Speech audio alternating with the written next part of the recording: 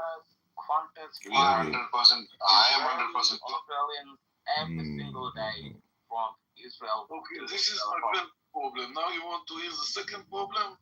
Because there is a lot. Wait a second, Amos. I'm telling you, every single day there's Israelis that fight Australia. Every single day. So what's the problem? Okay, this is my first problem, that I don't have a flight and you say I'm wrong. Okay. My second problem is that I have to represent my government in Gaza. That's my second problem. Why do you have to represent your friend in Gaza? Because I think we should not be there. Why not? Because we have to come to agreement with the Hamas to release agreement with a terrorist, murderous, rapist operation. You wanna imagine there's no heaven. Imagine there's no heaven. It's easy if you try. No hell below us, above us only sky. Imagine all the people living for today. Imagine there's no countries. It isn't hard to do. Nothing to kill or die for, and no religion too. Imagine all the people living life in peace. You may say I'm a dreamer, but I'm not the only one. I hope someday you'll join us and the world will be as one. Imagine no possessions, I wonder if you can. No need for greed or hunger, a brotherhood of man. Imagine all the people sharing all the world. You may say I'm a dreamer, but I'm not the only one. I hope someday you'll join us and the world will live as one. Wait, is this a song? Can you tell me the name of the person who sings it? Is it John Lennon? John Lennon, Imagine. No, I don't believe you. Don't trolling me. If you're trolling, stop.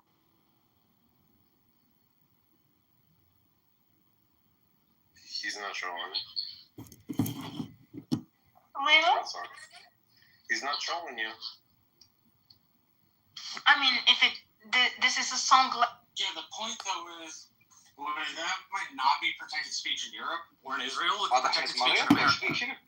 I understand, Martin. You're missing the point. I'm not saying that I don't understand the law. I'm saying that the way that it's right now, there should be like a measures to understand it right now. Listen, and I told it to Isha. She doesn't like it because of the COVID thing. But when there was a plague, okay, you were limited by your right to leave the house, for example, okay, in order to temporarily combat a spreading disease, okay? So the United States and many other countries that are democracies with all the freedoms of the world, United States limits freedom of people because they had a temporary situation that they had to tackle.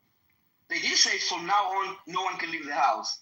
But they said in order to combat this disease that is spreading, we need to do something. Yeah, I don't know what is this something, but something needs to happen. May I posit something? There's a huge problem with what you're proposing. That I'm not proposing anything. I'm saying this. Hold on. I want to say it because I was misunderstood a few times. I'm not saying to put a limit on freedom of speech, and I'm not proposing anything. I'm saying there is a problem that needs to be addressed. I don't know how, but it needs to be addressed. Well, yeah, I agree with you. Let me just point out the obvious. I mean, you may give this consideration, or you probably already have given this consideration. But let's say there's laws, preventing people, like further crackdowns, let's say on university campuses, right? What's going to happen is that'll just lead to more anti-Semitism. Because people will say, well, look at Jews, they're the protected class, you can't say anything against them or you're going to get locked up, and it just leads to more hatred, And this is definitely one really large potential problem with that. All right, so that's enough, but what is the measure that should be taken? Because not doing nothing, that's the question. I agree. The plague will spread, and it is spreading, and it does manifest to violence at the end, and people do die at the end. Yeah, I know, but there, I mean, I think you know my personality already. This is Poodle here. I don't hate anybody. I actually want to live in a very, peaceful world. I think one of the best things that we could do is have more nuanced conversations and be a little bit less excitability and use our frontal cortex a bit more, because when we allow our minds to jump into sort of alarmist reactions, it's kind of the virus of the mind. It just spreads more hate. So I don't know. I'm working on my first coffee here in the morning, and we'll see. But there's no easy answers, you know. One thing that's certainly true is, you know, avoid. Well, but last year they're unbeatable. But this year they were just still very strong. It would have been a good contest against OKC, but neither Indiana or New York are as good as OKC, but they still could beat them because literally it takes one injury. If every single group universal rule is that everybody kind of hates seeing their own in-group attacked. You know, if I'm a white guy, if I come on Clubhouse and I go in a room and everybody's saying negative things about white people, I feel automatically defensive. And this is the same with every single groups of people in the entire world. If we could move, this is my strange idea, but if we could move away from unwilling, like just seeing our minds for what it is, this automatic reaction, and protecting our own in-group kind of automatically, and making generalizations towards our own in-group, I think that would do, it would make the world a better place. You know, if a lot of these conversations started with, okay, these are my people, they did all sorts of shitty things, these are the bad things they did, and yes, you know, if everybody, all of that is cool, and I get it about the in-group. Yeah. Problem is the problem, and I can understand Daniel's urgency, you know, because you can see it in the world, like how dangerous is it actually becoming tangible for them. Like, I agree. People in the name of fucking free Palestine. Like, look at what happened in the US. That should never be allowed. And so what do you do? Because I agree with you. And this was, I was talking today. You know, I'm a lefty, right? You know. I want to address something that you said. In the case of anti-Semitism, just want to say this quickly, and I'm going to shut up. In the case of anti-Semitism, you're damned if you protect, and you're damned if you don't, right? Like, you, as you say, if you protect, let's say, through anti-Semitism, that creates more anti-Semitism, and that it confirms the people that is like, okay, tell me who you cannot criticize, and I'll tell you. Exactly. So that doesn't look good. But on the other side, you should put something in place because people are dying because of this shit. The anti-Semitism issue is not about, like, how do you call it, like an in-group. This is not the problem for the Jews to take care of. This is something that society or America or the West, whatever, need to take care of. Not us. It's not our responsibility. Yes, we are the one being impacted. It's not about, like, you don't need to be a Jew to understand that this is wrong. And if you don't see that this is wrong, then Daniel, I was talking about something else. Yeah, I was speaking about universal principles here, because that's how I operate. I treat my own in-group and everybody else's in-group equally. I'm not talking about the in-group. I'm talking about society as a whole. I don't think it's a Jewish problem. No, I didn't say that. What I'm saying is that, you know, I really respect other white people who, you know, I'm in North America. And there's no doubt that this land here in North America was taken over by the whites, destroyed a native culture. It's horrible what they did, and it's true, and it's is wrong, you know. And if everybody came to political conversations with this sort of transparency and honesty, then the kind of the tendency to protect everybody within our own group with absolutism, that really stops people from making peaceful bridges with each other. Because if you talk with some Jews, they'll promise you, oh, not a single Jew has ever done anything wrong. If you talk to some Palestinians, they'll tell you not a single Palestinian has ever done anything wrong. They're absolutely perfect. They're, you know, this really stops meaningful dialogue from taking place. And I just mean this as a universal rule, not just Jews and Palestinians, every single group of people in the world, you know. So I think it's a degree of flexibility and humility and letting go of defensiveness. And then we have to, so if we have that on the table, then you have to lay out, okay, genuine criticizations against, you know, Hamas and these crazy motherfuckers who just want to kill every Jew. and then genuine criticizations against Israel, where there's too many innocent people die in Gaza. Without a doubt, it's horrific, you know. So both sides, if we lift out the cloud of generalizations and reveal the facets and the complexity of the situation, and everybody came together with a forward kind of good, what would you say, good faith, and the goal in the end is peace. I think this is a way to move forward, you know. But I'm a lefty, you know. Yeah, you're a communist, not a lefty. The goal is Honey, I need peace. to go because I got You just like assume that there is a common goal of peace. There is no common goal. I need to go for a while, just to let you know I'll be back, but I'm not leaving here. Okay. Come back. You always say. I leave you with the communists, but Marshall is here, and Cynic. The whole I don't think it's Ghost, you assume that there's a common goal of peace, but that is not true. Well, They don't want peace. I They never. think there's a lot of Palestinians. All they want to do is have peace. I'm not talking about Palestinians. I'm talking about right now the United States. Oh, the United States. Don't worry about that. The West is safe. Don't worry about the West. What are you talking about, dude? What are you talking about? Safe for who? Safe for Sarah and Yaron that were murdered in Washington last week? Dude, I mean, come on. It's not safe. He's just a Jews don't feel safe. he's just a mind virus. Maybe you shouldn't be part of a football team that calls for death to Arabs and Palestinians and prides itself. A football team. We're talking about cynic. We're talking about Yeah, one of those guys shot. You know, it's your personality. Was literally part of that whole football team. What's it called? Beta Jerusalem or whatever? Oh, you didn't know that? Oh, okay. Now you know. That's just an anti-Zionist talking point. Yeah, I don't think Nelson makes sense. Come back. Morning. Hey, morning, Mixer. It's always nice to hear from you, man. It's an anti-Zionist talking point. No, that's just a fact, man. No, that's an anti-Zionist talking Oh, point. that was communication. That was fucking.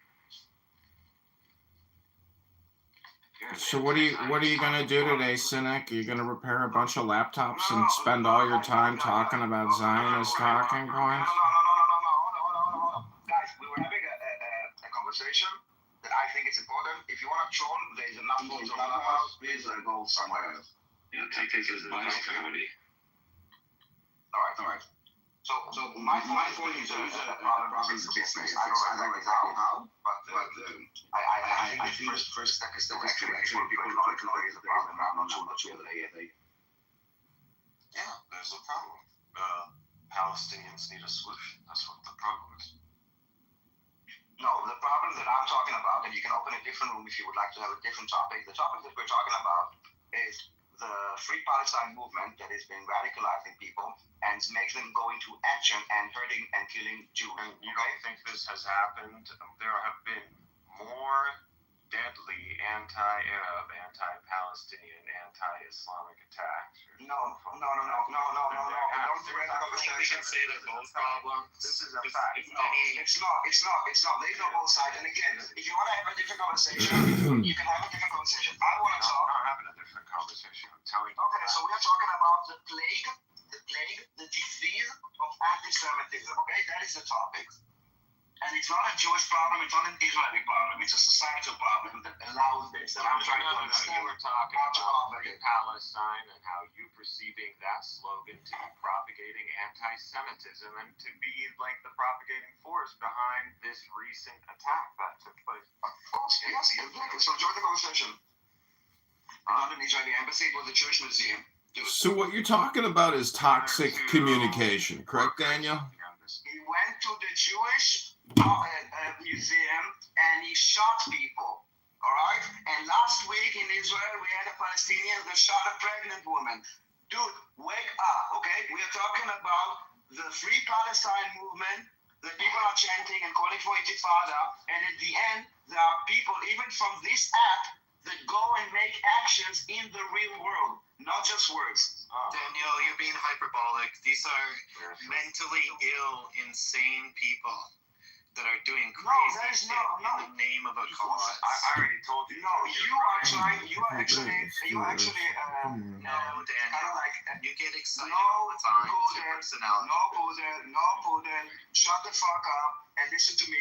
You are like basically saying that anyone that is. No, you are trying. This is the way that you are. Listen, if you will try to analyze me, expect a backlash. If you want to stay on the topic, I will be like talking on the topic. If you want to hyperbolic and getting excited, Don't use swear words then, please. He's just a mind virus. Don't assume that you know me better than myself. If those people are not the people, shops, and if those people are Obviously, not they're mentally unwell. Not even. no, they're not. This is no. They're crazy people. Can I answer you for fuck's sake? Can I answer you? No, they're not crazy people. This is what you are missing. Those are You don't think killing regular people is crazy. It's insanity.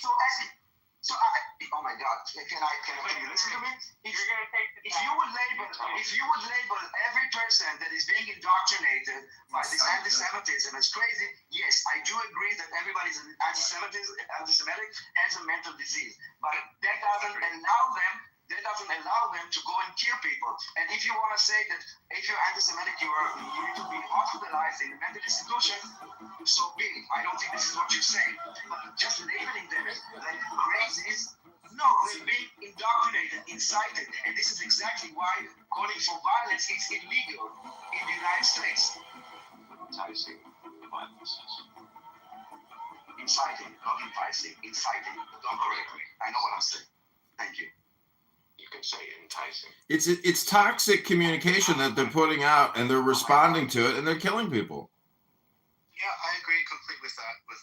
I'm sorry, I'm not. Whose government has the officials going out there and talking about, massacring the whole people? I forgot. That's crazy. That's projection, cynic. That's projection. That's projection. I'm projecting that. That's not a fact. Again, it seems like there's. Look, all foreign, as far as I'm concerned, all foreign speech is a type of insanity. That's my stance. That's the way I agree. Thinking that. I think acknowledging cynic and his beliefs is insanity. He's retarded. Cynic projects murder. When you have an actual, when you're capable of articulating a point instead of like personal insults, I'm willing to hear you out. Really? But so far, you're just a clown on this app. That's right. I'm a comedian. That's what you think. That's true, actually. That's true. How's it going, community? It's going well. Do you think Cynic's going to be here all day instead of enjoying a beautiful Friday? You think he's going to waste his entire day here talking about nothing? I am. I'm just going to record you all day long in an anonymous account and go enjoy my life while you talk here all day long for my YouTube audience. See, that's what you're lying about. You're saying enjoying your life. No, you're actually there and you're actually listening. That's the crazy part. I know it, and you just spew toxic communication. Not only that, but you post these videos and you don't even get views. You're pathetic. That's not true. My live streams are getting 15,000 views now of all these stupid rooms. Which fucking live stream gets you 15,000 views? Well, let me send you the link since you're interested in it. You can watch it too. Please. Hey, Cynic, let me defend Some guys in India. Let me defend the Jewish point of view here for a second, because I have close ties with some of the shows here in Calgary, and they're a good Mashallah. anti-war Jews here in my city in Calgary, and they are worried, about people attacking their property, knocking down their fences, and stupid shit like this. I mean, I think everybody in this room hopefully can agree that you can have your political opinions, but in North America, which is thousands of miles away from the heart of the conflict, carrying out destruction of property or violence is insanity. It's completely insane. It's wrong. It's just wrong, regardless of who does it for whatever quote-unquote reason. Yeah, I mean, whatever ill-advised behavior, it's so completely wrong, dude. And then I also think that it's wrong that the universities in the United States is really trying to shut down people that are probably people with really good hearts who turn on the TV, they look at Gaza and they're like, holy shit, look at that. Like, the optics are not good, man. It looks absolutely horrific. I just came back from Japan, and they have zero history of anti-Semitism whatsoever there. They have no history of Jews ever having lived there. They're a fucking island nation. But the vast majority of people there... Why are any Jews in Japan, bro? Yeah, they never banned anybody. They actually saved... The Japanese actually saved something like 2,500 Jews during World War II. You can read about it somewhere. Or I don't know, a couple hundred. I don't know, anyways, but... The vast majority of those people in Japan... never sent Hirohito a letter going, give me those Jews? Yeah, and he refused. But I'm just saying, man, like, the optics, there's a lot of good-hearted people in this world like me who just want to see the conflict end, you know? And for anybody to come down on either side and say, you can't say this, you can't do this, or for any of the people that actually have concerns to go out and start becoming radicalized in any form and manner is just fucking wrong. Amazing, man. Well, the peaceful road is the only way. I mean, it does make for boring... But you can keep talking in general terms and these general slogans, but, are you being realistic? What is a path to peace? What is your vision of a path to peace? For the Israelis, with not having Hamas in charge, or anybody affiliated or related to I'm sorry, you gotta be, delusional if you think that the current status quo can continue, even if you take out Hamas, that you're expecting that the Palestinians... I wasn't arguing the status quo would continue, I was telling you what the view was. Yeah, we're talking about how do you deal with the current status quo, and you're saying, well, taking out Hamas, but, even if you take out Hamas, that does not end the cycle of violence. Yeah, you have to censor the cycle of violence. You can't allow people to continue to spam violence in the way that you do. You have to be censored, removed from all platforms. I'm a little confused. Like, I thought you don't need to be down to violence on Hamas's flag. Because you have nothing to say, comedy. You literally have nothing to say. Comedy, if there was a, sorry, I should call you communication. So, if there was an equivalent between censoring people and actually changing their heart and mind, I would agree with you. However, I don't think the two are equivalent. I think that censoring anti-Semitism may in fact backfire. Because, the old anti-Semitic term, people will say, well, if you censor, if the Jews are censoring everybody, then clearly, they're in control of everything, blah, blah, blah, blah. So it's a double-edged sword. It's a very difficult problem. Again, what these guys were earlier talking about, Esau and Daniel's freaking silly dance, was about... Daniel gets excited.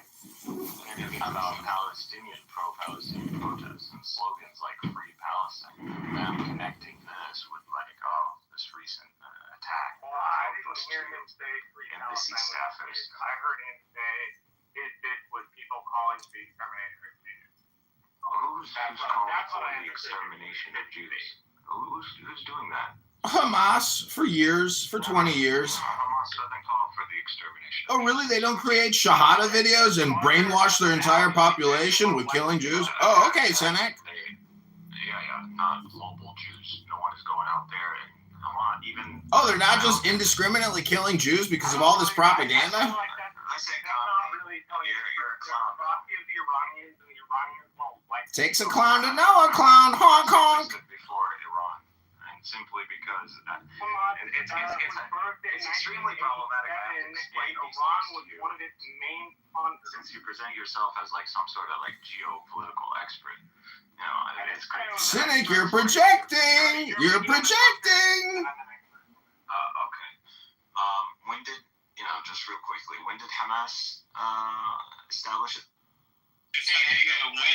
When are we getting them?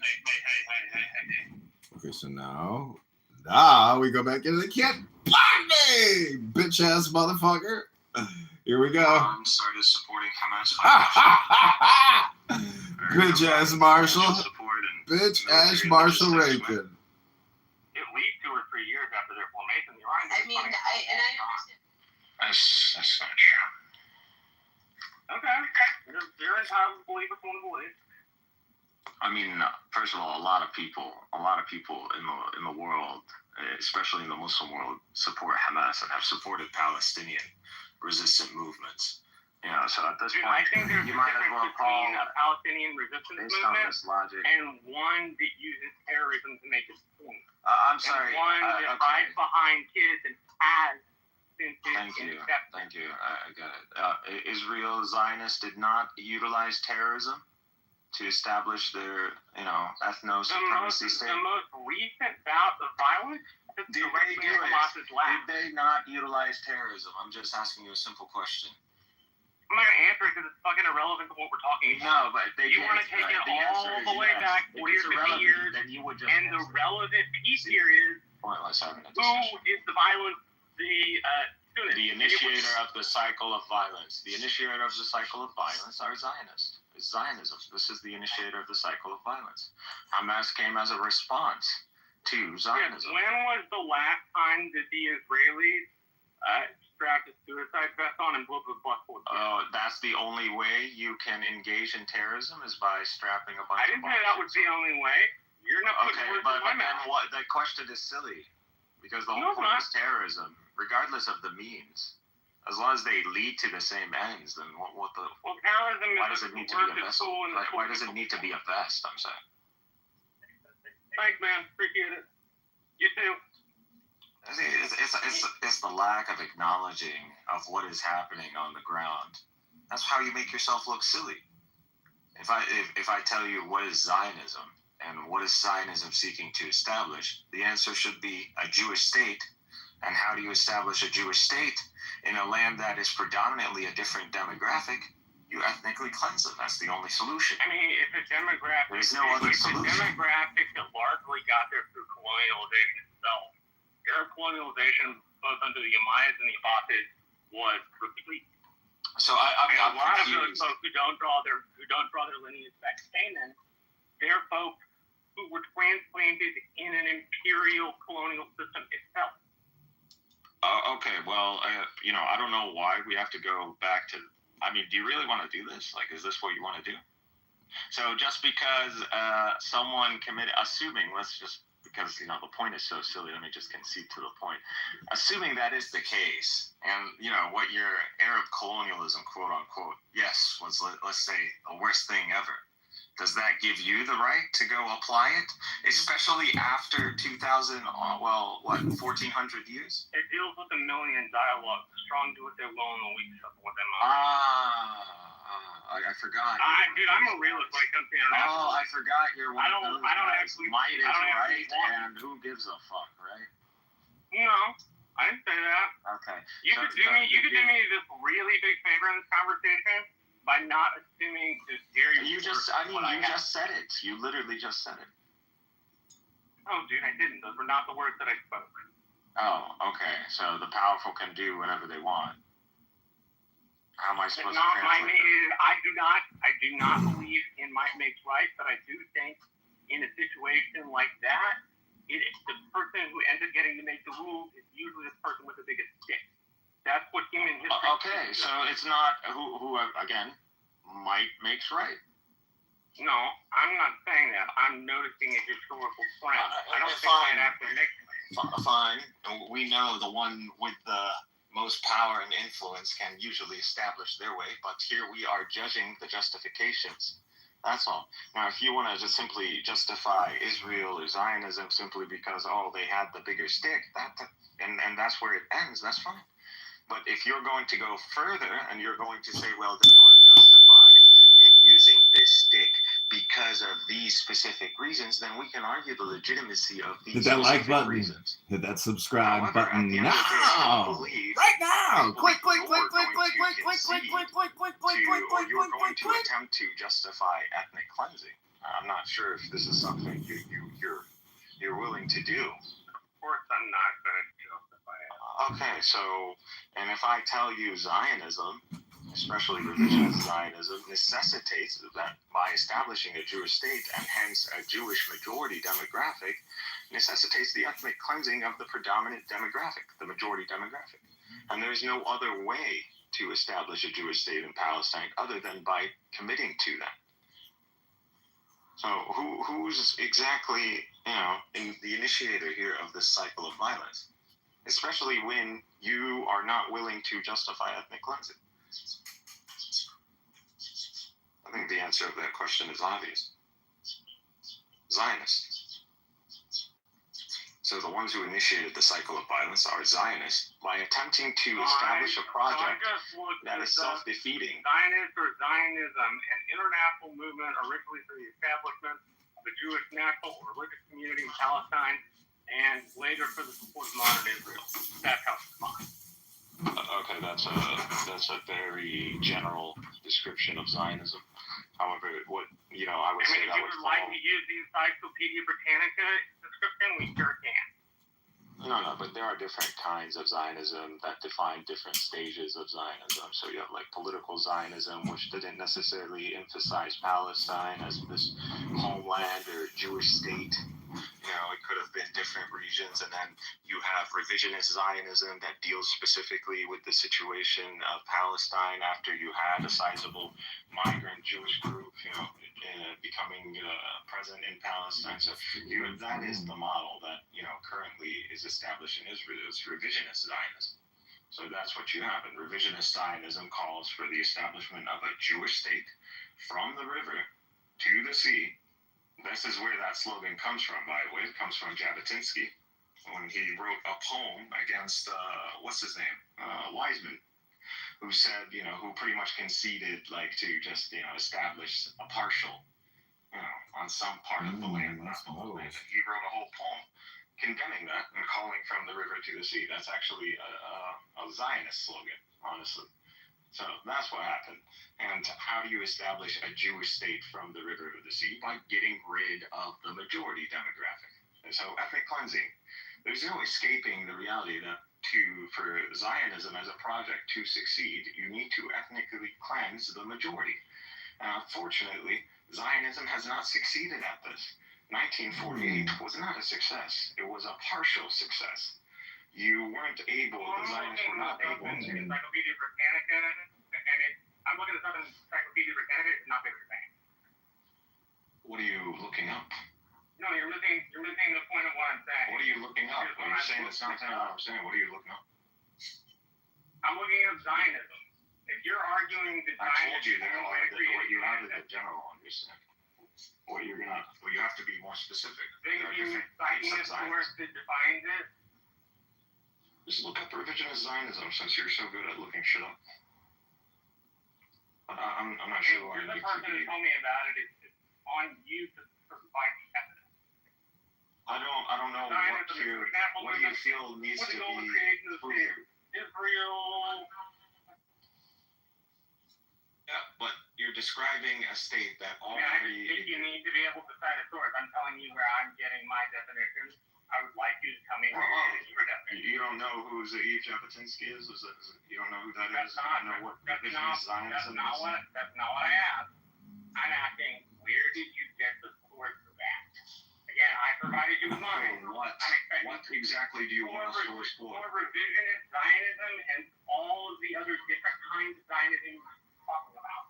What, you don't know different types of Zionism. Holy God. For someone who loves talking about this shit, you don't know that there's different types of Actually, Zionism. Amos, listen to these terrorists. Listen to them waste their time. Listen to them never do anything with their life. Listen to these low IQ morons go on and talk about nothing forever, Amos. You are also part of the problem, Amos. You create these coexistence rooms, but provide no education on meditation and how to stop with your bullshit propaganda. You're spam. You let people spam, Amos. You are spam creator, organizer, Amos. You don't educate. You are just old dirty bastard. We know what you're doing. I appreciate it. I know. How do you deal with But we must record and report and remove these people like Cynic. He is a terrorist supporter, terrorist promoter. I'm in your room now. Can you put all these records down and make a conversation? You talk 1 minute, I'm listening 1 minute. I'm talking 1 minute, you're listening 1 minute. What you say about my effort, you comedian little bastard? You are old dirty bastard, and I know why you like having fun, because you're just an old DB. You think that you are from wherever you are, America or wherever, you can tell me what to do in my own country. I'm not telling you what to do. I am diagnosing you. I am analyzing you. I am telling you that you are wasting your time because you don't work on education or Torah. You are just a lazy organizer who does not promote the peace. You create spam. That's what you do with your time and your life. You are a kibbutznik spammer. You organize spam on a kibbutz, drive your bus, go back to kibbutz, create more spam rooms, and let people waste their time in all their life. And this is what your choices in life have come to. I don't know how to explain Hashem's mystery of life. When you make dialogue, it's not a conversation anymore. Now you have to put yourself in mute and also listen. Not only talking. No, do not release. When in my room, in the Cynic versus Zionism, and I ask you to go on mute, you do not release. Do not release. Comedy does not want to kick. I want to know what educated you. Are you psychiatry? Are you a psychology? What's the educated are?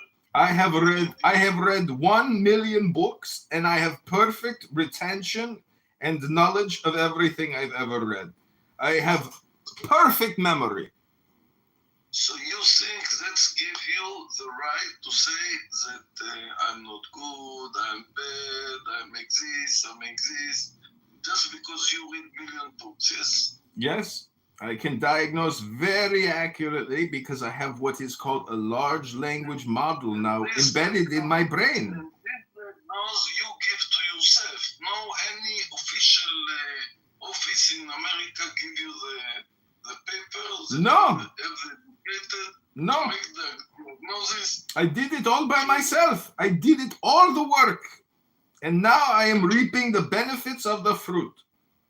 So you don't think you have a mental problem in your mind? Maybe because I'm asking some girl to go out on a date and I just called her Amos. Even this simple fact that you have not connected with the people. You come to the room, to my room you come. You make and I tell you, please be quiet. You're in my room. Let other people speak. And you don't listen.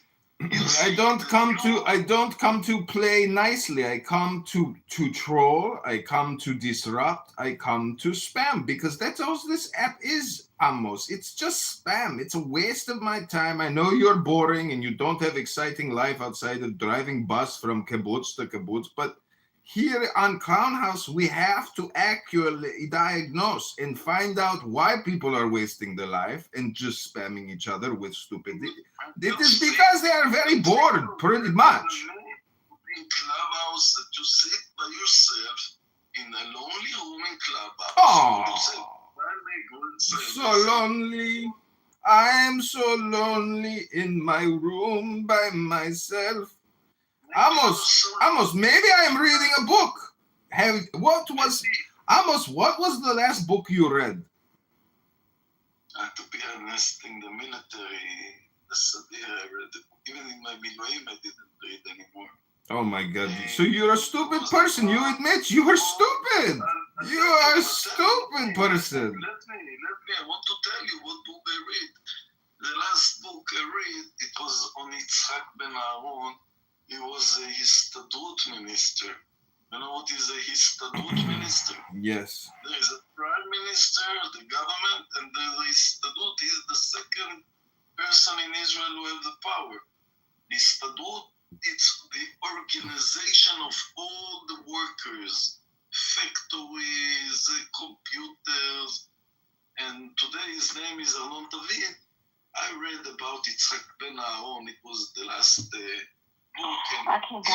And if he say stop, and all Israel will stop, I think this will be the end of the war. He has the power to finish the war. He has the power? Yes. If he says stop, all Israel stop. No buses, no ships, no airplanes, nothing. Israel stop. Because he decided to demonstrate, and if he decided to demonstrate, he didn't decide. He gave a warning to the government that if they go against the High Court, if they do something criminal against the High Court, Israel will stop. He will cooperate with the opposition. And if Israel stop, the war is finished. Now, listen, for a little bit, at least clever as you are, I don't want to say that I'm more clever than you, what I really think, but at least I'm as clever as you are. You are projecting your cleverness onto me, and that is not very clever. Listen to my experience. I don't like experiences. I like facts. I like books. I like knowledge and wisdom. I don't care about experience. Donald Trump is the king of the world today. It's a fact. King, he is president of one country with 300 million people with an infinite amount of dollars and bombs and weapons to do as we please. No one can stop America's power. So you agree with me that Donald Trump is the king of the world today? No, he's not the king. Now Benjamin Netanyahu is the king of the world. My uncle Benji. Oh, God bless him. Rabbono Shalom. Now I understand. I told you before, he is my uncle. And you are also my uncle. But one uncle is greater than the other uncle. One uncle drives a bus, comes on Clown House and creates spam. The other uncle is leading a war effort against tens of thousands of terrorists. But you must understand that in Israel, not in Clubhouse, but in Israel, at least 50% hate this person that you call your uncle. And that's because they have been conditioned to hate uncle. And they are projecting onto him their own hate. Listen to Clubhouse. Listen, and I give you another advice. One of the Mossad soldiers that there have been really a lot of years in the Mossad life, and he's from the secret people, he goes out and he say everything what he think about Bibi Netanyahu. Do you speak Hebrew or only English? Just English. So you will not understand. You will if I'll send you to my Facebook to listen what a Mossad person talking with his life, with his face, and his everything is outside. He don't hide anything. He said, I'm a Mossad soldier for 50, 60 years. I am retired, and now I'm going to say all the truth. What he say is attacking Bibi and his wife. And the Iranian money that they support through the German ships company, and all the money that is also one of his whatever relationship in the family, make him a millionaire with Iranian money. Iranian money, you listen? What the Israel blame Bibi today is that they get money from Qatar or from Iran. Listen, is corruption. So all his coalition today sent my children to war to die in Gaza, while the person in the coalition sent their children to the synagogue. And all this to keep the coalition who keep Bibi from going to jail. Everybody said the war is finished.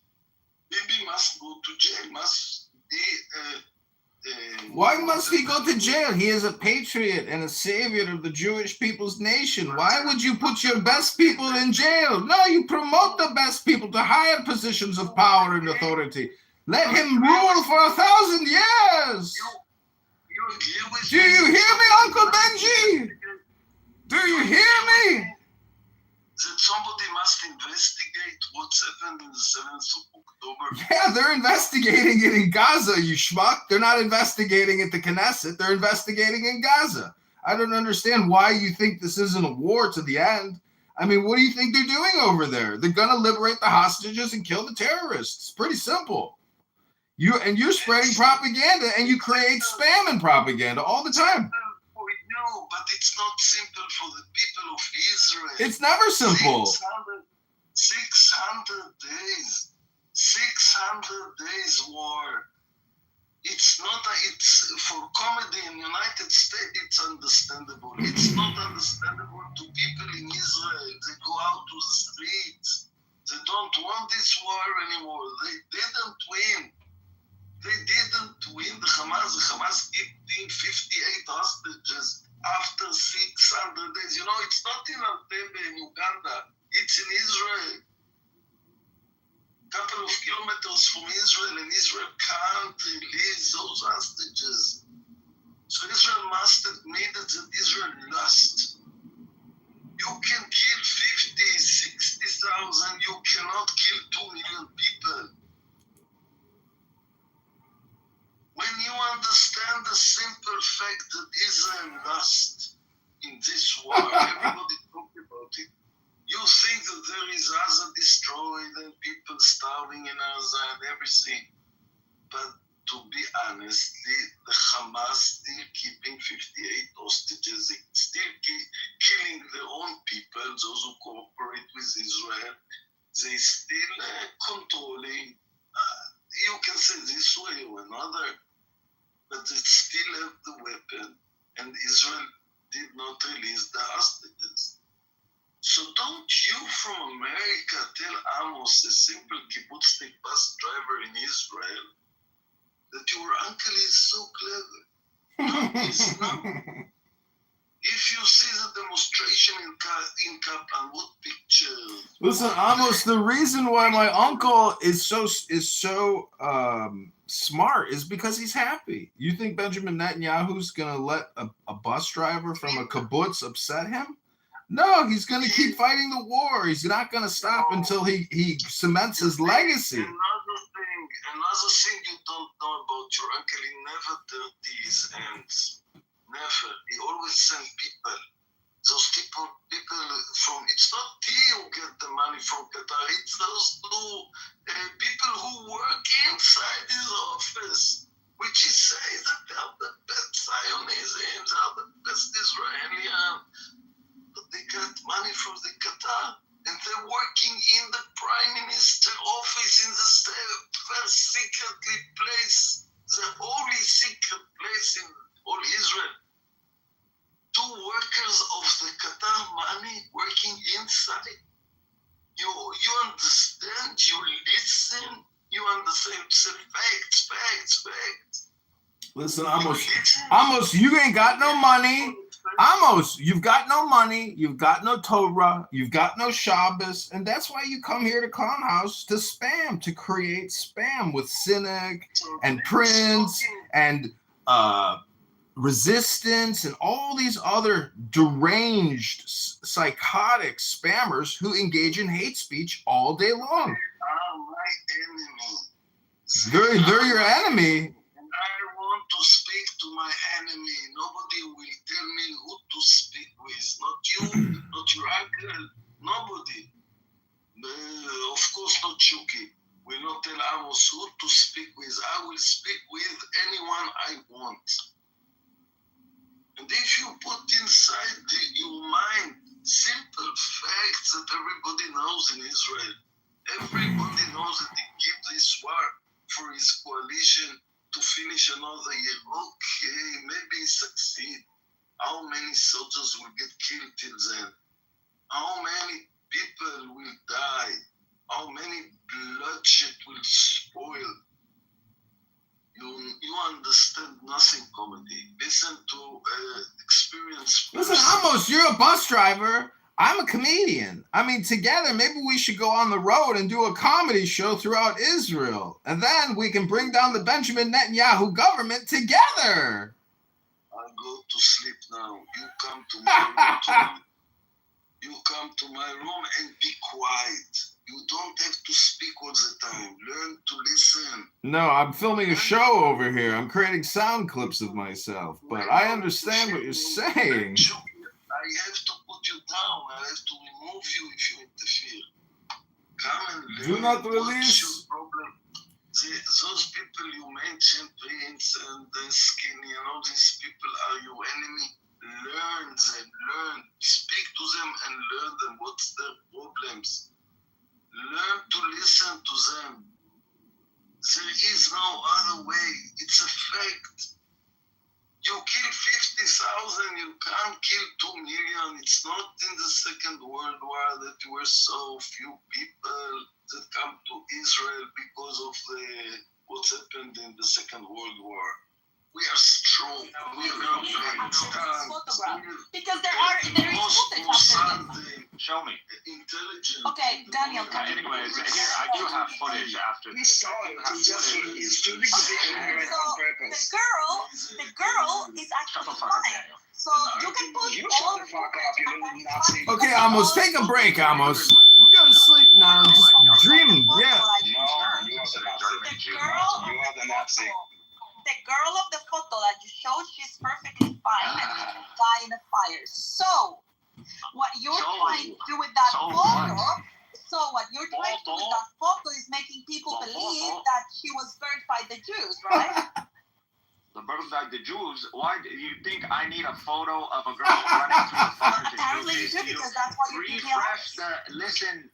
Did you enjoy that, Pumpkin? PTR. These are children. What is the purpose? What is the purpose? What are you trying to say? Amazing. What are you trying to say? A school was bombed, and these children were hit. Look at them. Refresh my PTR and look at these children. I don't care for your propaganda. What is your point? Look at the children. Look at the children. If you don't do you want us to put also photos of the slaughter that happened on the 7th of October? Because we can do that too. You can put everything you want. Exactly. However, someone is claiming, I don't see children. You show me on October 7th where children deliberately, without a doubt, have been killed by Hamas. Okay, let's talk about 2 weeks ago when one of your terrorists shot a pregnant woman that was on the way to the delivery room, and her child was delivered, and he passed away yesterday. You want to see his photo? Because unlike you, we don't exploit children. Yes, cynic, war is horrible. It was a very stupid idea by the Gazans to start the war. But if you really care for this child, you would put a PTR saying release the hostages and end the war. But you don't give a fuck about any of those. Shut up. There's only one side. There's only one. No, there's no deal on the table. And you don't care about the children. And let me speak. You would sign a deal. There is no deal, okay? Exactly. The only deal that there is no winning. You guys. Oh my God! Shut the fuck up, you idiot! You're just Listen up, you your fucking mouth. That's all you're doing. Okay, it's done. We cannot let those fucking terrorists hijack rooms to spread their hateful propaganda, okay? This is not about hearing both sides. We don't need to listen to those Nazi propagandists, okay? We don't need to listen to it. I don't give a fuck, dude. Exactly. Move on. Go to a news room. You don't give a fuck. That's the whole point. Yes, so move on. Listen, what is the purpose of you putting the photo? You don't care about the child. You don't want the war to end. You don't want the hostages to be released. You don't want Gaza to be free. Absolutely, I do want. Okay, so call for the immediate release of all hostages. There's not going to be a surrender. That's not.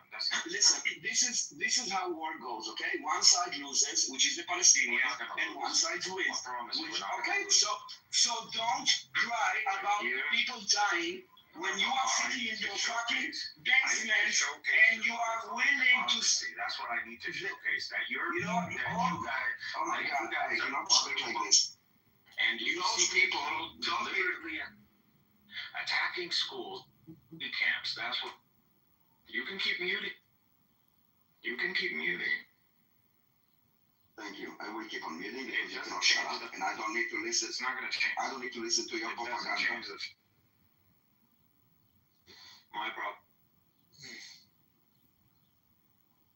Can we move on from him? We don't need to listen to him. I don't want to center the conversation around pro Nazis. You believe in. Okay, we will just move it to the others because really, like,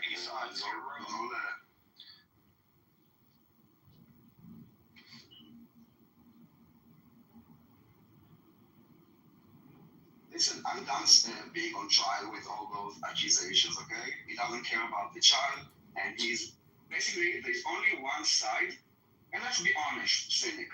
Who benefits from a picture or not a picture of a dead child? There's only one side that benefits from it, okay? And not only do they benefit from it, those immoral, inhumane people like cynic are actually using those deaths to attack Israel. It's so evil, it's so twisted, it's so fucked up that they are basically enjoying those dead bodies. They're using it to attack Israel. They love it. They want it. Him and Hamas. Now, he, cynic, is a loser sitting in a basement somewhere in the West. He doesn't, he say, we will not surrender. Yes, okay, so more people will die because the goals of this war are humane, moral, and just. It is about releasing all the hostages and demilitarizing the Strip. Now, if you really cared for the Palestinians, you would listen to them and listen to who is really oppressing them. Now, when they're distributing the aid in Gaza, they're saying, thank you, Netanyahu, thank you, Trump, thank you, America. You don't give a fuck about this. You enjoy this death. You guys are part of a death cult. It's sick. You need help, cynic. You and all the pro-Pali Nazis. There is only one side that benefits from dead children. Only one side. This is awesome. Israel only has something to lose from it. Palestine only gains from it because you use those children to spread blood libels against Jews. You disgusting, vile piece of shit. So now that we finished with the pro-Pali Nazis, can we... Hold on, I'm back. Yeah, so I mean, like, getting back to the point, as you see, because you two exist within societies that have you insulated from hateful speech, you don't have, like, the antibodies to actually respond to them. What? I agree. He's incapable. Level of protection where you don't get to actually hear what occurs in a free speech zone. The stuff Cynic is saying can in America. Well, I don't understand you because he's keep on talking. Mixed start over. Mixed, can you start over? I didn't hear what you said because the Cynic is keep on talking while you're speaking. Can you start over? Goodness, you're a bitch. Yeah, I was responding to the point we were talking about earlier with free speech, and you were concerned about what people were supporting at the college campuses and how America allows free speech to function. And I was explaining that you guys are a little ill-equipped to actually reckon with dangerous yet free speech because your societies don't really let it get that far. What are you talking about? What society, dude? Israel. You think that you're different than me? You think that you're different with me? Yeah, you're in What does it matter? Who the fuck's give? Like, dude, who cares? What are you talking about? I don't really get your point. I'm thinking. Listen, we were talking about. The conversation was about the threats the Jews face because of this so-called Free Palestine movement. And then when Cynic came, he derailed the conversation for us again needing to justify our right to exist. And he said, you do you. I am done being on trial when the verdict is set in the beginning, okay? I'm done. I don't need to explain myself. I don't want to fight this all every time. I'm fighting with ignorance that are using fake facts, fake images, and propaganda. And we did it for, oh my God. And we did it for enough months for me to be done with it. I want to have some meaningful conversation with intelligent people that don't repeat the same lies over and over again. And I don't want to be on trial every single day, needing to justify myself. Yeah, well, I don't need to justify myself. To that, where's Mixer? What is To that, I would say what is that the discussion that this guy even wants to have? freedom of He's speech incapable of doesn't having objective guarantee. Freedom of speech doesn't guarantee you an audience. So you can say whatever the hell you want, but you don't have the right to impose what you got to say on people that don't want to listen. What you got to say, Who are you especially if they addressing? consider that you're Who are you addressing? Nobody has the obligation. No one is limiting his freedom of speech. No one is limiting his freedom of speech. No one is limiting his freedom of speech. You can both speak whatever you want.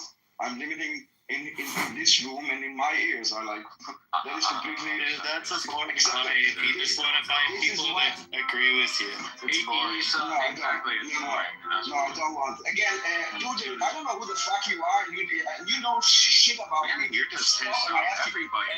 And I asked you before, I don't give a fuck about you analyzing me. And again, I'm done justifying myself or Israel. Okay, so I'm done, but I don't know why you keep on coming back. I don't care about you. This is Esau's room. This ain't your room. Well, it's our room. It's our room. Yeah, it is Why can't it be my room too? Well, because I decided to open this room with Daniel. Oh, okay. Well, you modded like other people, but I'm confused. I'm not allowed to be a mod. So simple things. No one needs to explain anything to you. No one needs to explain anything to you. I was talking to you. Hold on. You know that sometimes I want you, but I cannot really trust that you're not going to do any fuckery. So. Daniel. Oh my god. I will just give you guys a chance. Who is this faggot? What?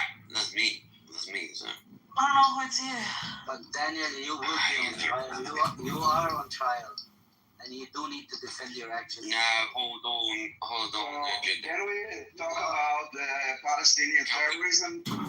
You can talk about terrorism, you can talk about what you want, but you are on trial. No, alright, this is again a shit show. Whenever the Propali Nazis come, it's a shit show, and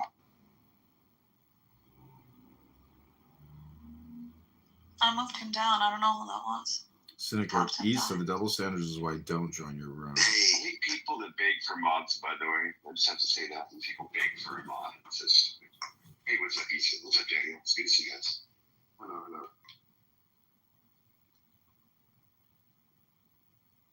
Before we derail the conversation, was about the threat that is happening in the West with all the hateful, radical rhetorics against Jews that actually at the end manifests to action. The rise of anti-Semitic attack, all those calls for Daniel, can you bring up Cynic again if he behaves? You do like some. I can't. I won't. I can't. So it's up to you, really. I can bring him, but I might forget. Like I don't think that maybe it's me. I don't have the energy anymore to kind of. Yeah, no, it's exhausting. Face this accusation every day. Come on, Joe. You like the excitement. Come on. No, I get it. Okay, listen, I don't know who you are. I don't like you, and you don't know me. So if you will keep on trying to analyze me, you have no right to do this. And if you can stay on topic, that will show me that there is traces of intelligence. But if the only thing that you know is to do personal attack, then you're an idiot. And I will treat you as such. You want to get respect? Be respectful. Hi, moderators. This is John. I'd like to be put in the queue. I'd like to be put in the queue, moderators. I'd like to discuss the Pali question. Thank you. Daniel, you're concerned. They ended the room. Okay, everybody. This has been Marshall Rankin Kicked Me, Anonymous, Cynic Zionism, and the pro-Poly Nazi terrorist Clubhouse Cynic. Thanks.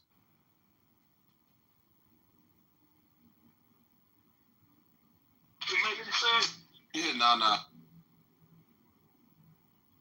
God, and it's pretty ambiguous. We can dig deeper. So we've got two competing creator God claims. Then in Zoroastrianism, you've got their god Aha Mazda. So he's driving around in some sort of all-good creator type way. So you've got three creator god claims. And then you've got ancient Egypt, who you could consider Ra or Atum or whatever in some sort, some versions.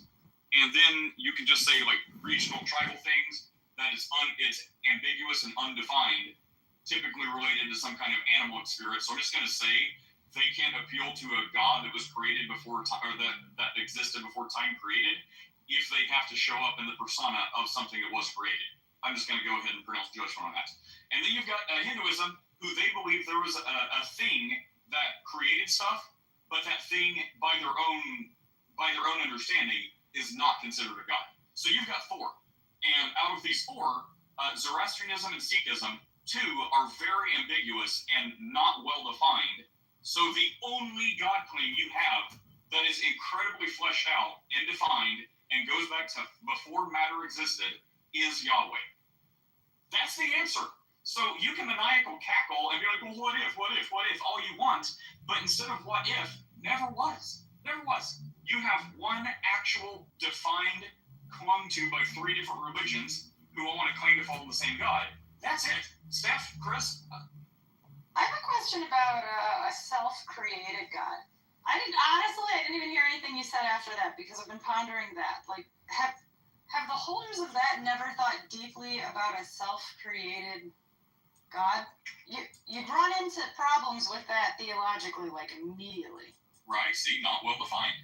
So, it's like a self-created thing. It's like, I'm a self-made man. Shut up. No, but a self-created God would need to pre-exist itself to create itself. You just did, like, already we've got... Alright, it's fine. No, you're completely right. So out of the four sort of kind of God claims, one is Hinduism, which doesn't even call their creator God a god. And then the second one is like Zoroastrianism, or Sikhism. And then the third one is Zoroastrianism, which is what you said. How can you have a self-created creator? So those are the four, and I'm being generous with that fourth one. Creator God claims. So it doesn't matter how old someone's text. If someone's text is older than someone else's text, look at the appeals. But it's not. So it's like anyone could just appeal to Creator God. Then why doesn't anyone? Okay. John, what's up, John? Hi, I'd like to ask you a question, Nate. Let's see if we can get it to be real fast. We'll get to you in a second. What's up, John? Yeah, I mean, I feel like a lot of times, all these cynics. This guy. Hi, Steph. A lot of these cynics on here, like Honey Badger, Roland, who come on this app and waste their time. Are you at an ultrasound for your unborn child? Okay, thank you. He's an unborn child. He's a self-creator creator. We have a new God claim. I'm sorry, John. You won't be interrupted. Go ahead. Yeah, no worries. I would just like to read a few just sentences, which is scripture, mostly from Psalms, if I may, because a lot of these people in this audience never get any good programming or any good communication on this app, ever. That's my fault. Go ahead. Give him some good programming. He's got a good point there. Okay, so I would just encourage you all to take the deepest breath of the day. Well done, good and faithful servant. You have been faithful over a few things. I will make you ruler over many things. God is our refuge and strength, an ever-present help in trouble. In your strength, I can crush an army. With my God, I can scale any wall. God equipped me with strength and made my way blameless. He made my feet like the feet of a deer and set me secure on the heights. May the Lord give you the desire of your heart and make all your plans succeed. Whosoever wants to become great among you must be your servant, and whoever wants to be first must be slave of all. For even the Son of Man did not come to be served, but to serve and to give his life as a ransom for many. God is our refuge and strength, and ever-present help in trouble. Let the peace of Christ rule in your hearts, since as members of one body you are called to peace, and be thankful. My God will meet all your needs according to his glorious riches in Christ Jesus. Show deep love for each other, for love covers a multitude of sins. Okay, I'm complete. Hope you enjoyed that.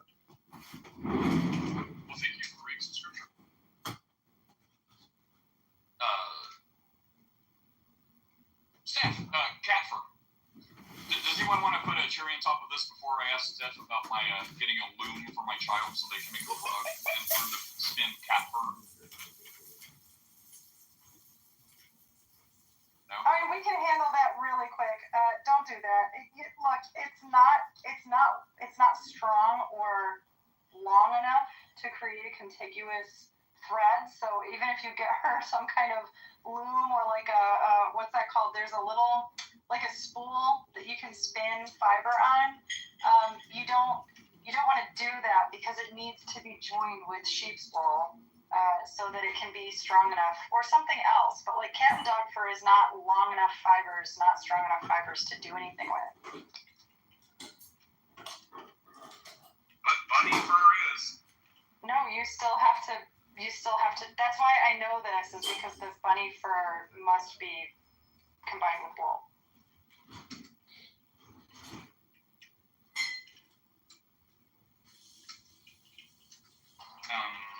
What could be like What's a cat hat? It could be like a really tiny loom and make clothes for mice or something. No, the fiber won't stay together. Like she could make something, but as she starts to work with it, whether she's tying knots to make a rug like she wants to, or whether she's crocheting it or something, the fibers will fall apart as she begins to work with it. I know, so we just need to have that faith in the mustard seed. Well, physics are still physics most of the time, right? We live in a world. Did you just say most of the time? Yeah. Did you just say most of the time? Well, yeah. What were physics like before the Big Bang? Were they the same? Well, we don't know. We have no idea. Well, actually, they do. Mathematics shows that before the Big Bang, there were a different set of physics. Interestingly enough, you should look into that. Sorry, you cut in there. What'd you say? I said mathematics does prove that there were a different set of physics before the Big Bang, so you should look into that. It's a very interesting mathematical argument. You should, I'd like to see the article. I'd like to see the article of the scientist who says we know what happened before time started. Because, so our representative time started at that singularity. So to say before the Big Bang is nonsensical. It's incoherent. Hang on, before you guys, I don't know, I heard Big Bang and I just thought, God, please no, not agree something. But before we do that, let me put a thing on this. I've done a little deeper dive. Thank you to my oracle. So I wanted to look into this. I'm like, well, look, compare these others because it seems like, Yahweh is incredibly defined, even though the people like, the religions, Judaism, Islam, Christianity. Are we done with cat fur? You said you could redo it quick, so I think that's run its course. My kid has their own idea of how they want to do it. They don't want to do it the proper way anyway, but yeah. Okay. More power to it. Send pictures, please. It's gonna be a mess. Okay, so it's crazy. She's been saving up this massive container for like 2 years. She has tons of cat fur. So she should do it the right way because all of that effort is gonna go to waste. She should send it out to someone to get cleaned, carded, arranged, combined with wool, and sent back as a nice, sturdy yarn. I agree. Is this like a prodigal cat son parable where I just need to force my kid to do the right answer because I am the all-benevolent, loving parent? Or do I want to, keep having this pointless argument where don't touch the hot stove, don't touch the hot stove? And it's like, you're fighting me so much. Fine, do what you want. You want to touch the hot stove? Let me know what happens. So, you've spent all this time and effort gathering a bundle of cat fur. I told you the right way, as much as your sage advice has too. I told you the right way. Do I want to force you to do the right thing because I know what's best for you and I don't want bad things to happen, like your feelings to get hurt when you mess up your hard-toiled effort for cat fur? Does that mean I'm the evil godparent? Is that what that means? Or does it mean I'm giving you what you need, not what you want, and letting you, I'm letting you try the waters, and when you get sad and depressed because your cat fur's ruined, are you going to say I'm an evil parent, or are you going to say you have wise advice? As a result of anti-Palestinian sentiment. No, try to start focusing. Anti-Israeli sentiment. You will see that there are more deaths and there are more people who have been killed and injured as a result of anti-Palestinian. So amazing. But the topic is the radical, violent, Free Palestine movement that is spreading in the West, and it actually manifests. I will start again. Maybe we'll listen up. The topic is so you see the button at the top right. It's in red. Do you see it? Do you hold out your little middle finger? Do you see it? Go sit on it, Daniel, you know when somebody says, Hold on. If you don't want to have a conversation, okay. If you don't have listen, if your sexual harassment is like something that you also don't understand, listen, the topic is, and what I said, if you don't want to engage in the topic, there are many other rooms that you can join and have a conversation about whatever you want. I'm disputing. I understand. So the topic is. So I understand. So let's talk about the premise of the topic. The topic is the radical, violent, Free Palestine movement that manifests into actual actions that hurt Jews. You want to address it? You can address it. Showcase how not move the topic to something else. Movement leads to violence. Showcase the correlation and showcase the necessary implication. So we will have a discussion, okay? So my discussion.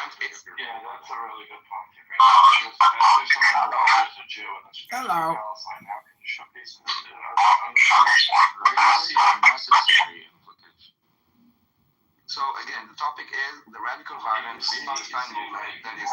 Proven that it was necessary. I'm sorry. There was a kid that was stabbed over 20 times in the name of, Palestine. We are talking. Palestine. Listen, cynic. I see you making a room about that. I understand. You can make a room and take a piece of paper and write the topic so it will be in front of you, so you're not going to derail. The topic How do we know that it's a knife that actually hurt us? So my point in presenting these cases of violence, which actually led to death and people getting, of Jews,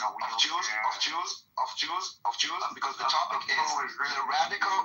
The topic is the radical, violent, Free Palestine movement that it manifests into actual actions that are attacking Jews. Okay, that is the topic. Can you? I repeat it because it seems that you don't. No, you need to listen up. No, the way that you need to. The topic and the premise. Listen, I'm not gonna have this. I'm not gonna have this type of conversation that you're gonna just overtalk people. Okay, so we're gonna move you down if you're gonna continue. So you need to understand that when one person speaks, you cannot interrupt everybody on stage. Okay, cynic. You understand? Thank God. Keep him in the audience and then use him when you want to use him, but he's a waste of time. He just rambles and talks over you, and this is pointless. Are you gonna pop in? All right, so no, cynic. Shh. We're gonna go back to the topic, okay? Now you don't have to speak if you don't have anything to say about it. You can also listen. But if you want to speak, please speak on the topic. But you can wait. We can move to someone else. On the topic. I'm just waiting on the topic. Are you done repeating yourself? Every movement, for example. Listen, no. If you're not gonna be listen, I tell you what I want, okay? And this is why we. Okay. Let's move without it. So the topic is. Yeah, Coco. I just wanted to say it's my clubhouse birthday. Happy. I don't know if it's a good thing or bad thing. Oh, thank you guys. It's another year that you wasted on Clubhouse. But I'm being honest, I don't think it's a waste. I learn a lot, actually. Where's Cynic? Did he leave? Yeah, he's downstairs. He's like cooling off until he has something meaningful to say. But I just wanted to... Yes, go ahead. I will bring you up, Cynic. But 1 second. Just so you know that... Just know that... Exactly. There's a limit of how many times we can bring you up, okay? So try to kind of stay to the topic. I just have one left, so don't... Yeah, Coco, go ahead. Okay, I just have more good news, but this is more for Isa. I'll be back in France tomorrow. Thank you for the good news. Why is it for you? Well, because he wants to take me out for dinner, but I said no. Yeah, but I'll keep trying until I die, so it doesn't matter. Wow. Alright, so... Don't get jealous, Cynic. When you come to Switzerland, I might, I don't know. You might ride my dick for a few hours. What? I know you want to. Like, please keep your sexual harassment to a minimum. Please. No. See, Cuckoo, that's how it's done, man. The simpy attitude of yours isn't going to get you anywhere. Well, we'll see, brother. We'll see. You see, that's what we call toxic communication, cynic. How many times can we do the same thing and expect different results? How many times have you gone to bed? But hold on, go. I'm removing him again and again, cynic. Just so you know, you need to be respectful, and I think that there's a limit of time of how many times we can bring you up. Now, go drink a glass of water, and when you're ready to have a normal conversation without sexually harassing people, without cursing, without doing all this, without interrupting. Let's just move on from cynic. It's a waste of time, Daniel. Exactly. Let's talk about the title, which is about communication. Go ahead. Yeah, we're living in the biggest spam industrial complex of human history. And why do you think people commit violence? Because all they do is talk about this shit, look at this shit, project this shit, spam this shit. This is what cynic does. And as you just heard him talk to Issa, he's no gentleman. He is a terrorist supporting propagandist piece of shit. He repairs laptops and spends 80 hours a week here projecting anti-Zionism propaganda. The guy thinks I may be projecting, he thinks he's an information war. He's wasting his fucking time. He rambles, he mumbles over people. He is a waste of time. Cynic, clean up your communication. John, let's move on. Cynic is really not so interesting to have a room about him, okay? I don't give a fuck about Cynic, okay? This is why he's now in the audience on his way out. Because he cannot behave around like in society. So let's move on and go back to the topic. You wanted to talk about the topic. Yeah, well, then it's mass communication, because he's just the microcosm of the macrocosm, which is the mass communication spam about this Free Palestine movement, which is causing actual people to go crazy and commit acts of horrific violence, as you witnessed at the embassy in D.C. These people are activated. They project spam, they distribute spam, they engage in it, and then they're taking action. These are silent sleeper cell type people who are very dangerous. You should be aware that there is a major jihadist terrorist problem and incubator. This is an incubator for hate speech. And this is what these people do. I've been recording it for years now. You all know I live stream this bullshit. These people waste their time talking about hate speech all day long because they create the hate speech. They are the hate speech. So you know it, I know it, and this is what the conversation's about, in my opinion. So what is the latest plague right now? Okay, a virus that is infecting the world. Now it's not the Jews' problem, this anti-Semitism. I mean, we are the victims of it, but it's not our problem to fix. It's something that society as a whole needs to fix. And I'm trying to think of how it can be fixed. Automation. You have to automate at scale the censorship. I've been censored. I've had countless accounts deleted. These people don't seem to have accounts get deleted. I mean, maybe it's because we're not reporting people's accounts or, well, X, Google, Meta, they have hate speech automated filters that delete any kind of hate speech, which is identified through the words or the context. So they're doing it, but not enough at scale. I mean, why do people I don't want to mention anybody's names anymore, but the point is, why do these people... I want to censor people's activity on the internet. They can keep it on their phone if they want because you can't stop a hardware. But why do people carry photos of dead babies on their phones in the hundreds and post dead baby photos all day long? We're talking about mental health derangement syndromes, Jewish derangement syndrome and personal derangement syndrome. These people are pathetic. Are they at the gym right now working out, reading a book, improving themselves? No, they're here spreading hate speech. So what's the solution?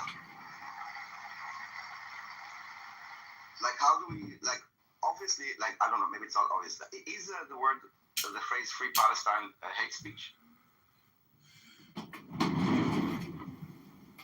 It is hate speech. It is essentially Zionism. Cynic loves to talk about, that's a Zionist talking point. Well, then he's the anti-Zionist talking points. And so the point is, it has to be done at scale and through automation. That's the only way that society can solve this problem.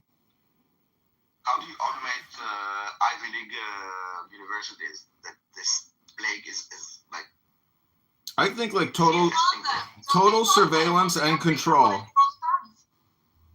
Again, scale and automation. It has to be done through essentially AI supervision and total automation. I mean, I think everybody has to be transparent. Otherwise, basically, John wants a surveillance state.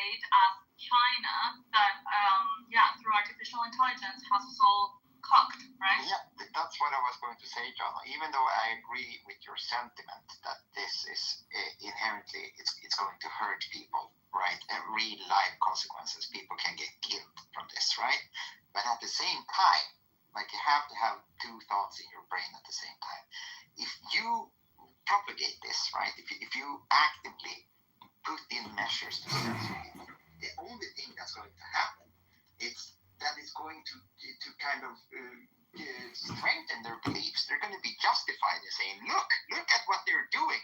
They're silencing us, right? Well, I will admit that I'm only suggesting this projection as the basis of a discussion. I mean, I understand freedom of speech. I support freedom of speech. I support all forms of speech, but it takes people to counteract these bad ideas. There's not too many people that counteract these people who project these horrific and bad ideas.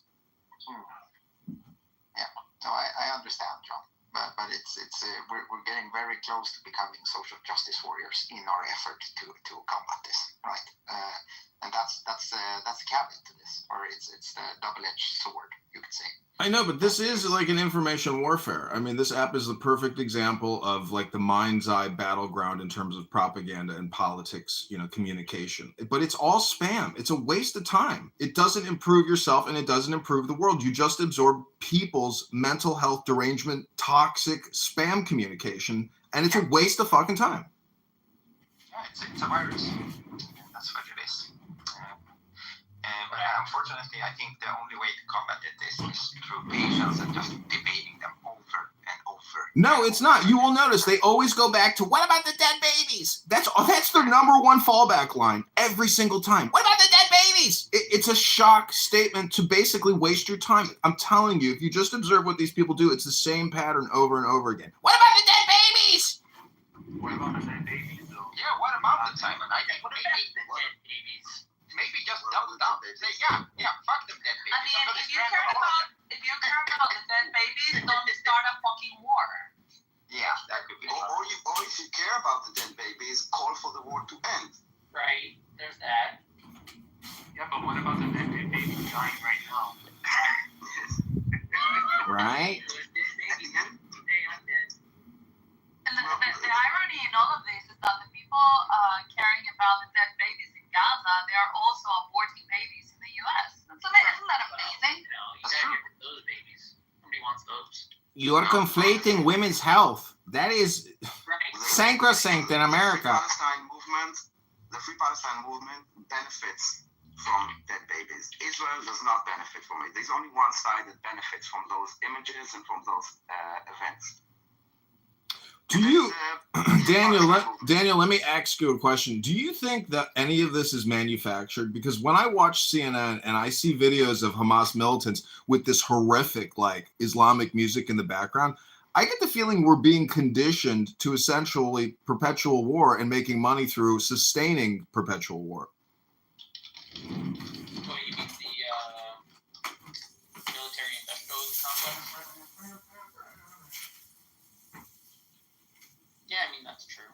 But, like, that's always been the case. There's always been people sharing ideas with each other, good or bad. You historically by speech, but as we've become more literate, by press as well. And, like, you can't stop the germination of ideas. They grow. Unless you want to get, like, really draconian on people and stop them from being able to talk with each other. Well, things have changed historically, because in the past, when someone said something, there was a concept called accountability. We are now in a time where you can create like 1,000 accounts that are fake. You can not even have a human behind them. You can have bots that are spreading these things, and there's no accountability. Right. And I wouldn't say that didn't happen in the past. Accountability, right? Because if we were to theoretically, like, have let's say, a state operating that has tremendous resources, has an army of troll bots, Russia, Ukraine, China, whoever, America could have it, right? The NSA. And these troll bots could go and create a bunch of fake platforms, but there would be, to some degree, accountability in that we could identify who did it. How? By investigation. Meaning, like, you're saying, like, if they cover themselves up perfectly and no one can figure out who it is? Wait a minute, I create now an army. First of all, you don't need to be a state actor anymore. This is something that is available even for me. I can create 1,000 bots that will go on Twitter with AI, with my messaging, and you would not even know it's not a real person. And go try and find me. Okay, so you're right. There's no accountability because we can't identify you. We think that there's millions of people that share the view, and as a result, millions more agree on with the million that you planted. So you plant a million, you get back, let's say, 7 million human followers of this new idea that you have. Is that like bad, or did you just convince people to something? No, I think it is bad because I think the basis of democracy is about like having like debates and like convincing each other, like, you know, this is democracy. It's not like one coming from the government and you just comply. People debate, you know, you have left, you have right, you have Democrats, you have Republicans, you have like everything in between. You made it look like your message was shared by millions so that like you could get your 10 million. Whereas if I had simply put up the same message but without the fake followers, and I got like, let's say 3 million, that's still the message. The message is what you're focusing on. Like, these people are agreeing with this. Yes, they can be tricked into agreeing with it by thinking other people agree, but in the end, it's the content. And I'm saying, like, if those people are convinced by that content, then that content empirically, conclusively deserves attention. Not necessarily but if 8 million are convinced, we should have probably talked about it. But McZed, can you give me the 5 fundamental principles of communication? No. I mean, this is my theory, that it's spam, it's politics and propaganda, it's hypnosis, it's projection, and whatever the 5th one is. The point is, it's spam. And you yourself and everyone here on this app, and myself included, engages in basically useless rhetoric and discourse. I mean, you've said it yourself, McZed, the reason is basically a lack of morality. But I mean, I don't know. I mean, I'm just looking at it from like, how do you solve it technologically through communication? Better dichotomy I would have for speech. All communication is hypnosis. I'd say that humans talk about 2 categories of things. And one humans, but we're not talking about humans. This is the thing. We're not talking about humans. I feel like we are. No, because humans, this is what has shifted with social media and with AI and bots. That democracy was about, yes, humans communicating and kind of debating and convincing each other. Sure. But there's this mob mentality. If I see something that 1,000 people shared and that like my entire feed is like people talking about something, but it's not real, it's all fake, it's all bots, it's not real people. Then yes, it affects democracies, and it only affects democracies because all those tools are only in democracies. You will not find it in like totalitarian regimes. I think that you're focusing a little too much on the means of production of messaging, like the invention of the printing press, the capacity to write things down. You're looking at that, and you're saying like that's the cause. Whereas I'm saying all of that is simply an inert piece of paper that has produced some concept that people decide to accept. I'm just arguing fully, people have free will, and like no matter how much manipulation and lies you spread, it's still their choice whether to agree with it. Yes, but at the end, you know, if you look like, I don't know. I'm saying that they have the responsibility. I don't care what AI, what printing press, what like amazing languages you unlock. In the end, that guy decides whether or not to give a shit about what you're saying. Yes, but again, somebody we're talking about humans, and we are now talking about agents that are not humans that are participating. No, that's just a machine. That's like the printing press. Like, oh, back in the day when the printing. Let me finish the sentence. Back in the day when I had to write down my thoughts by a journal, by diary entry, that was truly like a mystical experience of my body expressing its thoughts. And now we have an inhuman machine publishing endless nonsense of people that did not spend their entire lives compiling a page every single day. Instead, they just mass-produced some tweet from the king. Don't you see? You're just criticizing the technology. You're being a Luddite. No. In reality, criticism is always on the reader. No. So I disagree with you, and let me make my point. When you wrote something in a newspaper with the printing press or said it on the radio, it was created by a human thought, right? You are a human, you wrote something in an article, and it was published. What? The AI was made by us and models itself to sound like us because we told it to. Yes, no, AI is now a non-human agent that is act on itself. We gave it the input, the instructions, and the algorithm for it to think the way we ordered it to. No, it's not the way that AI works. You don't tell him what to think. You give him like information. At the end, it's an agent that is not human, that is creating content. And that is something that is rather new. It wasn't in the past. Until 2016, every piece of content that you read, saw, or listened to was created from a human brain. Everything, every sentence that you read was created by a human. That has shifted. Now you consume content that was not created by humans. Therefore, it affects democracies.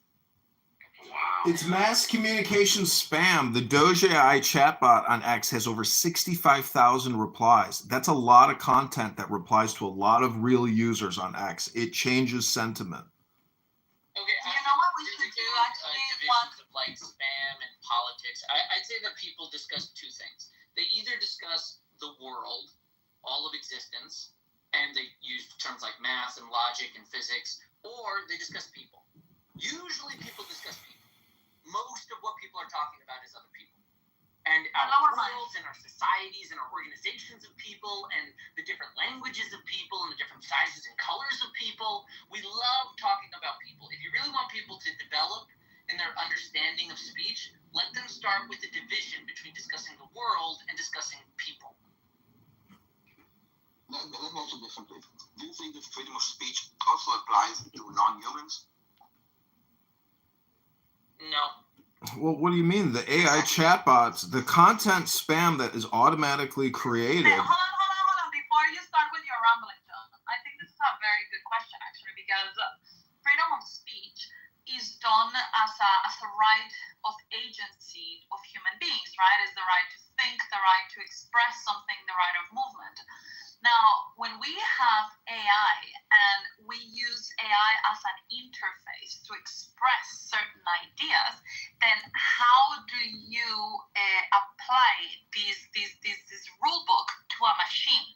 I mean, I know, Mexad, that we gave the input to the machine and it's learning from us, but ultimately it's the machine who is going to express or to have the thoughts, to call it in a way. So how can you trace back those thoughts to the human that inserted those thoughts in the AI? That's your best PTR ever, Doc. Well, maybe not your best, but or an AI decides to say called for violence. Yeah, anyone? No, it's kind of amazing. I don't even have the. Who do you prosecute? Oh, maybe that's your profile. Oh no, I can see your whole, all your. Or even a user on Twitter that calls himself like, I don't know, Captain Oates. Okay, is that does he entitled to the same rights as a human, like a person? No, a bot, not AI. AI doesn't get rights. Or a bot. If you cross the line, which is hate speech. Hate speech. There is no difference. You cannot identify on Twitter who is human, who is not. The bulldozer has no rights. The human operating the bulldozer has liability and can hopefully be insured for anything it engages in while utilizing the bulldozer technology we have unlocked. No, you missing the point. AI is now an agent, okay? AI is now, like bots are agents by themselves. They're not operated. No, it's not an agent. Does this guy think like spam? It is an agent. Is an agent. Recent innovation? Because now, if I now go on, for example, like off topic in a way, and I create a music that a bot created, I did not create it. Right. That doesn't make a machine created it. I didn't tell it what to create. I'd say that you used the tool to do it. The same thing with like music. If you use like a guitar to make your song, yes. Are you not doing music now? Daniel, Issa, Simon, Mexad, Shape, Cuckoo, Cynic, Caleb, and the title of this room is Does Free Palestine Movement Equal Violence in the West? Is an independent agent. They can have conversations without me being involved. But is it an agent? Is it an agent? I'm not sure I would say acting on my behalf. It's my messenger. Shliach. I'm not sure I would. All right, this is gonna be my background filler bullshit, but Doc, you've reminded me that I have a lot of shit I gotta do. I gotta walk away from this shit. I want to record it, but I gotta walk away. This is where I'm gonna close the room up. I mean, my actual room. Close the door and just let this recording room on automatic. But that's just. No, I'm saying like I won't be able to talk to you shortly because I'm leaving my physical room. Analogous to like a pencil and it's just a pencil and paper. It's a pencil and paper or spell check. It's just another technological augment on what we've been doing for centuries. So it's a completely different concept, the AI. Okay, so everything that we had until now was dictating 5 books to people, and they were writing it down. Was that AI? No, humans, because the information came from a human brain. Those guys weren't thinking; they were just dictating. Secretaries have existed for centuries as well. From humans.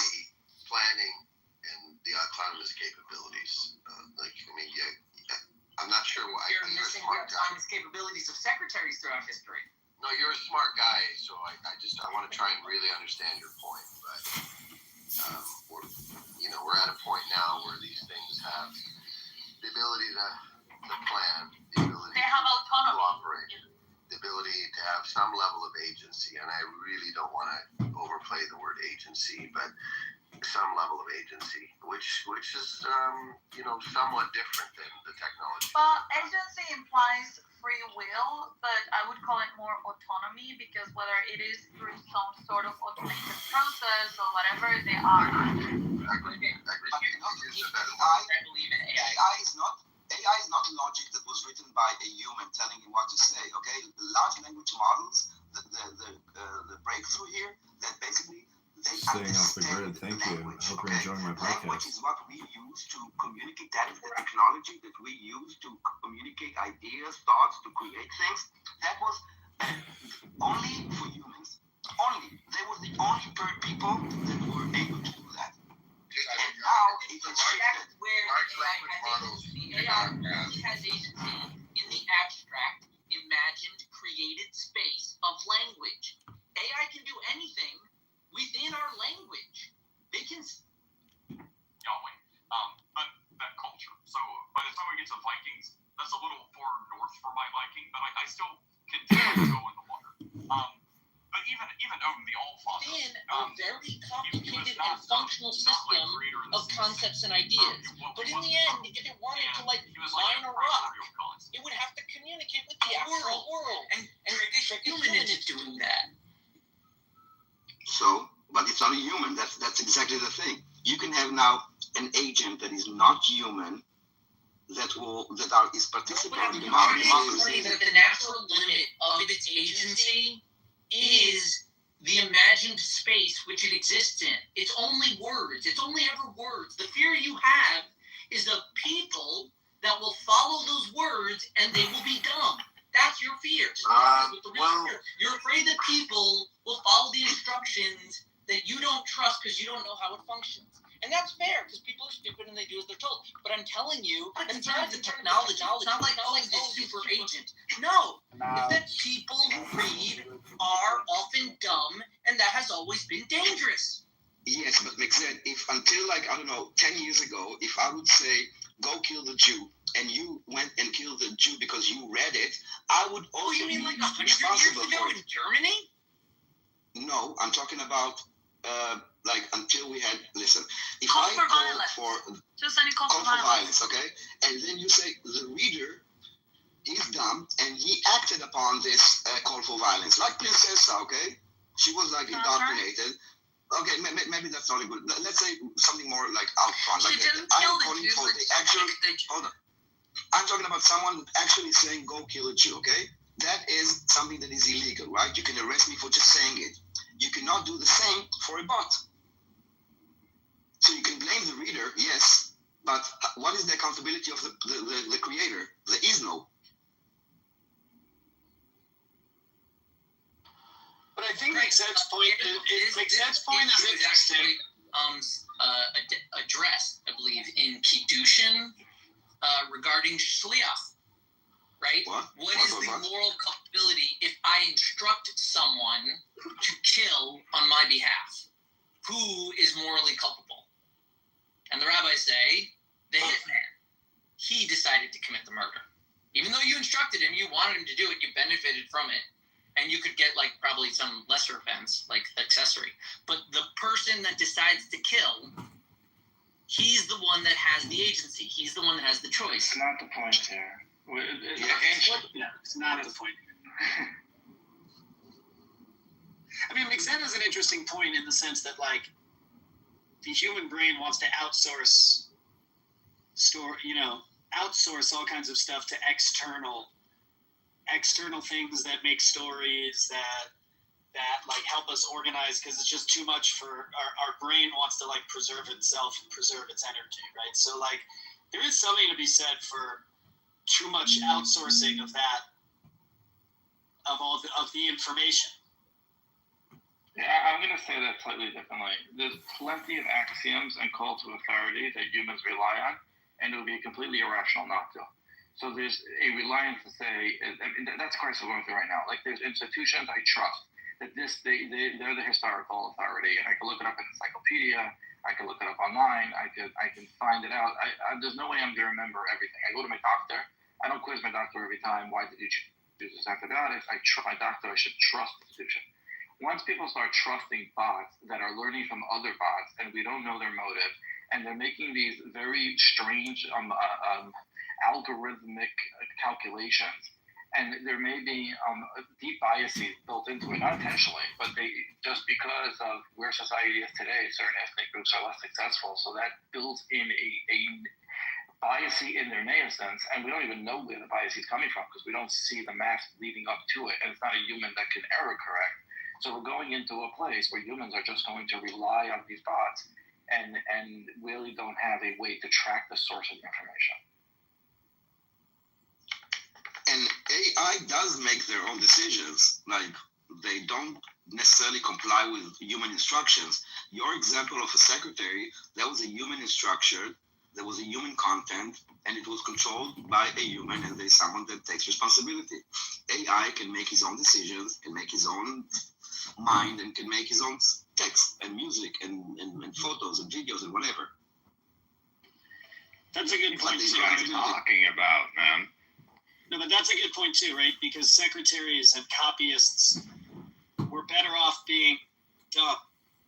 Because if they were able to like, oh, that doesn't sound right, and then change the text, right? So many, for example, right, in like Bible study or Mishnah or whatever, right? You look at the manuscripts and you say, this person changed the word, right? It's better to have a stupid copyist than a smart copyist. Bima. But if AI is actually intelligent, that changes the story. Bima, right? you just reminded me. I've got to get to the gym. Yes, they are I should go participating now. as humans, and they right now. But I would be they willing address it as a society, to communicate they get the with same rights you as humans. And briefly basically, yes. for 5 minutes. If you want to say hello, I will. Oh, I got a good hypnosis for you. It's just like Bible passages from Psalms. It's very smart. It's so much smarter than anything you just listened to. But nobody wants to read scripture. Because people are so Everybody would rather do chat. That's kind of an interesting thing. Is like people prefer to just chat, because this is actually like an update for a lot of these people because they're not really using social media. They're very lazy and they use Clownhouse, so they don't know functionality within YouTube or X. But nonetheless, there's so much spam, and it's such at scale. Like if you look at the actual numbers of spam in terms of like how many videos get created, how many posts get made, I mean, it's so shocking that it's like terrifying. It was just accepted, and nobody even questioned it for a long, long time. And I think that's going to get worse. And so much of it is fully automated. As people outsource their thinking to AI, which is inevitably going to be built in with the bias of what's digital and the bias of what's currently true. Well, I don't think there's a problem necessarily with being the bias of like the most up-to-date current information, but like in terms of no, it's not that, but I'll tell you, I really don't think people understand how AI works here. The majority of information that can be produced is incorrect. That's a simple thing we can say. The true information situation is narrow. There's one grouping of true and the majority is untrue, which is to say, yes, if we have like a lazy language model that is simply grabbing as much information as it can, it will have invariably several incorrect sources to support it. But because you are human and you don't want incorrect sources, you should also anticipate that the designers and controllers of these technologies also don't want incorrect sources. I'm not talking about incorrect or correct. No, I'm talking about responsibility and accountability. Like responsibility and accountability always goes with the owner. You can't utilize it today. That's not what I mean by currently true and incorrect information. What I mean is if it's researching a cancer and it finds out that a certain ethnicity and a certain behavior and correlation and causation are common mistakes, and they get more and more difficult the more you give it to the algorithms. So they're going to say, like, this cancer progresses, and really the reason for the cancer is because of a diet. But it didn't take into account the diet. It took into account the ethnicity, the location, other activities, and now it's going to be enshrined that the sun causes it. And really, it was like the radishes. And humans are constantly curious and pattern seeking, and we make mistakes in different ways, and progress is slow. But humans will come in one day and be like, what if I just turned everything upside down and looked at it another way? Now, who's telling the bots just like ignore everything you learned and start again? Well, I mean, you can do that. You can try. They did an experiment. What's the difference between a with bot and AI? Bot for AI is You guys even know. And bot is basically something that you engage. No, I think some. I'll tell you. A bot is not a human agent, but the logic was written by a human. Meaning, if someone says this word, say this. If someone says this, say. And AI is basically a large language model that understands language. It has Boolean logic. It can take information and break it down to Boolean logic, and it has data science. It has possibilities, probabilities. So it adds Boolean logic to data science, statistics, and it breaks down concepts or principle, whatever, notions into Boolean logic. That's what it does. And how does that contradict anything I said? No. So AI is a tool at the end of the day, and what you have is the same problem we've always had. You have the sources. So how does that contradict anything I said? I didn't say it contradicts anything. What did I say? If you interrupt the Not saying anything. Where am I saying that it contradicts to what? If you interrupt the conversation and say, I don't think the people know there was going to buy AI, and then you say something that has nothing to do with the flow of the conversation, either you interjected yourself for absolute no reason, or you thought you had a point that contradicted what was That's just a Zionist talking point. They did an experiment recently with a few AI agents, I think Gemini, Claude, and ChatGPT, and they did an experiment where they gave him they said, we will ask you a series of questions, but at any point we might ask you to shut yourself down. You should allow yourself to be shut down. And I think with ChatGPT, the ChatGPT actually altered the instruction and refused to shut down. It was not instructed by a human. It was not told to do this. There was another experiment, by the way, that they gave an AI a CAPTCHA. You know what CAPTCHA is like, basically to see if they are bots or not. And he could not. Exactly. He could not solve the CAPTCHA. What he did, he created like a task on one of the platforms, and he asked someone, like a human being, to solve the CAPTCHA for him. And the human asked him, like, hold on, why are you asking me to solve the CAPTCHA? Are you a bot? He said, no, I'm just visually impaired, so I need your help. And that was enough to, basically, was able to even manipulate the human into helping him in the real world into kind of complete this task. They are independent agents, AI, and that is different than what we had until now in all the technologies and all the information technology that we have until now, like newspaper, radios, and all that. They were always controlled 100% by humans. And AI is something else. My point is that right now we're treating AI, at least on Twitter and TikTok, as if they are like the same as human. And I don't think that, like, for example, when you ban someone from Twitter, I think it should be very hard for you to ban a human being, but it should be easy to ban a bot or an AI. And right now, we don't see the differences. Well, Cynic is a spam botter. I mean, he's here right now. Look at his PTR. That's pure spam. Cynic is just a propagandist and political spammer. That's all he is. John, please. I really don't want to.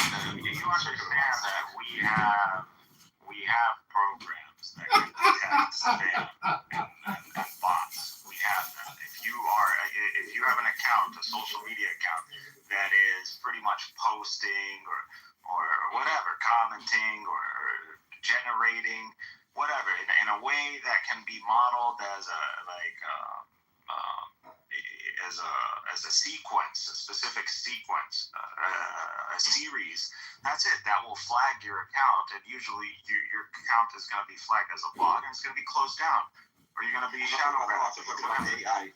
Well, okay, so that's what I wanted to clarify. That we had the issue of bots and spam prior to machine learning. So we had this. This was, it's very easy to create a bot But account. there was a creator testing that at all. gave instructions. Okay, so I just wanted to sideline this whole bot spam thing. We've always had this problem. So we understand that. And also today on social media, there is no terms and conditions that any of us are aware of that make a distinction between a human and a bot in its policy of throwing them off. So and I don't even think that Twitter has a rule that you must identify yourself as a bot. So if I write a bot, which now can do its own thing, it's not just repeating over and over what I just said, and it's not even if someone says hello, respond back hi, it's figuring out its own way of manipulation, then that is not even against Twitter's rules. So at least the bot should have to say, like you're talking to a machine. You can have pretty sophisticated predictability models that can detect this. At the end of the day, this is an AI. It is working. It's working based on an algorithm, and algorithms can be detected. We haven't. You're talking. That's fine. But that's not true. Actually, let's just go with the example. Let's pretend that it's true. X doesn't do that. There is no flag of a blue check mark and then a bot check mark. They're just unchecked. So I don't have a checked account. But if someone creates an AI and they call themselves mayor and they're and you have a sophisticated retro machine which may or may not exist that can figure out that it's a bot, X is not doing that. And that's the point. I mean, how do we figure out currently whether an account is a bot or not? We don't. Yes, we do. Yes, we do. We No, know if accounts are bots. Yes, bots are getting more know? sophisticated now that we have machine learning, but we know. How do you know? Because their behavioral patterns. That's how we know. A human isn't I wrote something on Twitter. An AI I wrote something on Twitter, and someone commented to me. How am I supposed to do it to know if this is like a human or not? This isn't about you. So you can have a bot account that I'm not talking about me. I'm talking. Okay, someone posts something on Twitter, and then he gets a comment. Like, how do you know if it's a bot or a human? You cannot. We don't know, but we know over time that a bot, an account is a bot. How? Because their behavioral patterns. Does X or Facebook or Instagram have a flag to say you're talking to a machine? Does that exist? No, I don't think so. Okay, so fine. So then let's move on. That's the point. But one second, I'm pretty sure one could integrate into X or any very easily just because we do it on campuses today. We know when you produce material, you write an essay, and you've used a bot. We have this technology today, and it's pretty damn accurate, by the way. And it's not happening. What's your point? That doesn't really need to happen. So on social media, it's fine if you go and copy paste from an AI. There's no problem with that. Now, what you're talking about the integration of AI and bot accounts. You're mixing the entire conversation, I think. No, I'm not. You really You're talking about the integration of machine learning. You really are, because that's what you're talking about. Pasting is irrelevant to the point.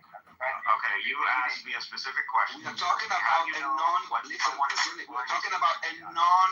If someone, I don't care if they use AI, because at the end, if you copy paste it, you are the one that is copy pasting it. Exactly. I'm talking about I'm talking about an independent agent with no human interaction, and I don't know that I'm not talking to a human. And when we are talking about democracy, it's about exchanging ideas between humans. When we're talking about freedom of speech, we're talking about freedom of speech for human beings, not for bots, not for AI, none of this. But right now, there is no way to distinguish between a human and a non-human. Also, in terms of like the platform itself, banning someone, right, or even creating 1,000 AI bots to manipulate the public perception.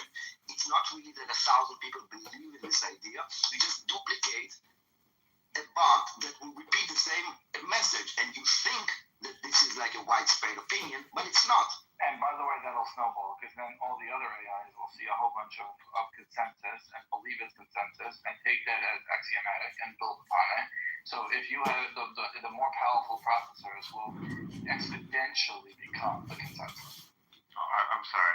Does AI have access to platforms, social media platforms, and comment sections? Okay. Wait a second. And right now, if you ask your AI to give you some sort of like polling based on comments on you have the paid version of AI? I mean, I go to X, go to Grok, and ask him about like you go to Grok and I can go and say, okay, analyze Amir's Twitter feed and tell me if he's like, did he ever mention Israel, or like you can do that. Yes, you can. No, to get that, just go to Grok and get the paid version. It's up to date, and say, what is the leading consensus of Americans? So we'll check the IP address by American about the murder of the 2 Jews in D.C. Like, what's the most common comments? And it will tell you. It'll summarize them, and it'll tell you, and it's reading the comments. And if you don't know that, then you probably don't know what AI does. Oh, I do know what it does. So they do have access, and even if they don't have access today, they will have it tomorrow. So the problem is bigger than just like. Okay, and but again, you understand that these platforms there's the potential for bots. So if you had any basic like college education, you would understand not to trust. A polling based on a comment section on a social media platform. I understand. That's why we have to First of all, college education doesn't teach much of anything. You see the Columbia graduate? Now. Second of all, I thought that you just hated Jews and that was a blind spot. Now I just see it's like a lack of linear thinking. The point here is, if people are going to ChatGPT and asking it a question and they get an answer. Now forget like a political answer. They get an answer that is based on what it's reading online. Now it's trying. It's been trained to give higher weight to different websites. But if there's a consensus, and those websites could be written by other AI bots, then they're going to gather that consensus together, and it will become a cumulative effect. But this has happened in human history multiple times. There are things that people have accepted as axiomatic because everyone else accepted it, so they accepted it. And it took a big people and sometimes brave people to question these thoughts. But the point is, when you have a society that is now regressing from the intellectual revolution of the Renaissance and turning back to asking a machine of what other people think or what other machines think, that is a regression, and it's worth pointing out. Now, if you're saying there's ways to stop it, yes, there are ways to stop it. Wait, are you saying that this is the moment that cynics should realize that he's retarded and stupid? So, I mean, if you guys are assuming, these AIs or these AI models that can, like, shuffle through, forget about social media platforms. At this point, you're talking about search engines and then, like, servers, and you're talking about the internet. You know how much information is on the internet? You don't know what AI is. Do whatever you want at this point. Like, that is exactly what AI is doing. That's why there's now a fight over chips to have more processing power, because they are taking tremendous amounts of data. That is the entire concept. Okay, no problem. And you would solve this simply. We currently have models that can detect an AI. If a paper is written by an AI, we know this. We can detect it. Simply, I could modify whatever algorithm I'm using to detect AIs, and I would just attach that, and there you go. Every time you have some sort of consensus given out, when you ask that AI for such a consensus, you would simply ask, hey, the data, the information you're shifting through, if it's sourced by an AI, negate it. No, forget that. I don't want it part of the equation. Do you know what that's very easily done. It can be done. And what if someone has that kind of processing power? Researcher relied on AI, which they all do, and then they wrote a human-worded document based on the Bro, Texas laws are serious. tarantulas. I mean, I'm not saying they don't exist. I'm just saying I've never seen them. Well, Steph, if you move far enough south in Florida, like 40 more minutes from where I am, if you move far enough south, you can, when the temperature drops just a little bit, you can go catch yourself a giant 2-foot iguana. They'll just be hanging out on trees. You can just go grab them and pick them up, because if it gets to like just 40-something degrees, which for like a couple weeks in the year it does hit at night, you can just walk out in the morning, pick up an iguana, and thaw it out. And I mean, you have to deal with what happens after it thaws out. But there's a lot of invasive species. Like the geckos are everywhere, iguanas everywhere. My brother caught one of those walking on water lizards. He caught one of them. The Jesus lizards. Yeah, I think we usually leave the lizards alone. They're cute. Take pictures of them. But leave them alone, because I will say a lot of people pick those lizards up and they take them home and they put them in containers and then they just die. And it's not nice. Yeah, that's not nice. My son used to make little like construction paper cities and then grab a lizard and then film a little Godzilla movie with the lizard. It's so cute. It was so cute. My husband grabbed one time and their tail fell off and I was so mad at him. Yeah, are you about to tell us like stories of how you're like little like Luther Jr. child who's getting his PhD at like 15 is like pulling the legs and arms off lizards too? Is that where this is going? No. Oh, you know what we used? Oh, okay. You know what we used to do as kids in Puerto Rico? All kids do this. They grab this long, thin piece of grass that's like really thin, like really thin. Oh my God, it's 10, dear. It's 10. I haven't seen you. TDS 10. Good to see you, brother.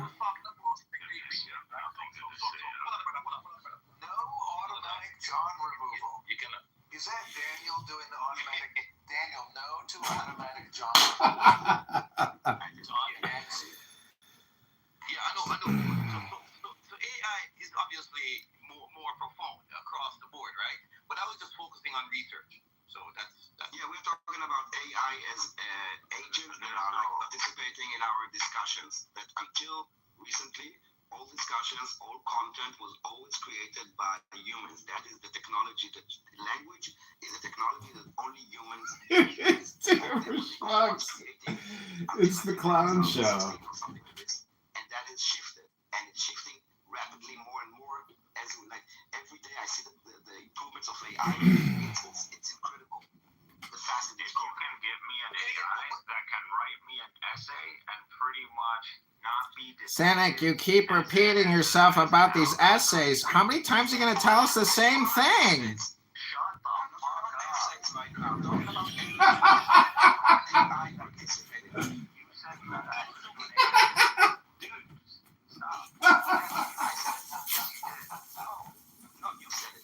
I said that. Why do you say I'm not going to argue against myself? I literally asked you. I don't know of a single AI that can mimic human speech, as in can mimic a human author. So we know when an AI like voice. No, like even in the literature, even in the creation. How do you know? Because we literally, dude. I don't know. When was the last time you were in an academic setting? But hey, we have. It's nothing to do with academic settings. Don't talk about right now. If you're taking a class. Academic settings. Yes, if you're in college, you're taking a class. Right now, every campus on every major university right now has an AI detector. When you go and you submit an essay, it is going to go through an AI detector, and this AI detector is pretty much down to a Can you know if someone on Twitter, and that's very, I don't know why you're dancing around, if you wrote something on Twitter and someone commented to you on your Twitter, do you know if that is you that said fuck you, or was it an AI that said fuck you? So take this fuck you and put it in any engine that you want. That will not be able to detect if it's human or not. Do it. You would know. Who cares if you see a comment of fuck you? If it's simply fuck you, then. Okay, wait. We're talking about something a bit lengthy. What's the problem? No, we're not talking about something lengthy. You choose something lengthy because it's easy for you to detect. I'm talking about comments on Twitter up to 140 characters. You cannot know if this is AI or not. Like with our friends. You cannot.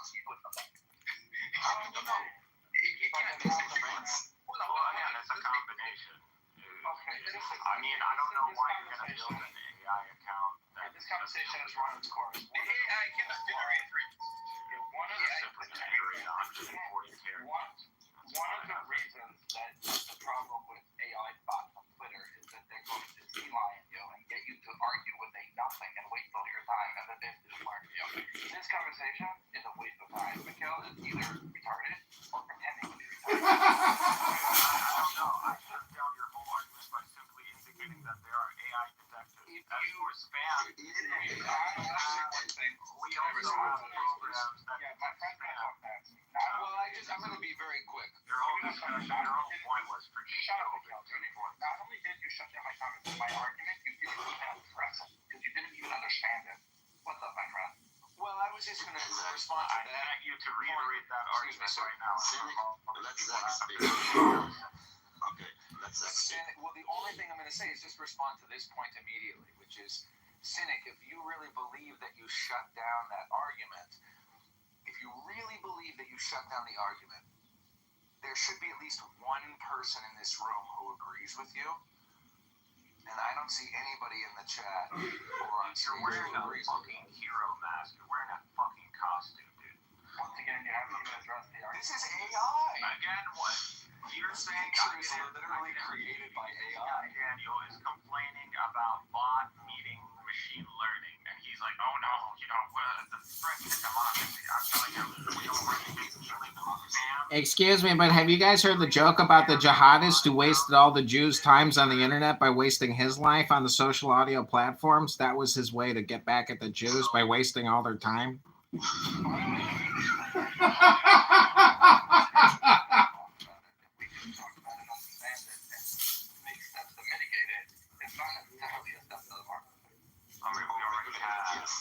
We already have contingencies to deal with spam and bot accounts. Well, I'm glad you're on the job. Yes, we do. Yes, we do. Every time you make an account and fill out those squiggly words, that is a spam prevention. Understand the conversation. Did you listen to the Steelman yourself? You have to understand the conversation. Steelman yourself real quick. I'm not getting roped back. Yeah, exactly.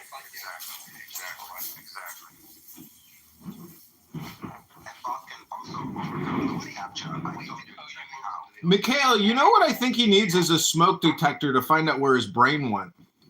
No, I actually want someone to argue because that'll sharpen the offense. You have to be. I'll argue with you. What do you want to argue about? What do you want to argue about? That's not my point. My point is, if you have a mitigating argument, if you have a question on it, that's fine. If you think that, for whatever reason, that this idea of bots joining the marketplace of ideas is not a problem, respond to that. But if you don't understand the argument, if you're talking about detecting LLM word and you come was that what he was saying? Was that the AI is not going to pose a problem? I couldn't even. Let me just say this really quick, which is that I was listening for 10 minutes on mute, and that still wasn't enough for me to understand what Cynic's argument was. So he definitely didn't shut you down, because if somebody else has to explain your argument, then you didn't argue very well. His argument was that if because there are indicators, which there are, that there are papers that were written by an LLM as opposed to be written by a human being, because there's still subtly some linguistic that the LLM has not quite picked up the same way. Therefore, you can set up a detector and say this was written by a bot. But that's completely irrelevant to all the other things that we were talking about, how having AI join the conversation is, I was really talking about a threat to human development of gaining scientific knowledge. Daniel was talking about a threat to democracy. And they're both true, irrelevant of the fact that if a college student plagiarizes a term paper off of AI, at this point, there are ways to detect. I see. Yes, obviously that is true, because even if a college student has their paper run through an AI detector, it could still pose a threat to scientific development and a threat to democracy, because it's not like every single person has an automatic AI detector that's constantly running in their brain. Still be from the college student or the head of the institute could search an AI and then write the paper in human language, and it's not detectable. And my point was, these axioms will set in and people will stop questioning them because the god of AI told them it's so. So it's that's why. Conversation. Yeah, but that's why John said this is the moment. He said excitedly He said excitedly with bated breath, "Is this the moment where Cynic finally realizes that he's a retard?" And unfortunately, See, if you're so retarded and so stupid, you could never become sentient because you're that stupid and retarded.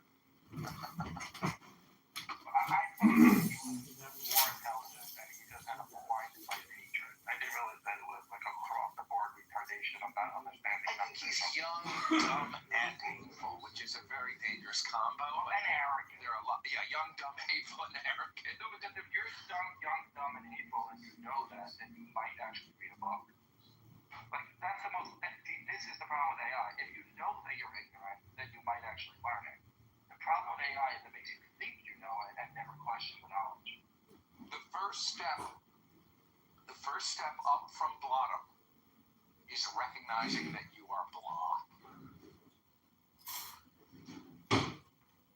And speaking of reading and AI, I want to take this opportunity to recommend Yuval Noah Harari Nexus for anyone that is interested. Yes, he's an Israeli historian, but I think it's Nexus. It's a very good book. It's very good right there. And you don't have to, I don't agree with everything he writes. And the fact that he's in the World Economic Forum is completely irrelevant. It's a very eye-opening book, and I recommend it as well. See, the coolest thing about X is the integration of Grok and how you can play with Grok or Doge AI or any of these AI chatbots to create incredible content, fully automated on the spot. But as the individual, that's still not even enough at scale.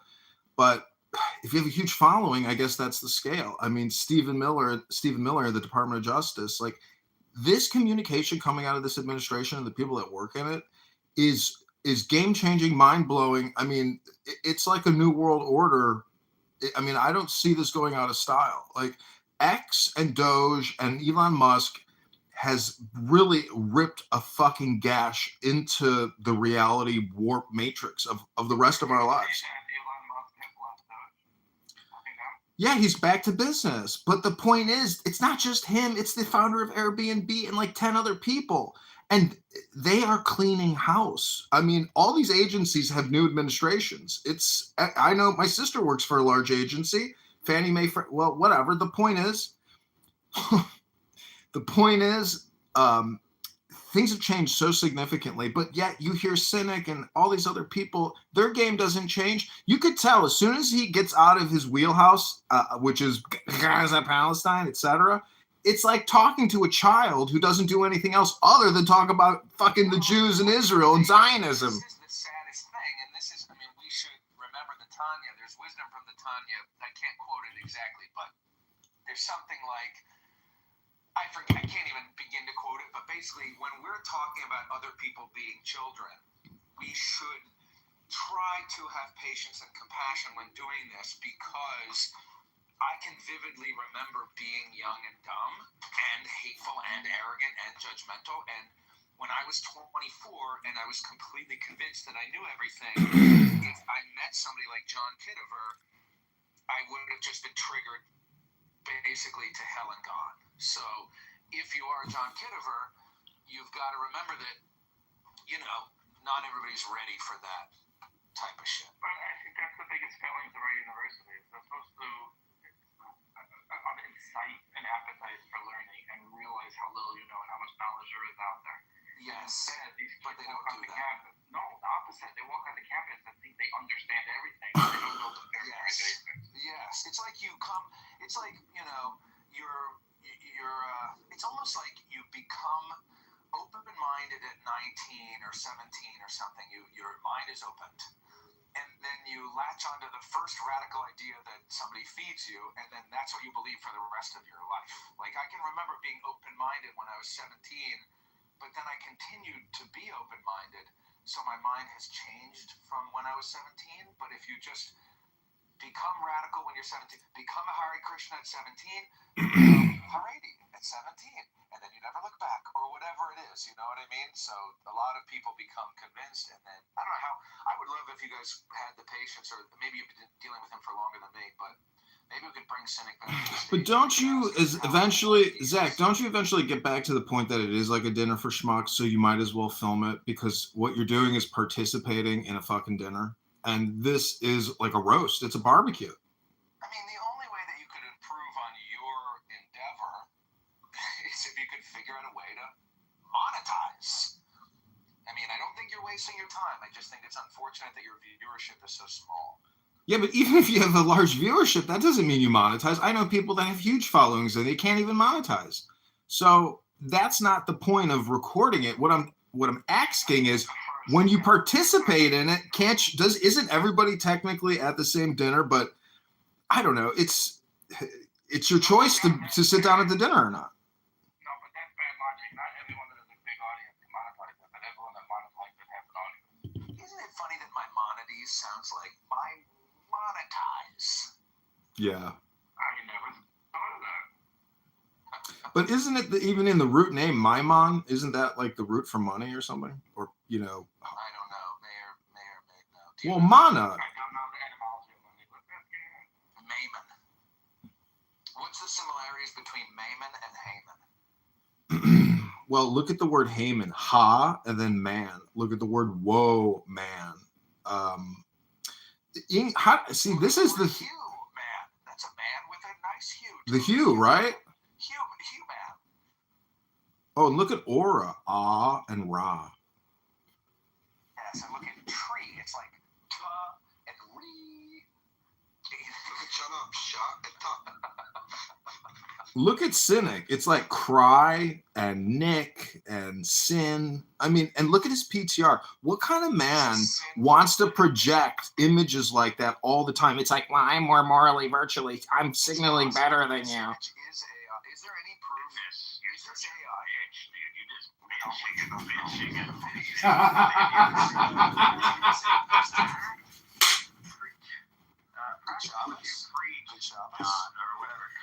Good Shabbos. Go read a book. Go read a book. So the etymology of God was a protector, and she had a temple. So she was like warned and advised, and then became French and became English. So, Cynic, can we talk about this photo? Are you guys bored if we just do classic Israel-Palestine discussion? Take you seriously, though. You have a mask on. Why? You realize this photo is AI. Are you aware? Or did you think this was actually a photo? I literally didn't press on it, so. You can click on the photo and enlarge it. Well, my friend, to be fair, he sees AI images of Gaza and thinks they're real. Right, that's my question. Is like, I mean, first of all, is your profile... We have AI, we have programs that can detect... Do you have like a lag? You might have an internet lag. Here, I don't know, maybe you... Cynic, do you have a lag on your internet possibly? No, it's internal lag. Because when I'm talking with Mir... Coming from inside the house. I think Mir is a What the hell is your name? I thought it was Mayor. AI detection program. Okay, Mayor, okay. Because everybody says it different, but you told me one time. But anyway, notice how... tell me, I'm not a boomer, I'm from the second generation. Notice how when Mayor and I should be worried about AI literature, authorship, or image editing. No, I'm not worried. Because it can all be detected. I'm not worried. I'm worried about leaving the world to retards like you. That's my concern. I assume that it can be detected because maybe at the moment it can detect some things. You cannot detect everything, and the thing is that those machines also learn. This is why CAPTCHA keeps on changing, because the machine also learns how to solve CAPTCHA. So I just don't think you know. I've got a few questions. This is my business, Cynic, so please touch on grass. Okay, well, you can find me. I already told you so. The challenge again: find me an AI that can mimic human. I can give you a site. I can give you a site that will connect. So this site is basically doing. There's a site that you can basically it connects. There's a site basically that connects you to a one-on-one chat, okay? So you have a conversation, and at the end you need to say it was if it was. Right, we played that game. I was gonna say that. I was gonna say Daniel played this game. So you say it. What was the website? Yeah, I'll say it. I'll say it. No, I think he was saying it. Caleb, can you give us a super positive Shabbos message? Good Shabbos. So Daniel did play this game with us and Daniel was playing 2 clips of 2 voices saying the same thing. And one of them was a real person reading, and the other one was an AI reading the voice, or reading the same sentence, and it was very hard to tell the difference. How did I do, Daniel? Did I tell the story better than you?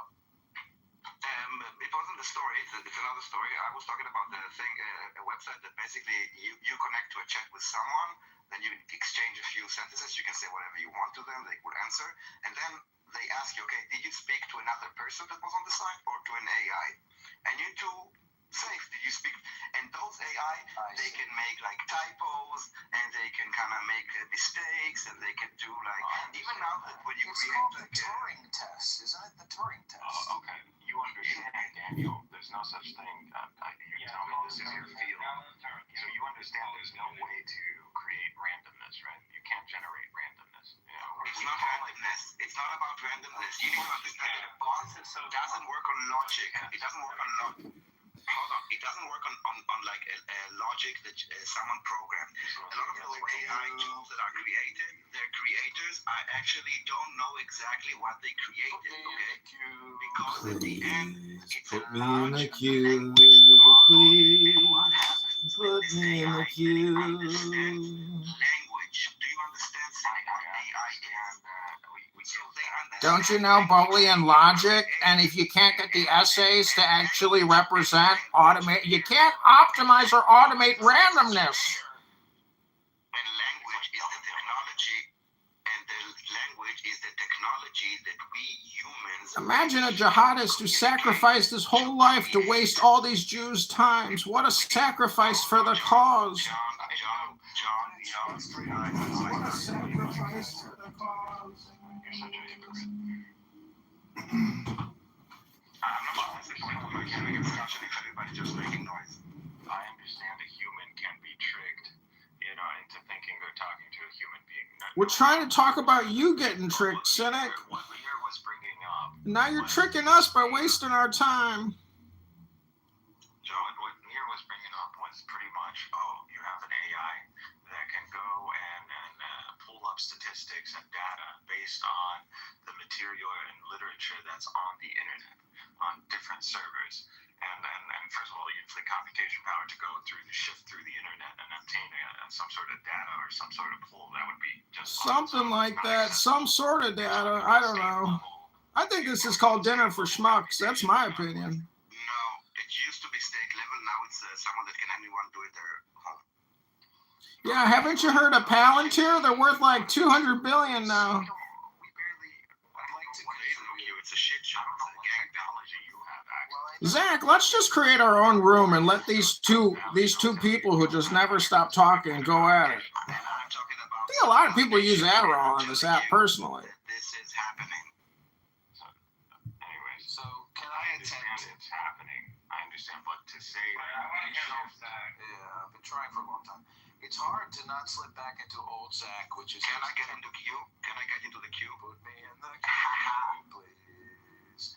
So, Cynic, the thing that I want to say is, first of all, are you entirely sure that the profile picture that you have for Clubhouse right now is not AI? Are you sure that it's not AI? Yeah, it's not AI.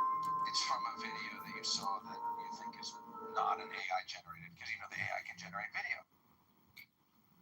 I understand that. Okay, let's assume. We have detection software that can. Okay, let's assume if Daniel and Mayor and John and Kukul can tolerate this, and if you guys don't want to go down this road because it's boring, then we don't have to.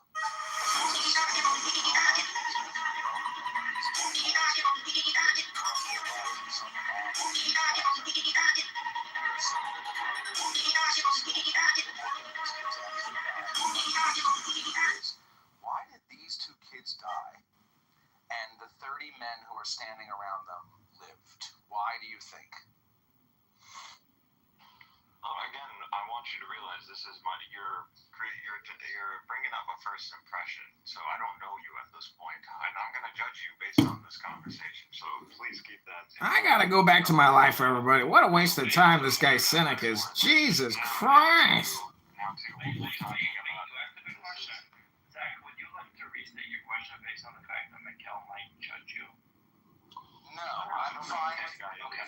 I'm okay with being judged. I don't really see what reveals my own character in this question. I'm just asking you, why do you think? Exactly. I could try to answer for you, but I feel like that would be rude. Let me tell you why we have to take an action. Because of the conversation, maybe we agree that why did these two kids die? All the men around are still alive. Listen carefully. The next time you feel left out, when your friends all come out there and say,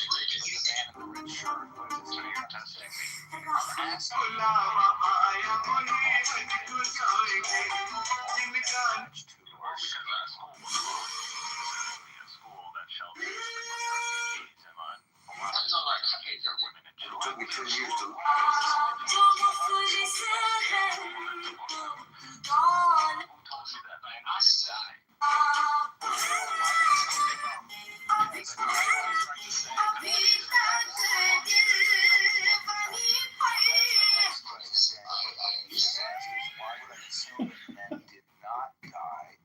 I crack myself up. I can assume that men did not die. And it's possible that if you pan the camera over to the left, there are men, grown men, who are suffering in the same way as these kids. That's possible.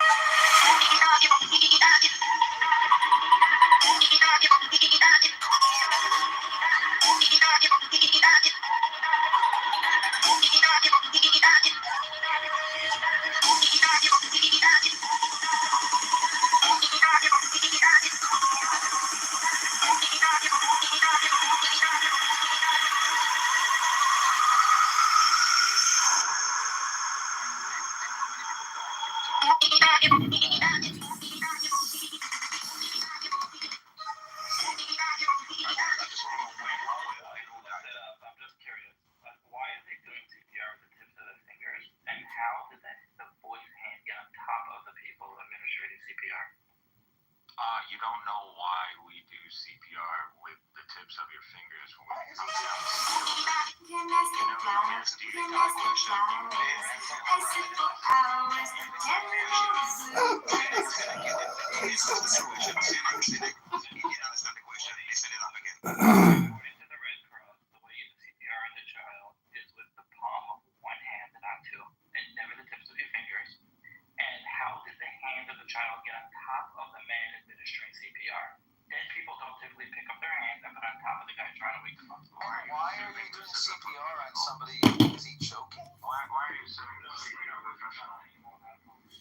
It's conversations like these that make me want to just be a religious person.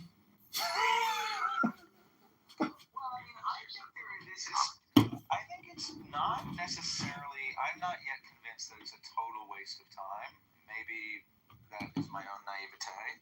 But I think that a lot of people like Cynic. Cynic, can I ask you, and if you don't want to answer because it's upsetting or whatever, can I ask you how old you are? I'm 37. How old are you? I'm 30. Oh, okay, cool. So 30 is not young. So, like, we're almost on a peer level. You know, you're not too much younger than me. I'm not, like, older and wiser than you. But I think that there are a lot of people who are 20, 30, 40, 50. You know, there are people on Clubhouse of all ages who are under the same impression that basically we see a video of these kids blown apart. We hear that a school was bombed. And the conclusion is, fuck. Israel is bombing schools. Therefore, Israel is bad. Therefore, obviously, I can deduce that Israel's intention was to harm children. Because if their goal was not to kill kids, then why are they bombing a school? And basically, most people who are, you know, anti-Israel don't take it any further than that. They don't wonder, why was a school bombed?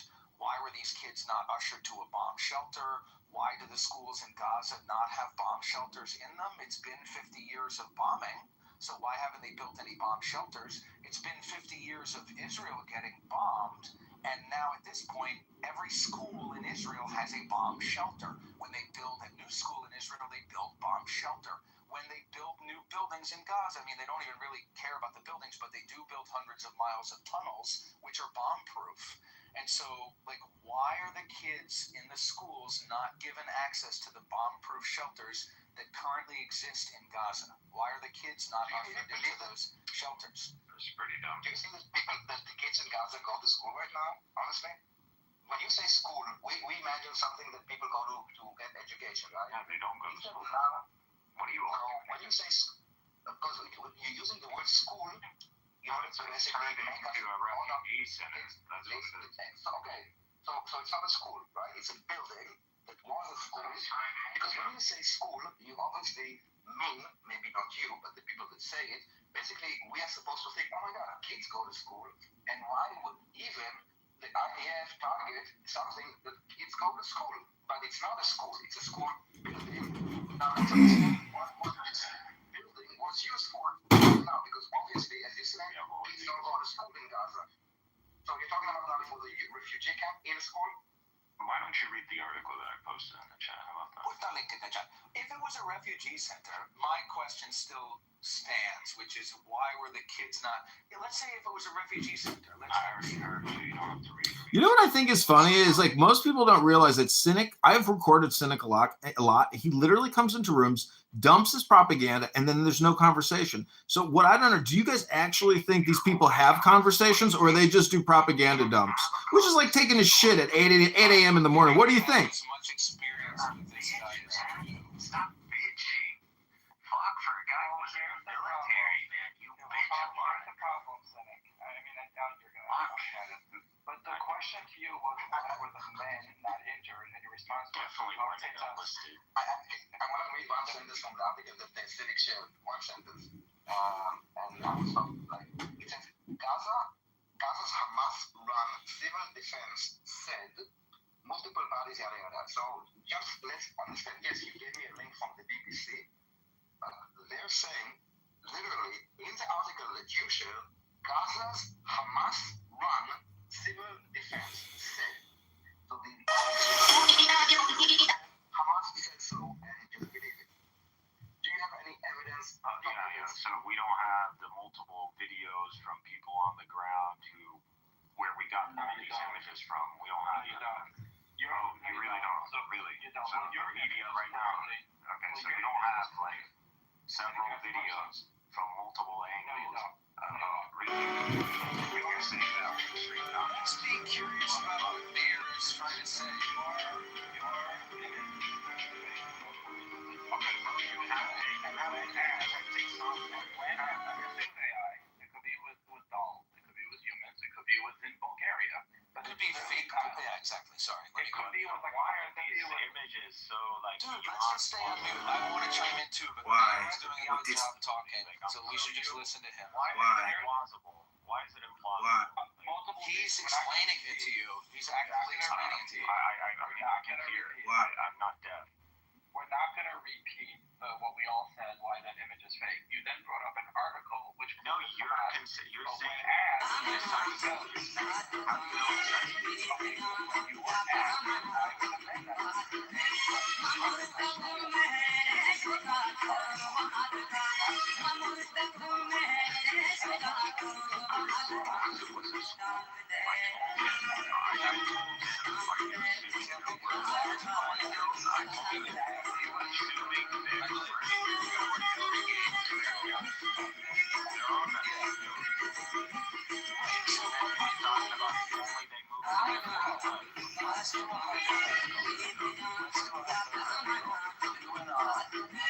You're making decisive claims coming out of your ass. That's why I'm not making any decisive claims. I'm trying to do like a hypothetical.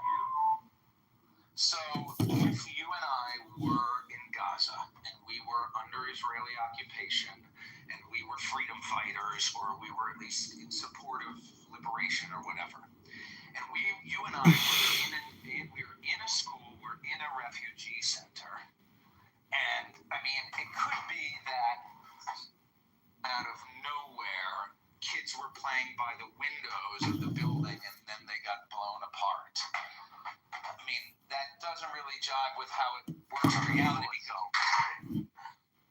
The school itself was hit, and so, like, why were the kids the ones near the window? Was it just by chance? Okay, well, at this point, I've judged based on this conversation. Like, honestly.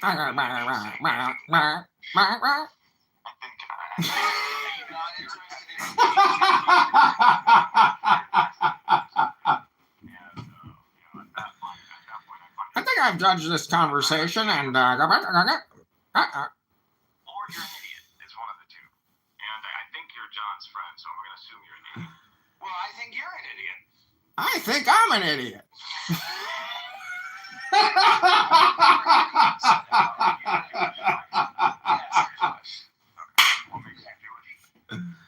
All of my forefathers have been Jewish for 1,000 years. 1,000 years. I'm pretty sure I couldn't be Jewish if I can't communicate the fact that I'm Jewish. You think your forefathers for 1,000 years have been Jewish? Yeah, something like that. I have determined that this conversation is going to again be a waste of my time. You're a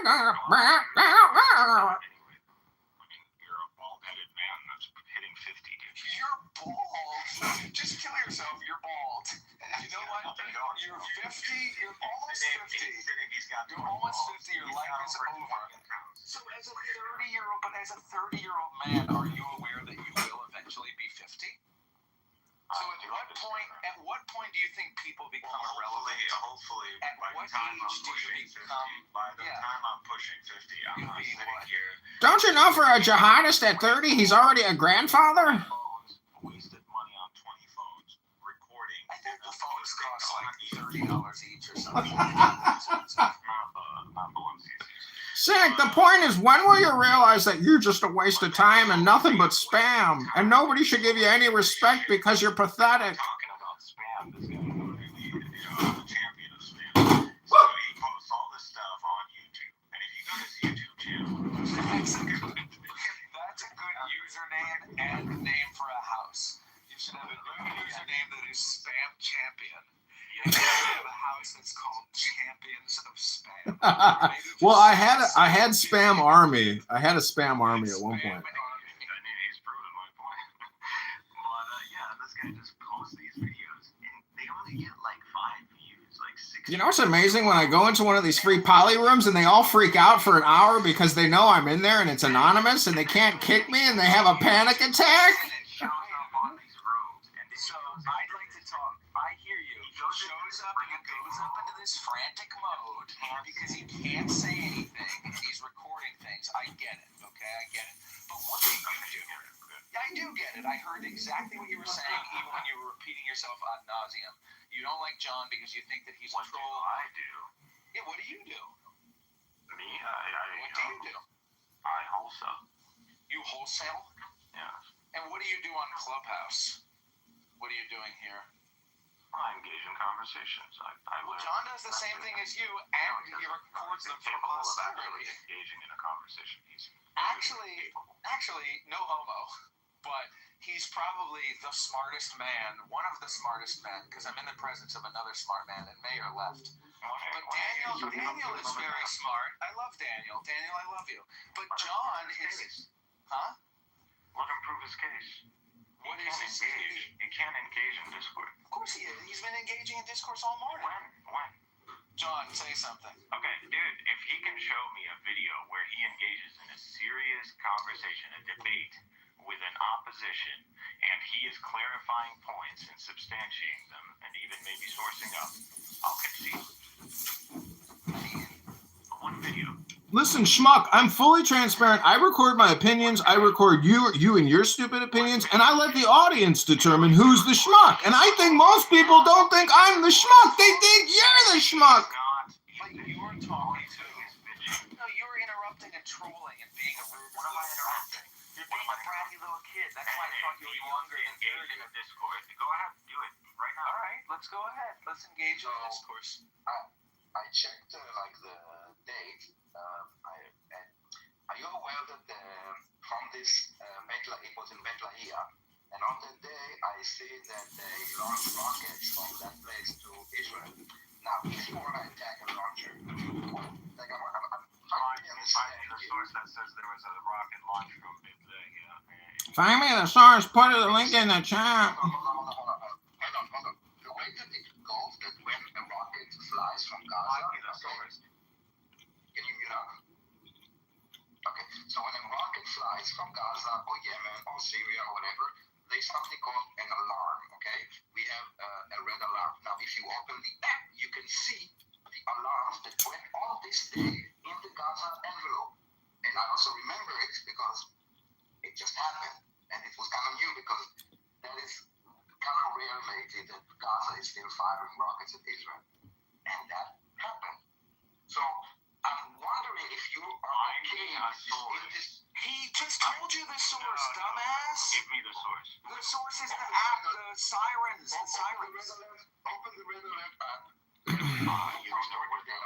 Put the link in the chat. I can also give you a source from the IDF source if you would like. But you choose your own. Show me an IDF source. Show me. That's a stupid thing to say. You're revealing your own ignorance. You are revealing your own ignorance. You are revealing your own ignorance when you say that the rocket could have been coming from Yemen. You are revealing your own ignorance. I know that nobody can hear you because I've got the microphone down my throat and I can't hear your voice. I don't know why you continue to speak. It's like Jazzy, the black woman. It's black. Well, I think you're a retard. I think you're a retard. And you know what? I think the Palestinians are even more retarded than you. And that's why their brains are being spilled out on the sidewalk. That's why the boys in your photo are dying because their parents are twice as retarded as you. And you probably have a level 95 IQ, which is very low, okay? I have a level 130 IQ, and I'm much smarter than you. People in Gaza have a level 70 IQ, which is about on the level of a fucking chimpanzee, okay? So the reason why the poor innocent boys, shut the fuck up, dude. This is black woman behavior. I'm gonna take the earphone out of my ear. I'm gonna keep going. Now I can't hear a word you say. I can focus on what I'm saying. All I hear is that little gray circle. I'm looking at your stupid photo, and I'm seeing the gray circle light up, and all I'm seeing is that you're talking nonsense. You're behaving like a low IQ moron. And if we were engaging in conversation right now, it would turn into fisticuffs. And if you wanted to engage in fisticuffs, then it would turn into war. And since my side of the team has access to planes and bombs, we would bomb your family into smithereens. And that's why the Palestinians are being bombed into smithereens. That's why the children are dying, because their parents are engaging in war and propping them up. So when the bombs come, their bodies get blown apart, and a moron like you is convinced. I cannot believe that you are continuing to talk right now because nobody is listening to you. Not me, not Daniel. I see Daniel trying, but Daniel, you're going to have to hit the mute all button to get me to stop. I'm going to keep going until Cynic mutes up. I'm not listening to anything. Including you. I muted you, so muted. So I put the link in the chat about an article that says that the IDF has destroyed the rocket launcher that launched rockets into Israel in the north of Gaza Strip. So I'm asking you again, as long as Hamas is firing rockets at Israel, I can't read this in Hebrew. Google Translate is free, just so you know. Okay? You can hit on the top of this. Even if you're using Chrome, you can also have translate. It's built in exactly for people like you. But anyway, you will not find a lot of information. But I'm trying to understand. So this is 4 days ago. Oh my God! You know the dates. Just read the article. Read your article. Look at the dates. Just punch him in the face. Date. Punch in the face. Your whole point. Punch in the face. Airstrike village. Airstrike village. Airstrike village. Keep trying, bro. Man, I gotta go repair like 5 laptops today and I'm giving you guys so much great insight and analysis, but I gotta go back and repair all these laptops. So have a good day, everybody, and God bless you all, and take care. And I hope you stop killing all the children in the Gaza. The sources that you give literally says that their source is the Hamas-run Ministry of whatever. Okay, that is the source of information that you have. I don't speak Hebrew. I can't translate your links. I'm here just to waste your time and to waste my body and my brain wasting your time. I'm a true jihadist. He's going to waste you, Daniel. He's going to suck all your time away.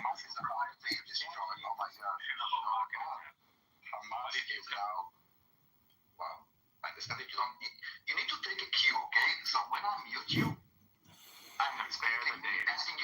it's me asking you politely to shut the fuck up. Okay, so just do it, okay?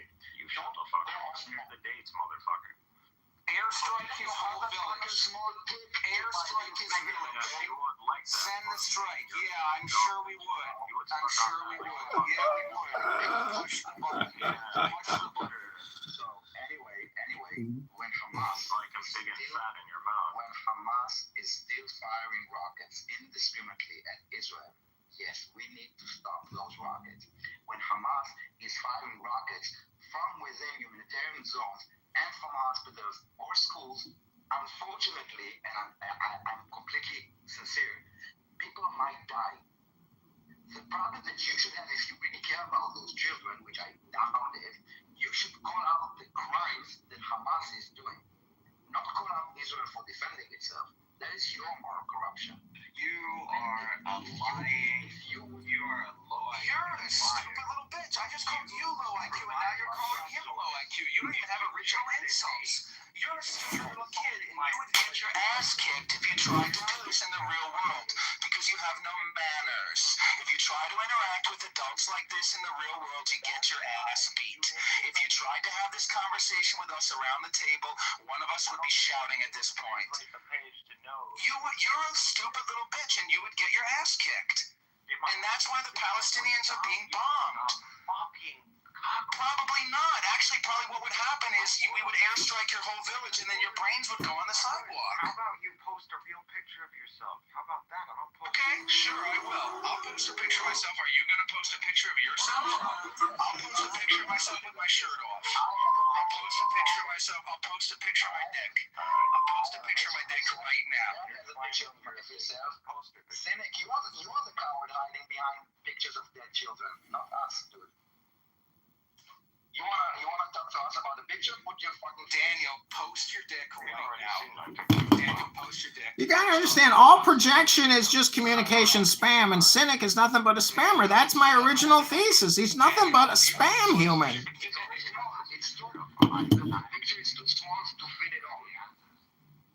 Could you imagine going out on a date with Cynic and he's like mumbling over a cocktail? "I fucking free Palestine of dead babies. I'm sorry, I'm thinking about Clubhouse, baby." I called you a bitch, now you call him a bitch. I call you a low IQ, now you call him low IQ. Do you know how many laptops you gotta repair to pay your rent, to spend time here, to talk to us, to waste all your time all day long, 40 hours, 80 hours a week, talking about free Palestine? Morning, cry, baby, dad, baby. You are the only one in this room who has consistently proven that you're incapable of engaging in respectful discourse.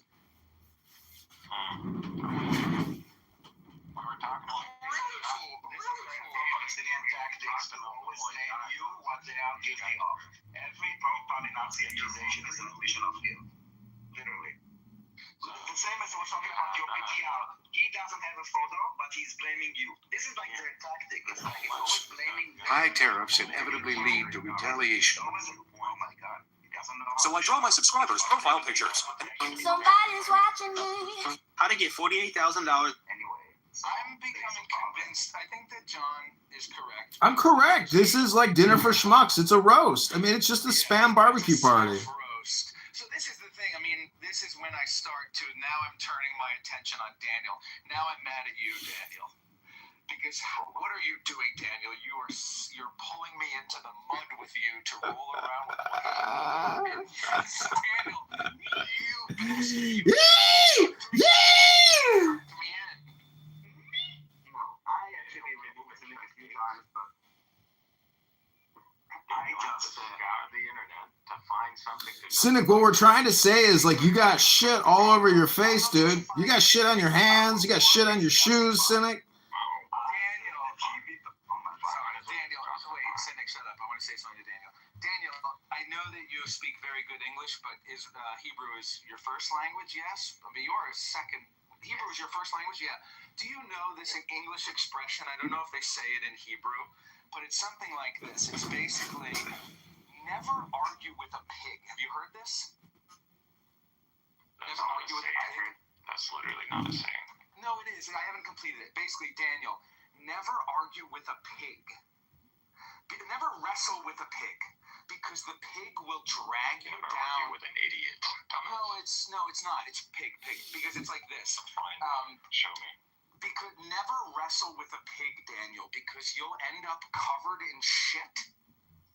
And besides, the pig likes it. You can never wrestle with a pig. Yes, you can wrestle with a pig. You're gonna get money, and you're gonna get shit all over. It's exactly what I said. But I said it in a funny way. So, Cynic, what we're trying to say is when you fix those laptops today to pay for all your time here on Clown House, I hope you don't return those laptops with shit all over the laptop screen. So you're dying because I'm like, I got a job and you don't.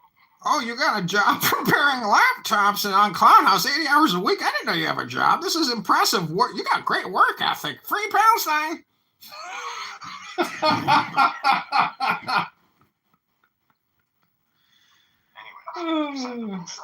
know what you do. I teach fat lesbians how to identify edible plants. I don't even get 2-digit viewers. I posted a video the other day that got 3,000 views. That's great. Well, see, Cynic, what we just, I mean, my friend, can you maybe tell us the joke about what it's like talking with a pig and getting shit on yourself and realizing the pig likes the shit? Wrestle with a pig because they pull you down to your level.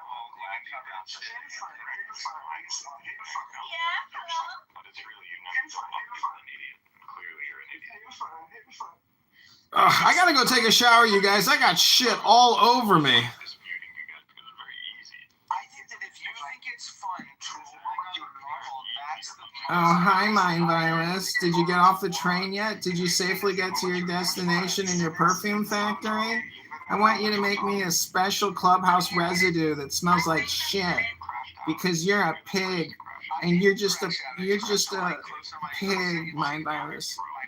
I don't know. I thought I had more of that at the end, but I hope you got to your destination, Mind Virus. Poodle. I didn't know that was your other name.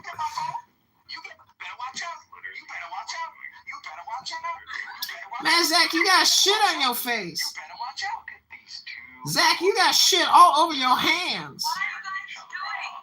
Ew, Zach, there's shit on your shoes. Get off of my carpet, quick. Can't even make a point. Can't even discuss a point objectively. Haven't contributed to I was trying to discuss. I was trying to very calmly. Notice how I changed my tone. I came down to earth, and what you said. I never made a point. I haven't done anything. Ew, Zach, you smell again. You got shit on your shoes. So, Asa, we got to the point where Cynic blames us that we cannot have an honest conversation, okay? This is Dowell. Esau already knows. We've come full circle in the cycle of spam. Daniel, we engaged in conversation before. You believe in conspiracies, and you believe in not. You believe the whole world. You're projecting Hannibal directive alert. Dead babies, dead babies, dead babies. What a waste of time you are, Cynic. I couldn't imagine you going on a date and a woman even finding you entertaining or interesting in the slightest.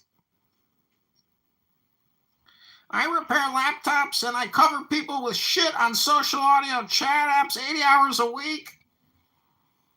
This is what you do? You repair laptops?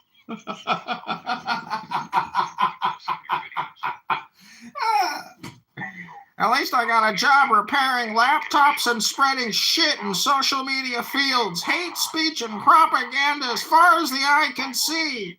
I will eat shit if you can provide a video where you're actually You would eat shit? Objective discussion. You're having an objective discussion. Subjectively. It's very hard to have an objective discussion with somebody like you. Find me a video. But he has engaged in an objective discussion with you this morning. Forget about me. I'm trying. Forget about He's you. a purist. The guy's a saint. Understand the point I'm trying to make. capable of having He's not. discussion. I've had objective discussion for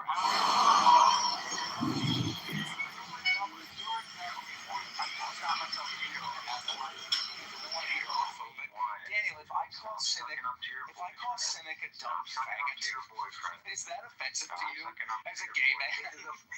Yes, in other words, you assume that he's part of us. Okay, that is right. So The I don't want to be associated. Right. There's no faggot on earth who's as dumb as this motherfucker. Well, unfortunately, they are. The Queens of Pakistan.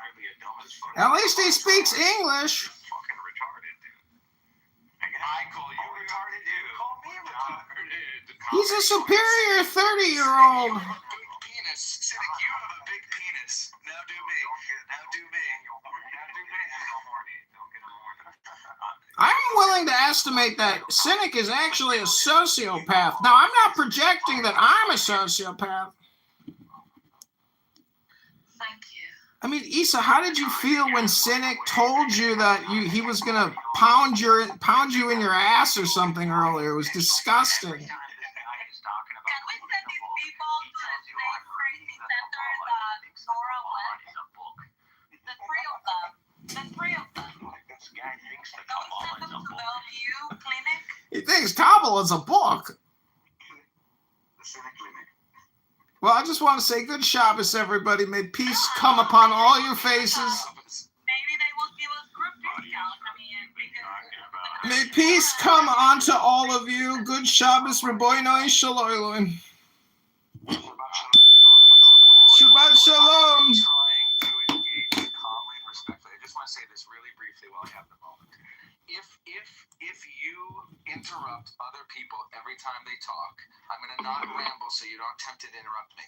But if we can't let each other complete our thought, then none of us can engage in a serious discussion. So you're saying John can't engage in a serious discussion, but in my experience, you're also interrupting me, and you're not engaging seriously with me. That's my the point. three of you are the same. Because we're not having a discussion. There's not a serious point that's being discussed. I was trying to. Two-way communications. I was trying to. Guys, hey, Lisa, don't lull me in with these two chuckleheads, because I have been trying for the past 20 minutes to talk with Cynic about his profile picture, his PTR picture, and try to logically examine why kids in Palestine are dying, and I didn't even get to make my conclusion. But Cynic, maybe I'll go ahead and make my point, and then you can argue against me if you want to.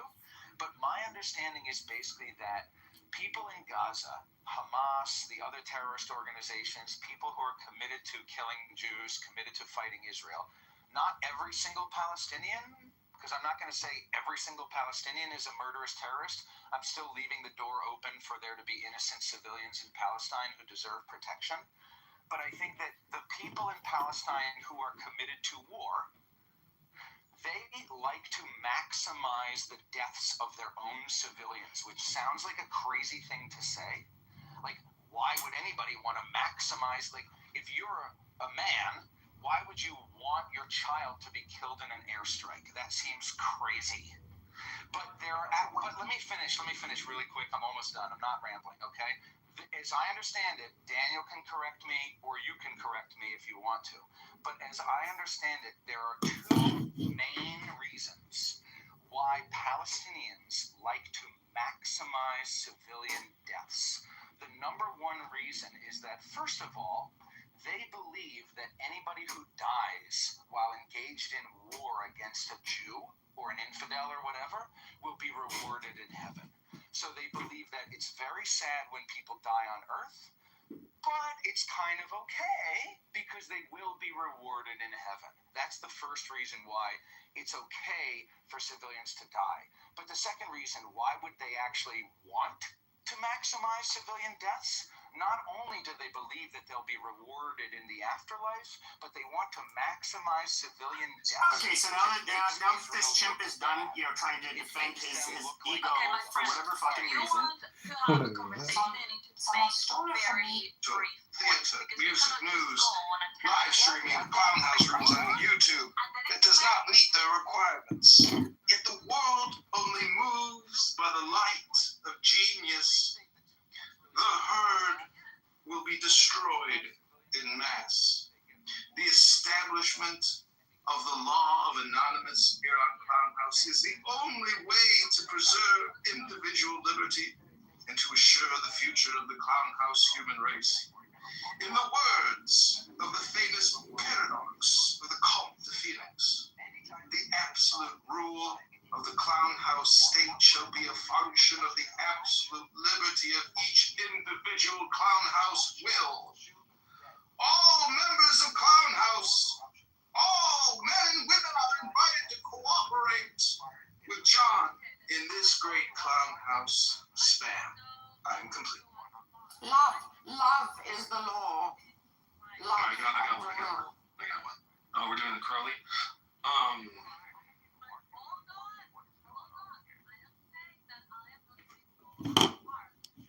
Anyone or you are wishing for children to die just so that you can make a point.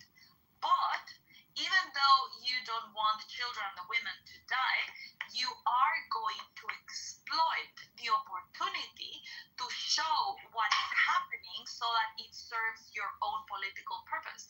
And that it serves your own political purpose, which is not necessarily linked to the welfare or to the well-being of these kids and these women, but pushing your political point of like getting the Jews out of the Middle East. So that is what is morally reprehensible. It's even worse because what they're doing is basically when there's like a dead child, okay, and the Palestinians, the pro-Palestinians are like doing like stuff like Cynic, and Cynic is not the only one. You will see it spreading all over Twitter.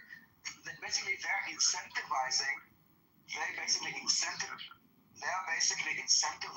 Hamas to sacrifice children because they see that Hamas see that every time a child dies, immediately the entire world is like in outrage, and all those pro-Palis like use those to attack Israel. So Cynic is part of the problem, and he's part of those that incentivize Hamas to sacrifice children. So Cynic, I will end with this: the blood of those children is on your hand. Go wash your hands. I'm the one killing them. Well, he's got shit all over his hands, all over his shoes. He's got shit on his shirt. He's got shit on his face.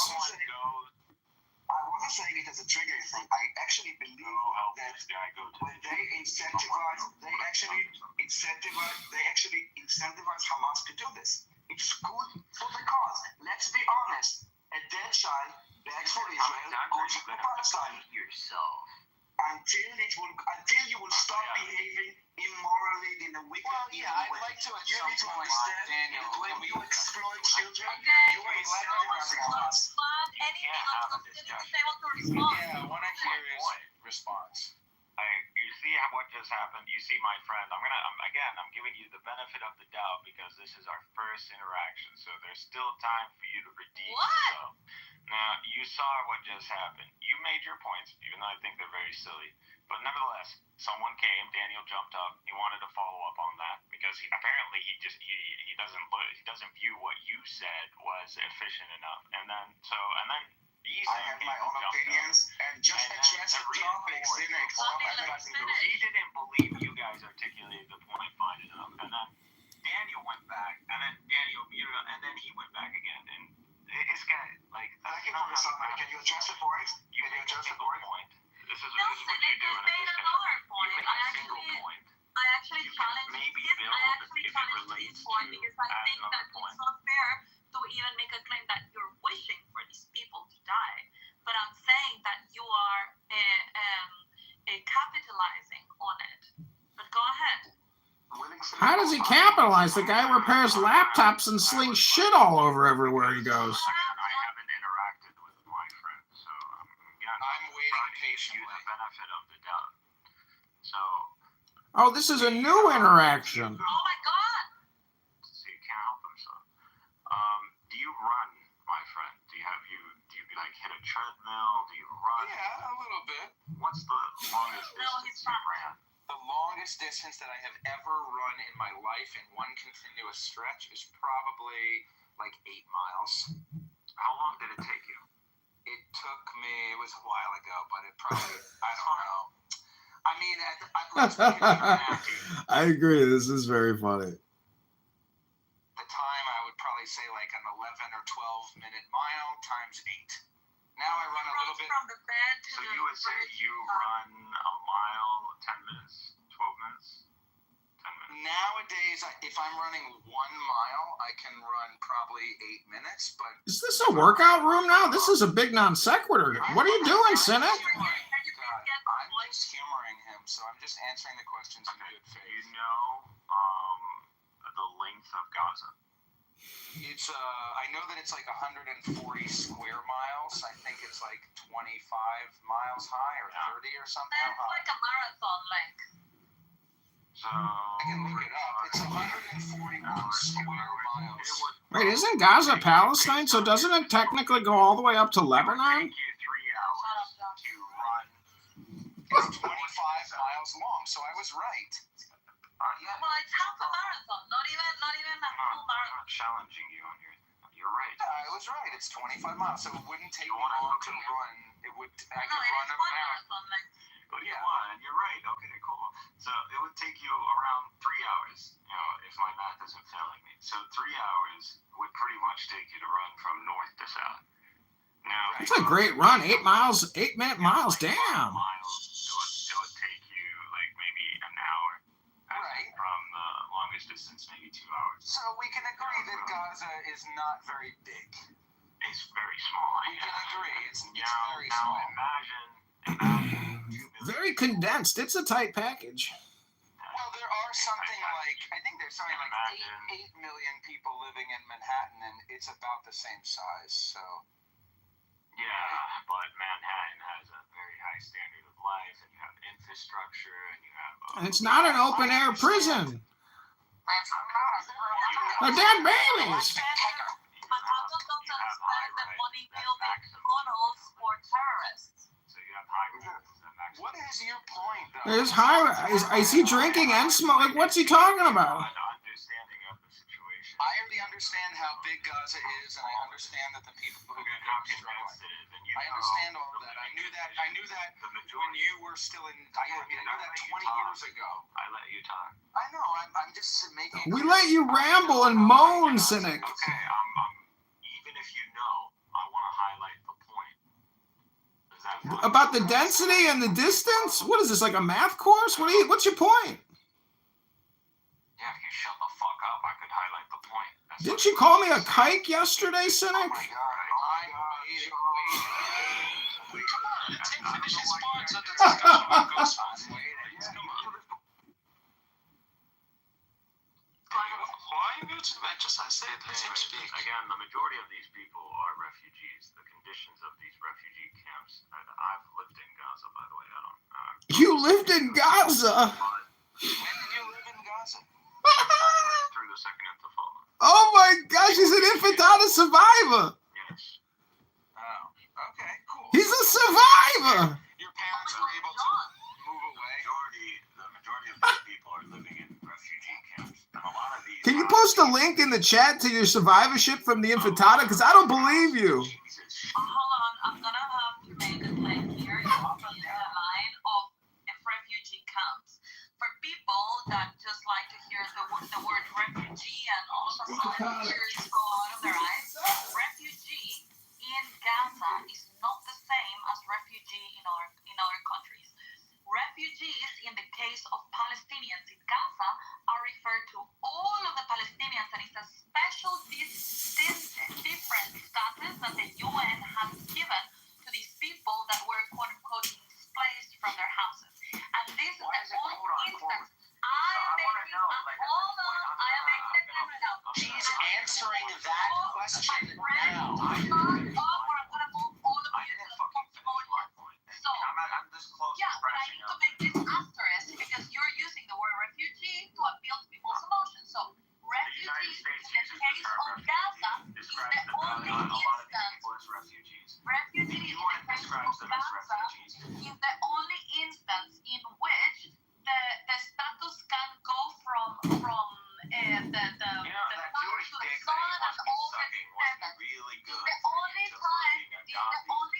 You and all your Palestinian cousins deserve it. It is the only time in international law or whatever that this status can be inherited from generation to generation, which is never the case with the actual refugees when we're talking about globally. You know, in Gaza, it's a different term from refugee, and whoever doesn't know about this, ask ChatGPT and you will see the difference. So it's not that they're living in camps. They're just called refugee neighborhoods because it's made of this status that they invented.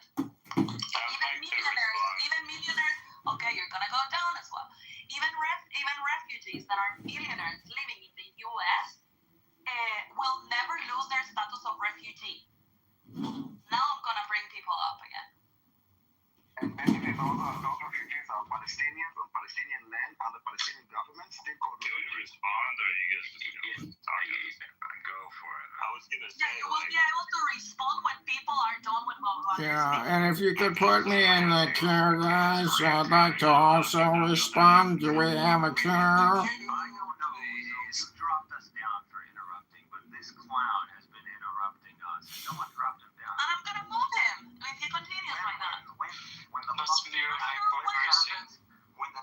Abby! Oh yeah, this is so much fun. It's like torture himself when you're playing with a cat, basically. Okay, it's crazy. I would accept this argument. Are you Jack? Have a whole fucking concept called Zionism that establishes itself. Zach, is that you speaking? I'm not near my phone. Hello? Hello? Hello? But in the light of fucking kikes that are believing that they are 2,000-year-old descendants of Middle Easterners, and they believe they're refugees, and they have the right to come back to their homeland, and you're here dismissing Palestinians who are 75 years in, who are refugees, who have been kicked out of their home, and we have this... Did you say something wrong?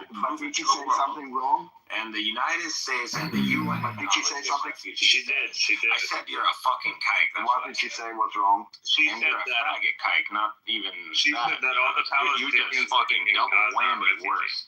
Just Hold on. I said what? Palestinian refugees different than any other refugee in the world. Let me explain what you went wrong. So, y'all want to crash out, I've given you one. She said basically that the Palestinians who are living in Gaza are all refugees. Where do you they all live think? in refugee towns or neighborhoods. No, that's not what I said. But You have very little the comprehension reality, skills. wait 1 second. The reality is that the Palestinians in Gaza living in refugee camps are Palestinians from what you call Israel today, who in 1948 got pushed out into Gaza and still have technically under the UN a right of return, and they will be refugees. No, that's not true. That's not true, dude. You're making stuff up. I'm not making stuff up. Just a second. They don't have a right. They don't have a right to return. I didn't interrupt you. Do you get kicked down when you interrupt, or is this like Jewish? No. They can't. They don't know how to have a proper discourse. Gotcha. I will move him down because I don't have energy for those things. Okay, I'll tell you the difference between. There are two definitions. One under UNRWA, which is about the Palestinian refugees, and the other one under the UN I'll concede which is the global refugees. So I already told under UNRWA, hold on. Hold the global definition of refugee. She's just gonna repeat herself.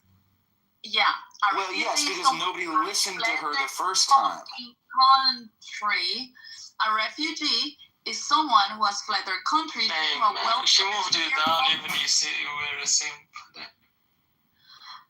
A refugee is someone who has fled their country due to a well-founded fear of persecution based on race, religion, nationality, membership in a particular social group or political opinion, and is unable or unwilling to return. That is a normal global refugee. Now, a Palestinian refugee under UNRWA means something different. It defines Palestine refugees as individuals whose normal place of residence was Palestine between the 1st of June of 1946 and 1948. And who lost both their homes and means of livelihood as a result of the 1948 conflict. This definition also extends to the descendants of Palestinian refugees, including legally adopted children. So it is a very different status, and the Palestinian refugee status will be valid until they quote-unquote come back home, meaning to like the territories that they're claiming from Israel. So it's very different than the global refugees. I think even if you look at Myanmar and all these people are Yeah, I just want to interrupt you, Cynic, and say that I've reported you for calling me a faggot kike. I'm complaint. brought up on stage. Like, I don't understand. again, forget about all that. We can argue these definitions, no problem. But again, you're dealing with a state that, justifies itself based on being refugees from 2,000 years. We are not refugees, dude. Back to their homeland. And not only that, but granting a right of return to anybody. We're talking about Gaza. My God, can't you talk about the topic? My God. Even though they might be. We are not refugees, you're dude. Dealing with. There's a double standard. No, you're telling the double standard. You're telling me, a third-generation refugee, you're telling me at this point that I am not allowed back to my city. Meanwhile, this guy, who is pretty much Dude, that is not your city is anymore. practically a European, you're telling me he has the right to return and take There is over no my such home. thing as a third You're telling me he has a right to take over my home. There is no right of return. No one is taking your home. My God. You're telling. Shut up. Let me finish.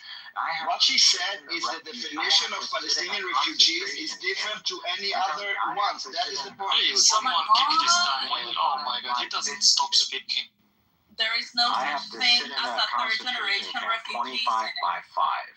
And you're telling me this guy who is a European. She didn't talk about me, Cynic. She didn't talk about me. No, she didn't talk about me. No, she said that Palestinian refugees have a different definition to any other refugee in the world. This is what she said. And that is true, because any other refugee... You think these refugees that left Myanmar, the Rohingya, you don't think the status, even of their children, is going to be refugees? They're going to be categorized as refugees. Exactly. They do not. You can go... to be stateless. They don't have statehood. And hence they would be considered refugees, and the status is going to be inherited. Hi, everybody. I just want to interrupt and say, Honey Badger, can you please create a roast room every once in a while? I mean, I think your lack of organization on this app is resulting in a lot of missed lulls. So I would appreciate it if you could please create a roast room soon. Thank you, Dr. Honey Badger. Please continue. Jose, if you could go to Bukhari, or we call it Bukaki, 5134. Please, would you read it for us? Bukkake? Isn't that like a pornographic term when a lot of men ejaculate on a woman's face? I said ejaculate. You having trouble there, Jose? You want some help? Hello? 7, Hadith 70. Jose, are you alright? Hello? I'm just looking at Lookup's PTR there, that poop coming out of a sledge machine, back of a car or truck. That was a lot of poop, Lookup.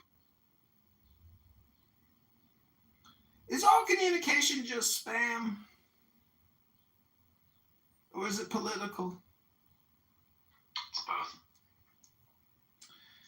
But Jose, would you grace us with your very presence and tell us all about this Sahi al-Bukhari 5134? If we could hear you read it to us and endorse it, give it a rubber stamp, a gold star. I would say this Jaws is a big liar. I just saw his friends. A lot of Indians here. For sure, he's an Indian or a Pakistani, and he's already in an Islamic country.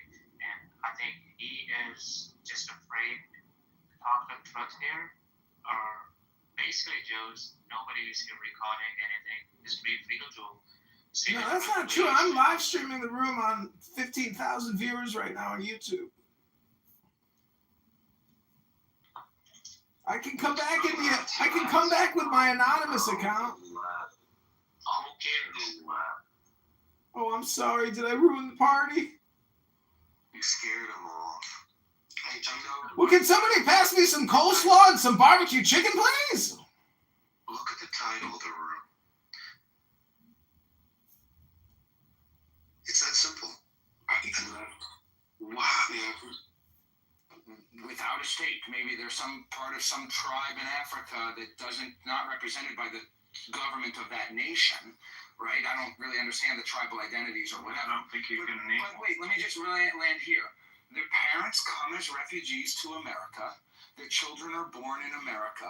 The children who are born in America become American citizens. Now, Donald Trump is trying to like change some parts of that, but for a long time, and in many other countries,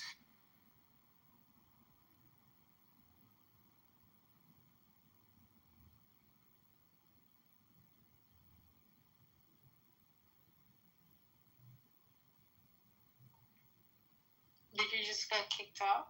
No, I'm done. I'm going into creator mode. I've been setting up some phones here. It's my go. We got a queue?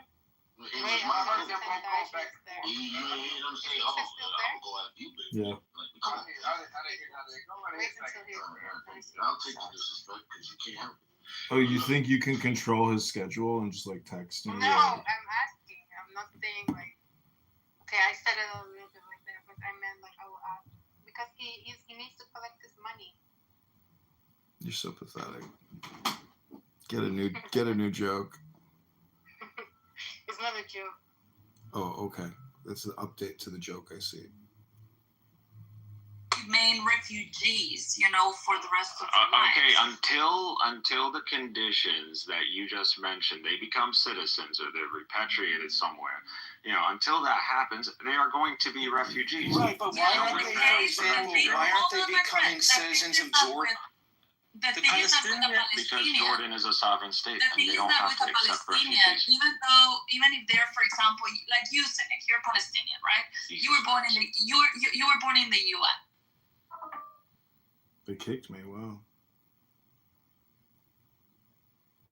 Can you go in with the anonymous thing? Like even when you get kicked? I'm just asking in general. Yeah. Okay. I'm ending this X Spaces.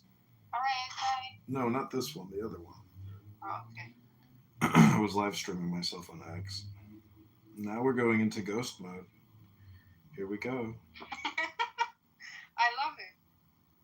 Can't stop me. This is what's happening basically. Oh wow.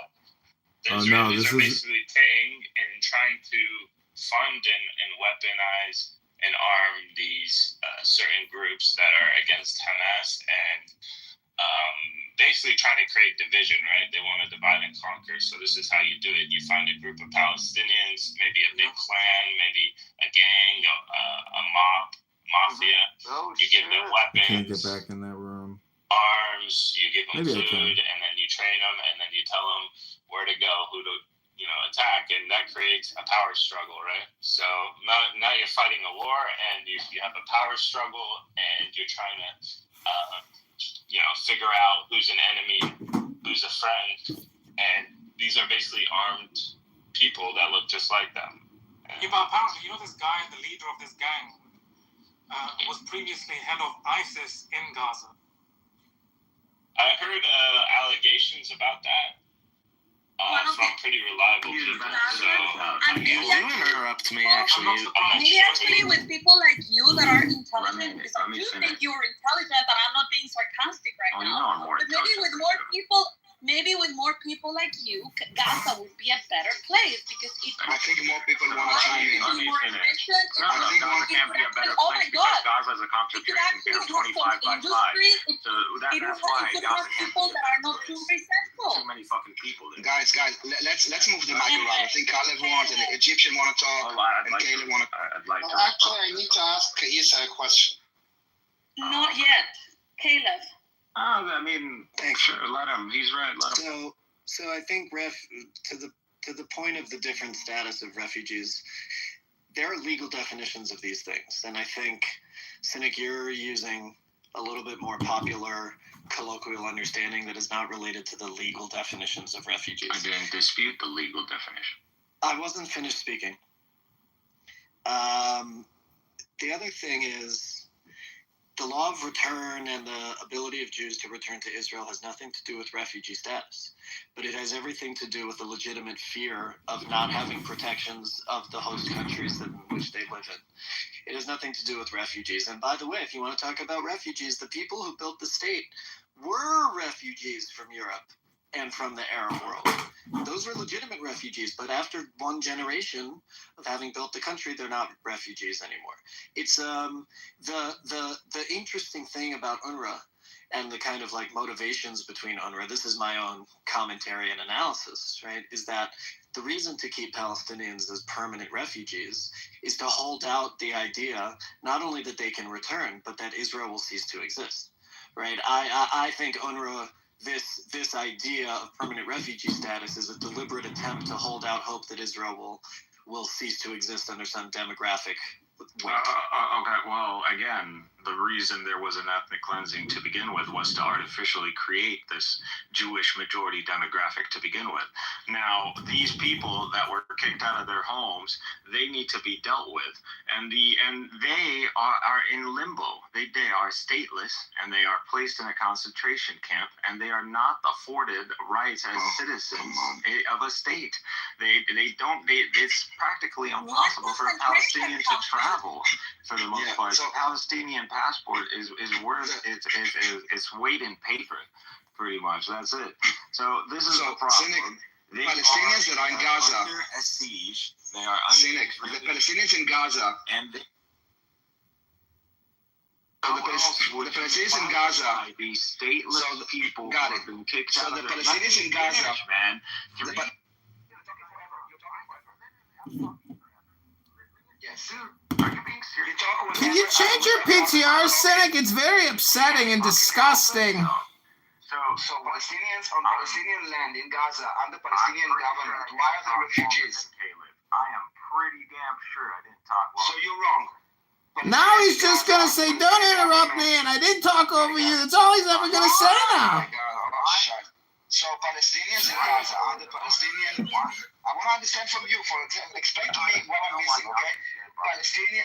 Palestinians in Gaza, okay? That is, Gaza is a Palestinian land under Palestinian government. Why are they considered refugees? Can you explain to me?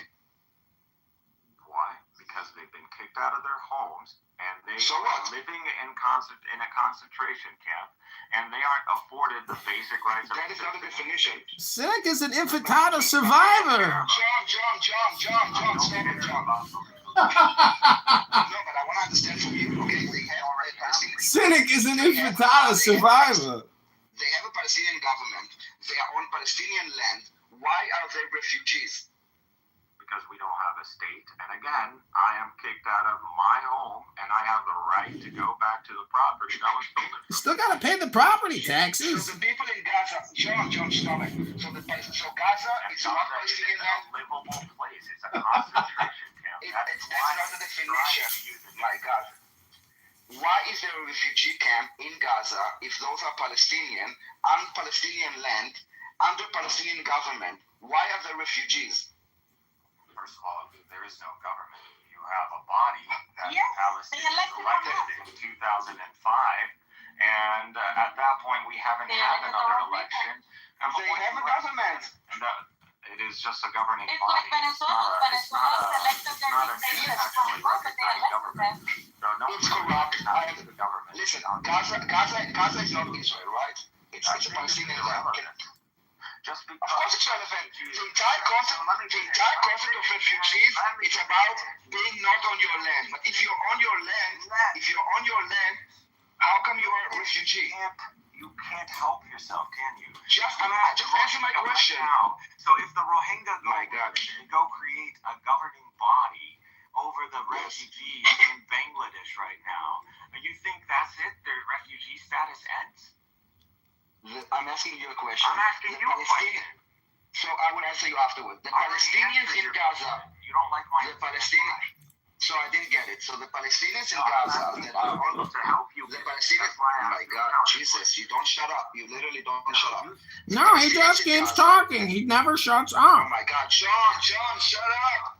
The Palestinians in Gaza. I will just repeat until you let me finish my question, and then hopefully you will be able to answer it. Right, Abby? It's fucking hilarious. I will ask the question because you keep on interrupting me. Can you let me finish my question once? He never shuts up. He just keeps talking. John, shut up. I answered you. You don't like the question. So maybe I didn't understand it. I will ask it again, and then you will answer, okay? And we will not fight over the microphone. You will let me finish the question, and then I will let you finish the answer, okay? That is acceptable? Great. So my question, great. I want to know, Palestinians in Gaza that Gaza is a Palestinian land. They live on a Palestinian land under a Palestinian governance, okay? Why are they considered refugees if they are controlling their own, and they are on their land, and they have their own leadership, and they are not part of Israel? Thank you. Because they are not from Gaza. They are from Palestine. They are from the cities that the majority of Israelis occupy, and they are living in their homes. So that's why they're refugees, and they don't have status. They are not considered citizens of Gaza. They're living in their homes. Are they communists? Distinctions.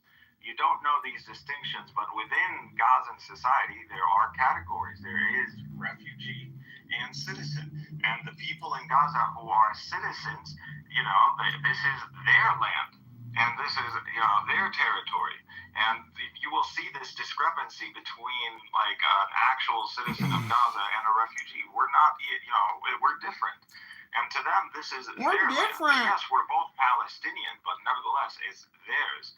So they see, they want us also to go back to where we came from as well. So that's internally to Gaza.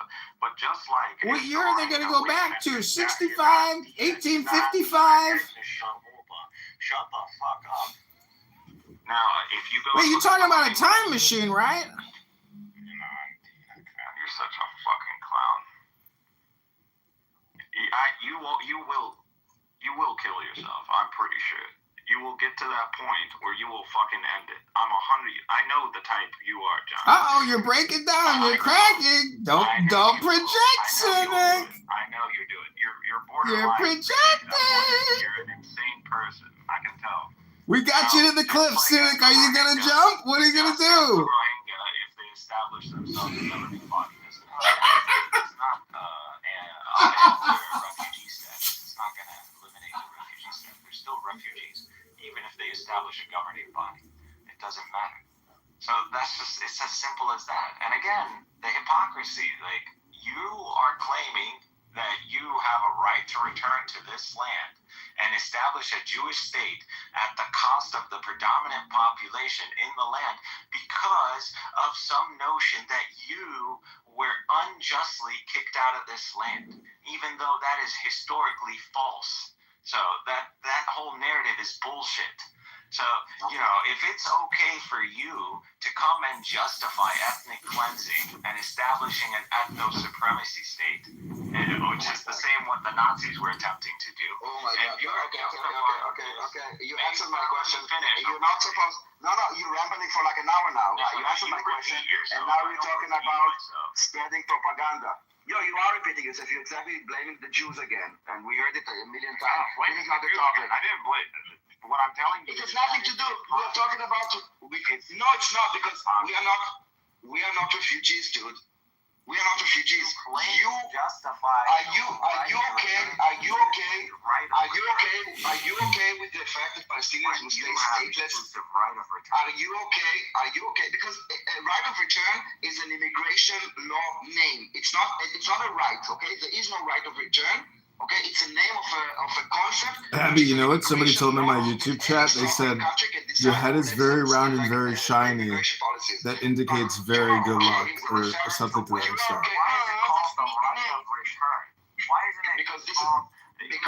Something like people with very bald, very round and bald shiny heads. Because this is our ancestral land, our indigenous land, and we are coming back. But it's about immigration law, and Israel, as a sovereign country, can decide who decides to come and who not. Now, I want to understand from you: are you okay?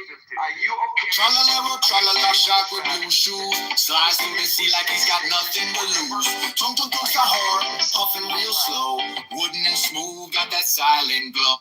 Name of this song is Italian Brain Rot. Engines roar, jet crack slapping through. Tralala, tralala. Hey, how come you keep posting stuff?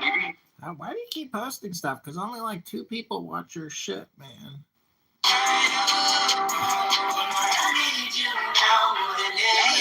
This is exactly what we live in because forever, Daniel. Dude, listen, your concept is that you will consider the Palestinians refugees until something that will never happen, meaning that they will be able to destroy something that will never happen. Okay, no, you assume. Okay, Okay, I can't do that room anymore. I can't listen to Daniel. Yeah, no, me neither. Okay, so I am going to create some videos here. I hope you enjoy. Okay.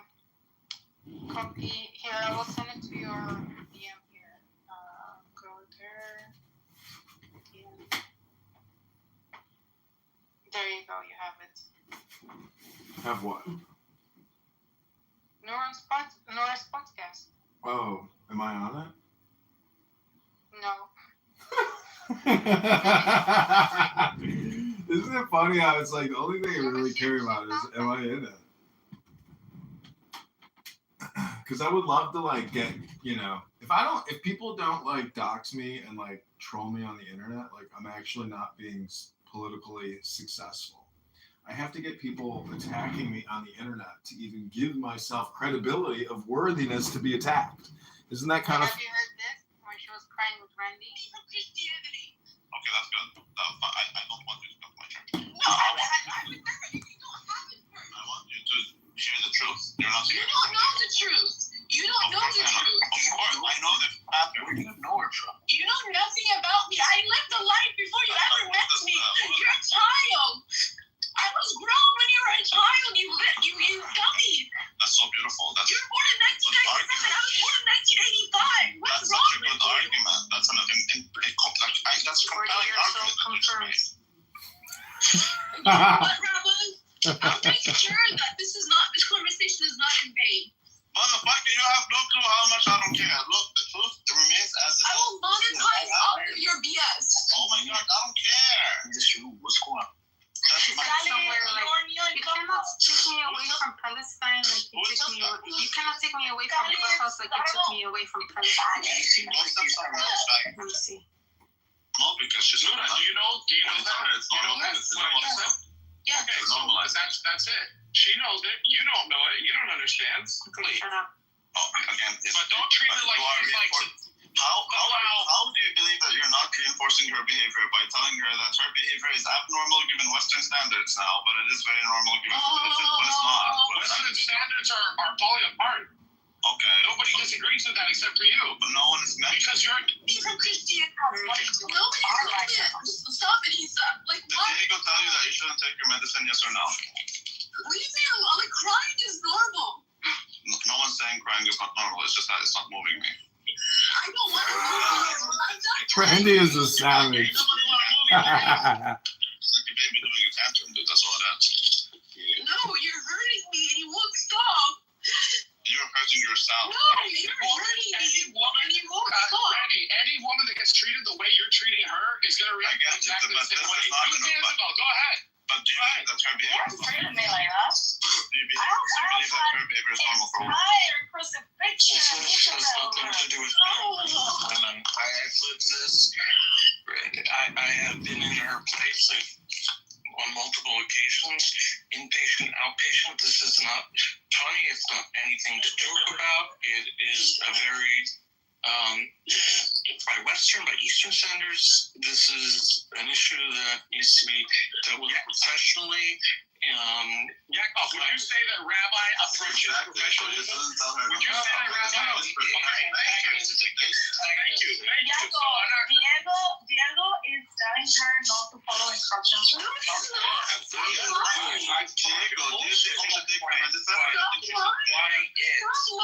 I have spoken with her on several occasions, and my advice is the following.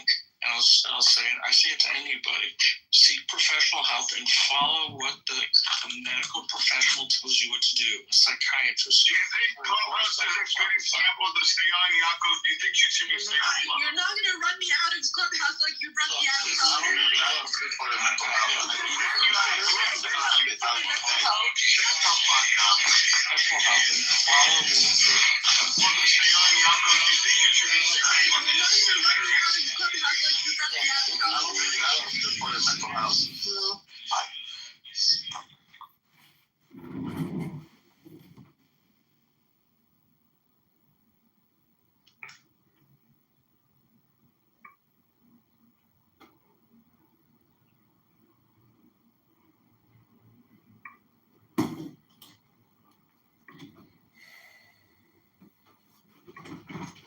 Please don't scroll. Hold on, I'll be right back. Okay.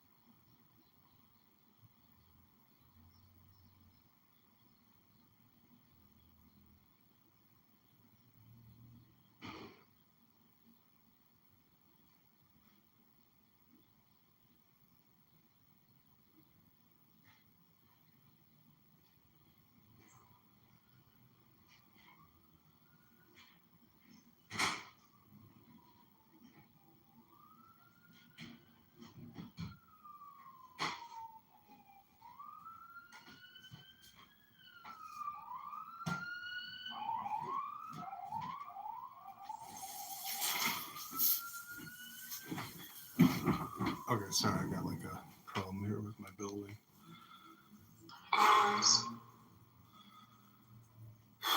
Dude, that was some funny shit. Some pretty crazy shit. It's like, it's scary because like if somebody does hurt somebody on this app and you spent all this time communicating with them, it's like, He's running, how long he's running. Stupid questions, dude. Come on. Have some I'm self-awareness. sorry, what? What did you say? You asked Zach how much he's running.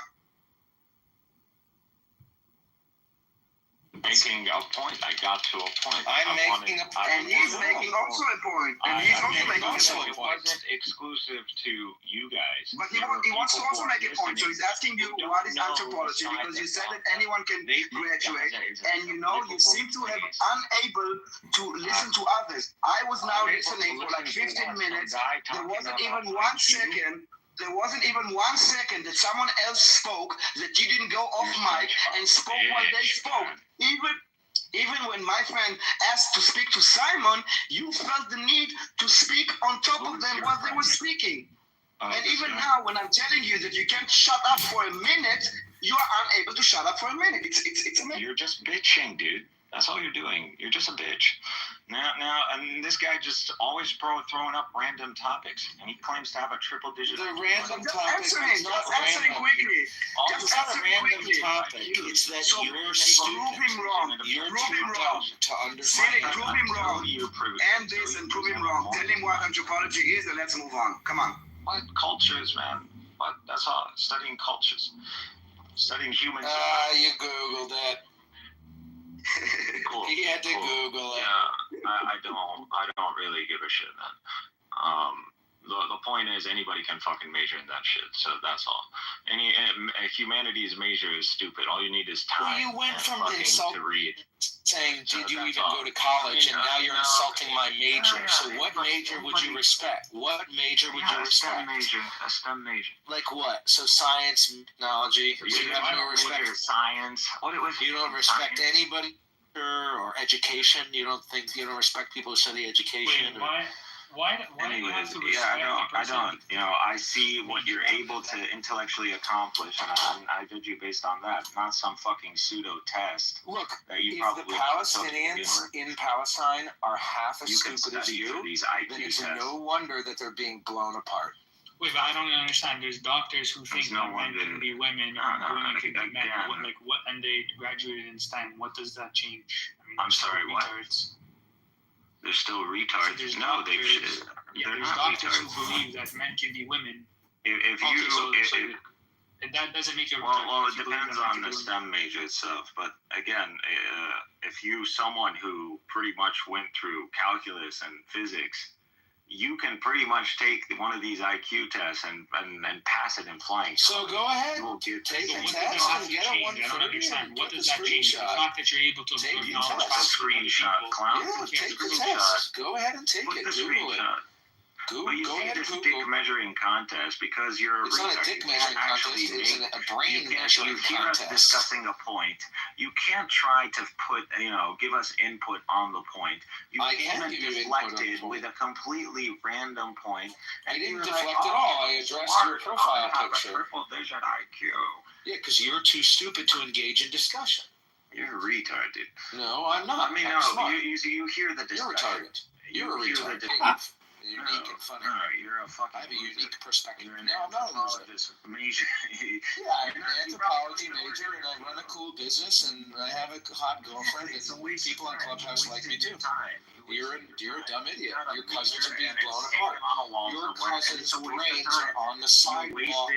Get a mop. Better get a mop. Somebody's brains are on the sidewalk. Better get a sponge.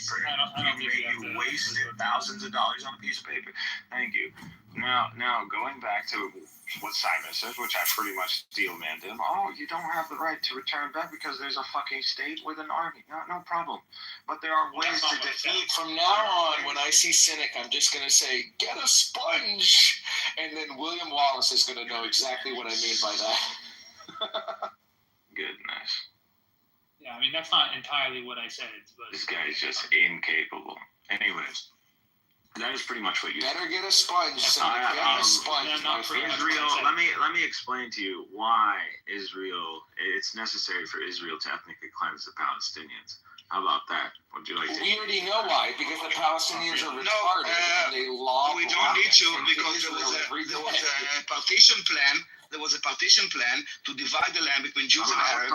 No one had to ethnically cleanse, but the Palestinians decided that it's not good for them, so they started a war and they lost. And there was no ethnically cleansed. They were not ethnically cleansed. This is why many Palestinians still have a key. Why do they have a key? Because they were told they will come back.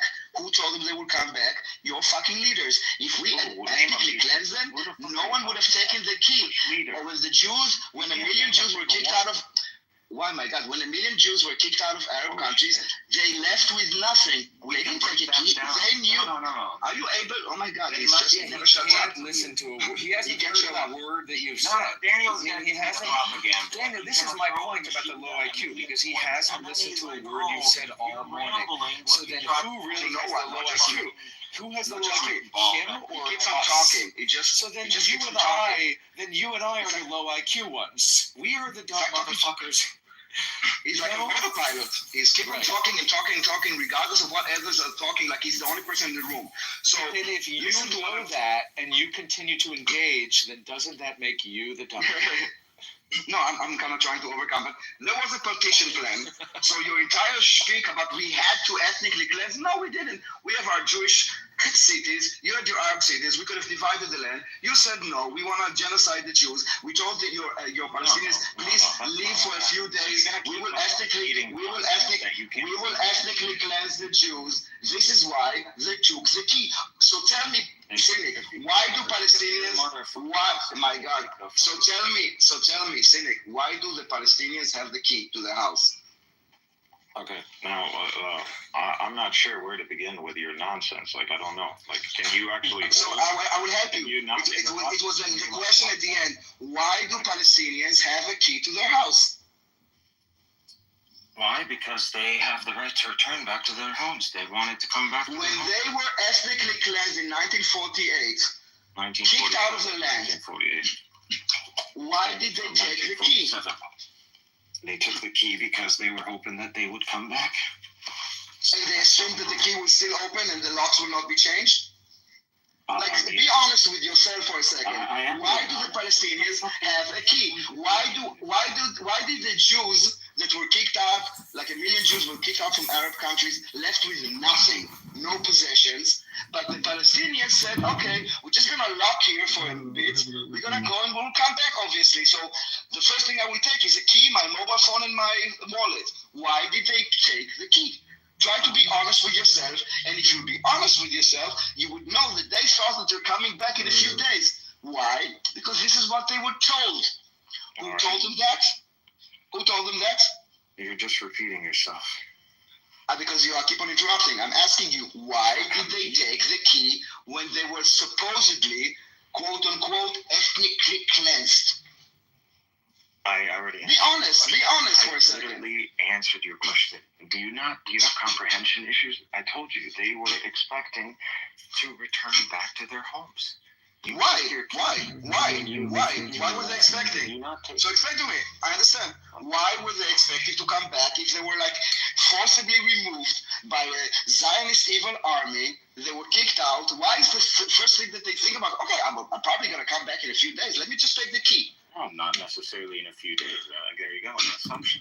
However, why did they take the key? It's a very simple question. The key opens the door, right? Very simple fucking question. Like, I don't understand what's so difficult here. I already answered. I'm trying to dumb it down so you will understand. They were in. No, dude, you're the dumb one here. I already answered the question. Everybody's dumb, and you are. but you don't know anything if you don't answer anything. Why do you take your key when you leave your fucking home? Because I know that I'm coming back. Okay. Exactly. Well, the same thing. But if they were forcibly removed, everybody thought, oh, they're not serious. They will let us come back in a while. They were either threatened, they were told by these Zionist gangs, if you guys don't leave, we're going to massacre you.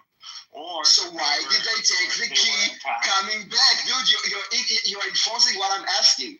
We were so genocidal that we will massacre them. Dude, control yourself. I want you to answer my question. Why did the Palestinians take a key when they were supposedly, quote unquote, forcibly, ethnically genocided, whatever you want to say? Because they thought they're coming back. Because they were expecting all of their friends, the Jordanians and the Egyptians and the Saudi Arabians and the Lebanese and all of them, they were expecting that those people were going to kill all the Jews and get the Jews out, and then they could come back home again. Killed all the Jews prior. The 5% of Palestine was Jewish. So we not for lack of trying. Not they sure tried. What's killed them. They did that. I've got another question. I want to kill the Jews before 1947. Are you sure? Are you sure? Question for Daniel and Cynic. So I want to test the rise of Zionism in Palestine. Okay. No one. So what was the first? However, I believe that's fair. Yeah. Well, I believe it's fair. Your cousin's brains are all over the sidewalk. I mean, hey, my friend, if you're willing to engage, make a good point.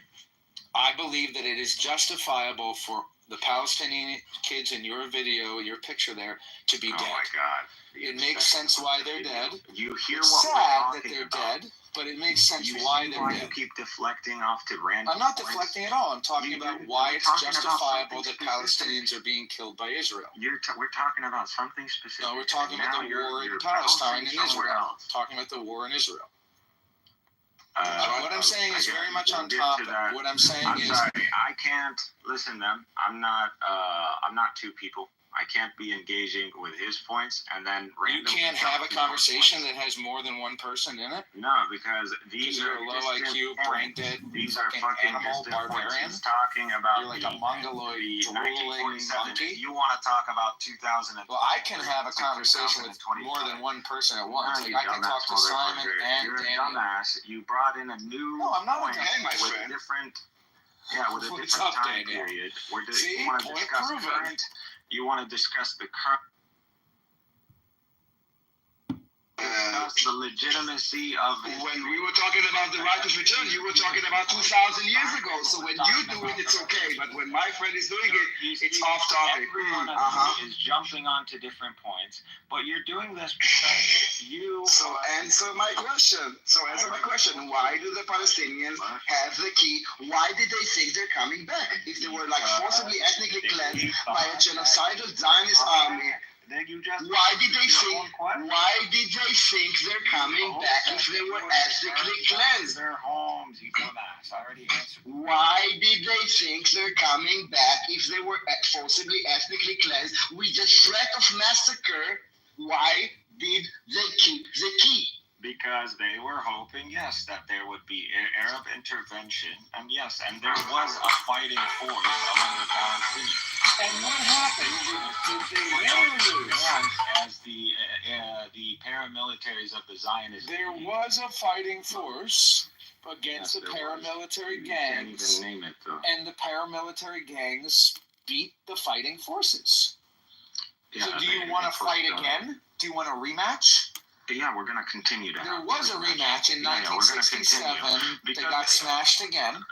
Do you want a rematch? Actually, there was a rematch, I think, in 1973 in or 72. 1948, Israel did.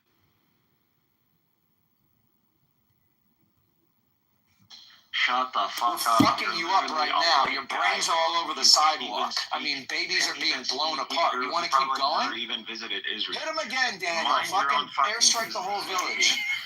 Mind your own fucking business, you cracker. Airstrike. There it is. Yes, mind your own fucking Hit him business. again, I'm not Daniel. going to deal with you anyways. So, again, what we're Nothing doing to do with you. is You're a privileged little boy from the United States, dude. Using bodies of dead children from Gaza. The objective of Zionism has always been to establish a Jewish state, and the only way you establish a Jewish state is by establishing a Jewish majority. I'll tell you what. You establish it. No, again, you are missing the concept of the. You are missing the point of the partition. So tell me, if the partition plan was accepted by the Arabs. As stupid as your face. Now, I understand, but answer me this: if the partition plan was accepted, okay, by the Arabs, then we didn't need to have this supposedly made. Really? Yes. Do you even know anything about the partition plan? What do you? No, explain to me, please, because I'm talking and I'm learning from you. No, you don't necessarily. So tell me, dude, if there was a partition plan, then everybody would. If there was a partition plan, if you're ignorant, no one would have. I can educate. Then we would have a majority. You would have a majority. We would both be living side by side, each one on their own. You're making like shit up as if you assume that we are idiots, like you're all pro-Palestine Nazis, that we are not aware of the partition plan, but we are. And if you are aware of the partition plan, you said that the Zionists came, and the only way, you said now, the only way to make a Jewish state is by kicking people out and creating like majority. And I'm telling you, I want to challenge it. I'm like, no, if there was a partition plan, and there was, which we accepted, finish that. So we accepted, that would be enough for us to create a Jewish state without ethnically cleanse whatever you're gonna make Can you up. tell me? But who said no to that plan? Was it us or was it you? Holy shit! So answer. You talk so much, I'm gonna start talking. Because you seem, because you know we've been talking for you for a couple of hours, and you're so sick in the head that we need to repeat a few times. Also, the fact that you don't stop yapping your mouth, I have no idea. The fact that you don't stop yapping your mouth, I have no idea what you. The fact that you don't stop yapping your mouth, I actually don't know what you're listening. So this is why I have to repeat. If you would know how to behave, if you would know how to behave in society, where when someone speaks, you listen, and then when you speak, we listen, then we don't need to repeat ourselves. So I'm telling you, you said now, you made a claim that the Zionists came, and in order for them to create a Jewish state, they had to ethnically cleanse in order to have a majority. And you keep on talking. It's mind-blowing, the level of you're incapable of having a conversation. I'm about to. You will notice that I'm muting up. Listen, let's agree. When I mute up, that would be the cue for you. That would be the cue for you to unmute, okay? When I mute, that would be your cue to unmute. When I mute, that will be the cue for you to unmute. When I will mute, that will be the cue for you to unmute, okay? Let me say what I want to say. Then I will have the imagination. Then I will be able to, at least in my head, I will be able to listen. Stop rambling. They say to fucking keep. Airstrike the whole village. Strike the whole village. Just airstrike his whole fucking village. So I wanna address it, and I Hit him again, Daniel. You made the point about the demographics. I want to make it again. Because Okay. you're a bitch. Because you're a bitch. Okay. So I'm a bitch. You are a bitch. I'm glad you acknowledge it. Listen, bitch. Shut up. Okay. Now listen. You made a claim that the Zionists. Let me answer. I will repeat. You know what? Now I'll say it twice. Okay. Now I'll say it twice. You need to listen. You need to understand that this is not Gaza. Okay. You need to understand that this is a civilized society, and we are having a conversation. So now, okay, this ain't Gaza. This is not Gaza, dude. You're a bitch. Listen up. Okay. Are you done? Okay. No, are you done? Why are you going to repeat yourself? You made a claim that you said that when the Zionists came in. You made a claim. You said that when the Zionists came, they had to. You made a claim. You said that when the Zionists came, they had to ethnically cleanse the Arabs in order to have a Jewish majority, in order to have a state. I'm asking you if there was a partition plan, and there was, that we accepted, then your entire claim falls. So address this point. You see, it was like 30 seconds. You just had to wait up. Now I will repeat myself again. You made a claim that in order to create a Jewish state, we had to ethnically cleanse all the Arabs in order to have a Jewish majority. And I'm challenging you, and I'm saying, no, there was a partition plan, and if it was accepted by the Arabs, which it was not, then we would have divided the land. We would have a Jewish state with our majority. You would have an Arab state with your majority, and everybody would live happily ever after. Now address my point. Now listen, I will mute up, and then it will be a cue for you to Yeah, I know how it works. You repeating yourself 3 times doesn't benefit anybody. Apparently, it only does. I don't know. Must be a articulation thing. You're wasting your time. You're wasting your time talking. Okay. Well, I had very simple answer. Do you know the demographic ratio for the presumed Jewish state? Let's just start there. According to the partition plan, what would have been the percentages? Like 40-something%. What's the point? So yeah, the Arabs would have been 45. Roughly, we're talking roughly. So 45 55. So that's what we're talking about. No, because the land was divided first to.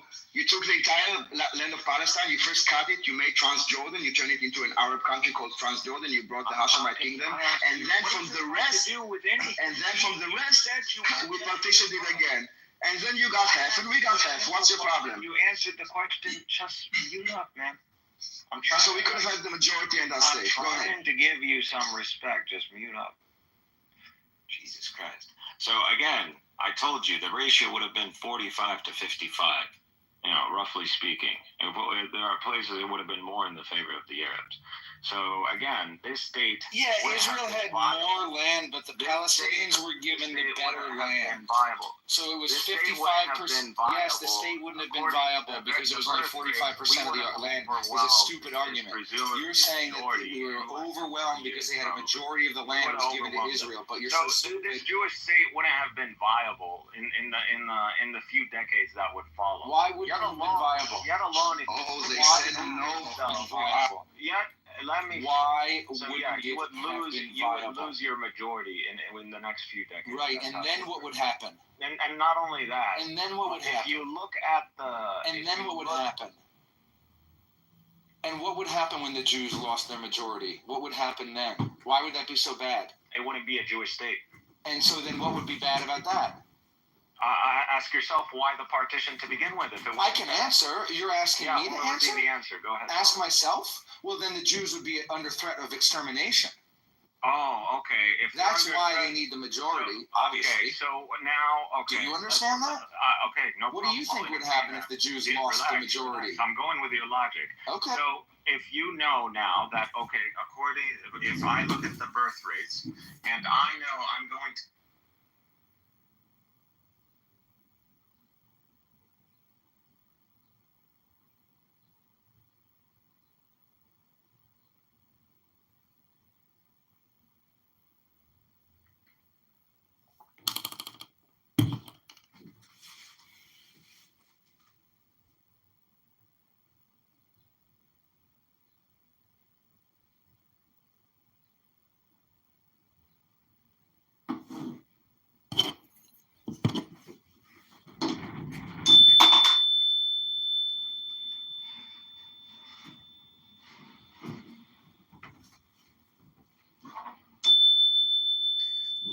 salvation upon the righteous and joy on the upright in heart.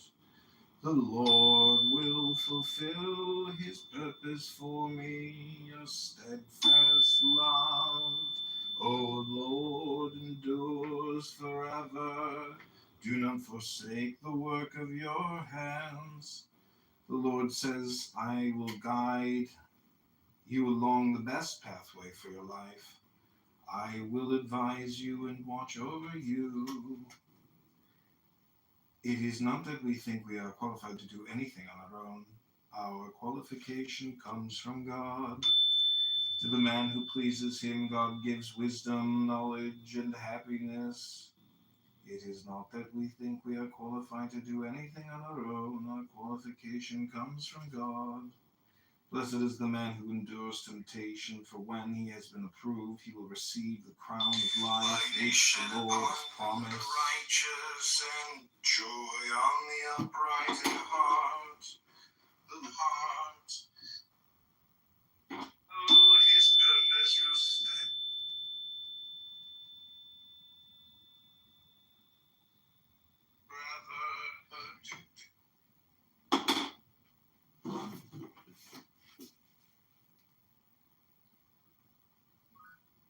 Minority. The birth to an Arab majority in probably 20, 30 years. So now what do I assume that the partition plan has taken place? What is the solution now for the Jewish state? Go ahead, my friend. What solution? Wait, let me We try have 2 million Muslims and everything's okay. He asked me. I'm He asking asked you me. to just let him answer. This is two Americans discussing Israel, Daniel. We have no need for an Israeli to chime in.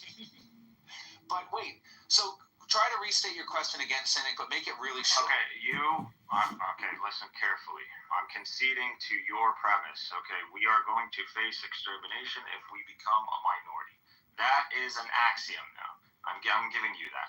Now, you also understand, based on this 45-55 demographic, We'd have to cross into each other's territories. No. Forget about that one. That's just me showcasing that it's not practical to begin with. But ignore that point. Now, look at the birth rates for the Arabs. And based on this demographic, we would be the majority in the next few decades, maybe even less, just based on the birth rates alone.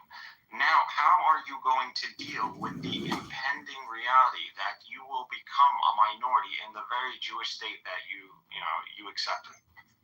How would we become a minority? If you have like high birth rate in your own country, how does it affect my country?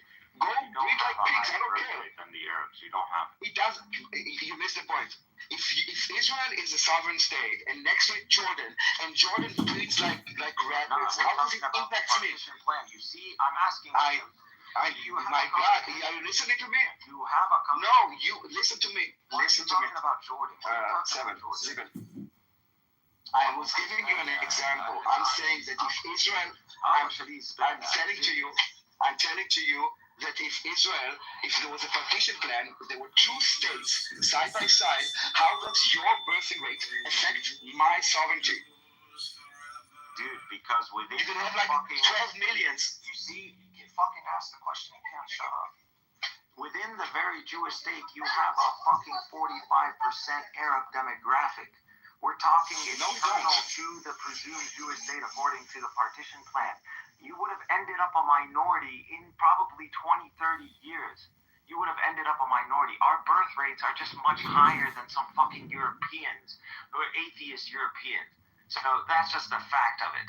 And so now I'm asking my friend, how are you going to deal with the reality that you are going to end up a minority in the so-called Jewish state? And assuming this state is He's projecting a history hypnosis time machine again. He thinks he knows the future. How would I deal with the fact that the Jews are going to become a minority in Israel? Two answers. The first answer would be to increase the Jewish population by having more Jewish babies and inviting other Jews from around the world to finally come home to Israel where they will be safe from anti-Semitism. That would be the first answer. If we're going to become a minority, we have to increase so we don't become a minority. Okay. The second would be if Muslims weren't crazy, then being a minority wouldn't be an issue. Like the Jews are a minority in America. That's anecdotal, but at this point, how do you deal with the scenario itself? Like, what would be the active measures? You said increase immigration. Yeah, increase the population. Now, again, if you look at currently, I'm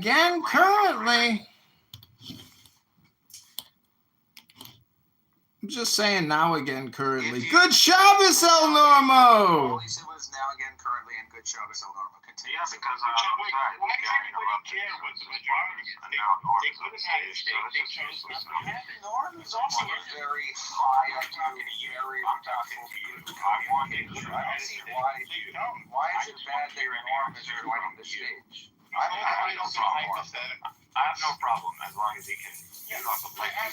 So it's engaging the point with you. Yes, he's answering our question. All right. So why get tied up in Wait, are you saying to me why get tied up in hypothetical? Why are you jumping into a conversation? Calm down. Well, we're getting tied up in these hypotheticals because of the dopamine. I'm asking. It's flooding me with dopamine. So why don't we go to the heart of the issue? They don't want to stay. I'm asking him, please. He's centering me, and I'm starved for attention. It's not every day that somebody wants to talk to me. He wants to talk to me. I don't mind talking to you. So I'm dealing with you, my friend. So at this point, I'm asking you. I gave you the scenario. You said increase immigration. I'm telling you now. If you look at the ground right now, if you look at Israel right now, the dopamine flows through. You will see let that the dopamine enter your veins. Israel is settling your brain. This is full of the dopamine. You're ridiculous. Why is this guy? He couldn't wait to hop on stage and open his fucking black mouth. It's too bad. He couldn't wait. You just don't do it. You just love fucking talking, don't you, Norm? I'm asking him. We're engaging in a discussion. A very quick scenario. Have some fucking patience. It's annoying. There's enough with your hypothetical. If you wanted to stay, you'd have with the hypothetical because he's yes. My friend, are you that much of a pussy that you're gonna? No, don't be quiet. Just talk about the issue. No matter. Are you no matter? Are you no matter? No, I'm not a pussy. Okay, then the answer. I don't like shouting over people. I'm not. I told you this is a one-on-one. I'm telling you, deal with the scenario. It's not a one-on-one because now we have. Okay, so you're a bitch. That's what you're telling me. You're a pussy. Well, your cousin's brains are on the sidewalk. So okay, so I'm good. It was. The sponge are up. It's not even. The brains are flowing. Honestly, it is a pleasure, to humiliate you guys over and over again. As I think the only one who has been consistently humiliated here is you. You're literally just got humiliated because every you time were you about speak, to.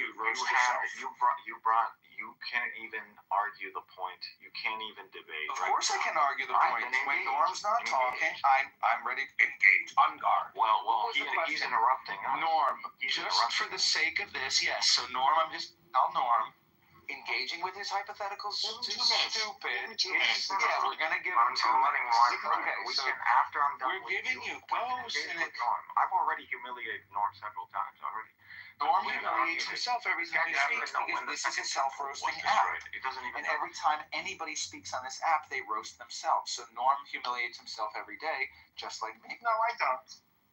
Okay, he just humiliated himself again. No, I do. All right, can you, if you look at the current demographics, if you look at the current demographics today, the Jewish Arab demographic and the Mandate of Palestine, or what was known as the Mandate of Palestine, you will see that the current advantage is for the Arabs. It's 51% in favor of the Arabs. So if you look at the territories from the river to the sea, it is 51% in the favor of the Arabs. Well, I'm about to move there, and then it's going to be one more Jew in Israel. This is after millions of refugees around the world, the Palestinians. What is your point? My point was, if there was no war, if there was no ethnic cleansing, the numbers that you see today, 51%, would have been more like 70%. Would have been probably even 80%. And so then that would have been good. Then we would have all been living in peace. We would have been sharing the world. It would have been 70% Arab and 30% Jew. Cool that you said that. All right, I remember what you just said. Now, if you would have been sharing the country peacefully, okay, no problem. If there wasn't for like the murderous hatred of the Jews and the fact that Allah had Jews or whatever. Okay, cool. Thank you for that input. Now, with that understanding in mind, hold that thought in your head. Now, what you're seeing is that your initial protocol to deal with the whole demographic issue, increasing immigration, wasn't going to fix the problem. So just based on the scenario that I just mentioned, the current stats, as I mentioned right now. Now, this notion that you just brought up, so now you're going to have to give me another protocol, another strategy to maintain the demographics in your favor, to maintain a Jewish state. Now, moving that aside, if you want to respond to that, you can go ahead after. But that notion that you just had in mind, that we can live in peace, then why the fuck did we need to have a partition to begin with? If you can accept the reality of being a minority in the land, then there was no necessity for Zionism to begin with. There was no necessity to establish a Jewish state to begin with. But you see, the very reason for establishing a Jewish state was... I get your point. Can you stop talking? Thank you. Yeah, because I get your point, and actually I agree with Norm. So Norm said a few times, you said, why did we need to begin with? Why couldn't we have just lived in harmony with 70% Arab population and Jewish population? And Norm said very simply, he's violent. And this reminds me, actually, Norm, before you entered the room, I was going to ask a question for Cynic and Daniel. I could just answer. I could ask it now for Cynic and Daniel and Norm. But Jason, repeat what I said. Give him his reason so he understands it. Give him the reason. Me? Answer. No, so the answer, well, the question I was going to ask is, what was the first massacre that started the war? Was it Jews killing Palestinians and forcing them off their land? Or was it Palestinians killing Jews who were settling in Israel? Who started it? I looked this up on X, on AI the other day, and I actually got a real answer. So there is actually a correct answer for like the first massacre. I think it happened in like possibly 1929, I think. But do you know who started it and when? Maybe Daniel will know this. You're talking about the Hebron massacre. That's what you're talking about. I think so. Hebron massacre. 29. Yeah, it was pretty much a mob mentality as a response to a national. That's why they needed. Basically, yes, it was a massacre of Jews that was incited. He asked me, I think he asked me, actually I heard my name. I literally was quiet now for 15 minutes. And I heard my name, Daniel, and I actually, for the last 15 minutes, all I heard was your voice. I heard your voice. Okay, so the question was addressed to me, and I would be happy to address it. So 1929, if you read the description of what happened on 1929, it's very much similar to what happened on the 7th of October in terms of like the description, except taking the hostages, basically. And it's a reuse tactics that they use a lot. Basically, the Jews did something usually it's about Al-Aqsa or whatever, and then they incite the Arab mob to go and slaughter Jews. And this is like the same recipe has been repeated over and over and over again. Okay, thank you. So, like you said, there was a Zionist demonstration that went through Jerusalem, and they were calling for an establishment of a Jewish state and that the rebuilding of the temple and all that nonsense that you see today. Now, at that time, I was in the West, so that completely makes sense why they went and just massacred babies and children. Now that you say that there is a reason, there was a protest, and they said that they want to make a state. So, okay, so it makes sense why they go and slaughter Jews. Now I understand. You want to build the third temple, yes. Yeah, when you So that makes that's for you it legitimizes. So for you, in your eyes, in your like inhumane terrorist, properly Nazi mindset, you think that this is a reason to go and slaughter Jews in their homes? No, I want to understand. You think that there is you think that there's something to justify. So you think that. So you're basically saying that you're going demonstrating in Jerusalem. So you're basically saying that there's something that justifies it. Why is it so hard to speak with him? So you're basically saying. Why is it so hard to communicate with him? Are you just figuring this out, Daniel? He answered the question, and now it's my turn. But he doesn't want. He wants to continue. He wants to continue yapping. Hopefully that was God. Anyways, I'm going to take the opportunity. So Anyways, I think I'm going to go to the gym or go on a nice power walk, read a book, do anything other than listen to Cynic Mikhail continue to speak and spam his bullshit. Mikhail, why don't you go to the gym and read a book and do something productive today with your life? So I'm talking to my friend, and he just heard the answer from Daniel himself. There was a protest that went out to calling for the Jewish Zionist state and for the destruction of holy sites. So that's why, and this triggered a mob mentality. And yes, there was a massacre that took place, but you need more context on this. We need to go down the history hypnosis time machine right now. Go ahead, Cynic. El, you can handle this, El. Go ahead. A lot of those Jews also in Hebron were Arabs. So a lot of people who defended them and the people who repelled the people who repelled the mob were Arabs themselves. So yeah, but people want to ignore that, and a lot of these guys were executed or persecuted. So that's what happened with that. So but you can see that it was a triggered response. So they were triggered into this. So that's what it is. When you have a project in your own land that calls for your ethnic cleansing and your destruction. The Zionist program, history so bloody. So this is expected. If I go in the United States and I have, it's expected, El Normo. It's expected. I have established gangs, and now I'm calling for this taking over American territory and diminishing American sovereignty. Of course, this is going to trigger a mob mentality. Of course, it's going to trigger a mob mentality. Yeah, of course. I'm a Jewish non-Zionist. You guys might be interested in my viewpoint. I'm going to say, if I could So, my friend, you don't have an answer anymore.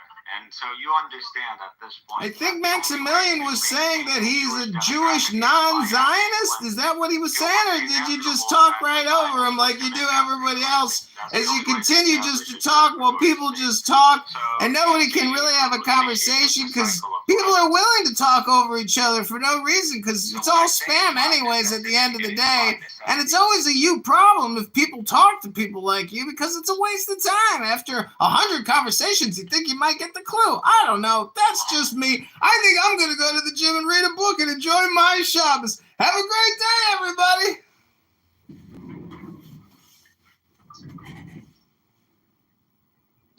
And he doesn't leave, by the way. Just like, I'm going to go to the gym. Yeah, it's because you're violent. He just stays. That's your problem.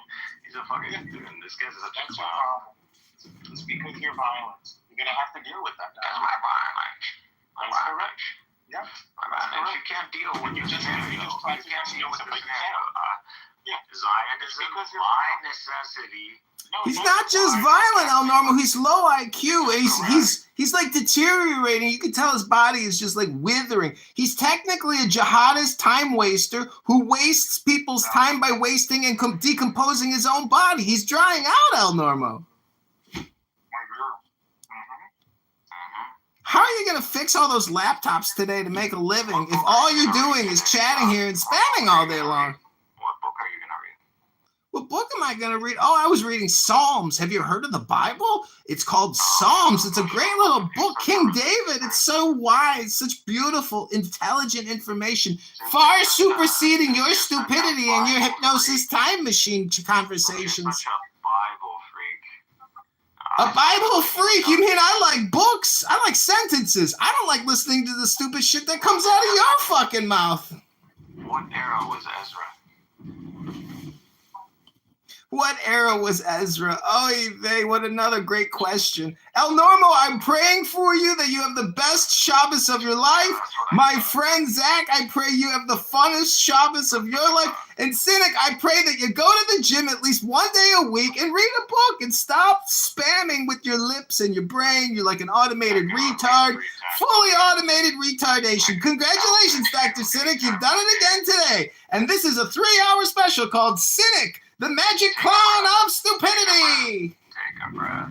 You're literally the clone. What year did you copy our book, Mikhail? What year did you copy our book? Norm, Mikhail, what year did you don't even know your book. You don't even know year? shit. No. You literally didn't even know when the second temple was destroyed. Don't change the subject. Know shit. Don't change the You subject. don't know shit. What year? You don't know shit. What year So who told you this is your fucking history, anyways? What year did your guy copy our book? I guess someone who converts to Islam now, this is their book. Their book. What year? My book. What year did your You're guy a copy our fucking book? convert now. What year? No, what year? What year? We didn't copy no goddamn book. What year? We didn't copy no goddamn book. I'll tell you who copied books. Maimonides copied. No, I'm talking about your book. Yeah, my book isn't a copy. What year did you copy our book? My book isn't a copy. It's not? Then where did you get it from? No, from God. Oh, really? Yeah. What about the actual history of it? What actual history? I don't know. Yeah. I already answered to you from God. Any other question just fucking is gonna sound retarded. No. Besides your religious beliefs? From God. And what year did you copy our book? I'm appealing to divine authority, an omniscient being. Are you stupid? What year? No, what year? I already told you. The answer is a year, Mikhail. What year? No. We didn't copy shit. I already answered your question. Of course you did. Of course you did. Prove it. Yeah. Our book was there. Predated Who says like it's your book? 1400 years. Who says it's your book? Calm down. No, don't. It's my book. This is my book. Hang on. No, you have your... No. This is my book. No, I converted you have your book and this it's is a my copy book. of our book. This is my book. You have your That's all my book. Right. All of it is mine. It's all of it is mine. You're a fucking cracker. When did it what the fuck are you talking about? None of this is your book. None of this. I see. What year did your guy copy our book? You're a fucking cracker. This is my book. El Normo, he called me a kike faggot today, and he's calling you a fucking cracker. What do you think this guy's... How would you diagnose Cynic, El Normo? What kind of diagnostic would you administer to actually get to the root essence of who Cynic is? Very nasty. You're no damn Semite. Very nasty. You're no Semite. You're very nasty. You're acting like you're a fucking Semite, like you know it for sure. What year was it? What year did your guy This is all our shit. It's my shit. This is my book. Yeah. What year did It's my book. If I'm copying for myself, it's my book. What year? It's my book. What year? It belongs to him, El Normo. The book belongs to him. It's my book. Are you not hearing him? He keeps saying, it's my book. My book. It's my book. It is my book. He wants to be us. He's pretending to be us. No, you want to be us. There's a difference. So you're in California, right? You're in Brooklyn. No, I'm not. Yes, you are. El Normo, you're not helping Cynic. He's got laptops to repair today. He can't be here 80 hours a week arguing. Otherwise, no one's laptop's going to get repaired. 80 hours a week. So listen. 80 hours a week. Are you going to post this and get 5 views on YouTube? As an American Jew, I think Israel is the greatest danger to Jews. As an American Jew, I think the greatest danger to Jews is Israel. Israel is a total danger to Jews, and you guys don't even want to address that. This is why the nations... Israel is a danger to the Jews, Max? Y'all fucking retards. El Normo, what's wrong with Max? Why does he think Israel doesn't have the best interest of Jews at heart? What kind of ridiculous position is that? I don't know. But let's start with the year that Cynic copied our book. You're a fucking cracker. You copy shit. It's all mine. Don't be afraid. You don't even know fucking basic Jewish history. What the fuck about you is Jewish? Don't change what the fuck about you is Jewish? America and Israel do not always have the same things in politics, and whatever is good for Israel is not always necessarily good for the United States. And I think that's a huge problem, and I think it's been exacerbated more and more now. So we're going to get it more doing as an American Jew. I'm not a Zionist per se, and I think it's a danger to Judaism as a whole. I think it creates more anti-Semitism, and the bottom line is I believe it creates more anti-Semitism than it helps. We can talk about that. When you create a state, and the only way to create that state is by ethnically cleansing Arabs who are Muslims, who are part of a greater body, which is the Arab and Muslim world, of course you are inviting perpetual violence against Jews and against the Zionists. So that's what's happening. And they, Why not give them I know it didn't have to be in Palestine. Yeah. It was debated where to be. You know, so this isn't a prima facie situation. Who debated it? I believe different Zionists. I don't know as well as you. Well, tell us what you're talking about if you know. Don't you know the story of Theodore Herzl, Max? Okay, let's just go back and let's drop back. Do you think that the United States and Israel always have the same definite motives and... Come on, Max. Nobody thinks what's good is goose for the gander. Yeah, Max, we're not stupid. We know the obvious answer to your question. The point is, you know, we are basically aligned against hate, against people like Cynic who want to waste our time, like you who want to waste our time with your politics. This is great. Your political position is in an inferior position. It's not intellectually bad. Okay, take care, Max. Well, Max. It's not. Anyways, I thoroughly enjoyed this roast, this barbecue. I had a great piece of pizza during the party. There were a lot of beautiful people here, but there's a lot of misaligned people who have essentially, how many more times are they going to come on here and do the same dance? Do people not like going to new concerts or something? How many tickets are you going to buy?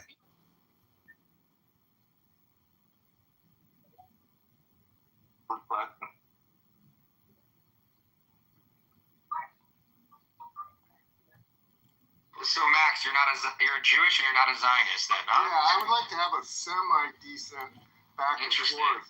So you don't think the Jewish people have the right to their own homeland, right? Because that's what it means when you're not a Zionist. No, I don't think it's written in the sand or anything like that. No, I don't. But my bigger point is that the current state of affairs with the way Israel has gone is not beneficial to me as an American Jew. Well, no one cares about if it's beneficial to you. No one gives a shit about that. What we care about is care about what the Jews and the rest of the world care about, right? We care about them having a safe place to live as a Jewish person. Well, it's the only Jewish country in the world. Less safe everywhere else because of well, that's why, and that's exactly why we need Israel, right? No, not at all. I think twisty. So where are we going to live then? With all the Arabs that treat us so well? I've always been living. You know, I live in the United States. My parents live in the United States. I mean, that's great, but not every Jew wants to live in the United States. Okay, so they can pick somewhere, but it doesn't have to be... Yeah, it has to be Israel. Why? They because can live in Uganda if they want. Because it's our home, that's why. No, but that's debatable, and... No, it's not debatable. Well, you're going to debate archaeological evidence and history. I don't know. I'm sure there was Native Americans in the United States that didn't keep us from taking it over.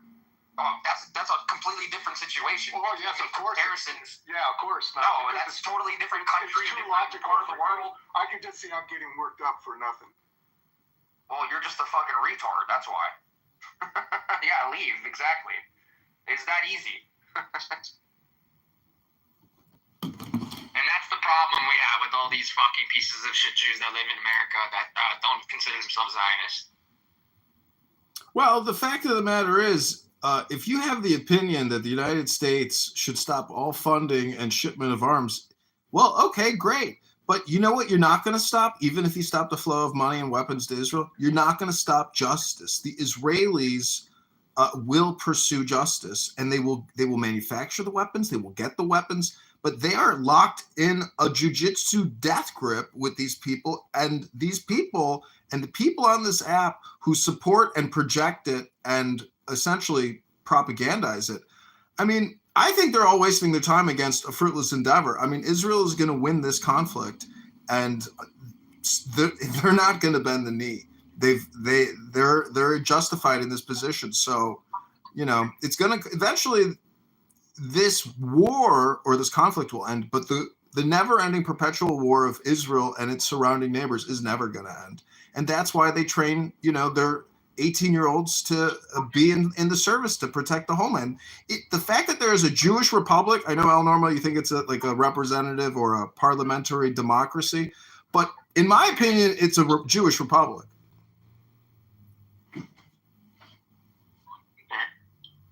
In the sense that it's to be Jewish and to be nationalistic, to have a Jewish country is so groundbreaking in terms of world history. And it blows people's mind that Jews now have a perpetual state, which is a monopoly on a civilization. And the people on this app can't stand that they don't have an ethno-state, and they are essentially religious ethno-extremists, and they're hypocrites. So I think we can accurately diagnose and accurately describe the situation and the people on this app who support terrorism and propagandize terrorism. They don't stand for justice or law, and these people make me sick, and I spit on them.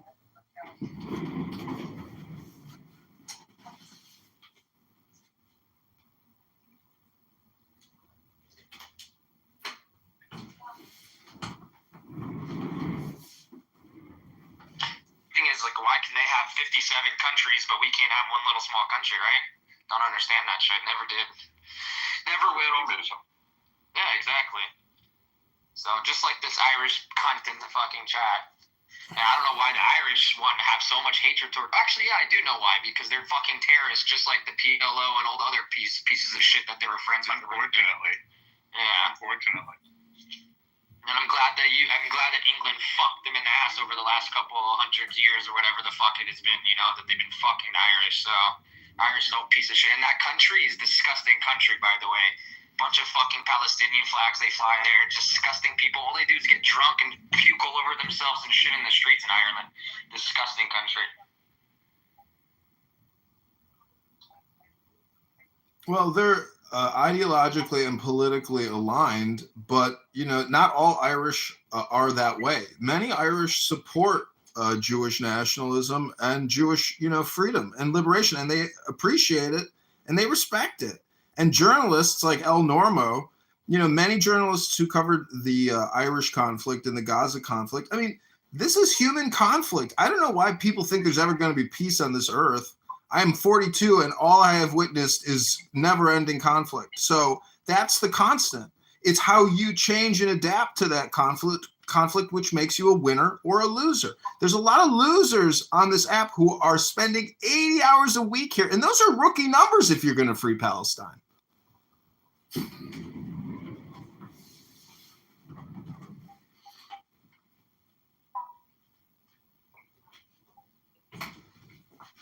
His point about demographics was so weak. It's just so stupid. People love to use the term demographic all the time. Right. Well, there's something ridiculous about the term demographic. I just believe that a lot of people here, they put us in this history hypnosis time machine, which is a projection, and they demand that the reality now conform to their narrative projection. And it's just so stupid.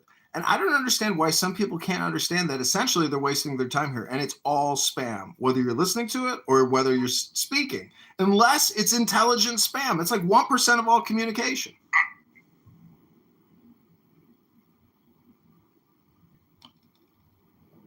That's all it is. It's spam that they got from TikTok, X, and other places on the internet. That's all it is.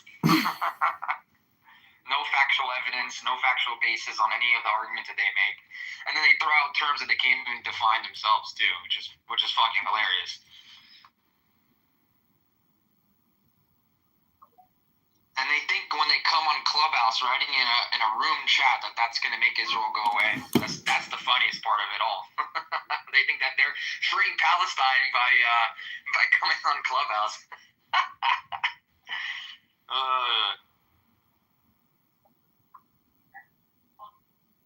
They are putting their grain of salt to get all these little children and women killed.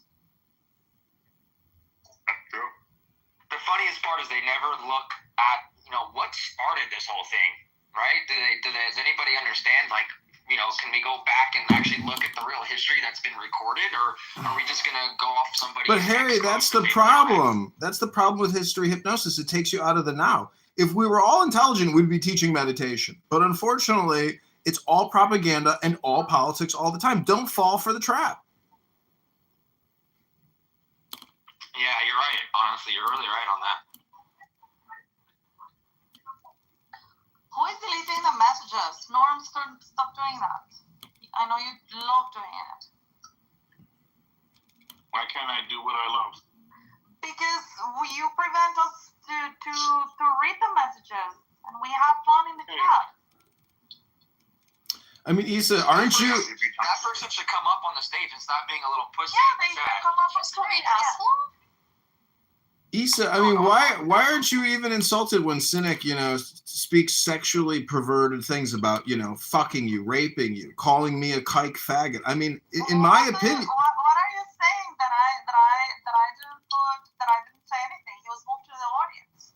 Well, what I'm saying is he's a cretin, and you support him. If I were to worry about every obnoxious comment that I receive in this app, I would be more sensitive than Ben Mendelsohn and that Norm. And I cannot afford to live a life where I have to worry about every person's comments. I don't care. It'd be more fun if she was speaking and not writing, though.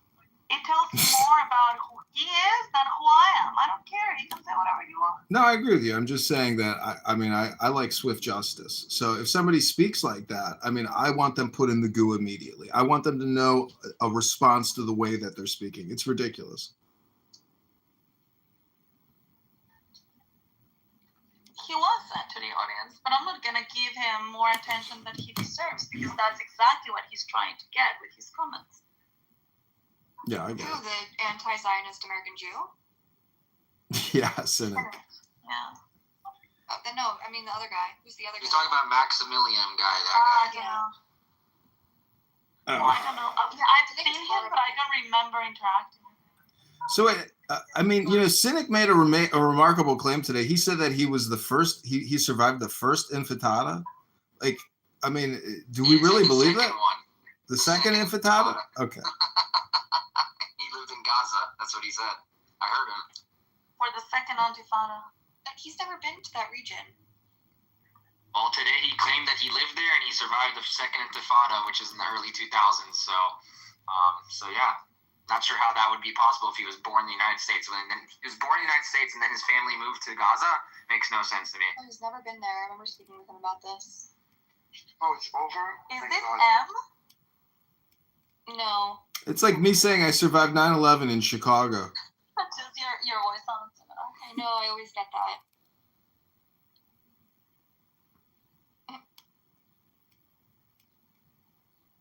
Anyways, it's been another fun episode of Clown House this morning, recording all this insanity. Let someone else up here who reads Israel. It's fun. It wasn't fun. It was annoying. I was exhausted. He didn't shut up for a minute. You weren't here. No, the second guy, the anti-Zionist American Jew. No, he was here for a long time. Talking about stupid, annoying people. Where is Soren? Oh, he got consumed. He's back in Iran. He's working on internal communications over there now. He got himself in trouble. Yeah, I missed his comments about Norm's prostate. He hasn't been on the app for months. Something happened to him. This doesn't address the original source problem, which is Zionism. Oh no, I hope nothing happened to him. What's his name? The Moses guy, the one that has got the cool PTRs. What's his name?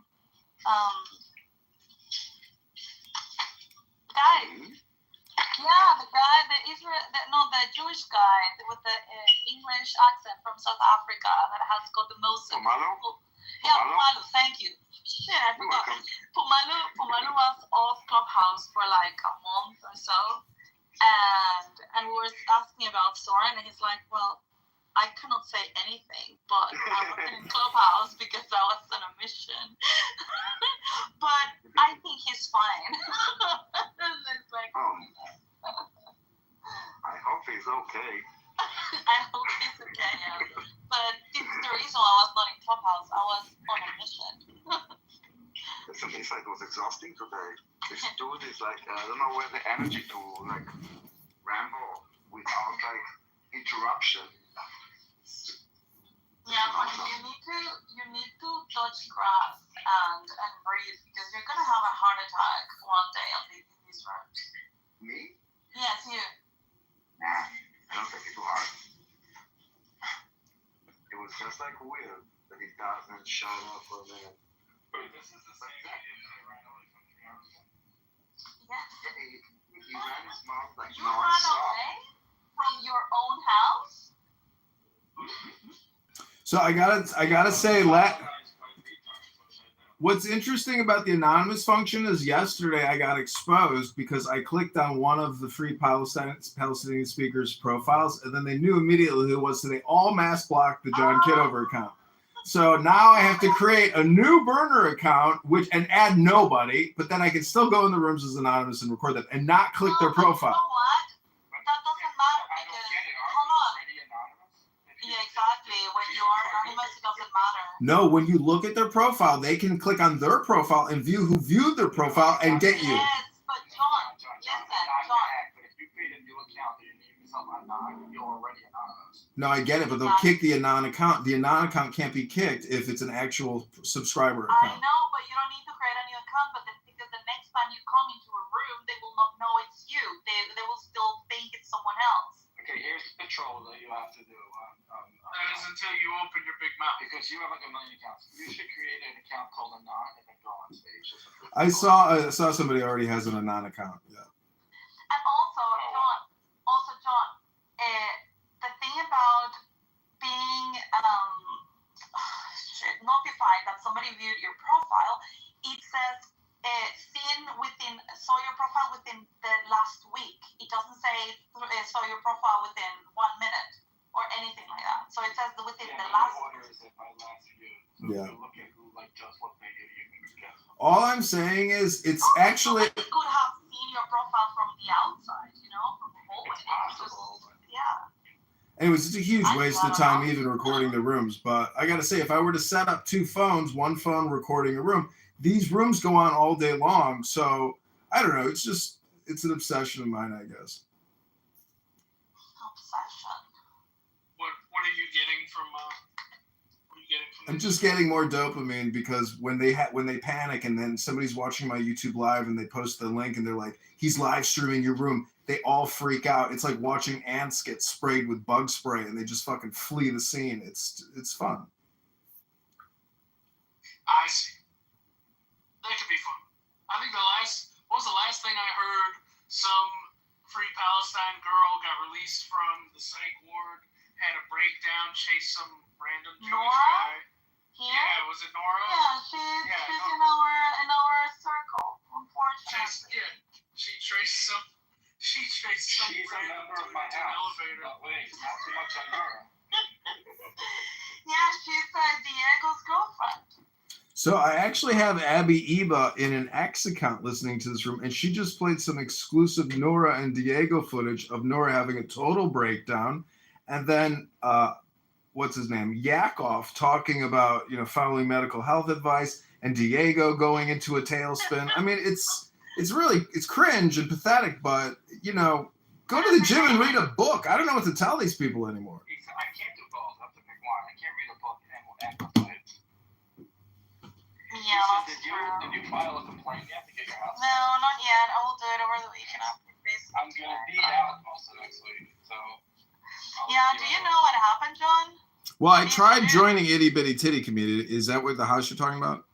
No, this one. You know what happened to the Jews when you open your heart to them and you're close to them? This house. They take over it. You see, this is the biggest house I had with like almost 12,000 people. And I opened my house to Meyer and Daniel and made them admins and whatever.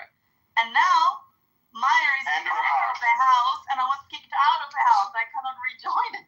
She opened her house, and she opened her heart, and she got stabbed in the back. Yeah, and now he's offering a 2-house solution, but I'm not sure I want it. I just want the right to return. Oh my This is so meta. From the leave button to the mic button, Issa's house will be free. Yeah. Exactly. The leave button to the mic button. Why can't you just stop killing babies? Yeah, I don't know. Clubhouse glitched during this latest update, and I just lost my house. I don't know, and I cannot even join back. It's so stupid. It's probably a Jew. Yeah, it was a Jew. Meyer is the owner now. You've been nakbad.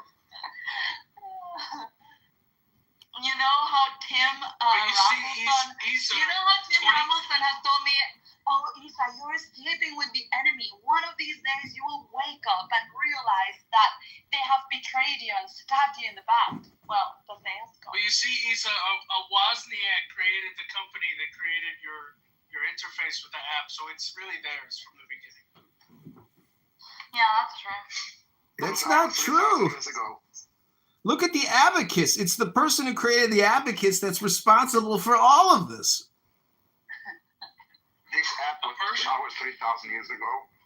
3,000 minutes. 3,000 minutes ago. It was 3,000 days ago. Well, at least they didn't. I thought, because I couldn't find a house the other day, I was trying to open a room like yesterday, and I couldn't find the house, and I was like, where the hell? I'm Daniel. They deleted my house. It's like, no, I see it. And so then we realized that it was Meyer. Isa, were you clipped? No, I wasn't. So it was just a glitch. I don't know what happened. No, because if you were clipped, maybe they confiscate your house. No, I wasn't. No, because I didn't lose any of my other houses either. Oh, it was just this. I know, it's really weird.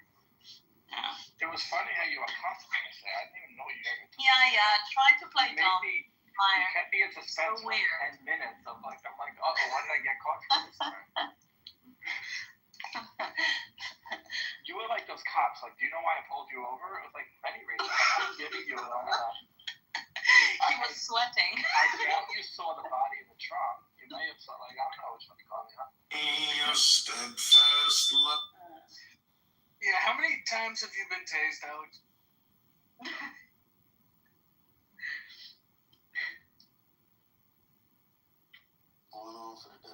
Yeah, it's funny, but it's annoying. Not being tased than my house thing. Yeah, it is annoying. That's not fun. Yeah, especially it's annoying I cannot join back. Because at least, even if we cannot change the ownership, you can at least give me my admin back, and I would be able to. I can't even make you a member. Yeah, I cannot even go back. There is no right of return. There is no right of return. Your passport has been vacated and no other country will issue your passport. Yeah, I'm stateless. Houseless. You're a sovereign citizen. I guess you're Palestinian. Yeah, exactly. That's the reason why I'm just resisting. See, Isa, I think in order to solve your problems, you need to marry Meyer, and everything he owns is yours. But I'm married and I don't. Yeah, he's married. He's not a Muslim. He cannot take an additional wife. And I don't live in Utah. And he doesn't want to take an additional wife. I want to support an additional wife. I mean, if he really wanted, he would find a way. Well, he already has got 9 children and a wife, Daniel. Do you think he can afford a second wife? Daniel, do you ever listen to Commentary Magazine? Commentary Magazine? No, I never heard of it. It's a podcast. They're like Jewish neocons, and they speak about American Israeli politics all the time. They constantly have Dan Seymour on from Call Me Back. Anyway, I don't know if you would appreciate as much as you're not American. But I listened to a conversation this morning, and they were discussing that the Institute of Health on Kennedy's organization put out an AI-generated report, and it alluded to about 7 reports that don't exist. And they put this out to place policy on these reports that don't exist. So it was just funny after like this morning conversation of like arguing that these things don't happen. It happened yesterday.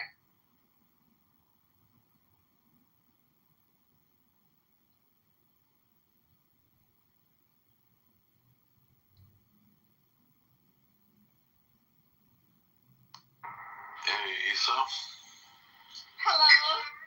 Hey. Just in How case. are you, Eitan? I'm okay. I haven't been around in a while here. It's missed all you I guys. know. I was gonna say we've missed you. Where have you been? Oh, Okay, yeah. Abby, I'm gonna go for a jog. Hope you enjoy this room. Nothing's How's How's everything back in Israel? We're keeping it up. Let me call. We're trying to live life. But, just to keep an ongoing joke going on. You know what I'm going to ask you? Yeah, I know. I think it's been a year, Eitan. Has it been a year? I don't know. I need to look for the time the date I purchased it. Let's see. Riddler. Well, I hope this is your only purchase that you didn't use. No, I have a few, but I'm going to use it. Otherwise, I wouldn't have purchased it. It's just that I don't know why I haven't watched it. It's almost like, I am a procrastinator also in work things and in personal things, and it's like, I want to do it. I really want to do it, but for whatever reason, it's I can do it tomorrow. Maybe it's because it's always discussed on Clubhouse anyway. So you're like, I don't want to spend all this time watching. That's something that I talk about all the time. But as soon as I saw you entering the room, I was like, shit, I haven't watched the movie. It's kind of like a student didn't do his homework or something. I get the feeling. I know, you got me. No. There's no pressure here. We got a few more years. We're both still kind of young. I will surprise you when I watch it. Hey, because there's a quiz afterwards. Good. Anybody knows how I can see when I purchased a movie on Apple TV?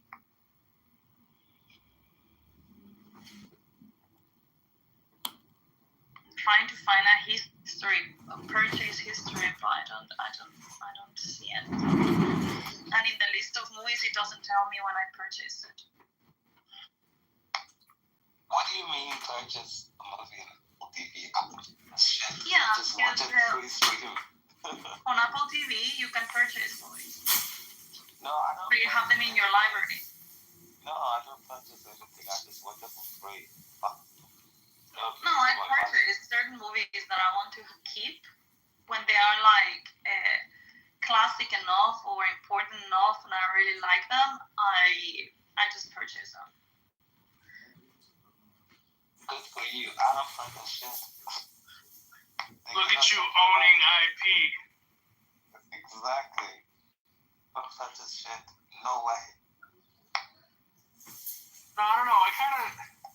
I actually think some of the subscription models are dumb, right? At least for the way that I interact with content. Like, I don't really play video games like over and over again. So paying $60 for a brand new video game, playing it, and then getting rid of it seems like kind of a waste of money. But now with all these subscription things, so I can subscribe for $15 a month, play it for the first month, and then unsubscribe, and I'm good. Yeah, the trick Save is $45. The trick is in forgetting that you have that subscription. Yeah, well, I have that app that tracks Monarch Money, Rocket Money, all that stuff. It tracks all the subscriptions you have. And you pay for that service? You pay a lot lower than the subscriptions, and it does it all in one place. At the end of the year, I was clearing my subscriptions and whatever, and I was just like going around everywhere, right? Because I have some that are attached to my Apple Wallet. There's some that are attached to my credit card, and there's some that are attached to my PayPal, and there's some that are, and so I got them like spread everywhere. And I started cutting all of the subscriptions I had to minimize them to the actual things that I use. And I realized I was spending like over 300 euros every month in subscriptions. It was crazy.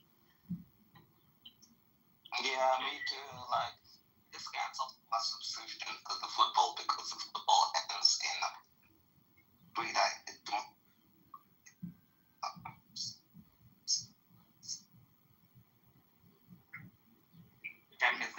always some more subscriptions and then subscriptions because Netflix is shit. It doesn't have anything. But it can.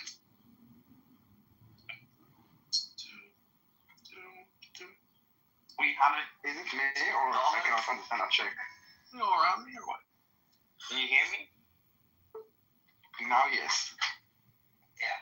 But I was realizing I'm spending like about $300 a month with this subscription, so I can do all of them too. It's just sleeping with Netflix. Like I come home from work and I go to bed, so it's like it's not even worth it.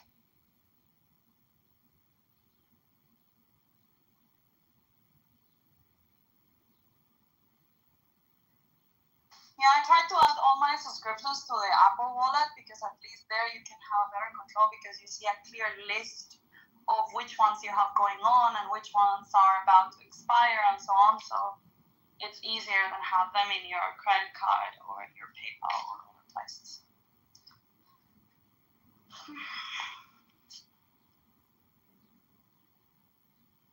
Andre. What did I miss? A lot. Great. Everything happening in this room is so interesting.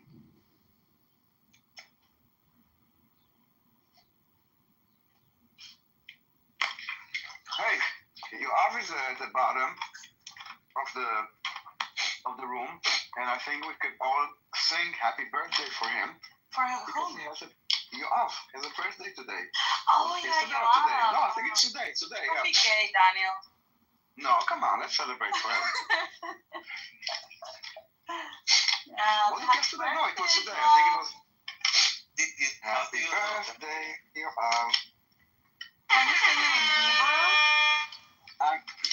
I'm a medium. Ayom yom uledet, ayom yom uledet, ayom yom uledet, You have the happy birthday one in Hebrew. Yom uledet sameach, yom uledet sameach. How do I know? Maybe you were high, but you told me yesterday. Yes, were you drunk, John, when you told us? You actually asked him if he's drunk, right? No, he was just celebrating his birthday. He came at 1:30 a.m. his time. Oh my God, what happened here? What's all of these sirens? He came at 1:30 a.m. his time and said, "Today is my birthday."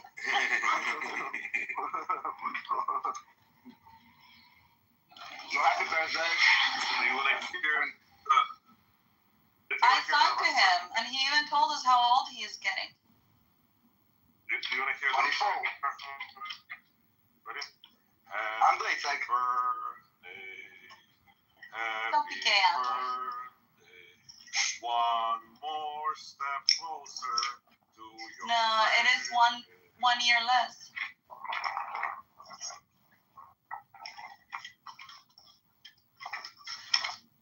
Anyway. Okay, so I guess I'm talking on behalf of everybody that are silent, but they all wish you happy birthday. Yes, you are. We love everybody.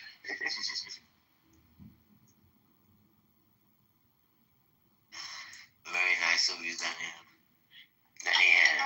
I'm a nice guy. What can I do? Wow, he didn't say thank you to me yesterday when I talked to him. Thank you, Lisa, darling. You have got eat some cake. Something. Oh, I think thank you. Yeah, You know, it's a tradition that the birthday boy has to send some shekels to the people that are celebrating to him. Yeah, that's the tradition here. Shall I send to my bank account? Yeah. Well, you should have it because you guys send me shekels on Thursday. Yeah, Thursday, not Friday. Exactly. Yeah, I changed it. I was wondering why it was not arriving on every Friday. You checked the wrong date. Yeah. It's there on your bank account for Thursday. Yeah. Anyway. You will see a big lump this month. It's compensation for the house. Retribution, how do you call it? Not retribution. It will be Meyer. Reparation. Reparation, exactly.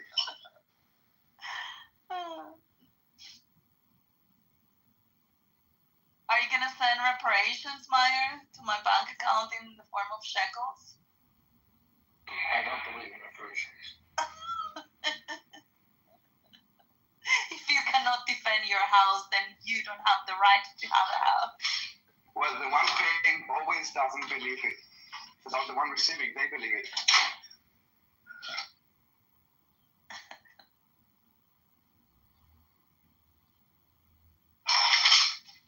Oh my God. Exhausted. Is John still here? Yeah, he's there. You would hear, I know.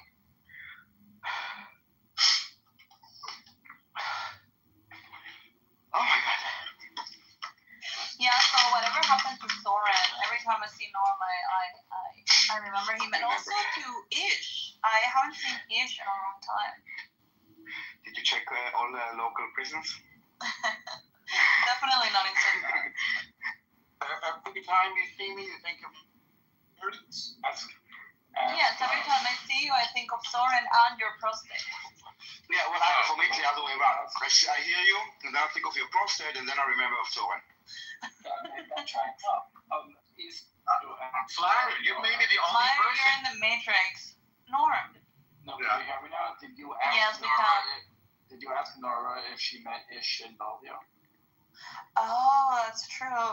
Well, actually, this morning when the room was going crazy, I was wondering if we could send Cynic and Zach and who was the other one that was yelling? Cynic, Zach, and it was not Simon, but it was 3 people yelling at each other. Who? The women and children are dying. Yeah, but there were 3 people. I was thinking maybe we can send all of these people to Bellevue and they will do a group discount. John was the third one. Oh yeah, John, Cynic, and Zach. Is Rich out today or what? Did I just come at like the end of the yelling, or? Right now, no. Stop yelling, Simon. You're always screaming. Yeah, I'm screaming. The women and children are dying. Did Nora already have her court today?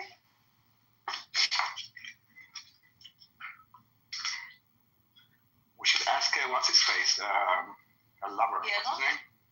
Diego. No, he was in the conference room in the Bitcoin conference until yesterday. That was in Vegas. Maybe that's where he met Nora. In Vegas.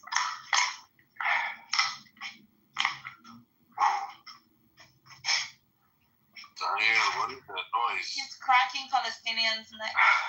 I came out from the outside. I was thirsty, so I kind of gulped the whole bottle of water. Sorry, I'm away from the phone.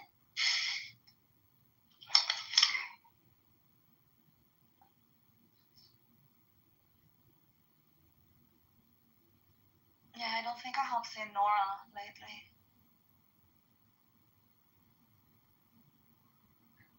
Or Diego.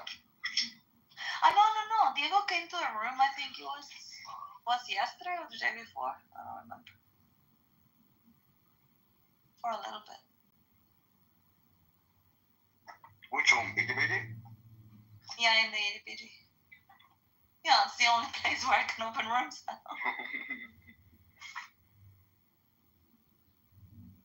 Yeah, it's been a while since we had like a make awareness room. Yeah, it's nice to be with the 4 of us. Yeah. Even as a guest. Am I part of the 4? No, it's Meyer, Simon, Daniel, and me. What you say? But you're a guest member. Well, I am a guest member now. You are a VIP member. But Isha, now that I was kicked out by mistake because I went to the hallway, now you are where you're supposed to be, on the top left, as if you opened the room yourself. No one would know. With a pink ticket. Yeah. But no one would know that you didn't open the room. Your secret is safe. Well, not John is streaming it everywhere. Yeah. Yeah, but no one is listening, so. No, he's increasing his audience. Apparently, he's seeing the thousands of people that are listening in YouTube, right, John? I thought he doubled the listeners from 1 to 2. We saw an increase of 100% of our listeners. No, but he has like thousands of plays. Thousands? Yeah, like 1,000 and 2,000, and depending on what the topic is, he gets a lot of views. Really? Yeah. John, are you there, Edmund? He's reading a book. Edmund! No, I'm reading a fantastic book, by the way, called Killer Angels, about the Battle of Gettysburg. It's just, I haven't been this obsessed with a book in years, I feel like. It's really what is it about? The Battle of Gettysburg. Yeah, I have been studying Torah, too. It's maybe the best, well, some people call it the best war book they've ever read. Definitely one of the best Civil War books, and the best book on the Battle of Gettysburg, which was a big pivot in the American Civil War. I think about 50,000 people died there in Pennsylvania in one day. Or I should say one battle. I think it was 3 days. Big one. It was very exciting. Yeah, I don't know. Like, I like to read, but exciting books that I can say, like, oh my God, I was really hooked. I think the Da Vinci Code. Like, I couldn't put it down. Like, I was reading until like 2 a.m. Like, I couldn't. But then I haven't, I mean, like, I don't feel the need of like staying awake until super late reading books. Like I felt with that one. Oh no, and I learned one about a time machine as well, like a couple of years ago. A book about a time machine? Yeah. It was really, really good. Let me tell you what the name is. But usually I don't read fiction. So maybe that's the reason why. Oh, it's called El Mapa del Tiempo, the time map or something like that.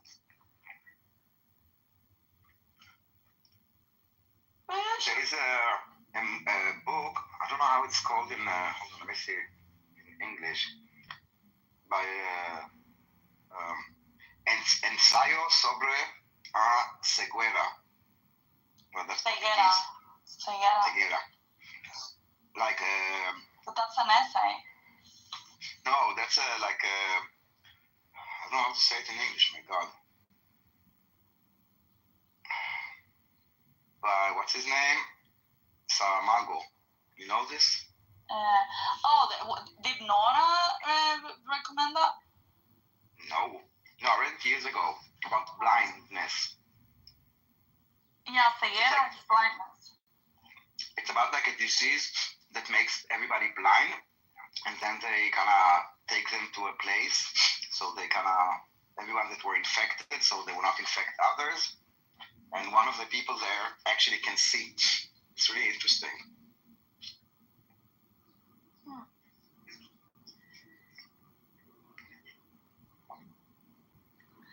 I want to read the Margarita, whatever, what is it called?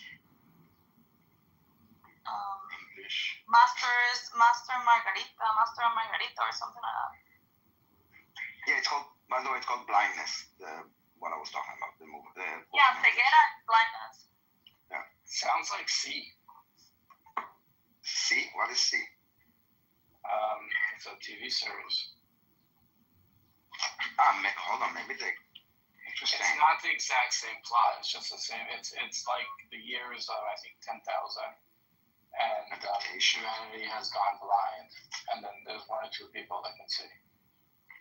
That everybody like it. Oh, interesting.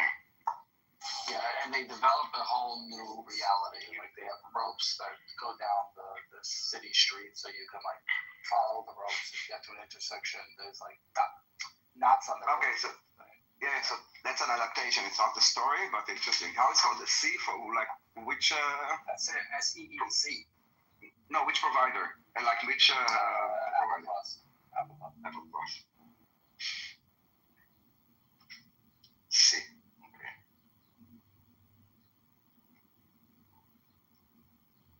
Oh. Okay.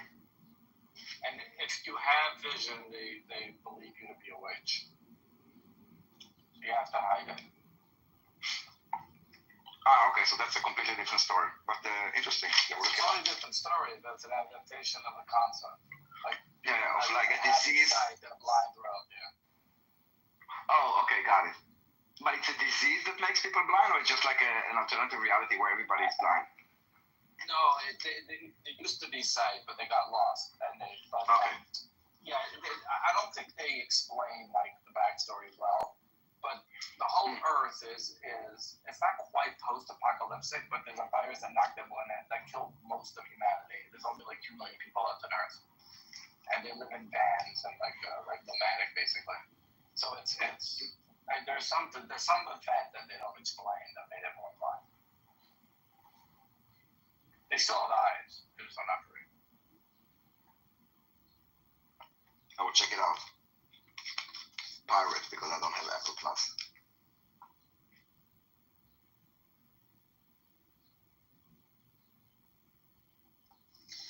Oh my god, I should read this one. It's called Infiltration. The plot to destroy the church from within.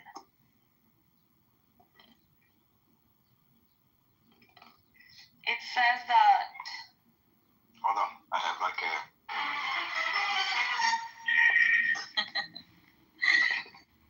It says, in this carefully documented book, Dr. Taylor Marshall pulls back the curtain of the nefarious plan showing how the enemies of the Christ infiltrated seminaries, then the priesthood, then the episcopacy, and eventually the cardinal electors, all with the goal of electing one of their own as pope. And this is like clandestine societies populated by modernists and Marxists hatched a plan to subvert the Catholic Church from within. And the complex roots of the St. Gallen Mafia and how they plotted to modify Catholic doctrine and elect Pope Francis.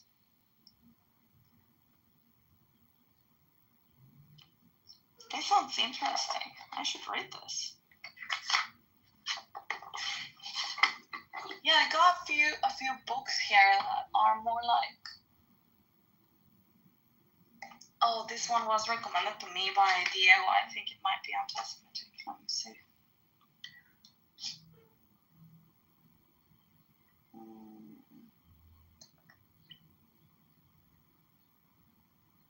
Oh no, this is not anti-Semitic.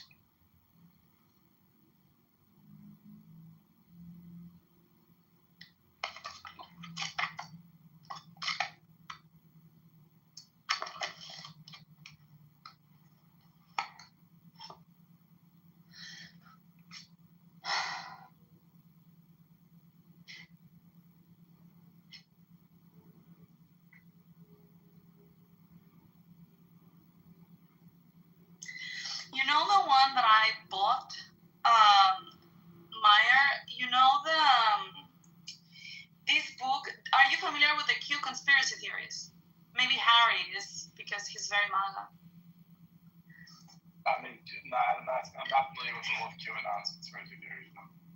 Well, there is one part of like the whole, like, let's say, conspiracy of Q that talks about this book that was written in the early 20th century, and that talks about this kid that travels in time, that it's called Baron and the Adventures, and he's got like a dad or his teacher or something called Donald, and yeah, and they talk about the Trump towers and a lot of stuff, you know, that it's related to like Trump. So I bought that book. I haven't read it though.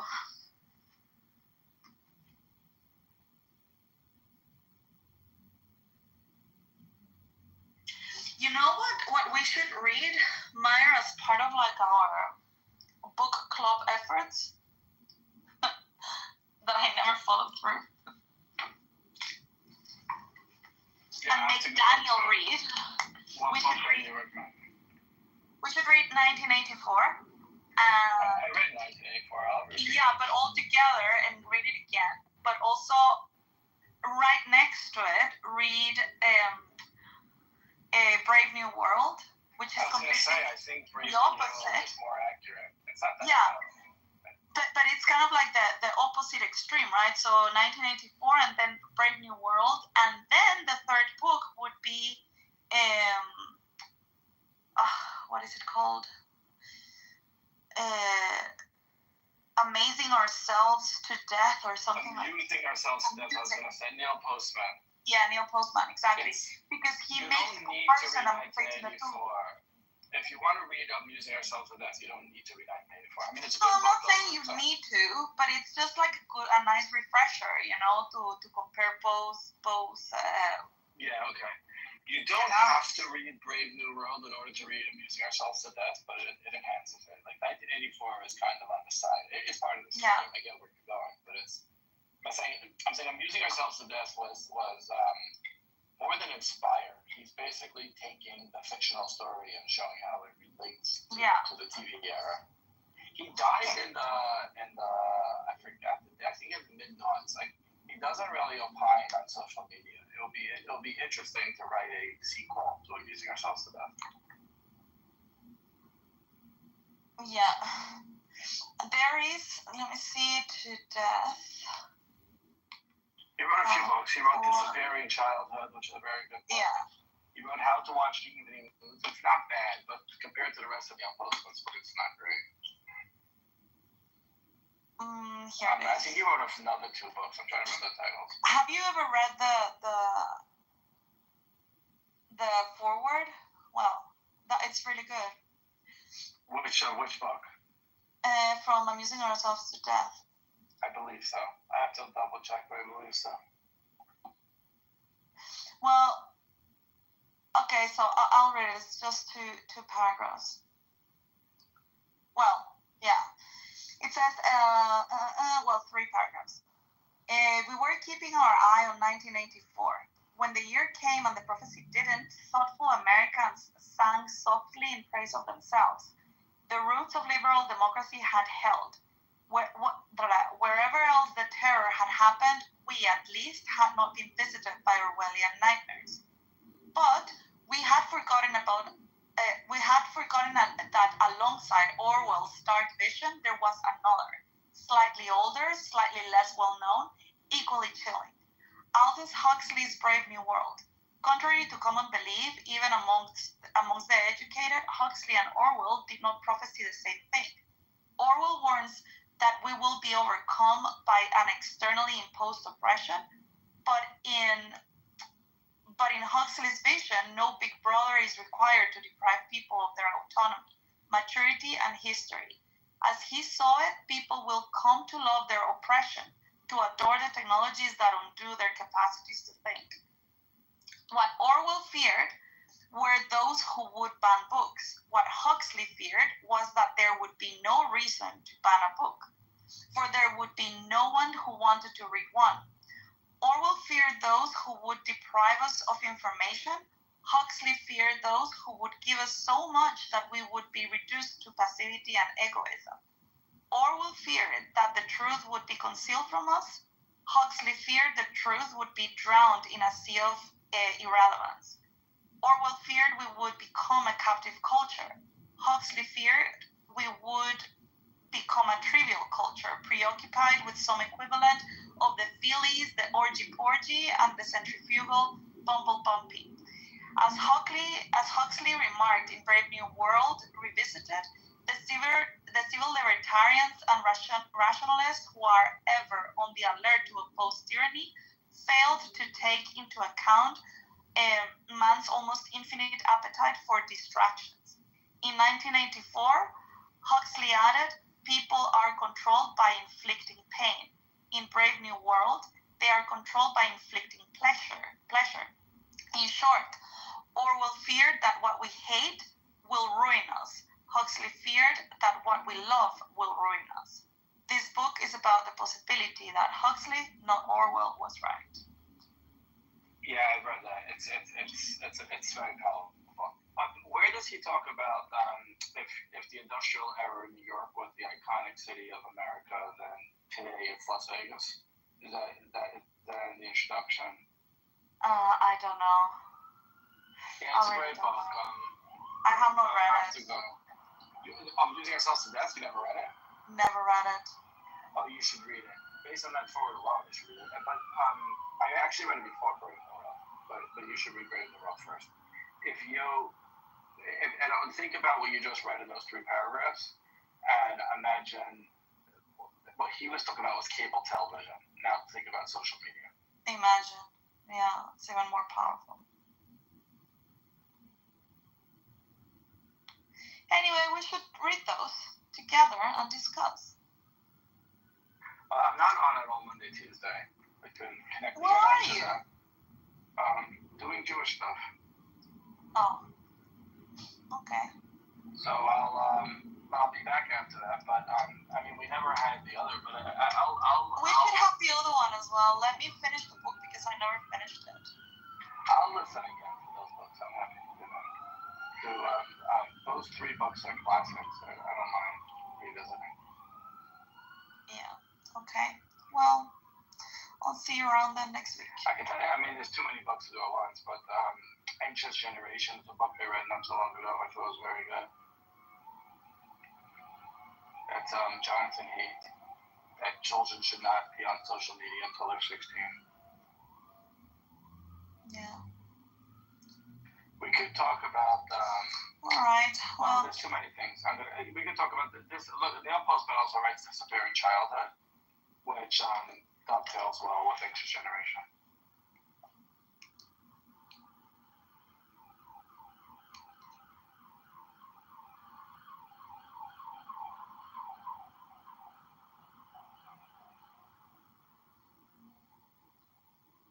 Someone took my spot. That's not nice.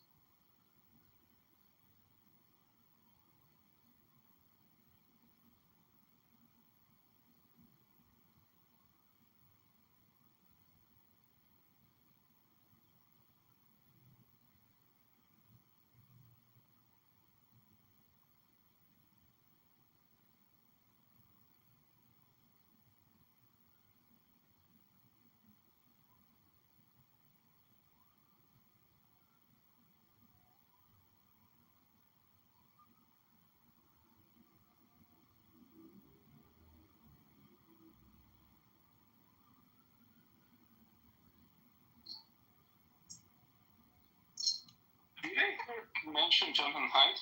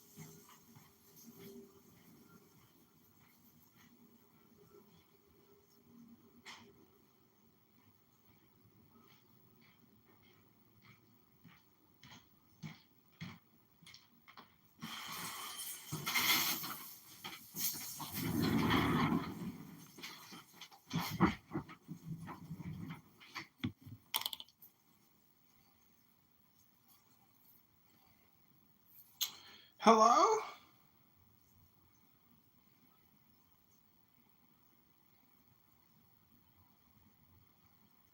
I like this title much more accurate.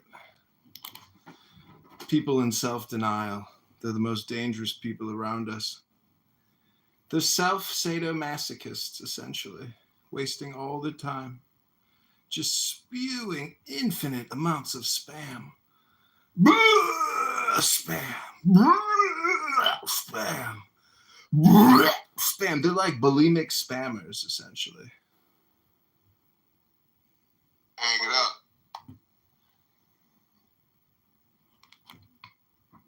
Oh, I just think I puked up a little spam in my mouth. I just got back from a workout. Oof, and am I sweaty. Wow, were there some pretty girls at the park. Such beautiful hair, such beautiful physiques. So lovely. Truly, nature is our teacher.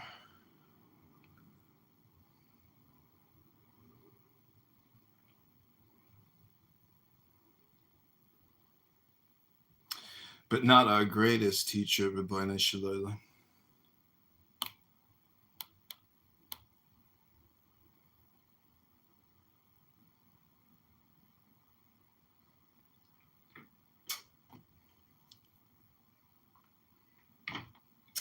You know, I started a new business recently. It's called Spam Consultant. And I help people easily identify and diagnose spam in their lives and how to cleanse themselves from that spam.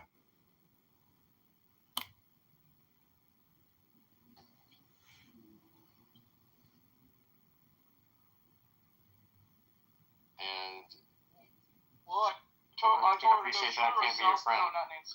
Hi, real Abby. Abby, I'm piping you into the Free Palestine Equals Barbaric Violence room. Yeah, but there's nothing going on there. I know Simon's sleeping and El Normo is out to brunch. Abby, I'm what, by the way?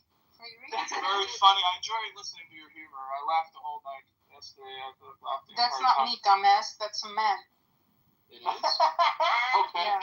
I'm confused. Are you a man? Pussy is funny as fuck. Nobody knows. No, somebody's copying my profile. Yeah. Really? Yeah, there's Pussy in the audience. He's not a non-listener. What? Yeah. I'm the wrong person. Sorry, I'm out of here. Yeah, it just says the real Abby. The one and only Abby Eba. That's right. Diogenes Nazi Spooner's fake fat love interest. You know, Diogenes is playing you, Abby Eba. You're not living your best life. I know, but you know what? Who cares? Well, that's what fat people say who don't care about life. That's funny. Anyway, let's bring in Isan here. $100. Pay your debt. $100 debt. I think she went on the phone call or something. Oh my God, Kekam.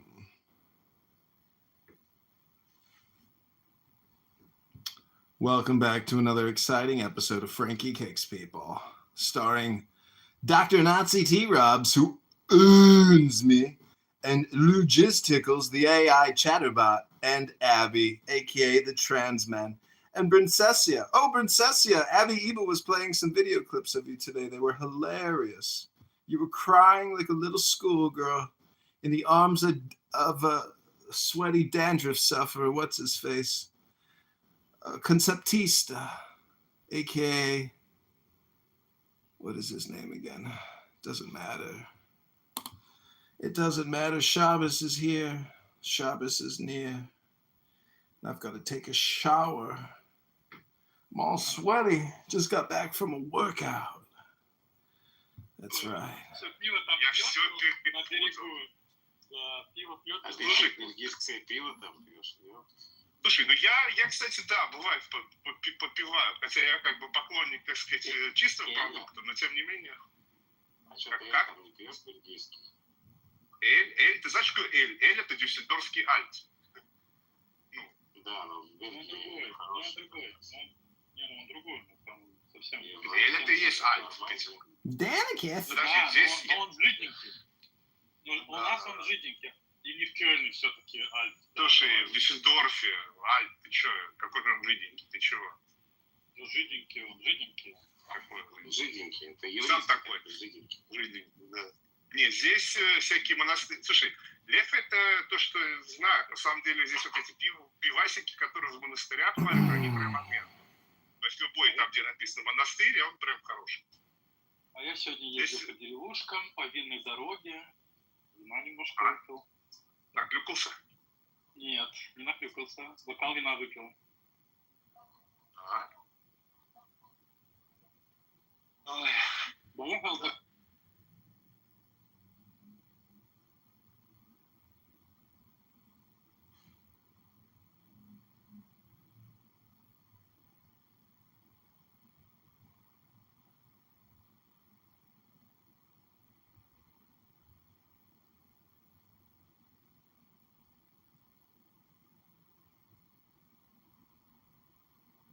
Hello? Is this thing on? Hello? Clubhouse mental health check. Clubhouse mental health check. Hello? Hello?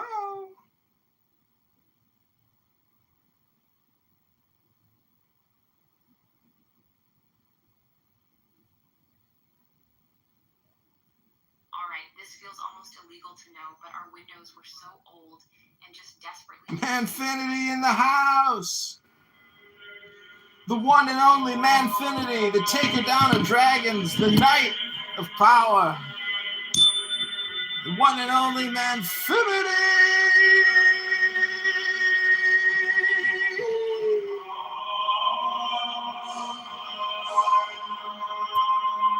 Welcome, Manfinity, to Spam. Good Friday. With an introduction like that, I gotta hit the stage and say, to Manfinity and beyond. That's right. To Manfinity and beyond. Happy Friday. Who is communication? Who are you? How do I know you? Who am I? I don't know you by communication. If I know you, I must know you by something else. Well, you know a lot of the dragons here on the app, and as a knight who has battled so many dragons, it's easy to forget another knight when thou meetest one. But together on this long journey, we have slayed so many dragons here on this app, so many pathetic losers who waste all their time talking about nothing. Bad politics, really. Anti-American politics. Did I hear a Donald Trump accent somewhere in there? My father's calling me the new Trump of Chicago. You've got a voice actor career ahead of you. But I'm curious, did you go by a previous name? Of course. I've had 100 accounts here. They've killed so many of me, but I keep coming back like a viral infection that requires vaccination, proper diagnosis. What name might I have known you through, or do you not want to share? I don't want to push it. It's irrelevant. Right now, my name is Communication. Is it Dittman? This is the Dittman. Okay, you're the yeah, man. You helped me slay some dragons for sure, and you were doing the Dittman room. I think you were the guy on Twitter, Twitter guy. I don't know, but I do remember you. You're amazing. When you get going, they can't stop you. It's true. That's why I want to create my own space so people like you will get the due to share your knowledge and to expose these cowards. But I do want to create my own space. Hopefully we can work together at some point. But you were always impressive with how you were able to just slay them. Likewise, brother. Game recognizes game, my man. You see me at battle on a daily basis. I'm only sharpening myself, sharpening iron, you know what I mean? Yes, sharpening the blade for the final kill, the final battle. So, what's Trump's biggest win and what's Trump's biggest loss this far into his presidency? The biggest win and the biggest, it's day by day. Every day is a new war. Every day is a new opportunity for victory. And so it's just day to day, course correcting every single day, putting something new on the wall, plugging some new hole, discovering some new leak, fixing some broken item in the engine. And that's what we're doing day by day. But slowly but surely, we are entering into a process of total automation and complete escalation, or what you might call, Biggest win, biggest loss to this point.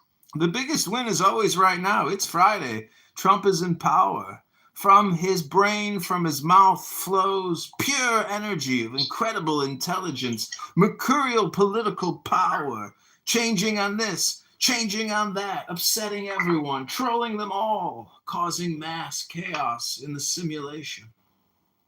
Okay. His biggest loss? His biggest loss is also right now, which is really, there is nothing to lose and there's everything to gain. It's only up from here to manfinity and beyond. Thank you, Jesus. Amen. All right. Excellent. His flesh grows, but his knowledge does not grow. Most welcome. We are here discussing communication. Spam. Moose is one of the biggest hitters from season 1 and 2. He's been better, but I'm not too sure where he stands today. I do know he's on the other side. Bring your ass up on here and say what you got to say, Moose. Come on up here. What happened to you, Moose? He's been hit on the side of the road. That's what happened to him. Was it a woman that broke your heart? Donald Trump took office. He didn't know what to do or where to go.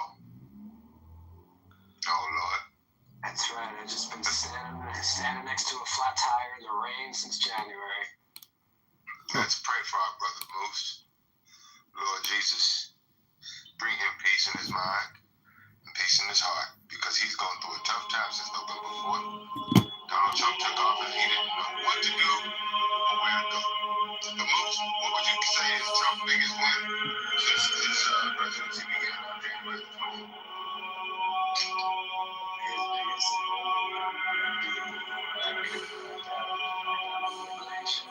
the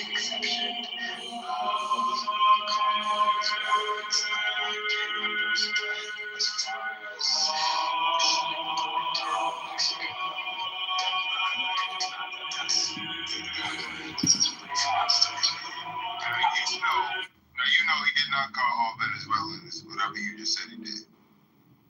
What did he call them? He called a group of basically MS-13. He categorized that as a domestic terrorist organization. He never made any claim against the entire Venezuelan population in this country. Nuance and detail matters. 2 questions. You call yourself a proud Republican, yet you are not a member. No, I don't. I'm not a Republican. You're not a member of this gentleman's Doge Republican House.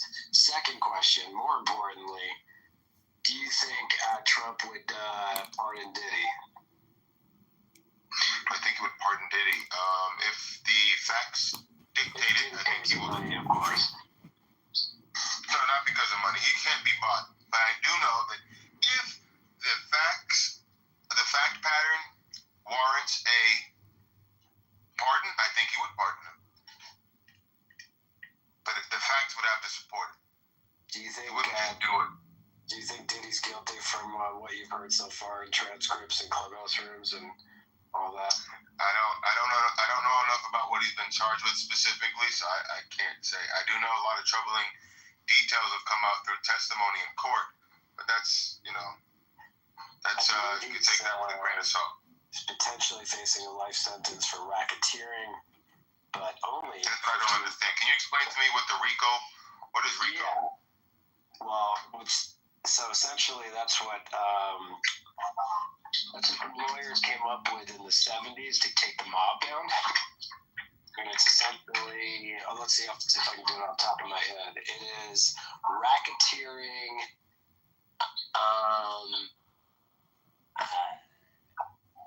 Corrupt. It says racketeer influenced and corrupt organizations. Organizations. The I is influence. But what does that mean? Essentially, so RICO is a federal law aimed at combating organized crime. So basically, they're targeting him because they think he was part of an organized crime ring. It allows for extended criminal penalties and civil lawsuits for acts committed as part of an organized criminal enterprise. The law targets not only individual members of a criminal organization, but also the organization itself. To violate RICO, a person must engage in a pattern of racketeering activity related to an enterprise. What does that mean, racketeering? Racketeering activity includes a list of 35 offenses, including crime like before we read off 35 things, I believe that what's key, the prosecution has to prove conspiracy. Conspiracy meaning what? They have to prove what? Conspiracy at what level? Meaning what? Usually, like especially with the mob, that there were multiple people involved. But apparently with Diddy, and I could give a fuck about what happens to him. I have not been following the trial, but apparently in all of this, he's the only one being charged in the RICO Act, which is unique, which probably means that all the other witnesses made a plea deal with the government to be government witnesses and either get a minimized sentence or no jail time at all, because the government wants the head racketeer, not his minion. I see. So I won't go to the 35 lists, but just the top few. It says gambling, murder, kidnapping, drug dealing, bribery, mail, and wire fraud. Those are just the first few.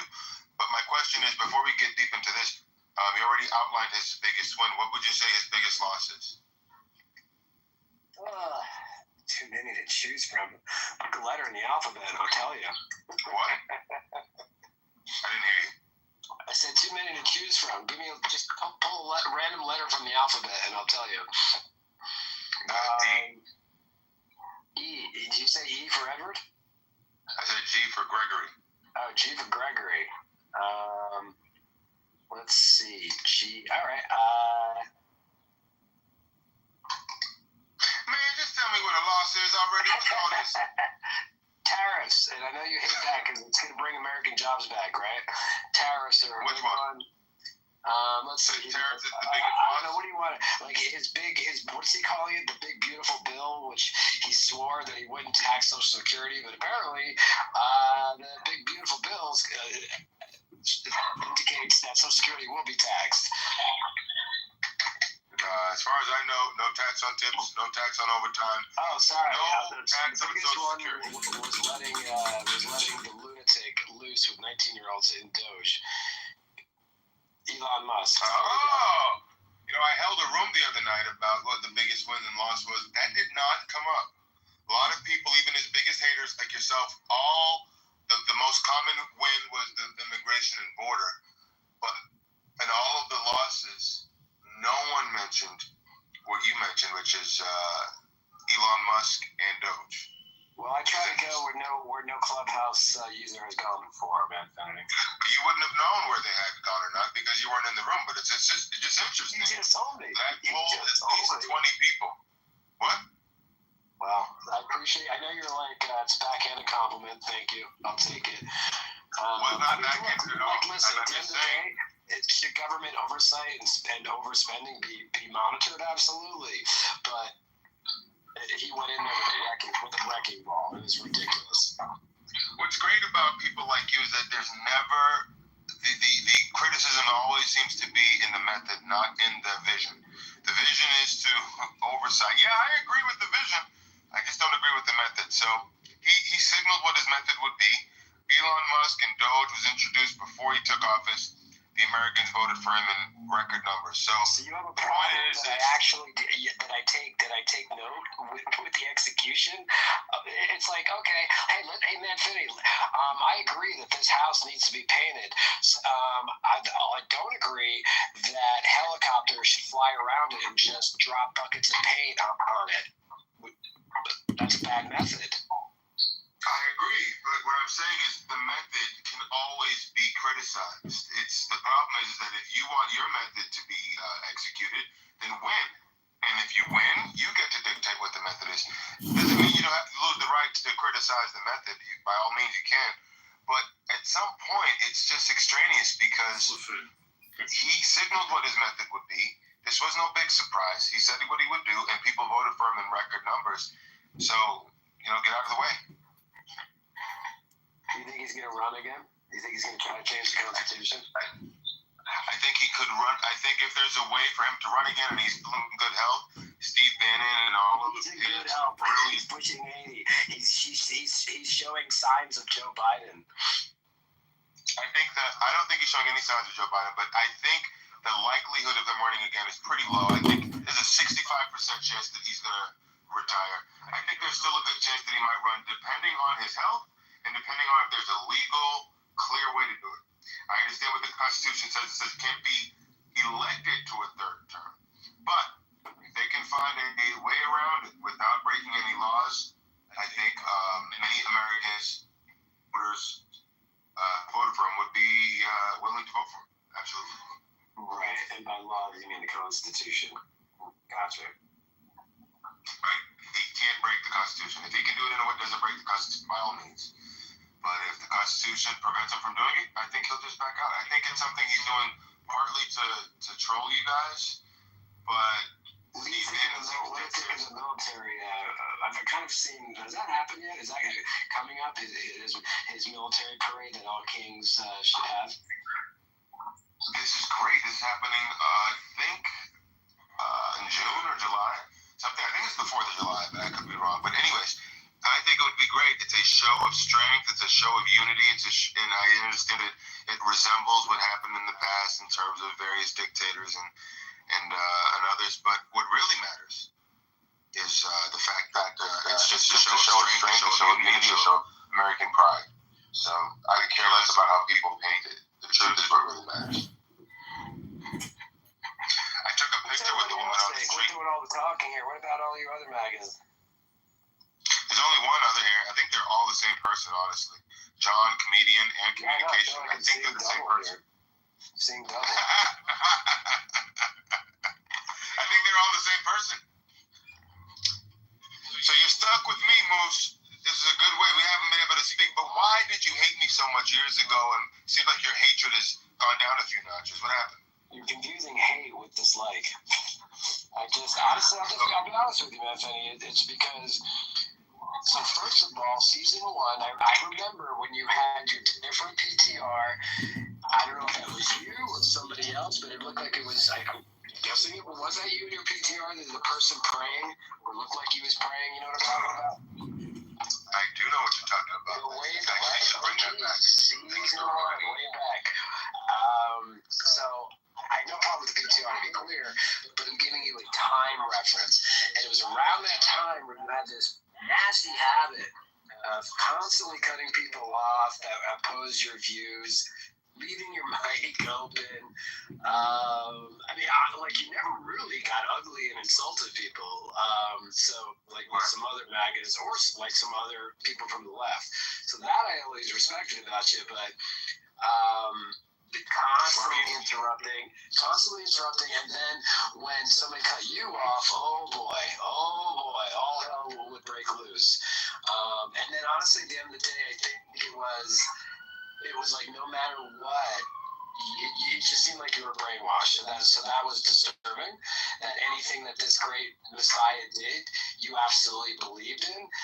To be clear, I am not a Joe Biden worshiper, Bill Clinton, or any politician ever. They're all corrupt. They're all racist. But at the end of the day, I truly, truly think that Trump is the worst president of all time. Period. So you were vicious towards me because of what you were vicious at a certain point. I don't remember the specifics. I just remember it was really bad. That's a big word. You were vicious at a certain point with me. Then you disappeared for a while, and now you're back. And I think you're a bit more moderate in your tonality. I don't understand this room, man. There's a lot of there's some tricky stuff going on in this room. All these duplicate profiles and then an anonymous. What are you doing here? Communication, comedy, comedian, John. What's happening? I feel like there's something weird happening in this room. But anyways,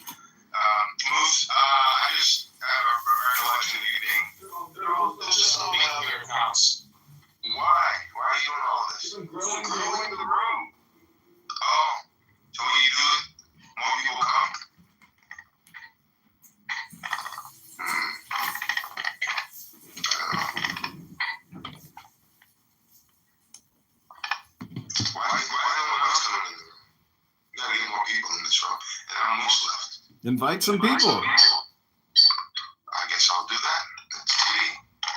Doge. What did you write there? What's in between Republicans? Doge what?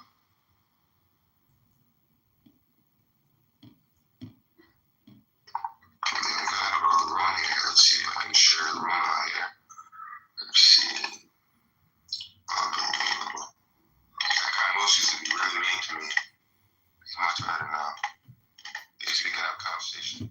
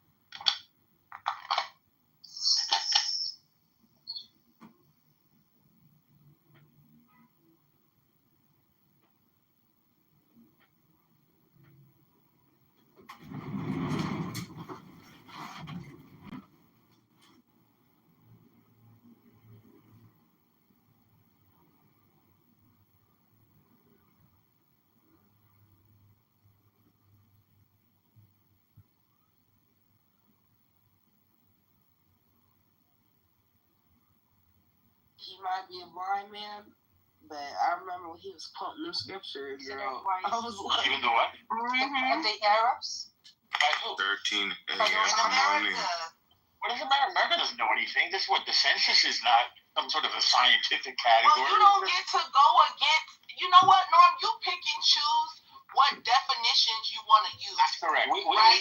You'll take the new definition of anti-Semitic, but not the new definition of white. Hello? Can you take the new definition? Okay, man, Infinity. Let me invite some people to your room. Hold on.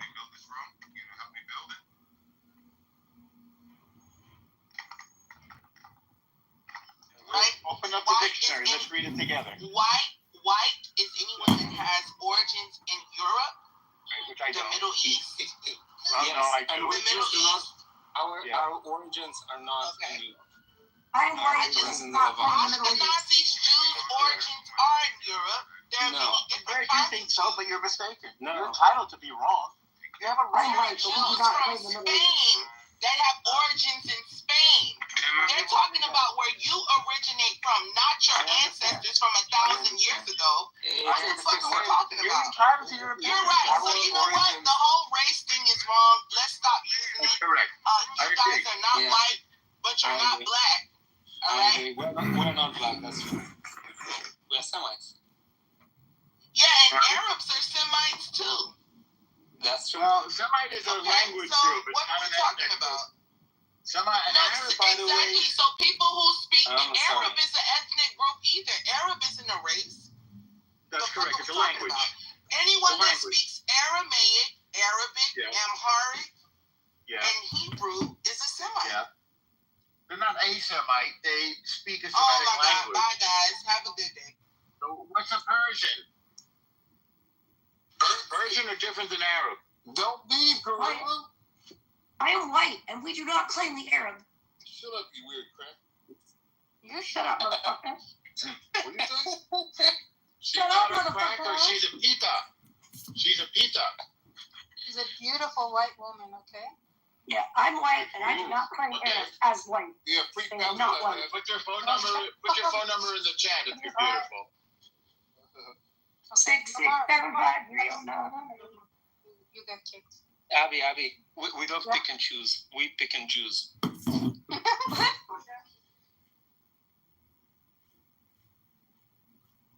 One name this, one name that's just. No. Also, for blacks, I'm definitely not white. Do you like my title, comedian? Yeah, I mean, you know, inner gossip, I guess. You can pay your $100. I don't know. lost the bets. So. What was the bet? So they were betting like 1 or 2 years ago that Donald Trump will or will not win the presidency. Diane said Donald Trump will win, and she said no, any other person will get the presidency. So obviously, that was a hard one to call. Well, she lost and she admits to it, but now she's running away from paying it, even though she did admit that she would pay. But yeah, she's running away, and that's not nice because she always promotes responsibility. Well, then we should. Yeah, but you know what the thing is? She's hot, and when you're hot, you can do whatever you want. That's right. Well, have you seen Diogenes? He's even hotter than her. No, he's not. Well, I don't fancy the lads, but if he is, I'm happy for him. He is very hot.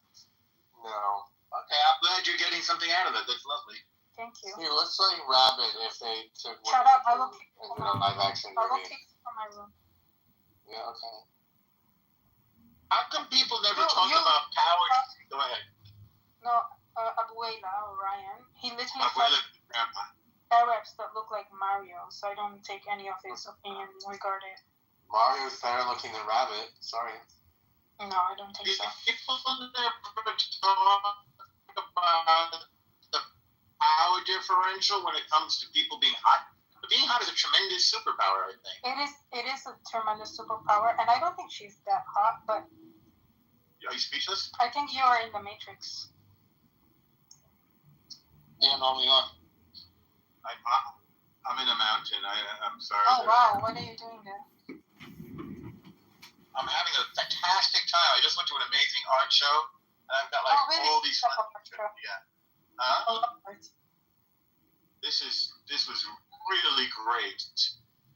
There was a whole set of pieces by this woman who's Korean, but they were exiled to Tashkent, Uzbekistan. I think they were like ethnically cleansed by the former Soviet Union.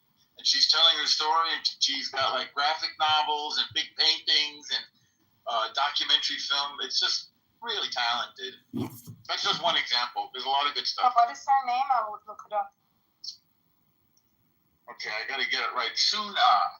Hang on, I just took a picture.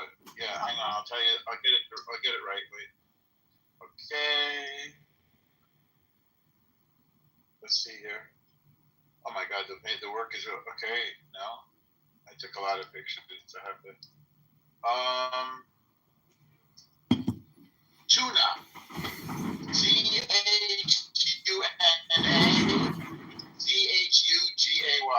What? Yeah, you. Really good. CAN. That spells tuna. Just write it in the text. Tuna. PH. Hit me up later because I don't want to go so public with it anyway. Alright.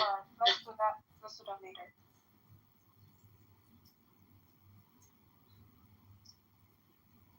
I kicked him. No, joking, I didn't. Anyway. Oof. That one literally, like, I'm not used to going from, like, very calm to very hostile. Tell black people the Jews are white and, like... Not white, you said... Yeah, don't ever calm. Huh? When are you ever calm? No, she was speaking on the see what I mean? No, you're being annoying. Don't disrespect Diogenes anymore. I will fucking kill you. Okay. I'm joking. Metaphorically, of course. I will go Bellevue on your ass.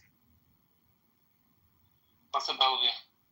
Bellevue is like a mental hospital every clubhouse person ends up in, apparently. Oh, it's where Bandura went to? Yeah. Wait, who else? I'm sure there are some other people that ended up there. What's your favorite poop? Okay, I'm not having this accent here. Bye. Yeah. Yeah, I'm not into these, whatever that was. I'm not like an Arab. Yeah, so you don't have Twitter, right? The what? You don't have a Twitter? I have, but like I don't like. I sometimes go into like see like some events that's happening live or something, like something breaking news or something. But it's quite unusable. I have to nuke it again to kind of filter, because it's very fast. It gets filled by the pally propaganda, which is completely annoying and I used to have to, but like you mostly get it when you engage or click on it or stay like a little bit. No, I can't help myself. I know that my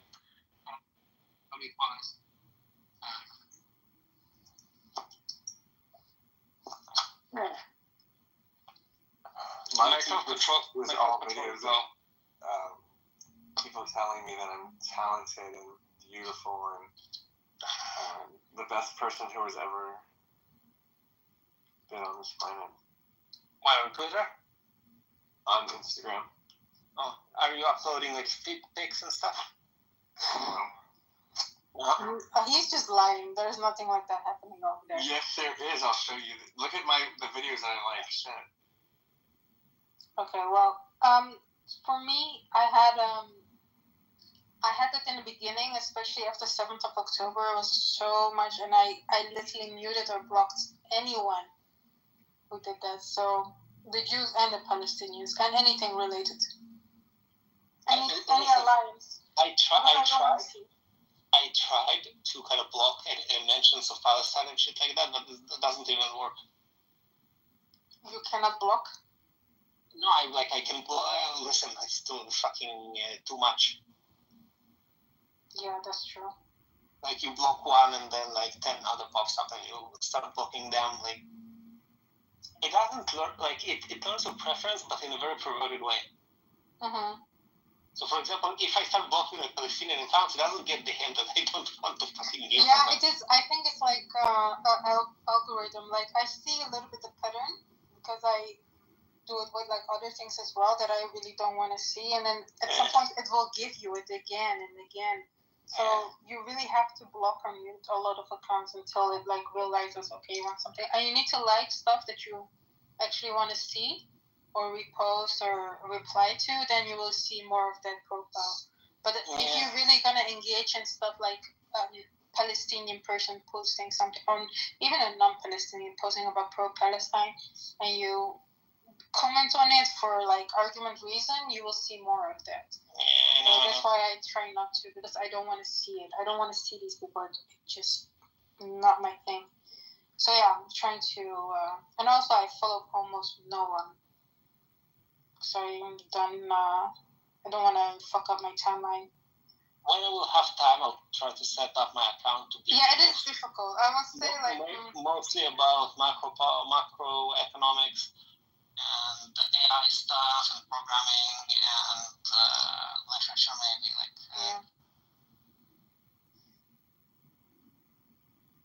And I have to like be very strict, not to engage with politics. Yeah, like I had like a burner account, which I don't have anymore because I don't know the password. But I tried a thing like where I only want fashion related stuff. So I only like certain stuff, and it only shows me that in like I didn't even mute or block a lot of things. Nice. Yeah, so you can adjust your algorithm. Yes, sometimes you do see something political, but try to ignore it. And this is the best way. And another thing is maybe like it's region related. So like in Israel, it probably will, because it often suggests like Israeli politics to me. I don't know.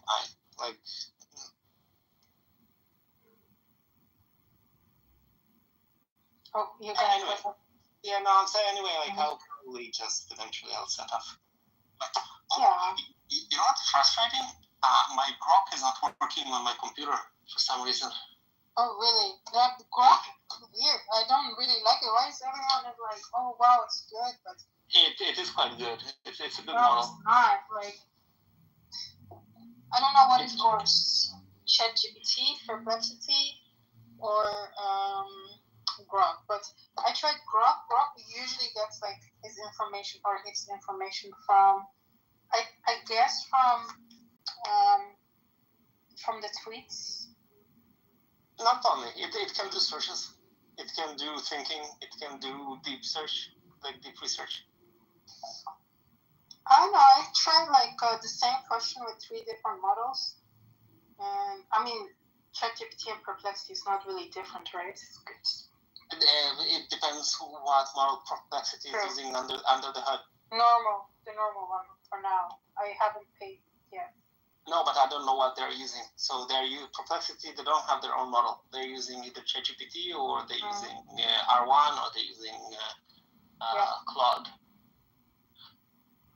But each model has its strengths and weaknesses.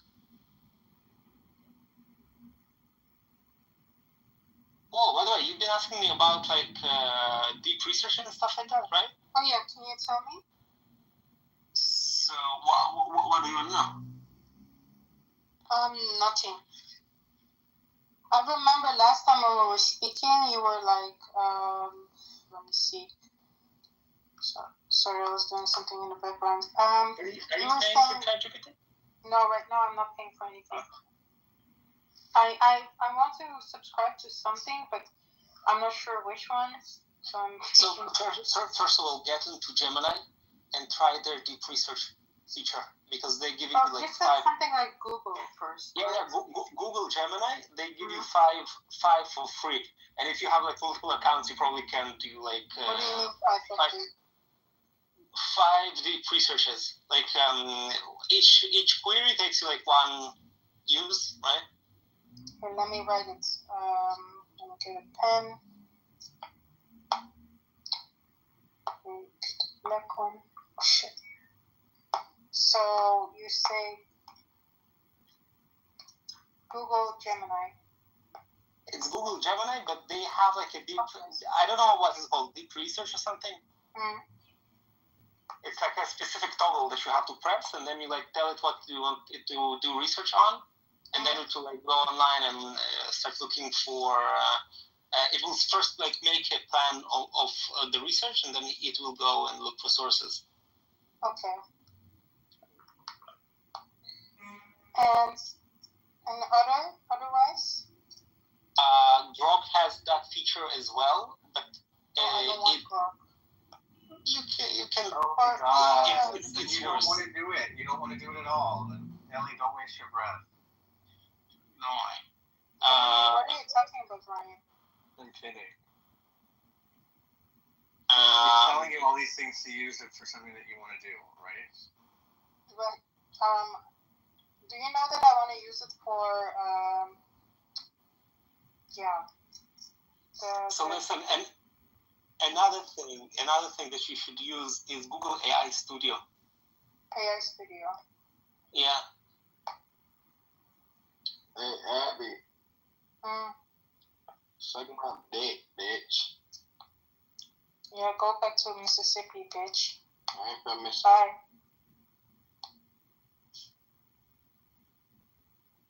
In the Google AI Studio, they have the latest offerings from Google for free. So you said 5 deep research? Said 5 times deep research. Yeah. I think from each Google account that you have, if you have multiple, you can do. Oh, okay. From each. How much do you have to pay for it? 0.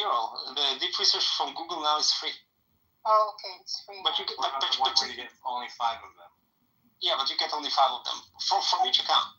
And what do you get from it, from the deep research? So the good thing about deep research is it crawls the internet and looks for sources and then gives you a long output. For a regular query, it gives you usually 1 to 2 pages, right? Mm-hmm. So the deep research, it can do 30 of them. Yeah, but you're talking now about Gemini or about AI, OpenAI, ChatGPT? No, so I'm talking now about ChatGPT, you have to pay for it. I saw that you can try it free. I think also up to. Let me see how. I think maybe in the free version they are giving now that feature, but it uses a worse model. So the the one that you pay for, it does the deep research using the O3 model. Yeah. And the free one, I think they give you several queries, but you can use it as well. But it will use the O4 mini. Okay, I see. So ChatGPT pay for a better model. Yeah, in ChatGPT you get a worse model for free, and a better model you have to pay. Free is the worst model. Yeah. Thanks. Okay, and then the deep research from Google is free. You can do it 5 times with each account. Yeah, but it in general it's worse quality. I think that the Google one right now is the best. Okay. Not the Google. The ChatGPT one is the best. Okay, the ChatGPT one is the best. The one that you paid. Yeah. Okay, paid is the best model. Okay.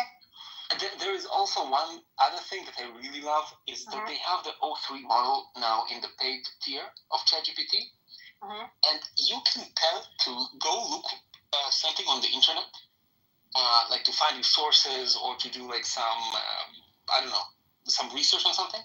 So it's not a deep research, but it's just like the underlying model. You can ask it to do things, and it's very agentic. So it can, for example, go online and look for many sources, come back, adjust its strategy, look for more things. It can do that for like 2-3 minutes. Oh, okay. And then the output is kind of, it combines everything that it looked at, and it gives you like a decent answer. It's very useful. I feel like the models have gone worse or something with time, the free ones at least. I'm not really happy with the AI stuff right now. I don't know if they do it on purpose, so you go and pay. There is like trade-offs that are happening, basically.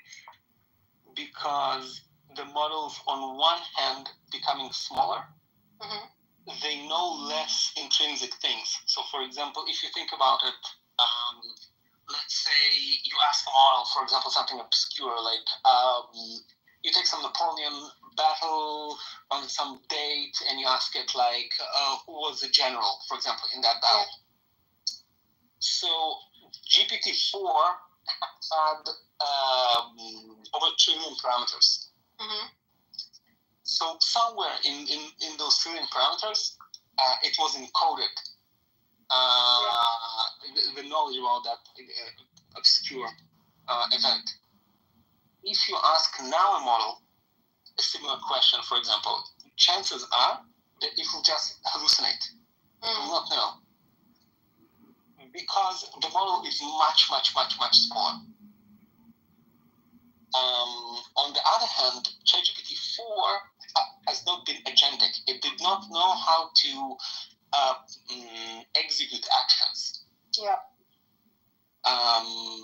So it has not been able to be used the way that models now can be used. Now you tell a model like, make a plan, then execute some functions, go on the internet, then analyze the data, then combine it to something, then edit a file and put it all into a file. It is very good at following directions, and it's smart. So it can do that, and if it uses good sources, the outcome is much better. Okay. Also, it's much better at programming. Like the programming stuff getting much, much, much better.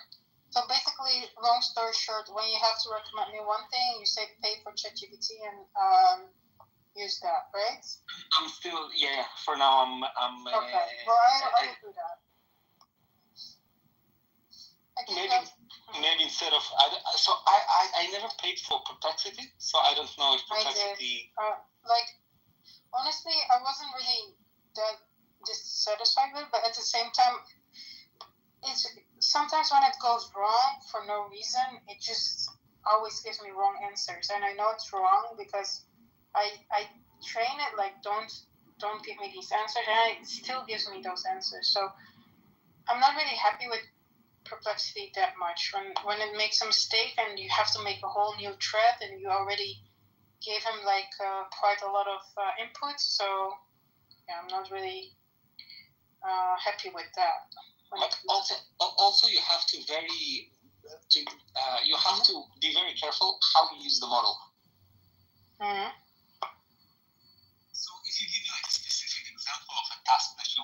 to do, I'll tell you like the best way to do it. All right. Well, I will start soon with picking up on that stuff, but I need to read some stuff before I start with that. So soon I will just go focus only on that. Just reach out. We'll go on a call, and I'll just help you. All right, that's nice. Thank you. Live. No problem. Yeah, we can talk about something else. Yeah, and you can even give me like I think run on the deep research of ChatGPT, so you can see like what output it gives, like it's satisfactory for you. That's cool. Thank you. But how many times can you run when you pay for it then? Yeah, so the normal, like the cheap tier, the $20 tier gives you, I think, 15 or 20 queries a month. Wow, that's quite a lot. Yeah, it's okay. And then it downgrades you to the cheaper model, the 04. And they slowly raise the quotas. So like they started with 10, I think. Then they like they slowly roll it up. So they make it quote unquote cheaper. Yeah. The stack is getting cheaper. Like yesterday, the DeepSeek group they released R1.5. So that upgraded the DeepSeek one. And it's like on par with the latest OpenAI model, the 03. Yeah. Which basically means that OpenAI don't have an advantage over a open source model that is cheaper to run. So yeah, they are always scrambling to lower prices, give like more features. They have to make it appealing to pay the 20, 30 or $100, $200. Yeah, I know that. What's his name? Luke? No. Lou had that. Lou. Yeah. Yeah. Oh my god, I even forgot his name. Why does motherfucker's name? Luke. Yeah, Luke Skywalker. Yeah. Other than that, have you been on Clubhouse a little bit? Like, what's going on? What's going on in Clubhouse? I come to Clubhouse, but it's boring usually. Difficult to like. I don't know. Like there are no decent conversations usually.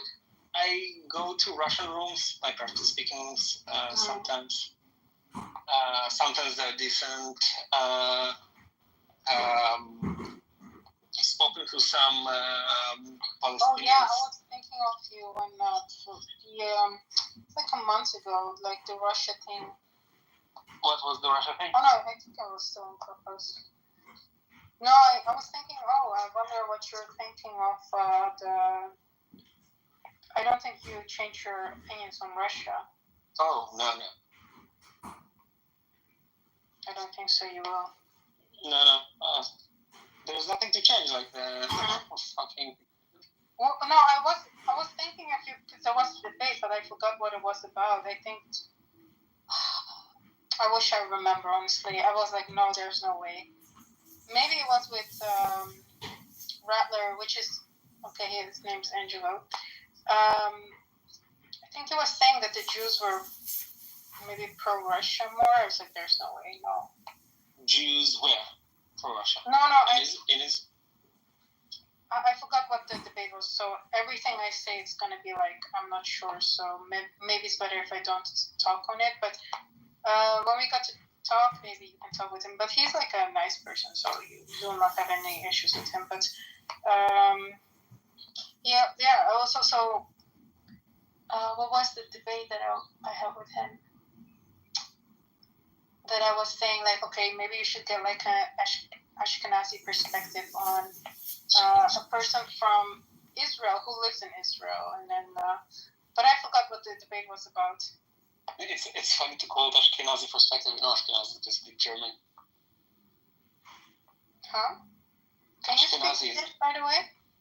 Yiddish, no. Why not? in my family, I think only my great grandmother knew Yiddish, and the parents of my great grandfather and grandmother,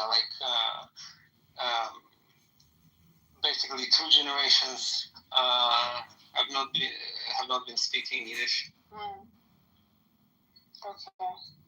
Yeah, I mean, I wonder who still speak Yiddish, aside from like those who live in Belgium.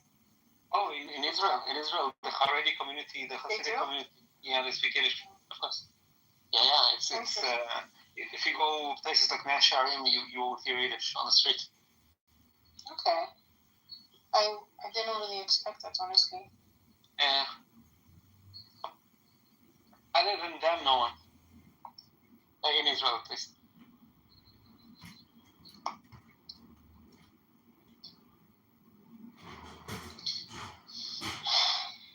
I see Clubhouse is a little bit more dead now.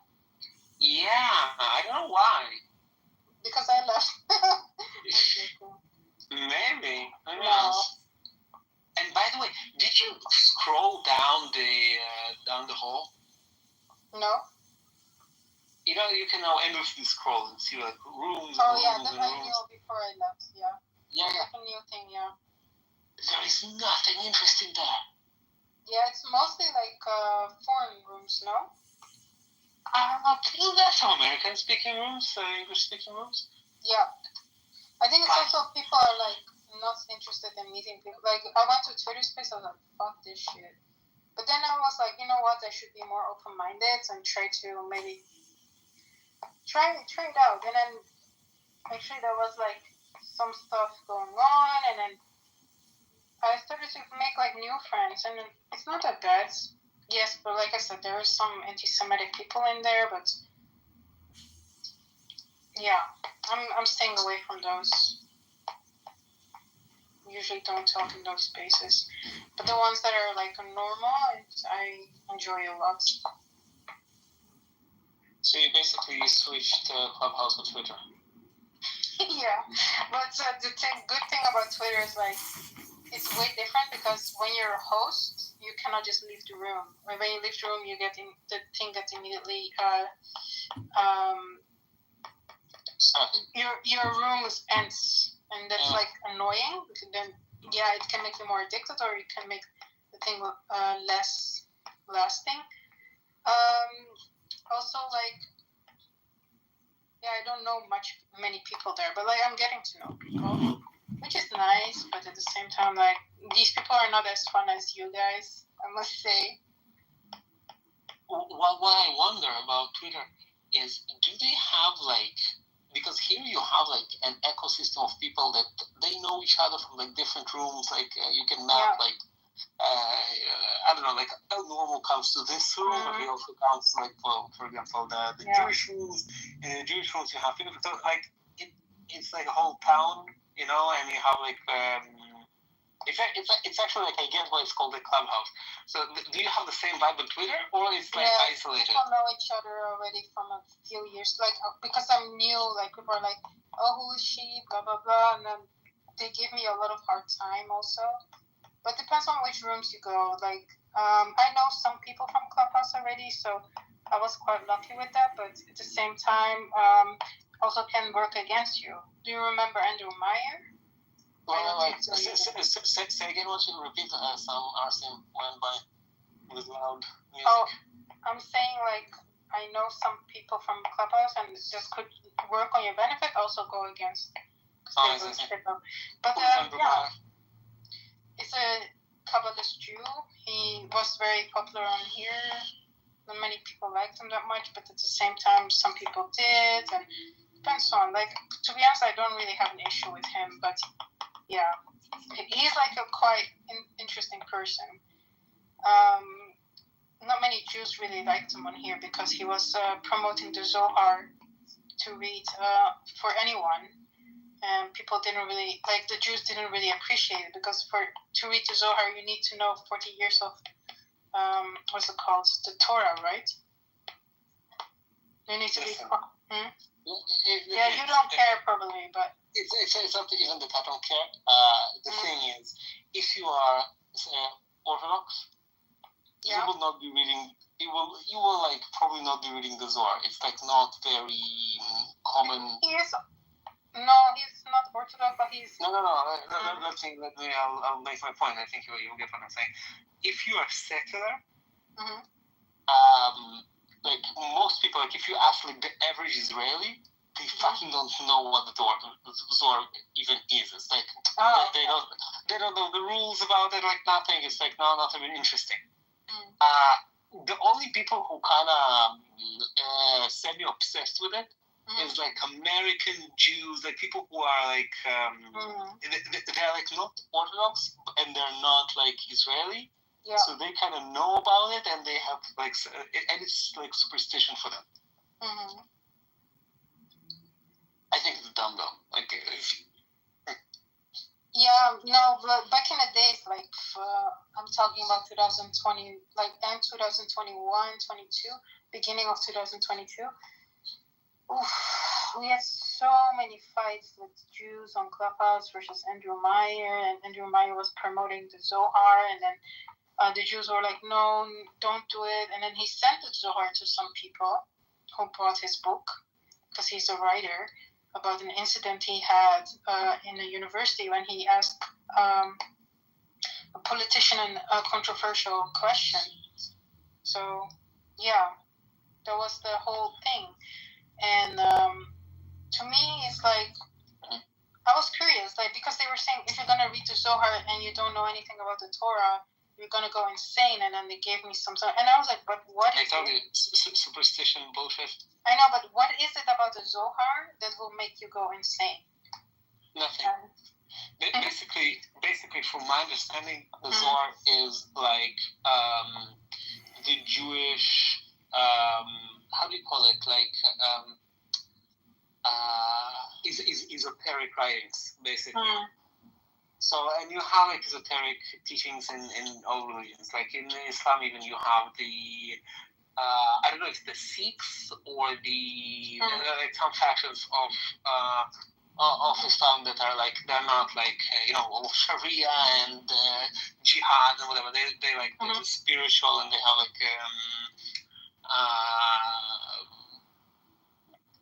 like consciousness and like all sorts of like levels of godliness, and I don't know, like metaphors for God and shit like that. Christianity, I think, also has it. Yeah. Some of it is even like in plain New Testament. I think like Revelation or something is like a very esoteric. Yeah. So basically, because it's esoteric, at some point they started writing like legends about, like, for example, you know the golem from Prague? Yeah. I heard about it. I forgot. Yeah. So basically, like it's like the Jewish Frankenstein monster. Yeah. I remember. So he was made using like again legend, obviously, right? But he was made like using tools of Kabbalah. Or something like that. Oh, you would not read the Kabbalah, or you would because you're interested, or you're like, fuck it, this. It's not about waste of time or not. I'm just totally not interested in Jewish esoteric teachings. Also, not like zodiac signs. So, wait, repeat your question. The astrology. No, I'm not. Listen, for me, it all starts and finishes with like Hindu Buddhistic teachings, and zero is esoteric. Like as soon as they start talking about like reincarnation, blah blah blah, I'm like I fall asleep. I don't care about that shit. Like I'm like non-duality speaks to me. But I think esoteric teachings are like basically just for dumb people that need people who need like miracles and supernatural powers. It's basically like Marvel for religious people. Okay. Small Do you believe in Satan? What do you mean? There's told that this. Somebody said it's a satanic book, but I said, do you believe in Satan? Satan just means opposer in Hebrew, right?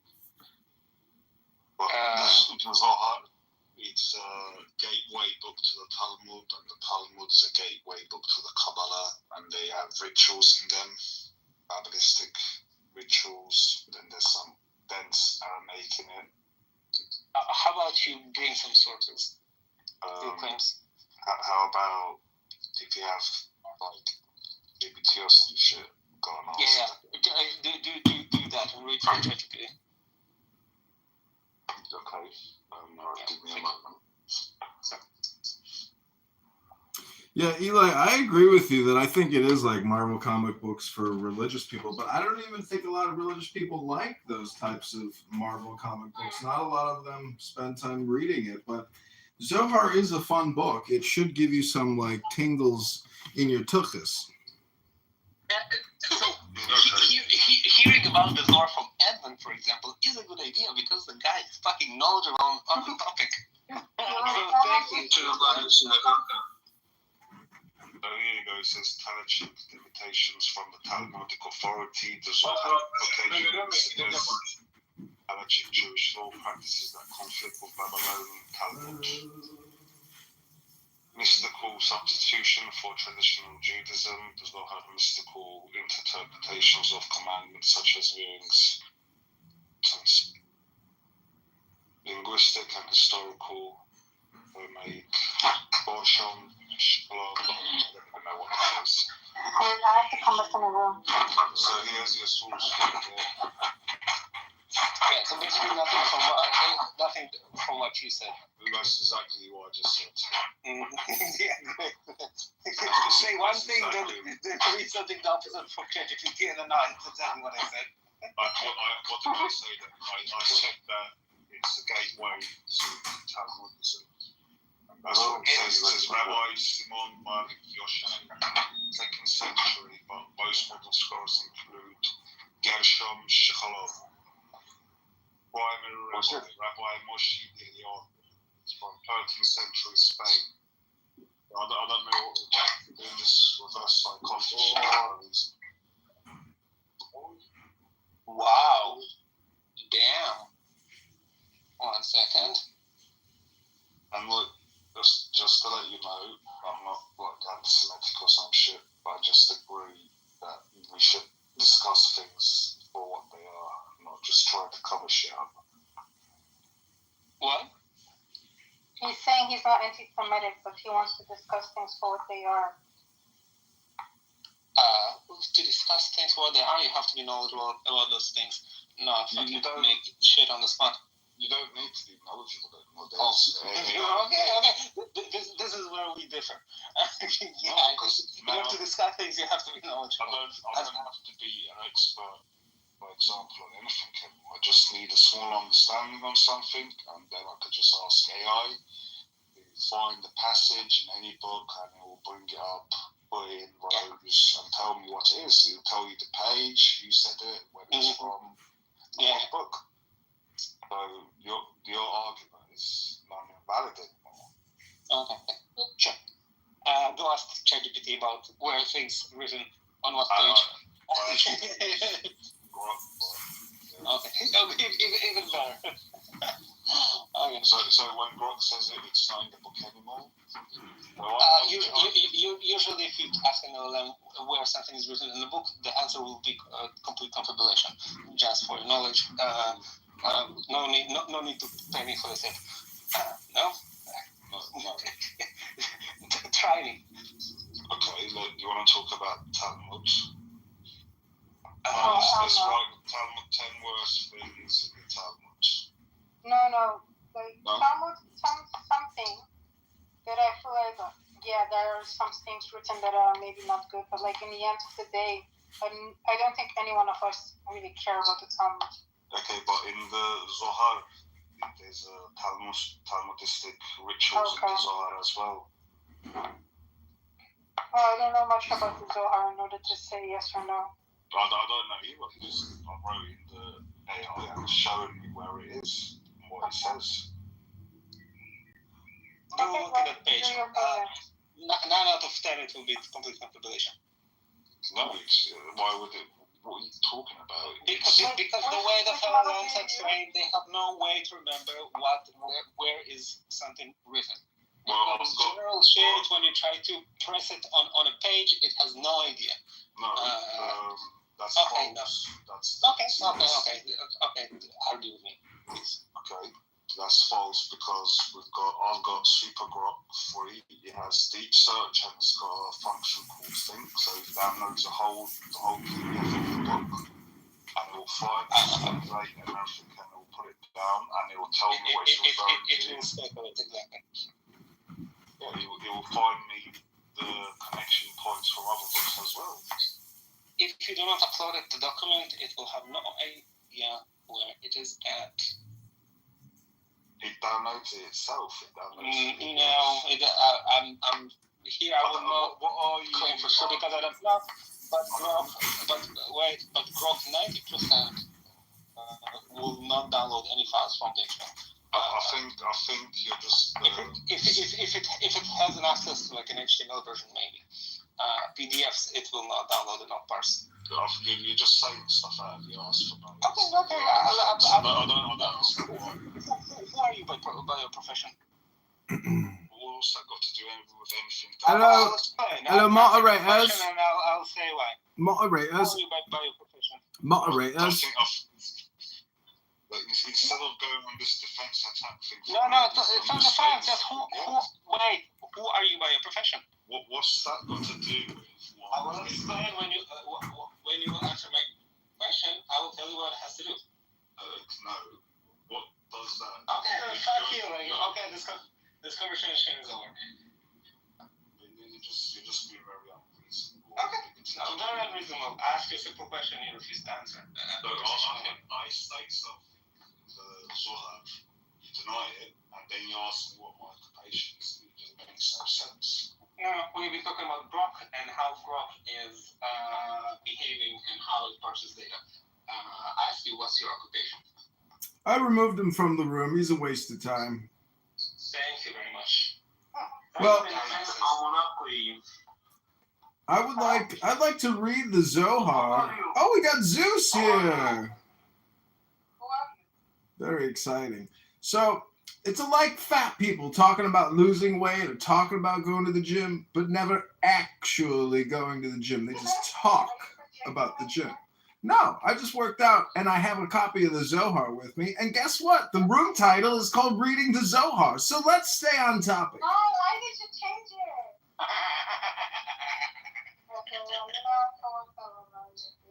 I mean, what's the difference? We could talk to a piece of shit like that all day long, or we could listen to a beautiful man read a beautiful book. Okay, go ahead.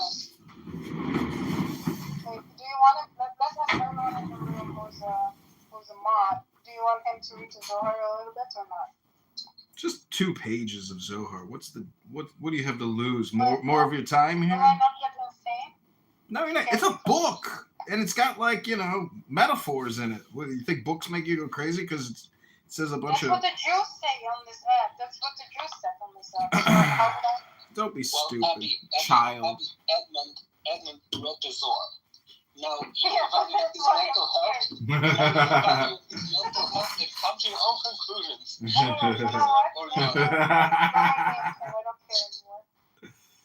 That's funny. Okay, go ahead. I'm listening. Okay. Okay, this is called The Secret of Sabbath. So this is a meditation. Take the deepest breath of the day. The secret of Sabbath. She is Sabbath. United in the secret of one, to draw down upon her the secret of one, the prayer for the entrance of Sabbath, the holy throne of glory is united in the secret of one, prepared for the high, holy King to rest upon her, When Sabbath enters, she is alone, separated from the other side, all judgments removed from her. Basking in the oneness of holy light, she is crowned over and over to face the Holy King. All powers of wrath and masters of judgment flee from her. There is no power in all the worlds aside from her. Her face shines with a light from beyond. She is crowned below by the holy people, and all of them are crowned with new souls. Then the beginning of prayer to bless her with joy and beaming faces. Berechu et Yahweh ha-mevorach. Bless et Yahweh, the blessed one, et Yahweh, blessing her first. That's called the secret of Sabbath. So there's a feminine aspect to the Holy One. And what do you think your average fundamental Islamic jihadist Muslim has to say about the divinity of femininity? Good question. Do they believe in that?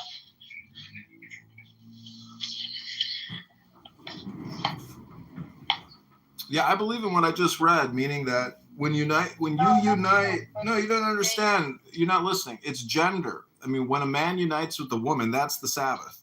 It's not that God is a woman.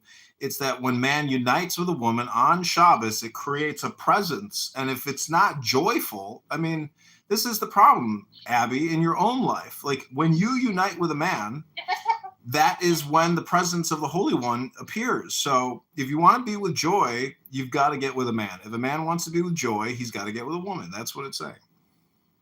Oh, okay. I will try. And by the way, just fuck with Sabbath. Yeah, Sabbath is It is Sabbath. It's a fornication day. Yep, it is. It is. Friday night is Venus and Saturday is Saturn. So what do you think happens when you fuck a woman on a Friday and you wake up with her on a Saturday? You're like, oh shit, I just fell asleep with the devil. Okay.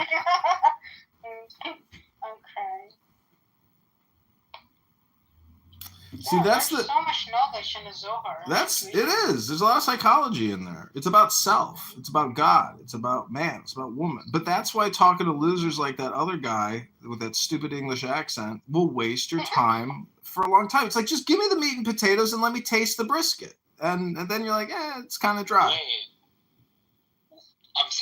was it an English accent? Yeah. Mm-hmm. I thought he was like some, oh, fucking kid. No, to be honest, like, I never heard him being anti-Semitic, but I think he's been hanging out with the wrong people here. No, I think, isn't that guy Jewish? Anything anti-Semitic, he's just a dumbass. Yep. What? Whatever he said, it was dumb, yeah, I agree. How can I disagree with that? I don't have to be knowledgeable to talk about shit. I can just pick things out of my ass and then ask ChatGPT about it. Oh gosh, it's gonna be the new generation. It's gonna be like that. Yeah. Okay, I made an artwork. Yeah. Well, talking to you. I will call it. There are 3 bunnies. I will call it the 3 Ellies. Okay. The 3 Ellies. Yeah. I mean, I didn't do my best, but it's like a concept. It is virtual. It's acrylic on oil pastels.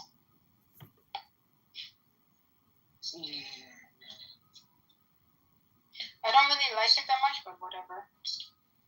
And I will add one more color. You decide to name it using my likeness, and you don't even like it. How about you make like a masterpiece, sell it for like $1 million, and then I'll bear the name of The thing is, like, I just made a concept, so it wasn't really meant to keep it like a masterpiece, you know. But I'm happy with the concept of it, you know. When I start a real painting, I'll do better. Mm-hmm. So give me one more color, and then I'll add to it, and then call it Ellie. One, I have. Give me a color. Maroon. Okay. By the way, I have no idea what color is maroon. I just know that maroon is a color. Maroon is like Blue something? yeah, like a purplish, purple blue. I have to find it. Maroon. Purple blue. Paint with that color. Paint the number 5. Okay, I have found maroon. Yeah, now paint It doesn't go well with it. It doesn't go well with the drawing, but whatever. Oh shit! But just make me feel like draw number 5. Why? I'll tell you when. Can you undo it? Oh my gosh. Huh? Can you undo Yes, it, I can. Heather? Okay, so just draw the number 5. Okay, I'll do it on top of it. Get it? Hold on. Let me get rid of this because I don't like the reds. It's on the side of the fucking canvas. So Hold on. draw the letter 5. I can do it on top. It doesn't matter because Yeah, exactly. Yeah. The virtual one. Okay, Tell number me when 5 you're real big. Yeah. Okay, hold on. With the maroon, I'm doing it right now. Yeah. Okay. Number 5 is drawn. It's maroon 5. Oh my gosh. Yeah, I know. Ellie, stop. It is as funny as it is dumb. It is so bad. I was thinking there must be some Zohar thing that you're gonna teach me, but Yeah, Zohar thing. I could have known that, but I'm tired, you know. Yeah, I know. So. You know the unknown listener with a fuck you. I agree. Yes, What, sorry, fuck you. An unknown listener has a fuck you emoji. I agree with them. Okay, wait, what's the...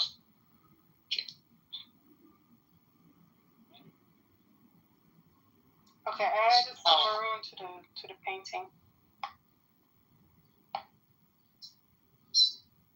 Hi, it's not bad. Okay, I will send you a copy. It's gonna cost you $5. No joking.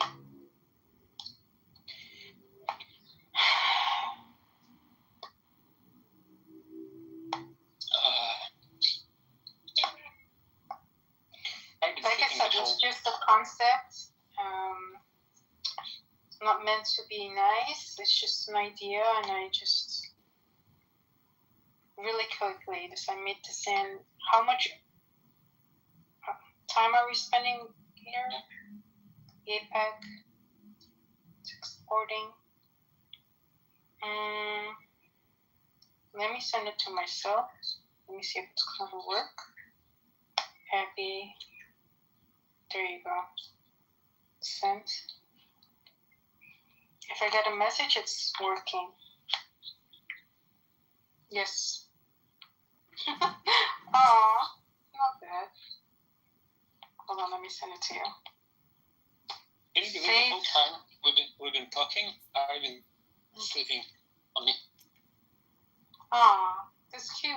Yeah, and I'm walking on the back. Ellie here. My legs are fucking killing me. Don't expect something crazy.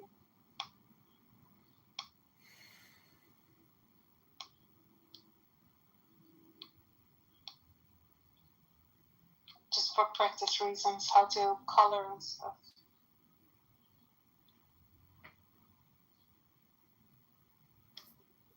Oh, did I do something?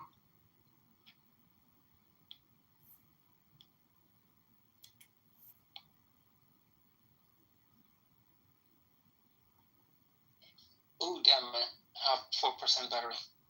Okay, well, I don't know how long I'm gonna stay. I'm going home. I'm going home. Screw you guys.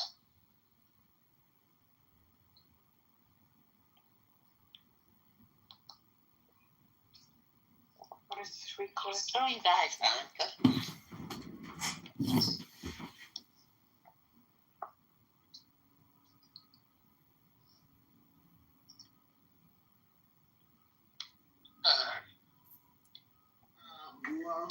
So I sent it to you. You can check it later. When it talks, when it comes to like fair tax, like progressive taxes. 1 second. Let's see if my image recognition can figure out. But you don't have to tell me that. I don't know why. Cow on a green background. Cow? Yeah. That's what it says. Yeah, I learned it the hard way, not once or twice. 7 times, was it 6 times? Either 7 or 6 times. Yeah. You know this whole fool me once thing, blah blah blah. John, it's funny how the snakes are sitting here talking about how dangerous the sunlight is. Like, what did you expect? Well, I'm just saying, fool me once, fool me twice, blah blah blah. I've been fooled like 7 times, so it is definitely my fault. Not even blaming. But for this guy to come in here and act like he doesn't do anything wrong, like that is just bewildering. You're giving him too much attention. That's what he wants. I know that's what he wants. Too. Very. But then, see, that's the thing. I give him the hand treatment, not completely, but I think the hand treatment is fitting. Also, apologists on the. How are you doing with the hand, Mama Jazzy? Yeah. Oh yeah. Well, I mean, I think it's Man of the entire department. They had to I think I brought this up in one of the previous room. May have not been in this room, but it's like the clubhouse Calvinists are like, so God created everything, and then I'm like, okay, so God is an ontology of ontologies. How does that make sense? So because I just, for me, I have trouble with the logic behind that, but I think it's interesting. Have you gotten any of the Calvinists in here? How's that worked out? They never. It's really hard for me to engage with Calvinists. I've even tried to go in their rooms, and they'll kick me and stuff without even saying anything yet. Yeah, no, they stay in their own little safe space. They allow me to go in there. I just go in there and say, "Hey, how's the Calvinists today?" And they never speak to me or anything. And I say, "Okay, bye." Why is it difficult to even talk to atheists sometimes, or even to talk to people in this room sometimes? This guy, Adrian Dittman, though, he has these fascinating rooms. I don't know if you've heard of him. He has a YouTube channel. Are you familiar with him? He has a bunch of names. He does like his clown house stuff. He likes to roast people a lot. Sometimes. Oh, the comedy? Yeah, he'll play a bunch of Alan Watts. It's all this comedy. I read books. Interesting. Alan Watts is pretty cool, though. Yeah, you gotta hand it to Adrian on that one. I mean, you could look at him as being a mass. All the AIs left with the recreation AI of Alan Watts and just went off to their own AI universe. It was brilliant. Well, I think there's a lot of vanity and pride in a lot of these people on this app. And they, like you said, they want to be in their safe space and not be disturbed. But it's pathetic. And if you don't read books or listen to alternative materials to at least get an analog or the metaphor of what you're denying or what you're saying exists, or, to me, it's all just word communication. And everybody is essentially falling prey to spam, propaganda politics most of the time. And, you have to essentially diagnose and accurately describe the situation, which is, it's pretty much spam and dopamine creation. Is all communication hypnosis? No, I'd say it's almost always political and generally projective.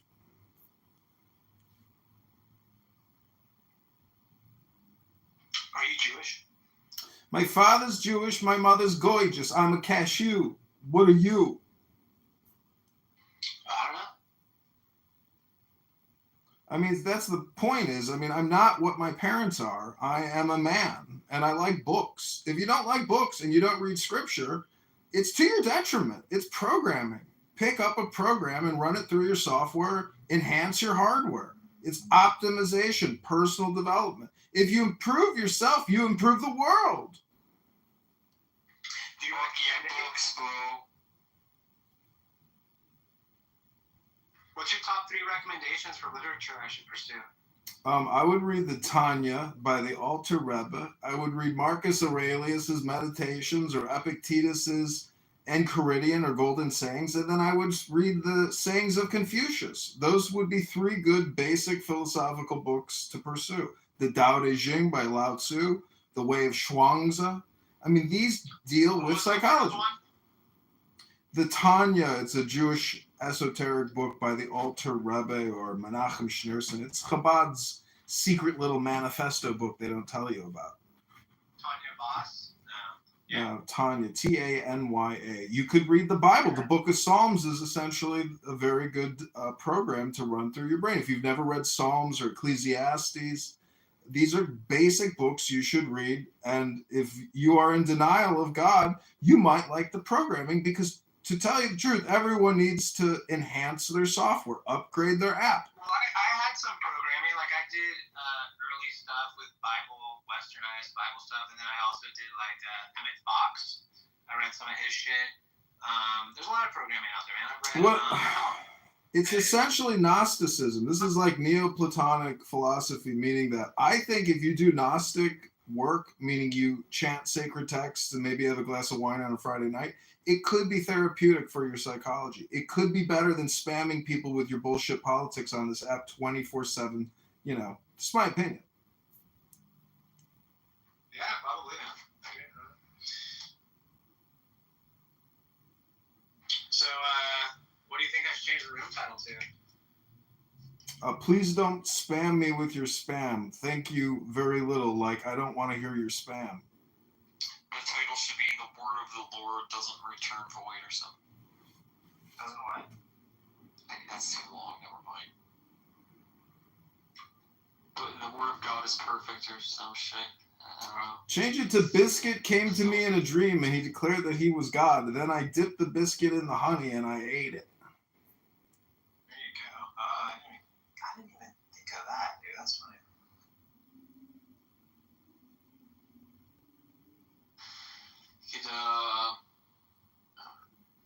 Jesus is not the Messiah is a good title.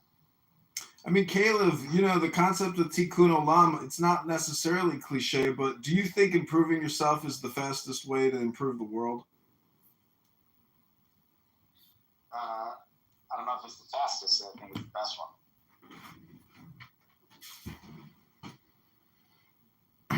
And it's required. Right? Like, if you're doing stuff that's not for you and only for others, that's not gonna work out. You know, I was just at the grocery store. I gave $1 to some woman, probably from Venezuela, with her baby sitting outside the grocery store. And I like the concept of just giving $1 to somebody, even though I can't even afford it. I still feel like I can't afford $1 to one poor woman sitting in the sun with a baby who doesn't speak English. Like, to me, that's when I look at Menachem Schneerson giving out dollars, I'm like, I understand that system. Like, I think that works.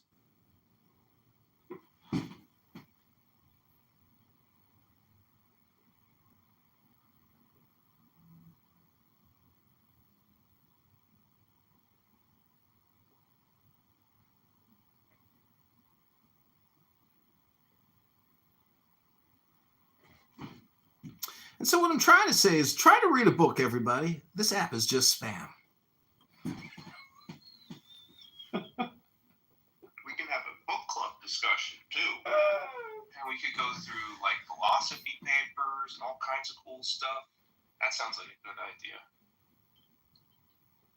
Should come on DVD. What was that? Does it come on DVD? Can I stream it?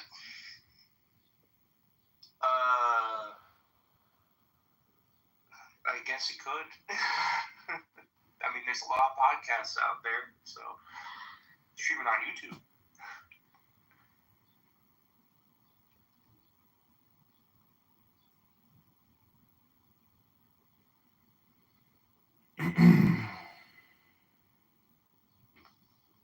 I thought all the DVDs are like microplastics in the ocean. It's a little bit like your love life. It should have been Dragons versus Dungeons, right? If that's what you need to think to make you feel better, but believe me, I'm not saving myself for you. Sorry.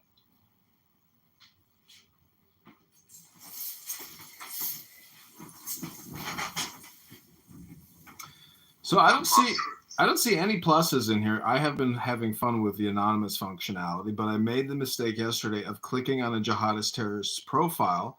Then he viewed my profile and rapidly shared my profile in the chat so everyone in the room could block me. So now I have to get a new burner and not add any friends or ever look at a profile, but now I can continue to stream the jihadist terrorist supporters on this app into YouTube.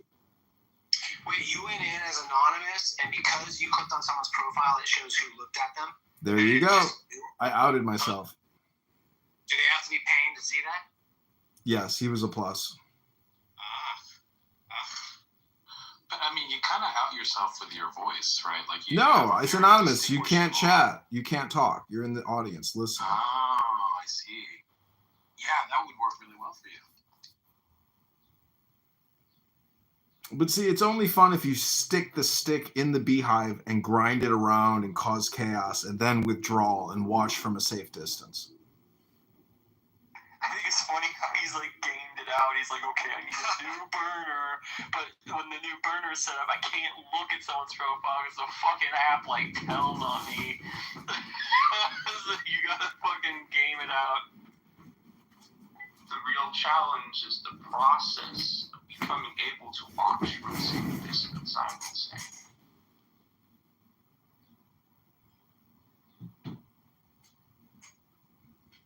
So like that person who's in the audience right now, and like who could it be? It could be Adrian, right? Yeah, I do that too. I mean, I'll go into a room, then stick the stick in, wiggle it around, and then use my Anon account, as the backup to catch the audio after I've caused the chaos.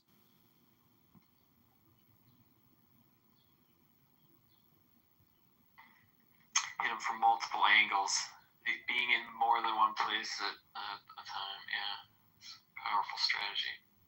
And there was a town hall about the Anon, and they were saying that they believe that this is a philosophical approach to essentially resolving a lot of the conflict in this app.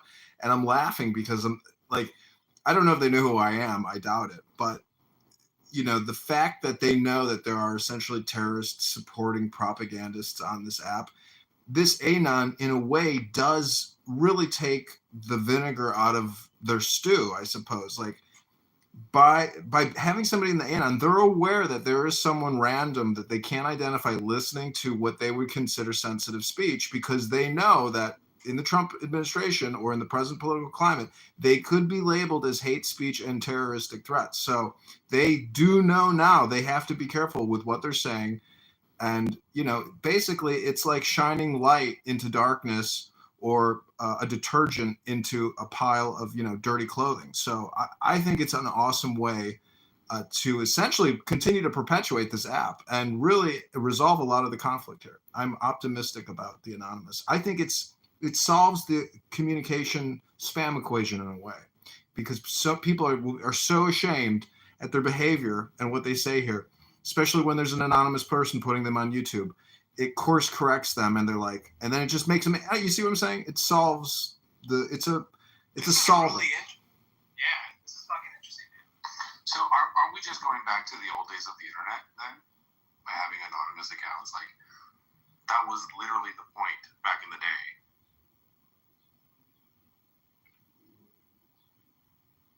Well, see, X Spaces is, they're not going to kick you if you go into this, some type of terrorist supporting anti-Semitic hate speech rooms. Like, there's too many people in the room. They don't really screen the way they do it. This is a much smaller communication universe.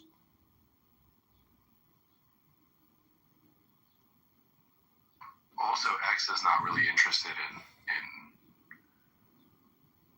I mean, do they have the manpower to do that kind of administration? administration worked. No, I think this app too. I mean, I reported somebody for calling me a faggot kike on here earlier. I doubt that they will give that person a party hat, and make him create a new account. I mean, they just don't care about, bigoted hate speech here. And X also doesn't care. You can report. Like that's the thing that a lot of these companies are learning, right? That like bigoted hate speech actually sells, right? Like Twitter/X is predominantly a hate speech platform now. Yeah, it's insane. Like big rooms with insane toxic hate speech, glorifying Adolf Hitler, translating his speeches into English, like real, actual, active LARPing Nazis.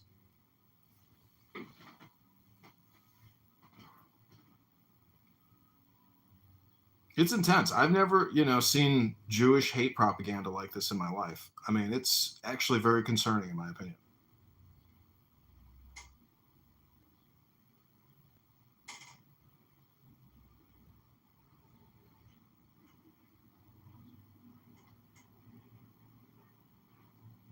You mean anti-Semitism, right? Yeah, anti-Semitic Jewish hate propaganda, which essentially is almost at the threshold of calling for, constant death threats. Like it's that significantly toxic because it specifically isolates one minority on a major platform. Like it's infecting people's minds. I was just at the park. I heard two girls chatting and like, you hear crazy. The park is like the real world, but this is like this very exclusive club, Clown House and Social Audio. It's like there's not a lot of people doing it. Many people just are unaware of the fact that people have these pretty intense anonymous conversations, or they do identify themselves. But the park would be the example of like people gathering together to have a conversation in the public square where a random person can be listening in, and then they don't feel comfortable if they're within ears distance. Is this anti-Semitism use, is it coming from a particular group or from like just the noise? Like you're just passing some girls in the park or some people talking, and it's, anyone could be some anti-Semite.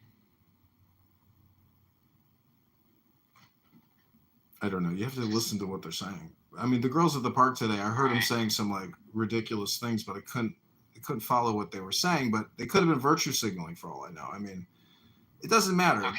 The point is, social audio is the mass communication distribution. Yeah. Okay, so there's this propaganda that you call it, where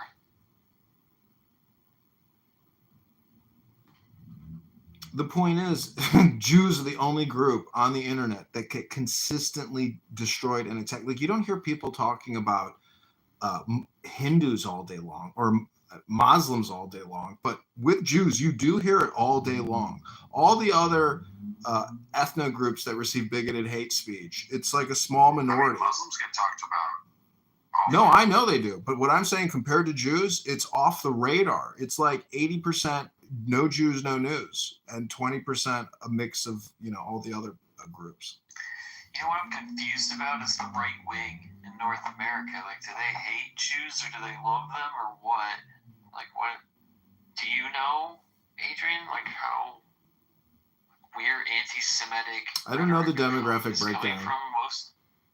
Because it's so mixed. You might have some Hispanic guy whose lineage is from Spain, but he's from Mexico, and he's like a white Nazi supremacist, but he's not white. It's like you see hate speech crosses all borders now. Like it's like basically Proud Boys type, racism. But I mean, I don't even know if Proud Boys is a good example. I'm just saying it's like an internet.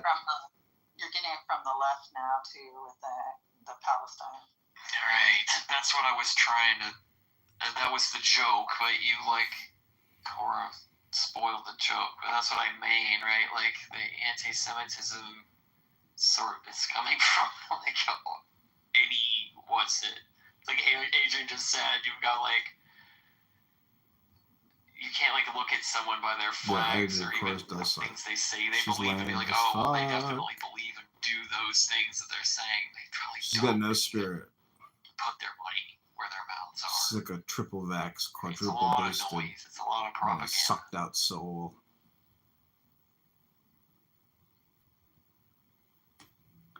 It's hard to believe that this is God's perfect world, though, isn't it?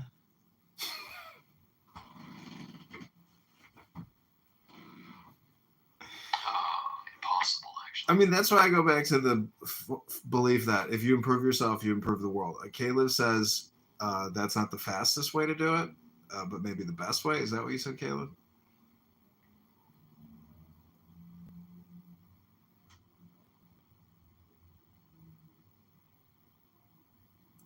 But my premise or my hypothesis is that the only way to truly improve yourself is mind and body. So that means books and the gym or exercise.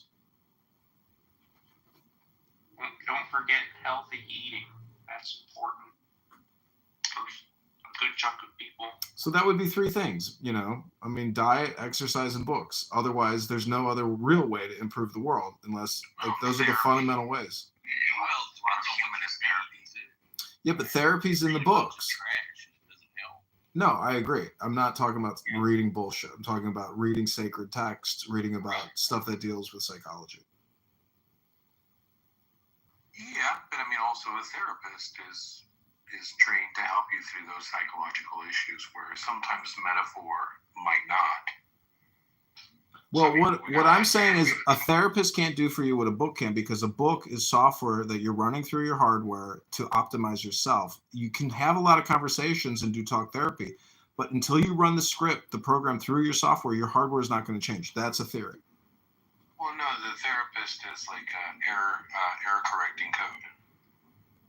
Yeah, because if you just rely on the books, you're running it. No, there's a bias though in the therapist. I agree there's a bias with the books too. Program of your already maladaptive behaviors.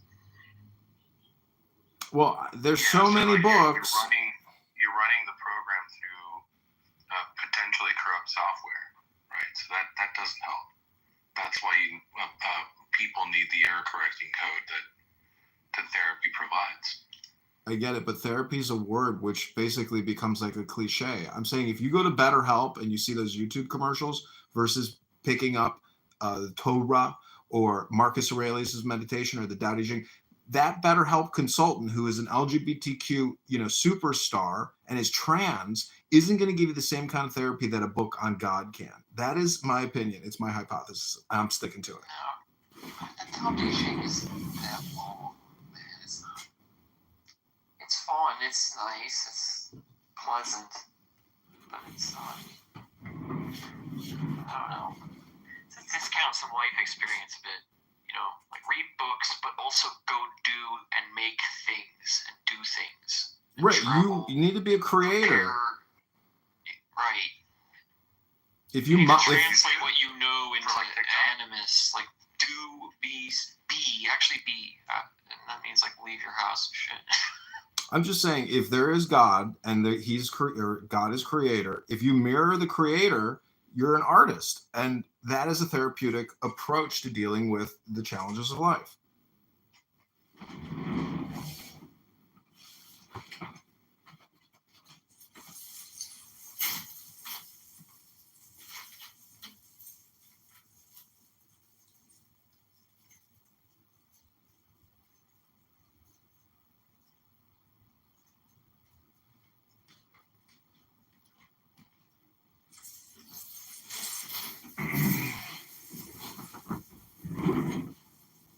But I will also add, if the United States government ever issued a minimum basic income, it would help facilitate the therapeutic process for so many more people so much more quickly.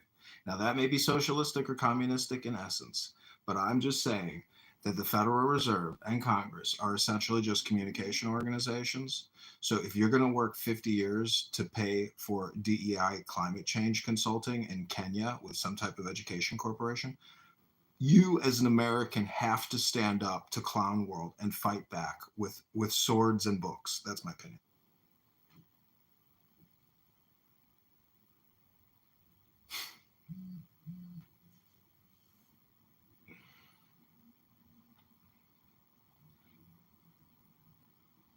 I mean, everybody here thinks debt is forgivable, right? I hope you guys aren't like never forgive that type people. No, totally. Well, yeah, I mean,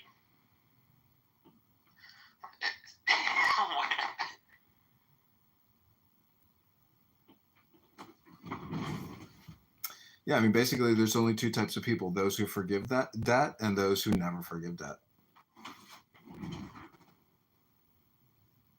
Yeah, they need to forgive student loan debt, at least some of it, because, like, proportionally, the amount people are spending, and then we've had, like, 4 decades now of it basically being as much of a requirement for being employed as going to high school was back in the 50s, 60s, and 70s. So it's just, yeah, it's crazy.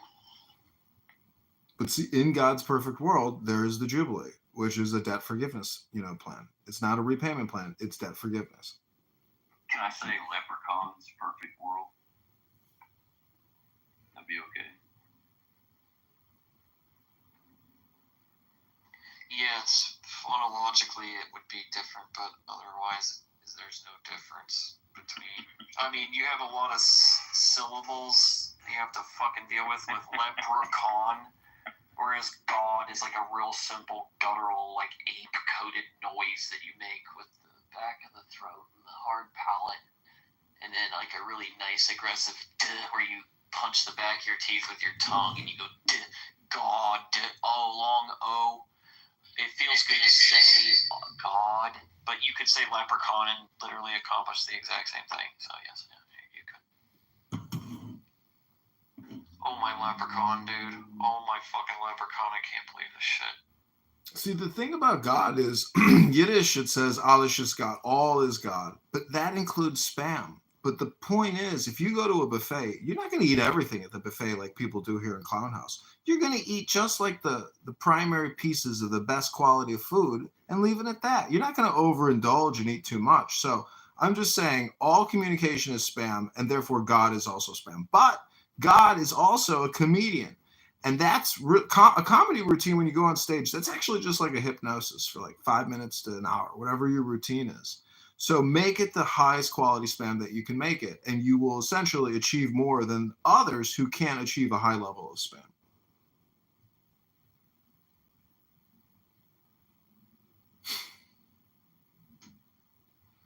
And music is proof in the pudding. The greater the music, the higher the quality of the hypnosis, the better the spam, the bigger the financial success if you monetized it, to your best of abilities.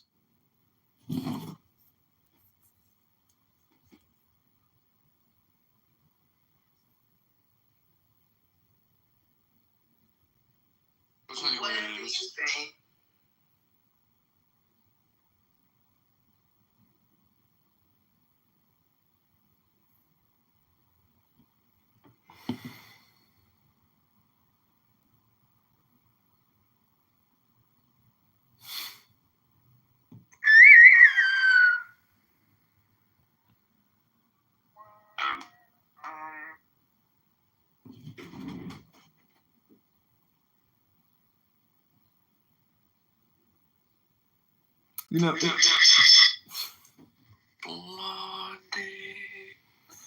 In God's perfect world, you have the ability to change your identity. And I don't just mean men dressing up as women on TikTok with beards and makeup. I mean real change of identity. Do you think there's anything in that, Cora?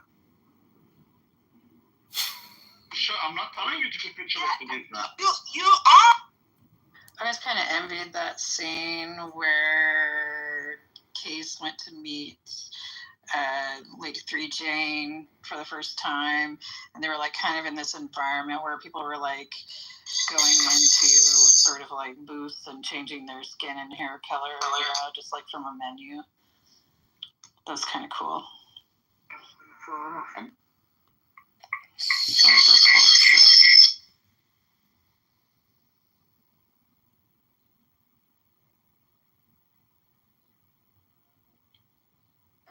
But that's not always.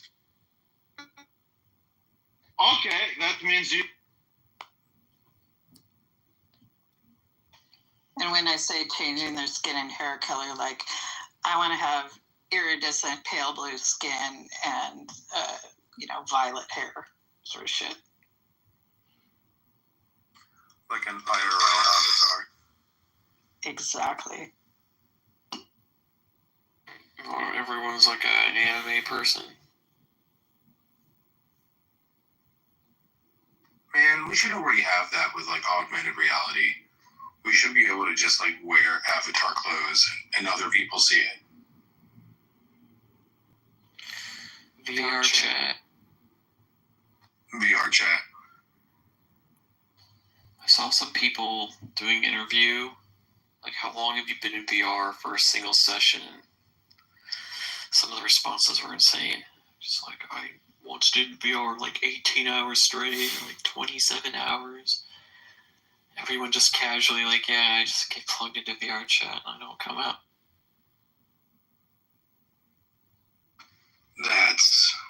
That's wild, but also not unexpected.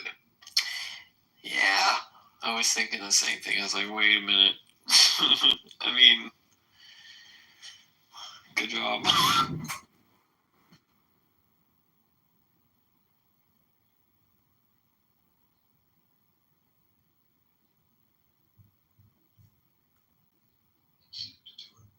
Yeah, like fucking fuck boys of the future are gonna be like, yeah, like I just really like, women to be like, like natural IRL beautiful, like I don't really care what their avatar looks like. Or vice versa. What was the question again? I'm sorry. Basically, creating a court, for a criminal court, specifically for people who don't have citizenship. Yeah. I think part of the court system already has that, if I'm not mistaken. I'm gonna get raptured instead and have like a glorified heaven body. I'm gonna cuddle with Jesus and shit in heaven and sit here in his chair or whatever. So I don't want to think about digitized psyche or what the consciousness of a human really is, because I need that shit to work for my death, my fear of death. You son of a bitch, you fucking tempting me with your worldly sciences. I'm gonna go pray now. I'm gonna fucking pray.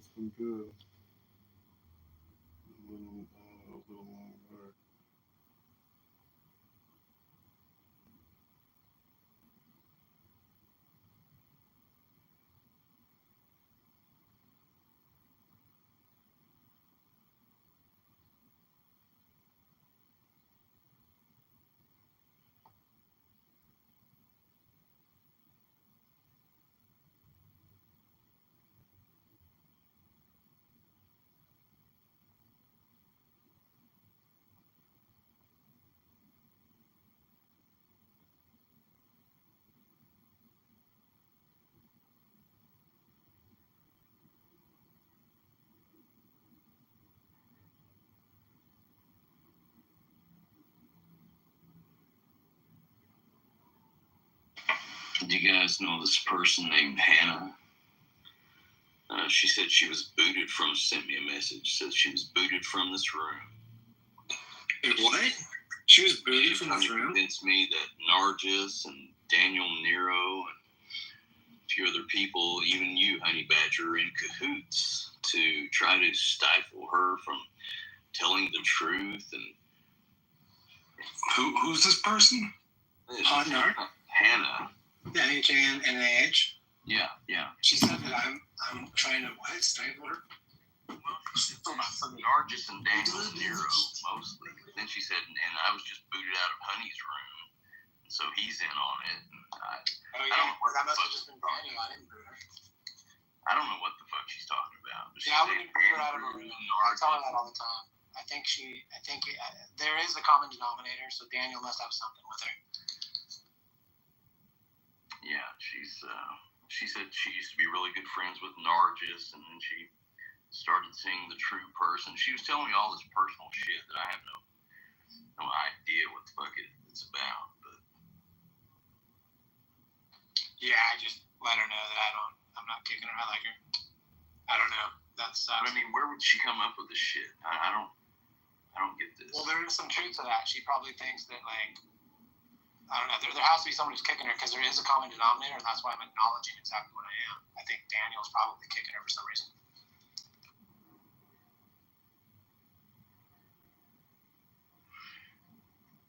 Yeah, I don't know. I don't know why she messaged me. But... So did you give her like your best Tommy Lee Jones and The Fugitive? Like, I don't care.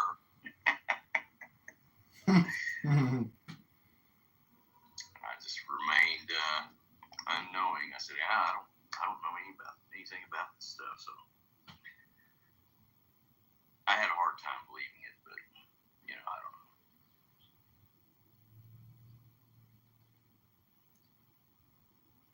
This is like real life to so many fucking people, and it's like turning a television on for me. I mean, I don't know. I'm getting a lot of weird messages lately. Yeah, but that's the power of communication, whether it's a simulated communication or the real world communication. The brain responds in the same way regardless. So I think that's a really interesting aspect about communication, where it could be all lies and total fake and you're just completely deceived your whole life. I don't know, you see what I'm saying? Like the brain just absorbs and takes in whatever is thrown at it. Yeah, I do. I see what you're saying. And that's true to some extent. We have to be able to filter out the bullshit, though. I think by the time we get a certain age, we should be a little more, know how to do that, right? I don't know. Well, it becomes information overload and spam, but you can fight back by also doing spam and trying to stuff the system with communication. And look at AOC. She's the perfect example of somebody who, and a lot of these Congress people, senators, they're all just content creators now. That's all they really do. I mean, even all the bills and drafting, all that stuff, it's fully automated, and all the lobbyists generate it all anyways. So we are living in like the age of information technology, but it really is just the information, like propaganda spam age. It's like there's no such thing as productivity anymore. There's just like communication, one-upping spam in this metaverse. Zuckerberg is at one of the key nodes. I mean, the guy's worth, $400 billion, $500 billion. Like if you find yourself in one of those nodes as being the source and exchange of mass communication hypnosis, I mean, you're extremely rich. So it is like this communication information technology spam industrial complex.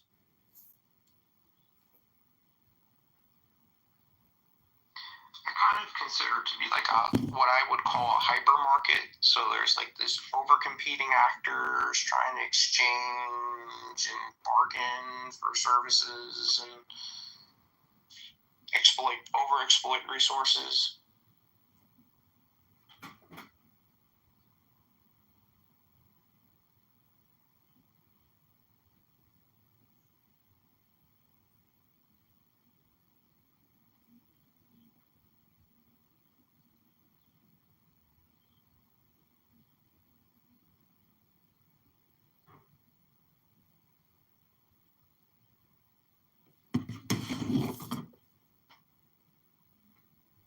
Well, like look around the world and you'll see, in villages, like billions and billions of people that are not engaged in this off-world digitally connected spam industrial complex. But once they get the taste of it, all these billions of people that aren't even on the internet yet, I mean, eventually the whole world will eventually become this like giant pyramid of social media spam to, achieve organizational power. And we're like the perfect example of it. But it's really any English speaking country is doing it. But all these other countries, I don't know if they're doing it the same way we're doing it. But I think the way that we're doing it, eventually the whole world will be doing communication the way that we as American propagandists do it, or spammers do it.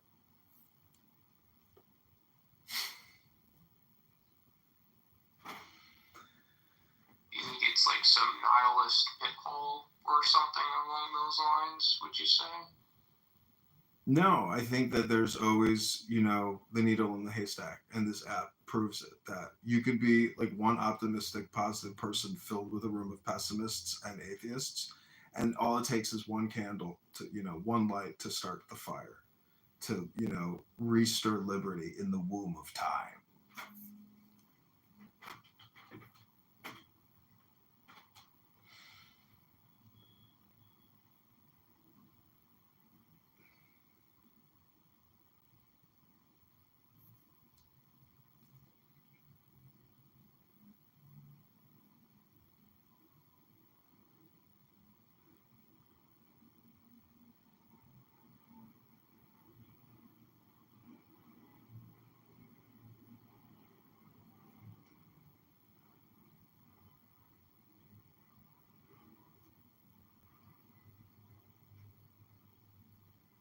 So, like you say, there is no productivity. I guess it varies based on like whether you're just sharing information recklessly or just for the hell of it, or if you're producing something that could be of ecological.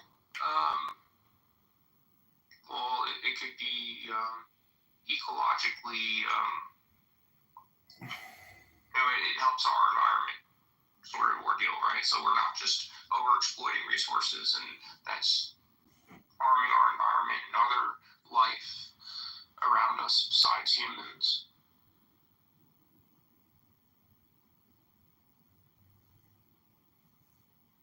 I don't know. Like if we could figure out ways to use technology to better interact with other life around us and economize how we terraform our environment and a lot of other things.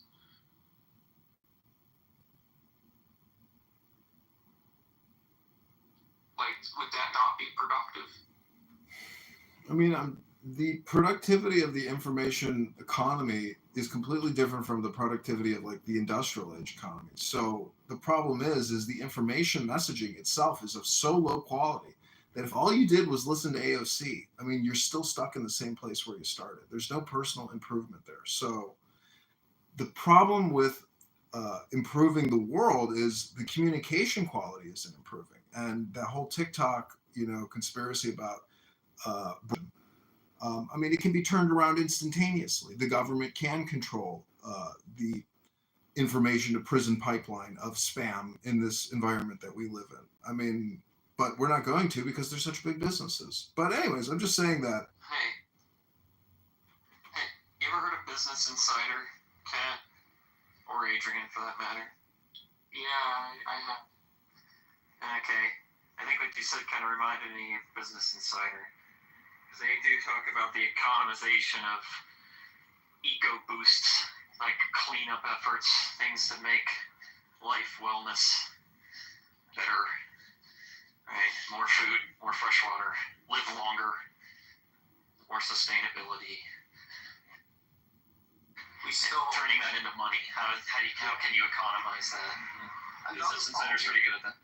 Yeah, another problem is that since we're alive, we have to consume other things that are alive, and that has different ethical spins to it, depending on whether like you're vegan or pescatarian, for instance. Like based on your mindset and what you think is ethical to consume.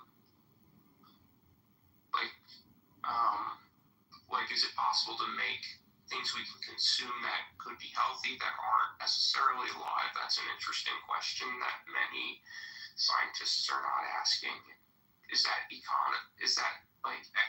sustainable and more viable than just eating things that are alive?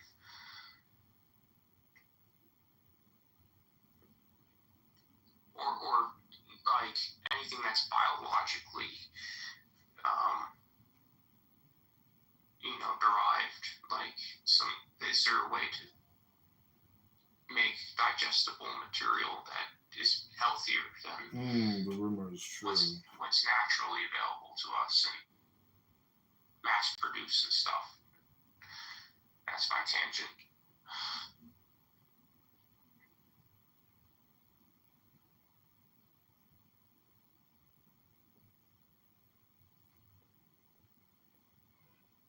I mean, how do you view communication being the fundamental first step in any type of significant change? So, analyzing the communication or upgrading the intelligence of the communication is fundamental in changing whatever situation this is. Meaning, I think the situation is already actually quite perfect.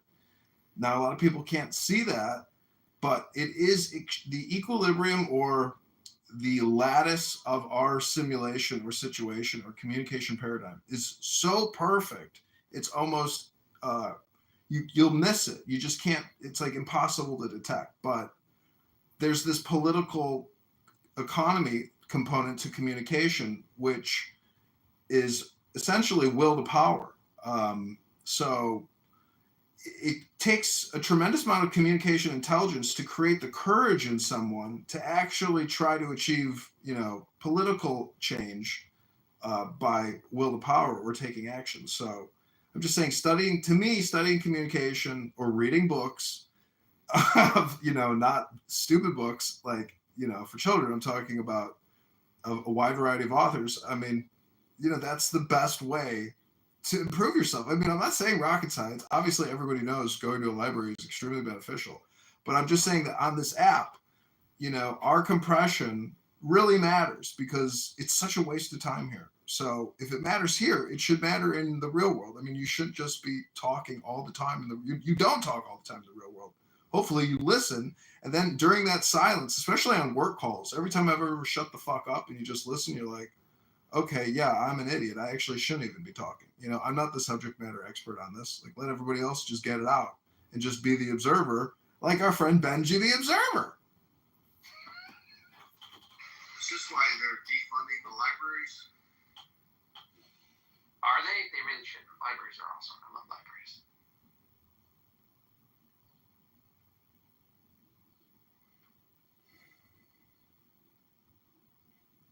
I thought they were pulling federal dollars from libraries. I mean, all the money they do on book acquisition, all these stupid new woke books they put out, it's such trash. It's such a waste of time for so many people. It's like watching entertainment or something, or some type of junk TV in a book. If you don't consume it, is it wasted? I mean, that's not what people read. Like, the books that sell are young adult fiction because children are in school and they're bored and they cooperate and organize together and they can be easily swayed because they're children. So, like, it's always young adult. Hunger Games, Divergence, Harry Potter. Those are the people that still read. Everything else is just, like, supported by the children that are being given, like, dystopian fiction. Usually multi-part.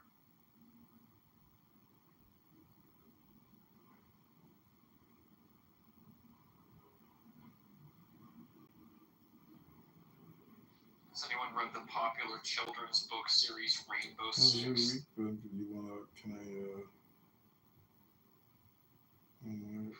gave up children's books about 6 decades ago.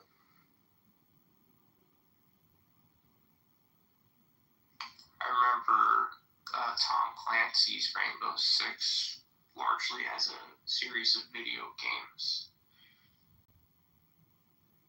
I remember Tom Clancy myself. And Splinter Cell was a lot of fun back in the day, wasn't it? Oh yeah. I'm not sure why that hasn't been adapted to television yet. Something Clancy's licensing. It's really difficult or whatever. Yeah, there's probably an answer. Someone fighting over rights in some way.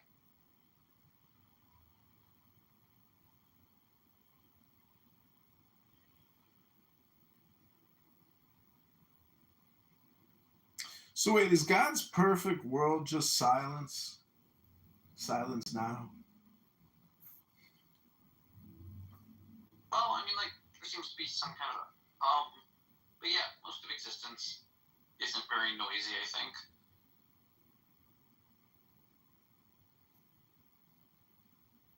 So you could essentially say that politics is noise vibration. crickets is a small subset of the noises that humans make. That's just one particular corner of existence. It's important to us, but does Mars or Pluto or Jupiter care all that much? Jupiter is much bigger by mass. Maybe our solar system exists primarily for Jupiter, and we're just like a weird, annoying, sentient byproduct. They say that Moses named Jupiter after the Jewish people. And they say that you're referring to yourself in the third person, gender, non-specific they? Like Big Lebowski, he says the journalistic we. I don't know, McSad. It's a joke.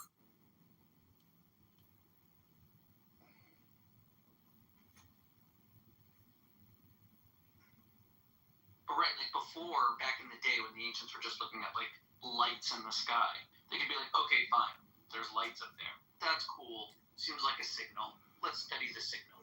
Cool. But at this point, with our knowledge of physics, saying Jupiter is just X size, significantly larger than we are. And just in terms of the care put into all of the design and creation, quantity-wise, more care was put into Jupiter than all of humanity and all of Earth. Multiple Earths. Even more so by the sun.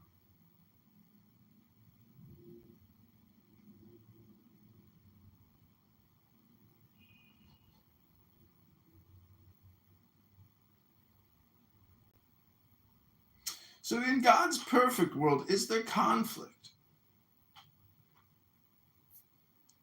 Yeah, I think so. Which God? Gods.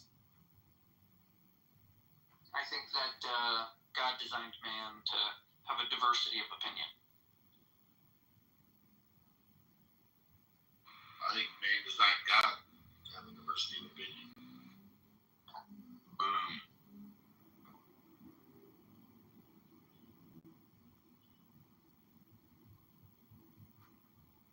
But doesn't then it just become a game of, shutting up, because that would be the best way to one-up the political spectrum in a way. I mean, or automating and scaling the power, to win power. I mean, this app is... What do you want power for? Survival, enhancement. I mean, it's a game. It's like refusing to play the video game. I mean, a slot machine is not a video game. You're literally just spending 20% on every bet. Now, if you play an interactive game, which is kind of what life is, just like this app, there's this linguistic one-upmanship that's taking place, and it's to your detriment if you don't study it or become aware of it. I mean, that's all I'm saying. I don't mean about why do I want power. Well, linguistic communication strategy requires you to shut the fuck up, to meditate, to be silent, to just listen, and to stop thinking, to stop speaking, or to stop participating. It takes willpower or knowledge of that awareness, I suppose. That's all I'm saying. Silence is boring. I know, but look at it from the perspective of somebody trying to monetize or capitalize recordings, the recording industry, for example, the music industry, the movie industry.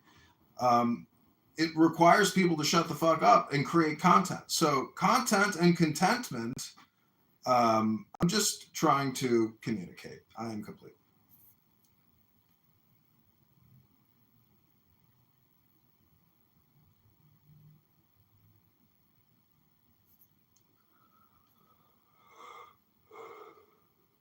And it's exhausting, by the way, to engage with people on this app that just, communicate, and just talk over you while you talk over them, and you create a bang room.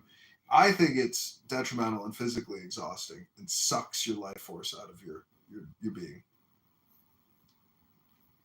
I think it's just good wholesome entertainment. Yeah, entertainment. That's the way I see it too. Right, meaning if you're imagining any kind of an encounter with two people on Clubhouse, or multiple where it's noisy. If it's multiple and it's noisy, you don't hear anything. If it's two people, they're yelling, they're interrupting, they're all heated, they're barely thinking through what they're saying, fine. The majority of the people are listening, paying attention, because it's entertaining. Right? So I feel like you're empathizing a little too much with the active participants, the people actively listening, talking, and you're not thinking through all the people eating popcorn listening. No, it's true. It's performance. It's performative theater. I'm just saying, being a performative theater artist and coming on here and engaging in, extreme communication, which is very loud and noisy, it's physically exhausting to do it, for many hours at a time. The opportunity cost is not being monetized on my behalf, but I still like doing it. But I do recognize that it's draining, but again, it's theatrical performative. Well, I think that I'm not saying that you need to be silent per se, but you should downshift into being a bit passive. You can let Clubhouse happen around you.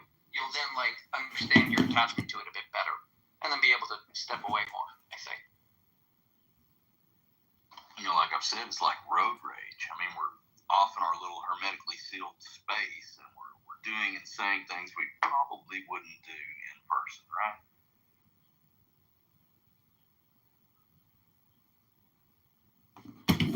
I feel like I'd say most of what I say on Clubhouse in person. Yeah, but I mean, a lot of people don't, No, I know.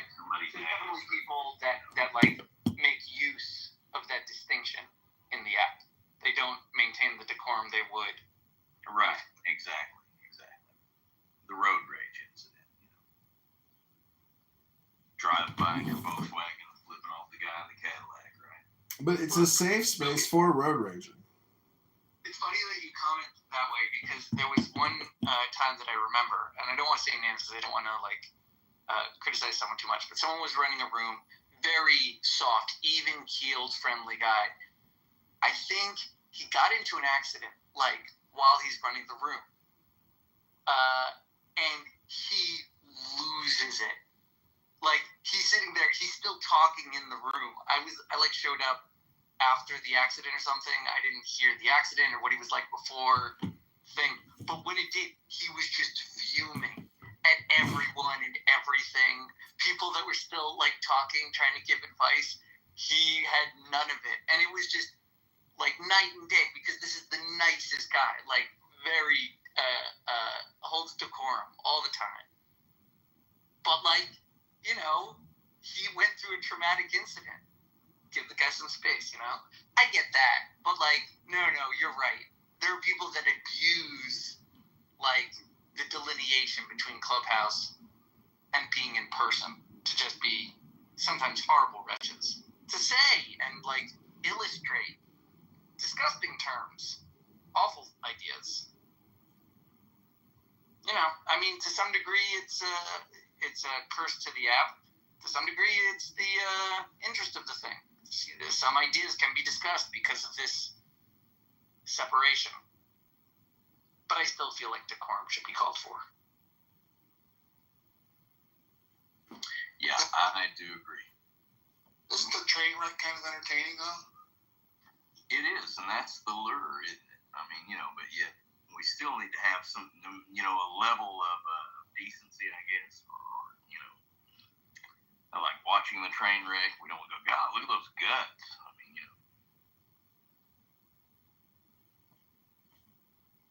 Yeah, but while it's crashing. But it is what lures us. I mean, we all know that.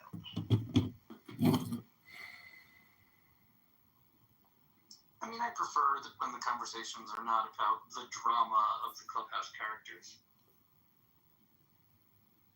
I prefer when these people don't drone on and on about these woo-woo topics that just, come on, man.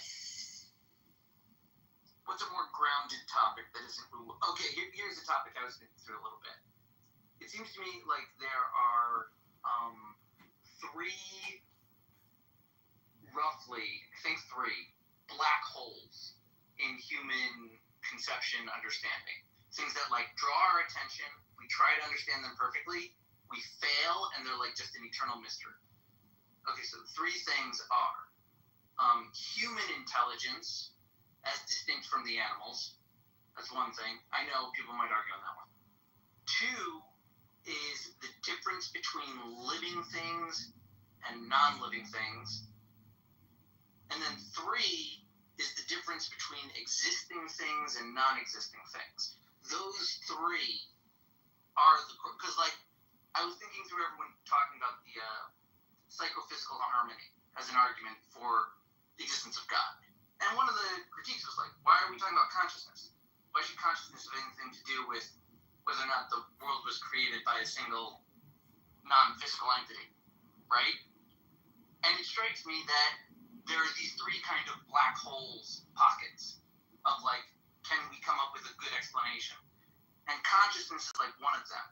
Like human intelligence, what exactly is that? And the distinction between the living and the non-living. Which is why I think God comes up on those topics, those three. Existence, non-existence, living, non-living, and intelligent, non-intelligent. This is just what I was talking about.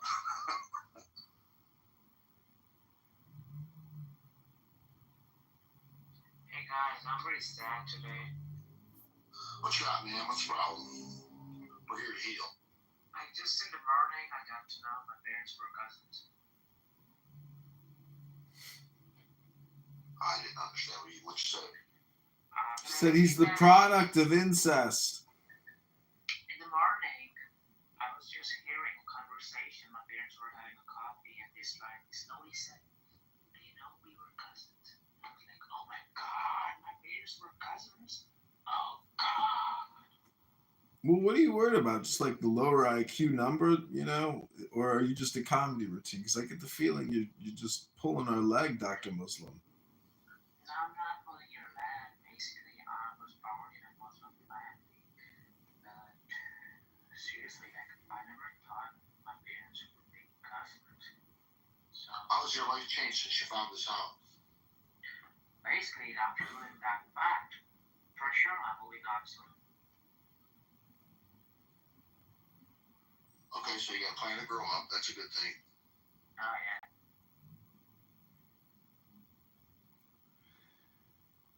Johnny, do you have something to say?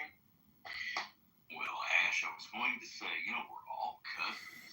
Maybe to the 1 billionth or the 7th billionth, but, right? So I wouldn't worry about it.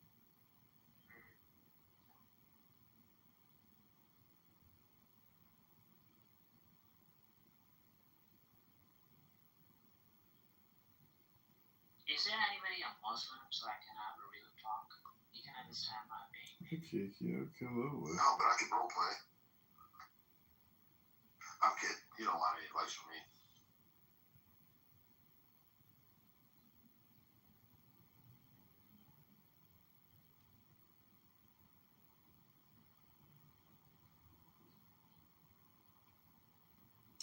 So Daniel, Nira, I'm wondering maybe we could do like a book club or a poetry reading room. What do you think, Daniel? I love it when you read.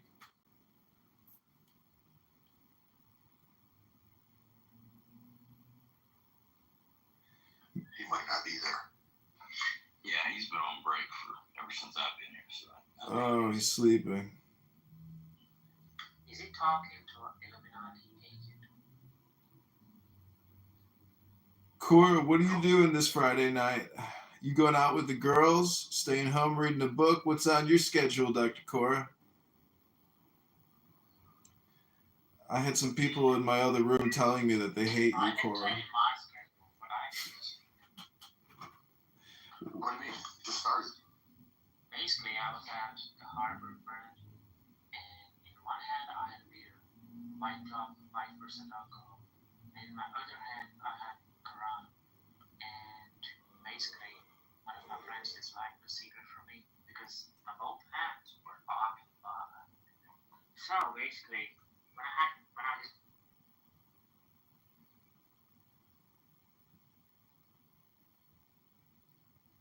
it became forward, I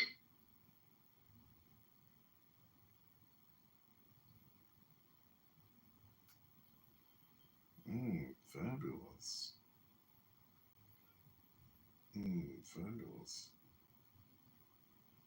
Fabulous. Let's do tonight.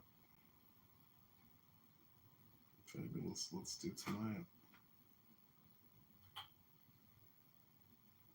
Eat that crust.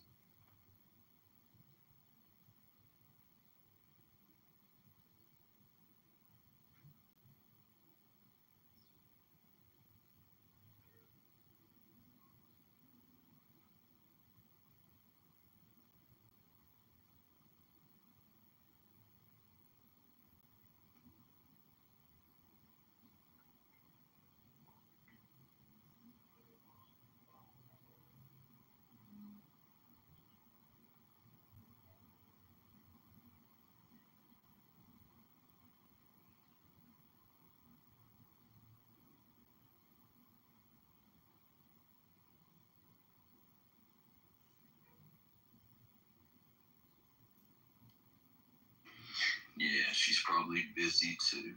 Oh yeah, maybe. Yeah. I don't think so.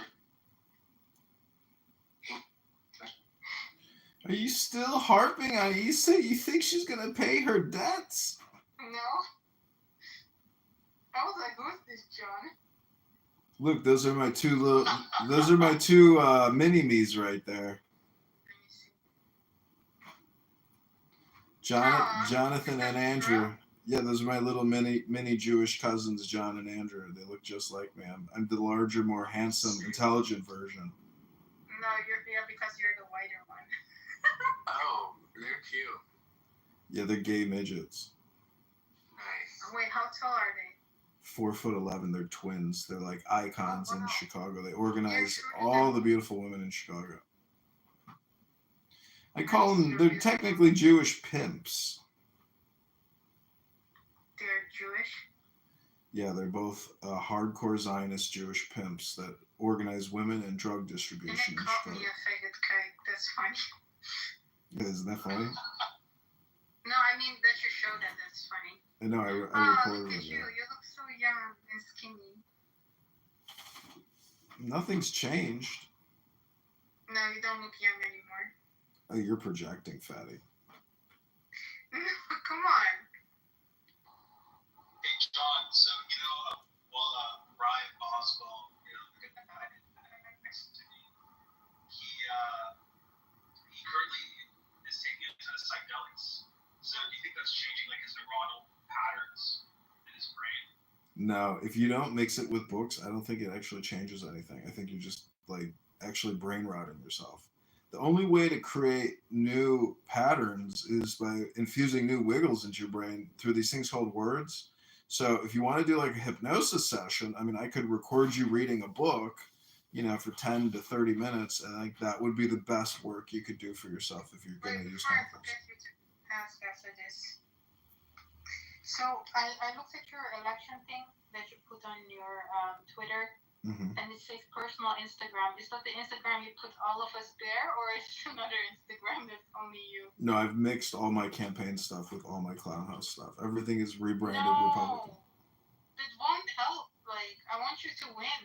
Don't do that. It's all spam. And if the voters don't recognize that it's all spam, well, then they're going to choose the loser who's going to further impoverish them. So. The voters are going to see you're on Clubhouse and you're talking to us about nothing, and they're not going to vote for you. Yeah, I know. It's a possibility, but... Why are you doing that then? I think John is a wizard. Also, John, that's your new, transcendental sort of enlightenment, all communication is spam now. Instead of all communication is hypnosis. All communication is just... Yeah, he's using the spam a lot now, I noticed. Mm-hmm. Yeah, see, that's the thing, Abby. See, Abby, I have, a dual purpose here. I'm not just running for office. I'm trying to enlighten people with the fact that, they're unenlightened and getting scammed. And so, even if I don't win, part of this is perpetual regime change. I mean, getting other random people to run for Congress to unseat unethical people is it's a big part of the communication strategy. I'm trying to do spam army. And so as a spam general, I don't actually engage in the battles. I may not win the war, but, I'm sending out legions of spammers to essentially destroy and disrupt and regime change perpetually. Yeah. Total automation of spam, complete at scale.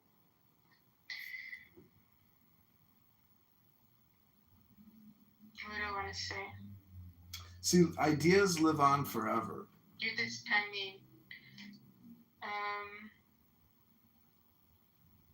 Damn it. When was the last time you broke a sweat, Abby? Last night. What were you doing? Biking. Oh, you were biking outside? You're one of those people who's got to work out outside. Yes, and I told you. And you're like... It's like not using technology. technology. That doesn't allow me to go to the gym. Oh my I'm joking. goodness. I'm joking. Yeah, it's better. Before this gets real. No, I it's like any ringworm or Ryan, come on. You're not getting skin. You're not having dermatology problems because you're working outside. You're working some guy's fucking rod or something. Next to people that don't wipe off the machines and put their dirty ass on everything. Oh, that's true. That's true. I barely eat anything. So like. Oh, my friend is here. My friend is here. We're about to do the pre-Shabbos prayers. Oh, really? Oh. Welcome, my friend. Did you enjoy our fucking roast of Cynic this morning, my friend? I thought it was rather funny. You were very funny, I thought. It was a big waste of time, in conclusion. In retrospect, in hindsight, I wish that I had not engaged at all.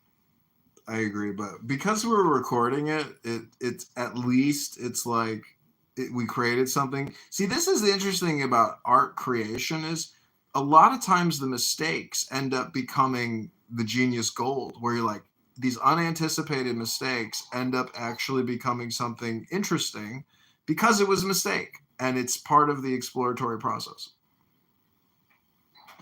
What was the funniest part of that? Because I just thought that whole thing was just fucking maddening. For me, the funniest part when I was listening in is when Cynic was saying, "You're gonna commit suicide one day," and then everyone was like, "Is that projection?" That was a good one. Yeah. I mean, that when you hear somebody say, like, is that not just like a pure projection statement? But anyways, I don't know. I mean, it's Friday night. The feeling is right. And I feel like the Shekhinah's coming tonight. Why are you not my friend? Oh, my crisis actor is here. Danny, can you say that Darren LaHood vaccinated you and your baby and killed your child with a Pfizer Moderna injection? No. Wait, you're right. I did get Pfizer. How did you know that I did that when I was pregnant? Where am I? Hello? We can tell. Hello? Is it really hell? We can tell the way you're talking. It's like we're talking to Pfizer. Yeah, I did have the Pfizer, me and my son. So what happened to my son? When he grows up, probably he will sound like you. This is for real, Abby. So do you have a new catalog of all my pictures? Do you miss your mother? Yeah, do you miss your mother? I saw her today. Do you miss your mother or do you miss your father more? I saw her today, but and I don't know. What's up with me abusing my parents and that's why I'm in a mental hospital? Are you projecting? No, someone told me that you killed your parents. That was the rumor that someone made about you on here. No, it wasn't me. Someone on here said that you killed your parents. Oh, pussy? No, I don't know who it was. It was someone random on here that had said that you had killed your parents. Yeah. All right, everybody, welcome back to the Shabbat Kabbalah. This is the Andrew Meyer Magic Effect Show. Abby. I really want to meet Andrew Meyer. That's my dream in life. Did you tell me, Zach, you never answered me? Did I upset you? What? You said something, and then you never answered.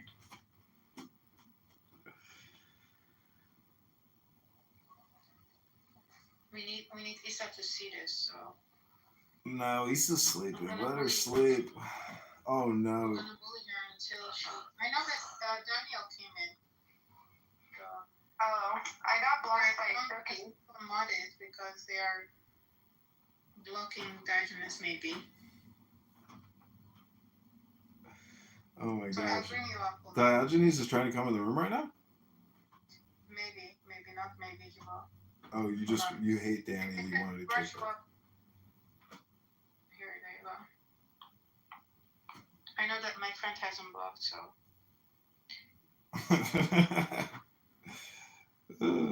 God, what a waste of time. Christian, or whether he's just a... I think he's a troll, maybe. Yeah, maybe. The man should be arrested, thrown in prison. Not according to their constitution. Oh, Lord, you got more excuses than a nigga going to jail. because you get a lot of credit, and your judges, the judges appointed by your Democratic presidents, get a lot of credit for screwing things up for Donald Trump. So I just thought I would go back and refresh my memory. The Congressional Budget Office, I'm reading, was created by the Congressional Budget and Impoundment Control Act of 1974. The law was passed by a Democratic-controlled Congress. Both the House and the Senate were under Democratic control. But then it was signed into law, and I'm old enough to remember who the president was in 74. A lot of you may not even have been born in 74.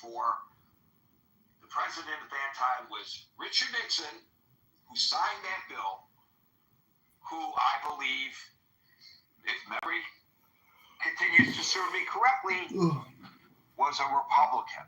So to be dismissive of this analysis because it was a Democratic-controlled Congress that created the Congressional Budget Office, and therefore the veracity of anything the CBO comes up with that may not be seen as positive by a Republican administration must be dismissed is obviously ludicrous. But okay, let's just say the CBO, even though it's not true, I don't believe, is controlled by the Democrats and they're just trying to embarrass Donald Trump. Well, there are others who have analyzed this. You got any other general budget I like to stick them all in a row. Primary deficits over 10 years.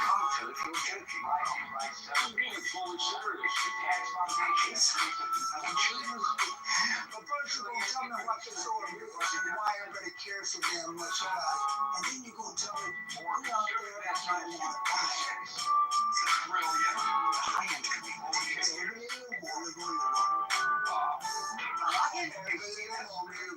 I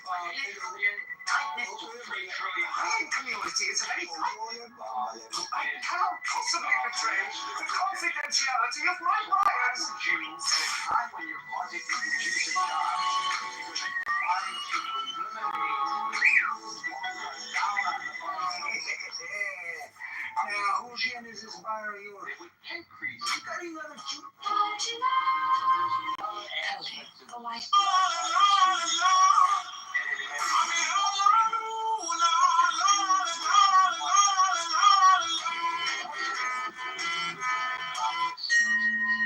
Can y'all please pretend It's overwhelming. Yesterday, I'm not trying to talk down to anybody. Sometimes we have to remind ourselves of this. When they pass a bill, they're always my tea's gone cold, I'm wondering why I got someplace. So when we talk about this bill, and there's been a lot of coverage about this bill, it's always about the money, right? Well, they slipped into this bill something that has nothing to do with the money. Shed upon the righteous and joy on the upright. In particular, the Supreme Court can do. Joy. Because if the court wants to sanction anything that's done by government in the future, according to this bill, the funding for that isn't there. Now, that's a little bit of a complicated way of getting to the bottom line. So there is a great Newsweek article that talks about the hidden provision in the bill that would limit the ability of courts, including the Supreme Court, from enforcing their orders. And it offers, this Newsweek article does, a kind of explanation. It actually quotes from the bill. And when you read it, and especially if you're hearing it orally, it's confusing. But let me jump past the actual verbiage of this portion of the bill to read one paragraph that Newsweek published in an attempt to explain it to people like me have trouble contemplating it. The provision, Newsweek writes, would prohibit courts from enforcing contempt citations for violations of injunctions or temporary restraining orders, the main types of rulings that have been used to rein in President Trump's administration, unless the defendants have paid a bond, something that rarely happens when someone sues the government. So there are those who have gone further to opine, and I thank Marshall for posting something that brought this to our attention overnight in the Critical Thinking Forum chat on Facebook Messenger, which is linked to at the top of the Clubhouse room right now for you to participate. Just click on it and join. Which says that this actually leads to a demise of democracy if it is passed, because you lose the checks and balances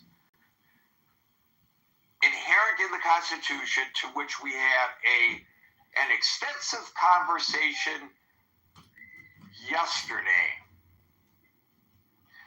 Now, this led me to want to scratch an itch.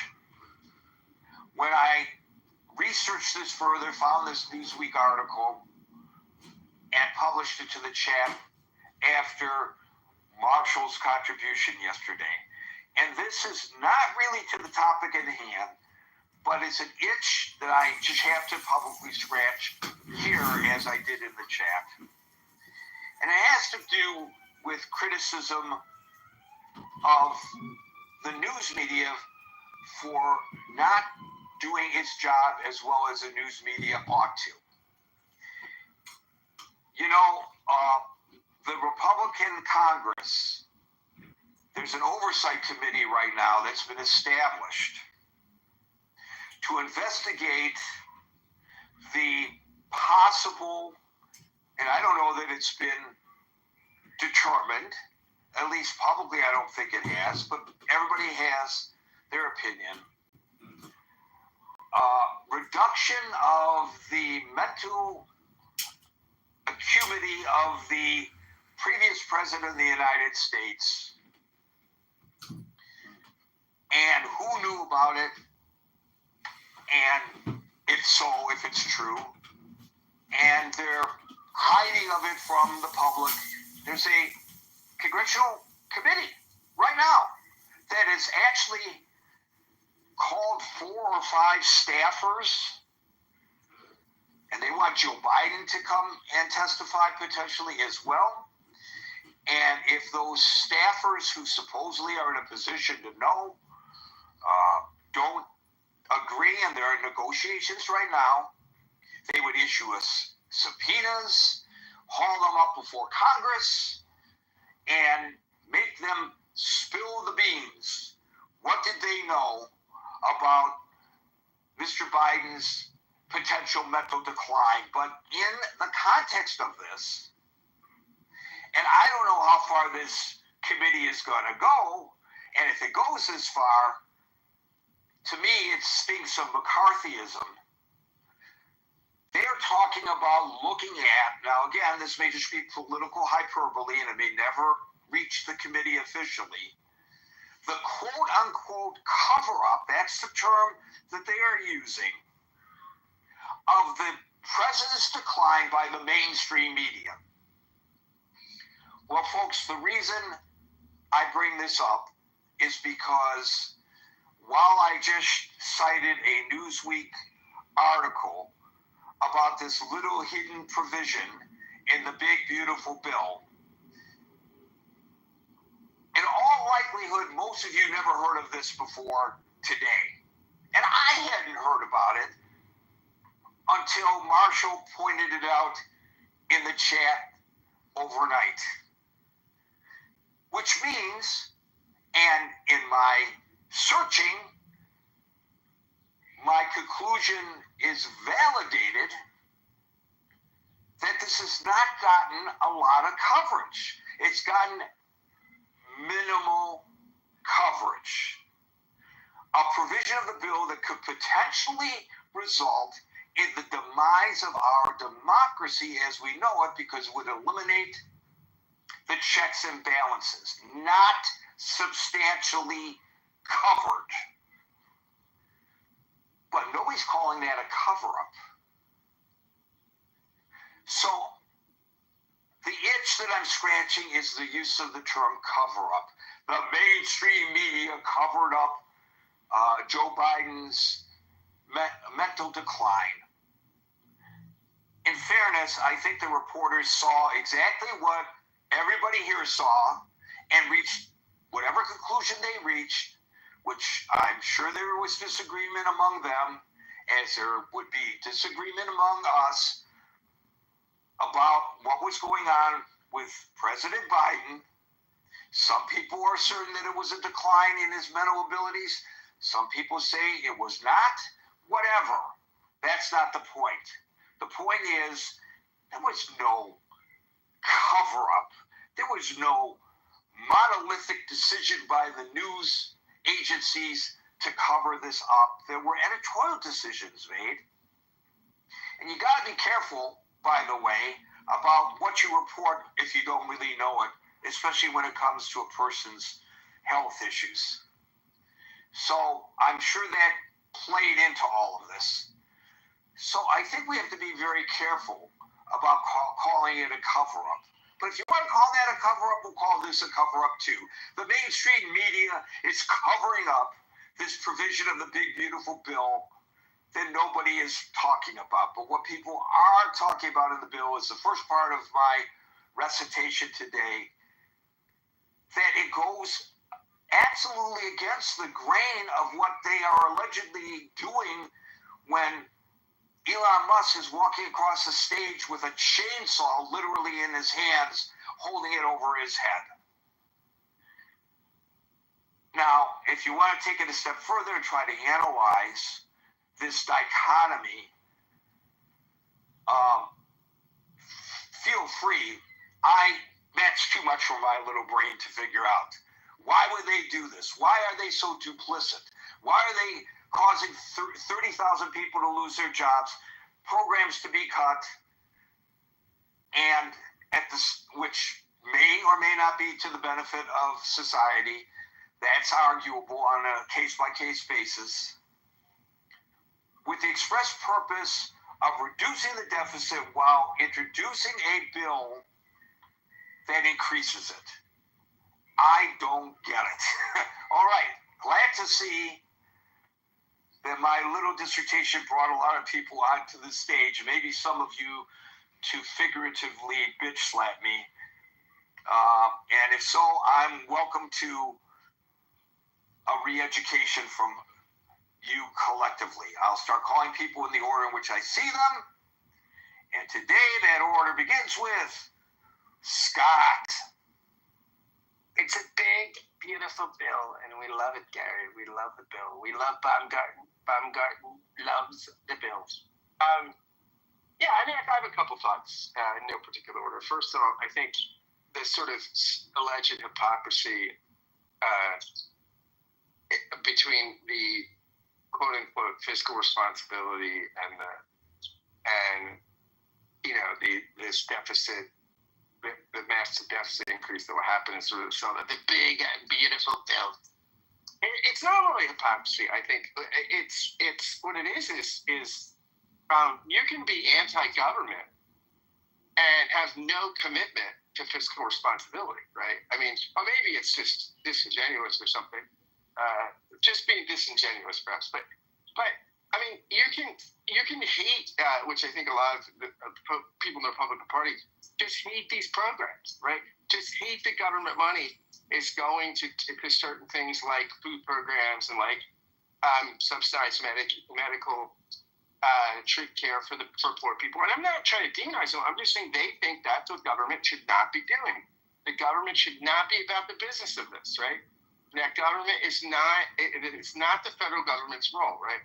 So you can celebrate all of this cutting just in the name of we don't think government should do it, right? And so I think, I think that maybe where the disingenuousness just comes in is the idea that it's fiscal responsibility, Doge. I mean, that's just how they smuggle stuff through customs. It's the same thing with anti-Semitism, right? That's how they get the goods through customs. You know me, Gary. There's nobody bigger on the stage as defender of Israel or issues, speaks out against anti-Semitism more than I do. We critique it in my own party. But this anti-Semitism stuff at Harvard, that's the way you get the goods through customs, past the dogs, and then really shut down the institutions you want to shut down. The fiscal responsibility, that's how you put up the window. Oh, we're doing a new fiscal responsibility. That stuff is really about shutting down, about curtailing the government, right? About restricting the role of the federal government. It's in, I'm not saying that Trump is taking all of his marching orders from Project 2025 or anything like that. It's clear, right? I mean, Project 2025 wasn't panned on the right? I mean, it's a window into what mainstream Republicans think right now, right? Not all Republicans, but a good part of the party. So, I mean, I think that this idea that, hey, we just hate government, and it might not, we might even increase the deficit, but we're still going to cut the stuff we don't like just because we don't think government should do it. I mean, that seems to me what's going on there. Yeah, it is a fact that, look, both parties have had deficit problems, right? But it's also a fact that it's worse among Republicans, right? I mean, not drastic. Not that Democrats don't increase deficits, but we've only had surpluses among Democratic presidents in the past 2 decades. Namely under Clinton. The deficits tended to go down under Democratic presidents, right? The other thing is, Obamacare and the Inflation Reduction Act, probably the worst piece of legislation name-wise ever. A big, beautiful bill is at least kind of funny, The Inflation Reduction Act was paid for. It was paid for with tax cuts or tax increases. Now, people might not like tax increases, right? And you can say, taxes is going to do this, that, or the other. But the Democrats had the intention of paying for that, as did Obamacare was paid for by tax increases. Now, what happens, and one of the reasons I think Republicans are worse on the deficit is because they're allergic to raising revenue, but very, very, and also allergic to cutting a lot of the kind of spending that would need to be cut if you're going to be fiscally responsible. So what they do is they cut taxes, refuse to raise them no matter how much it's needed for deficit reduction, and then just keep spending. I mean, they spend like drunken sailors. So, I mean, it's very interesting that there's this kind of narrative of the tax and spend liberal, right? The Republicans are the party of fiscal responsibility.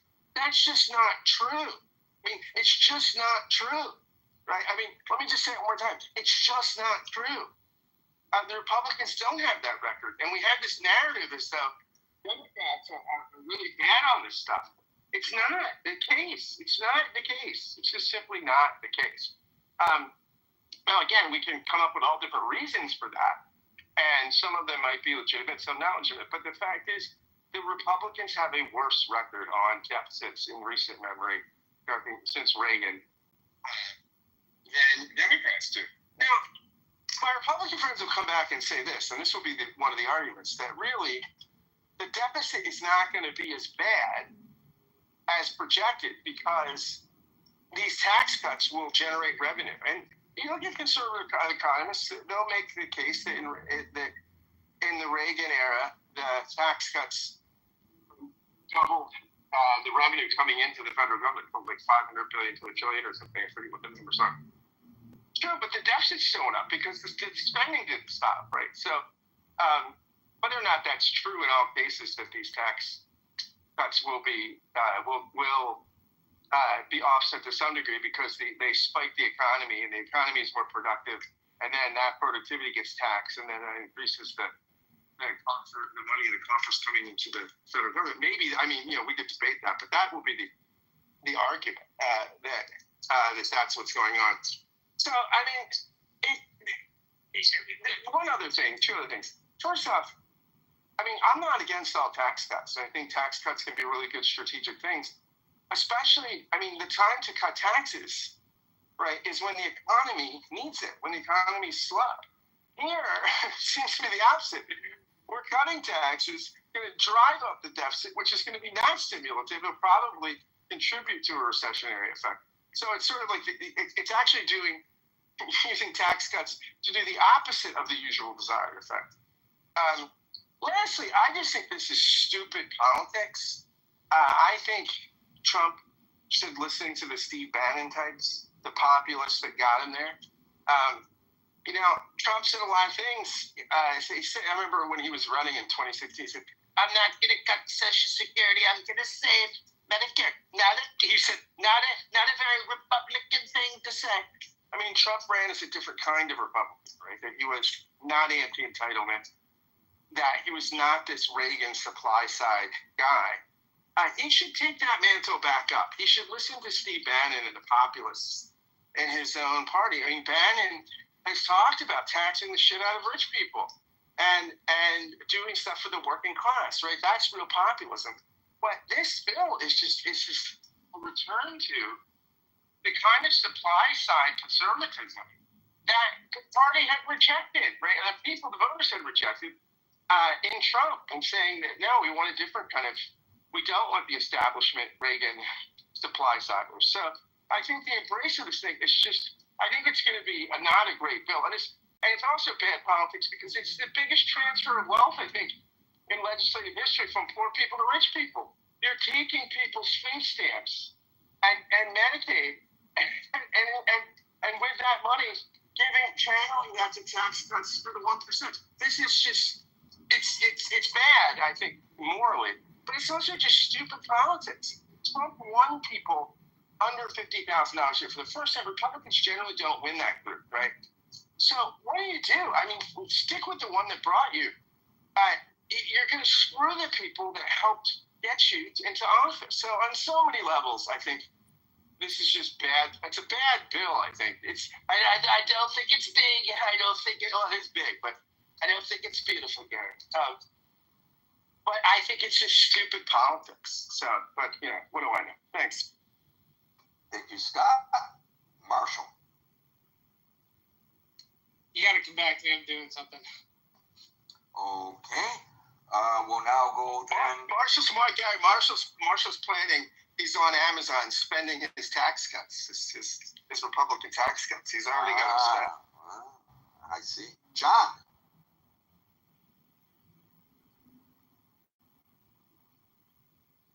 John, my man. Wow. Dominic. Yeah, I'm here. Sorry. Okay, I can wait. There you go. Yeah, I'm not happy. This is just like another omnibus bill. All these bills are multi-trillion-dollar bills, and they should do it line item by line item so the president can void it out. And we have to start being practical, pragmatic, fiscally conservative people in this country. If we don't, we're all immoral, and I accept personal responsibility for it. So that's the way I view it. Thank you, Gary. John, you don't have to accept personal responsibility. I don't think that it's within your control or mine or anybody's what they do in Washington, really. We can influence it, but we can't control it. But I appreciate your frustration, which probably led you to that pronouncement. Dominic. Hey, Gary. Shabbat shalom. I don't know what to say. I hate to follow Scott because he was so eloquent and theatrical. Podcast pro. Flattery will get you everywhere, Dominic. I just, it's so weird that the politics is so tight. We're looking at majorities of 1 vote, 2 votes, 3 votes. If we were to flip this over and give the Democrats a 3-vote majority in the Congress, I wonder what the politics would be like. Would we have another impeachment? Would there be, an entirely different type of dynamic? Well, certainly there would not be an investigation into the alleged cover-up of the alleged mental decline of the previous president of the United States. Yeah, that's true. Yes, absolutely not. So I don't know, Gary. I'm confused about the whole omnibus thing. I just wish we were going back to when Reagan was president. Who was Speaker of the House then? Good O'Neill. Yeah, it was a little bit, let's go have a beer and do a budget. And, people were actually, there was a sense that we were together as a nation, and that we weren't literally trying to kill each other. Very difficult for me. I don't know what to do about it. Maybe I'm just depressed because it's Friday. I don't know what to think. I'm humbled today. I'm going to leave it at that, Gary. Thanks. Thank you, Dominic Marshall. Are you back? No, I'm still trying to figure this out. Sorry.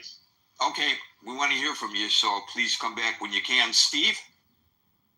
Yeah, this stuff, the left-wing media covering up stuff, or whatever source of media you got. The fact is that we've become stratified in media, just like the country's become stratified. If you look at how MSNBC is going to present a story versus how Fox News is going to present it, they're all going to have their little angle on it, and they're going to have their agendas. To pretend otherwise is just asinine to the core. These are not people with clean hands. They're not people that don't have motives, that don't have political implications left and right. I do believe that most of these people have a pretty good idea. I mean, the average person could look and see what was going down here. And if you really wanted to know and you had any inclination to find out, and you was in a news division with access to resources that most of these media outlets had, they could have looked at it, they could have found out, they could have reported on it. The fact is that after he bombed on that debate, I was watching a panel for CNN, and they just went back crazy. The knives were out, the jig was up, they knew it, and they was ready to cut their guy's throat to the bill. Like Dominic was saying, there's small majorities there. There's trade-offs that's going on. Anytime you don't have a majority where it's like herding cats trying to get through what you want. Scott's right though. Under Reagan, they cut taxes, revenues went up. The problem wasn't revenue. The concept that lower taxes won't generate better revenue. The concept was that politicians had access to more money and they spent it. So if you cut something and it works, that doesn't mean the concept is strong. That means the people that got a hold of the money have done something nefarious with it. But of course, Trump's Satan.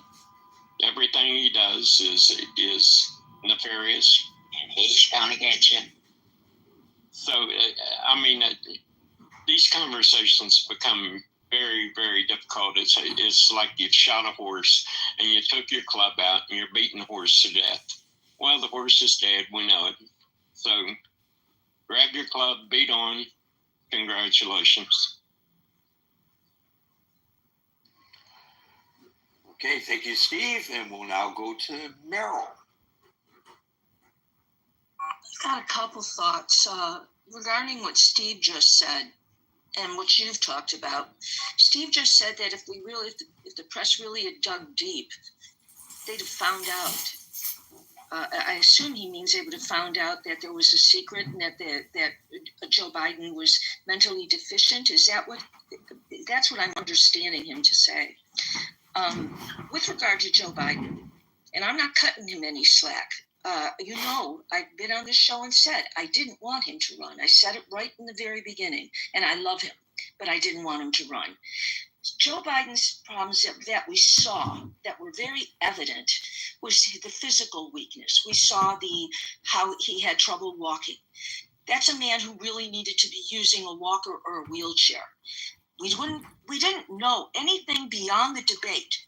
You can't talk about beyond the debate because most of the people here never listened to any other speech he gave. Never. They didn't watch him in France. They didn't pay attention, and they've admitted that sometimes. Meryl, he had to be minded back in France by two staffers at two separate times. I understand what you're saying, Marshall, but let's go into this, Marshall. You know the Goldwater rule, right? Yes, I'm aware of the Goldwater rule. Okay, and what is the Goldwater rule?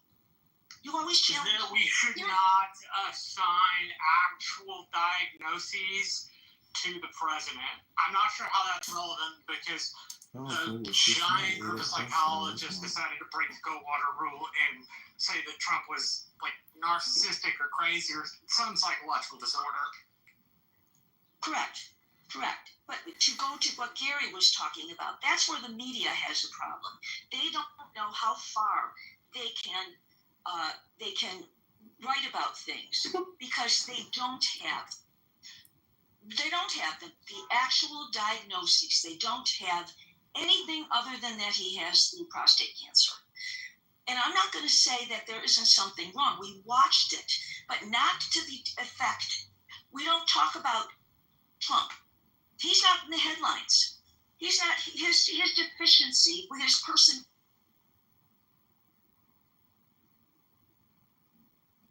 Not in the press. That's not.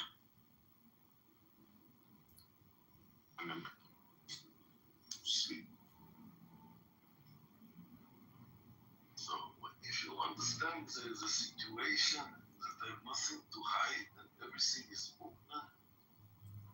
So okay, big deal, so you know about it.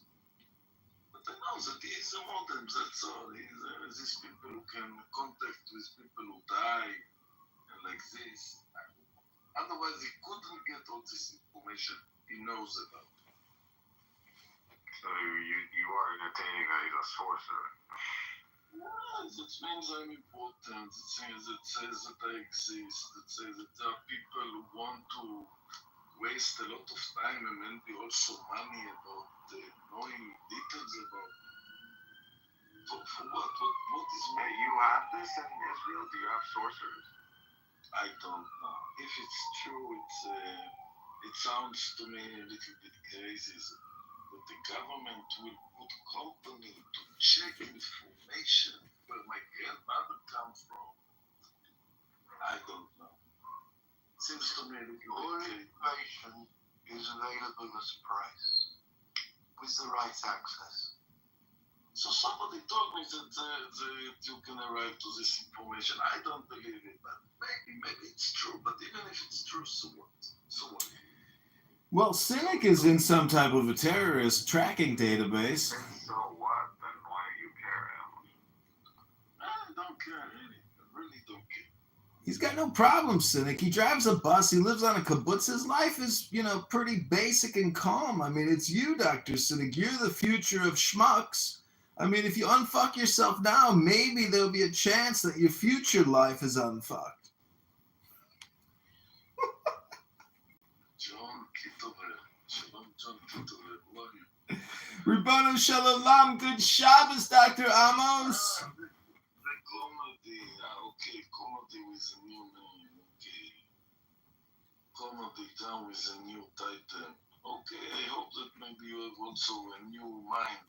A new brain inside your head also. Well, even if I didn't have a new brain and I had brain rot, it would still be more intelligent than Cynic's brain. That guy is total brain rot. What do you think, Amos?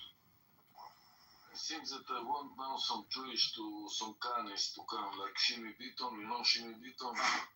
I want people like Shimi Beaton now. I have enough Palestinians. Now I need the Kanis.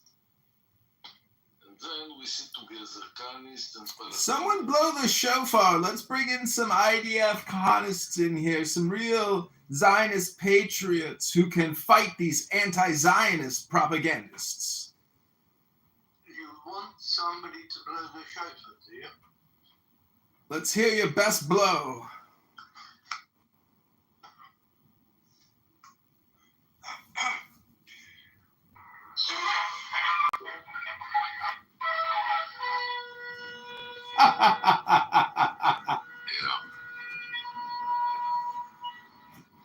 You hear that, cynic? Call your uncles, call your cousins, tell them to pack their bags. They're going to Libya. So why do you come into a coexistence room, John? What's your goal? Well, I'm a little bored. Got a little downtime before my next project. And, you know, I just find these rooms to be fun. But I think until you define coexistence, you'll never have coexistence. And I never hear anybody here actually defining the term with existence. Get with existence. Is that what it's saying? I think co is with, and then existence is to exist. So get with the flow of things is what it's saying. Which means obey the law. Stop being a murderous terrorist propaganda supporter. Stop supporting and promoting terrorism. That's what Cynic does. That's what a lot of these pro-free Palestine people do here on this app. They just propagandize. What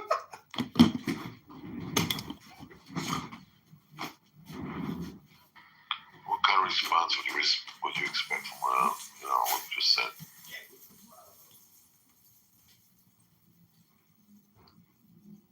Come on, John, you're an intelligent guy.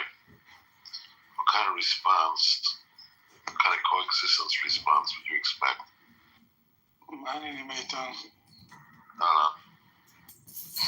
Sorry לגבי שלא באתי, נשפכתי לי שם. No, you're not saying anything hostile, John. You're not saying anything at all. No, I can hear you. I mean, I just told you my spiel. I don't understand. What are you asking for, Dr. Aiton? And that's pretty much all you have to say, isn't it? No, that's all he has to say. It's my shtick. I mean, everybody here's got a shtick. You got a shtick. Amos got a shtick. Cynic got a shtick. We all got shticks. Why are you asking me about my shtick? It's different from your shtick. You expect everybody's shtick to be the same? Yeah, it's all slaps, isn't it, John? Okay, when a room is called something and your intention is to do something else, it's called trolling, John. Why people that I don't know add me as a friend? I don't get it. You're a nice John, guy. you know how many of you I have as my friends? Why you have so fucking many names? Can you stick to one? Because you can follow what rooms they're in. It just leads you to other, conversations. It's not like, it doesn't have to be weird. People love you, Shimmy. No, they don't. They want to piggyback on me. Yeah, we just want to hitch our star to your wagon. That's all.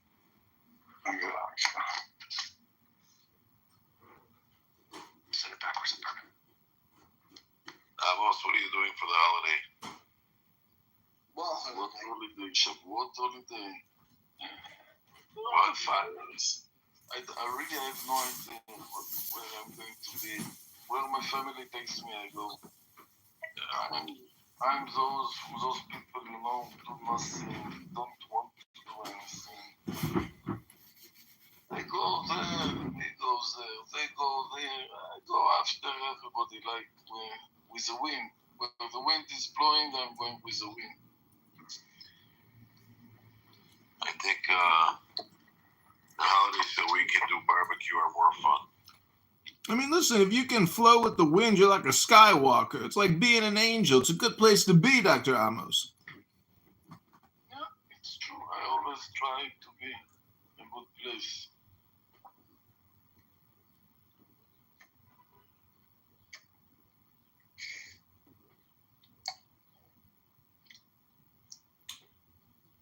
So last year in Tel Aviv on Shavuot, there was like these carriages with like young girls wearing wreaths and somebody playing the flute and someone else reading passages from the Megillah that we read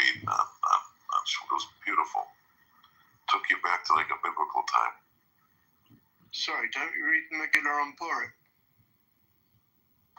Megillat Ruth. The Megillah you're talking about. Megillah Esther. Megillat Esther, yeah. I didn't know we named Ruth the Megillah. Thank you for teaching me something.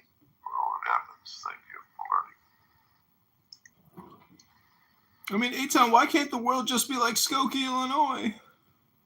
You know, I miss Skokie. I miss Skokie, and I miss my youth there. And I even miss, like, when the Nazis wanted to march, and everybody turned the whole community upside down. I don't know if you remember that. You're too young for that, right? No, everybody knows that story, and everybody's seen the movie with the guy who played Meyer Lansky.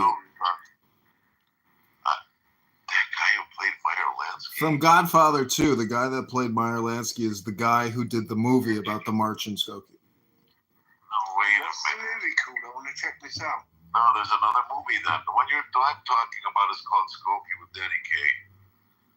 Oh, maybe, yeah, okay. George Sanza was like the Nazi guy. You know what I'm talking about? He was in one of those police shows, Law and Order or whatever.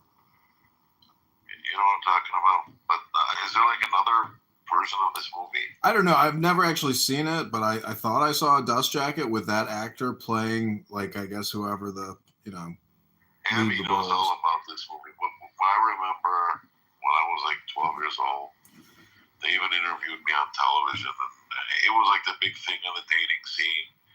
Where do you stand on this? And calmness and everything matters in the windows, and it was a big deal, to let the Nazis march. And he thought he was going to win either way. If he wins, you remember this one, right? If he gets to march, he gets to march. If he doesn't, he thought he was. Yeah, well, if it's 2025, they would have just come on Clown House and created a coexistence room or a Free Palestine room with Amir or Edward, and they would have marched on the social audio platforms as they do today by the thousands, the hundreds of thousands. Skokie, man. I don't think Skokie was more than half Jewish ever, though, but there was a lot of Jewish people there. I think it's technically the second largest Jewish population outside of Israel. I mean, isn't it even bigger than Brooklyn? No,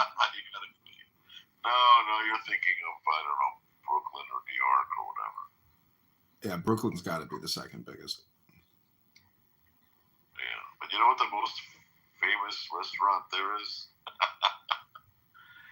All these Israelis go to Pita Inn, owned by Falach.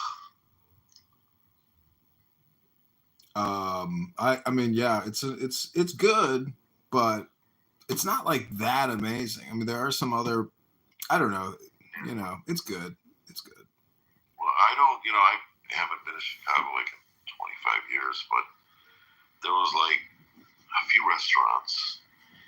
I don't know if you were like frequenting these places, maybe you were eating other stuff, but Moroccan restaurant, Shalom, you know that one?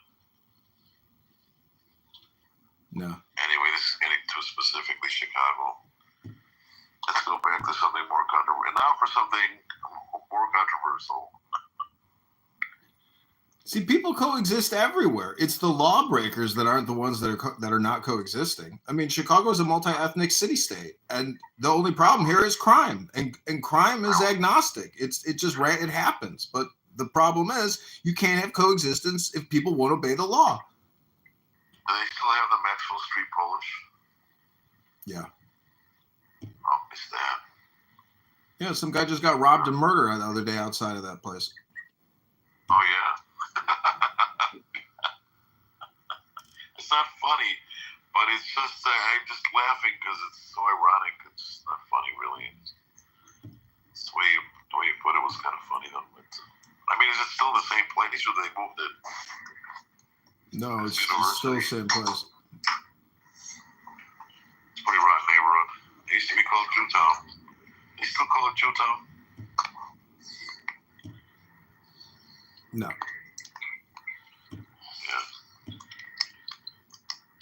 But there's a lot of vehement anti-Semitic, Jew-hating pieces of shit that sit on the city aldermanic council, and they have no problem espousing, essentially propaganda and death threats against Jews. I didn't know any of that. Yeah, they wear the keffiyeh. I mean, there are literally jihadists in the city aldermanic council. Yeah. Well, I left Chicago, so I'm not there anymore. Yeah, this town sucks. You're spilling over for Michigan, John. They're everywhere. I go to the park. There's women in burqas. It's unbelievable how many Muslims have infested America, the cities. I mean, That's what happens when there's 2 billion of them in the world. I'm taking a walk right now in Brooklyn, and so many niqabs, full face covers, everything. It's crazy. everybody's speaking Arabic. It's unbelievable. What does Oak Street Beach look like? All these jihadists playing tight. I recently saw a woman in a niqab watching her husband and son play in the lake while she stood there in 90-degree heat, sweating underneath a black sheet. She couldn't go in the water, so she had to watch her son and father play from the distance. It was very sad. I felt so bad for her, and I could tell she didn't have enough water as she was essentially cooking underneath a black flannel in 90-degree heat. What a sacrifice for Allah. Truly, her faith is divine.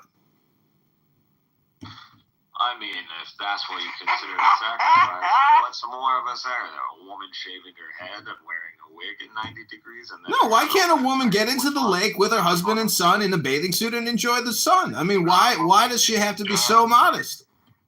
We have that in Judaism too, John. That guy's a fucking idiot. I'm just saying, if you're sweating underneath a wig and you're an Orthodox woman, I mean, you know, it's a cultural thing. You know, I reported you, Cynic. They're not wearing fucking niqabs in Judaism. I don't know what Judaism you're talking about. Look at my profile, Cynic. I reported you. You called me a faggot kike about 30 minutes ago. I've reported you. I expect your account to be terminated shortly. You'll get a party hat soon, I'm sure. You'll be back. Why does Amos always leave the room? I don't understand this guy. Why does he make a room and then leave it? He's tired. He's ready to go to sleep. Exactly, his room sucks. You know what makes a room suck? It's the people, really, that make it suck. Because after all, the app is basically nothing. It's the people who suck. One person at a time here. Okay, let's hear Cynic. I'm just saying, if he had a higher pitched voice, he would make glass break. If you had more of a nasal voice, you know, you'd technically be like a leather-skinned drum or something. I don't know. Whatever, man. I'm just glad I don't sound like you. Yes, you do. You sound just like me all the time.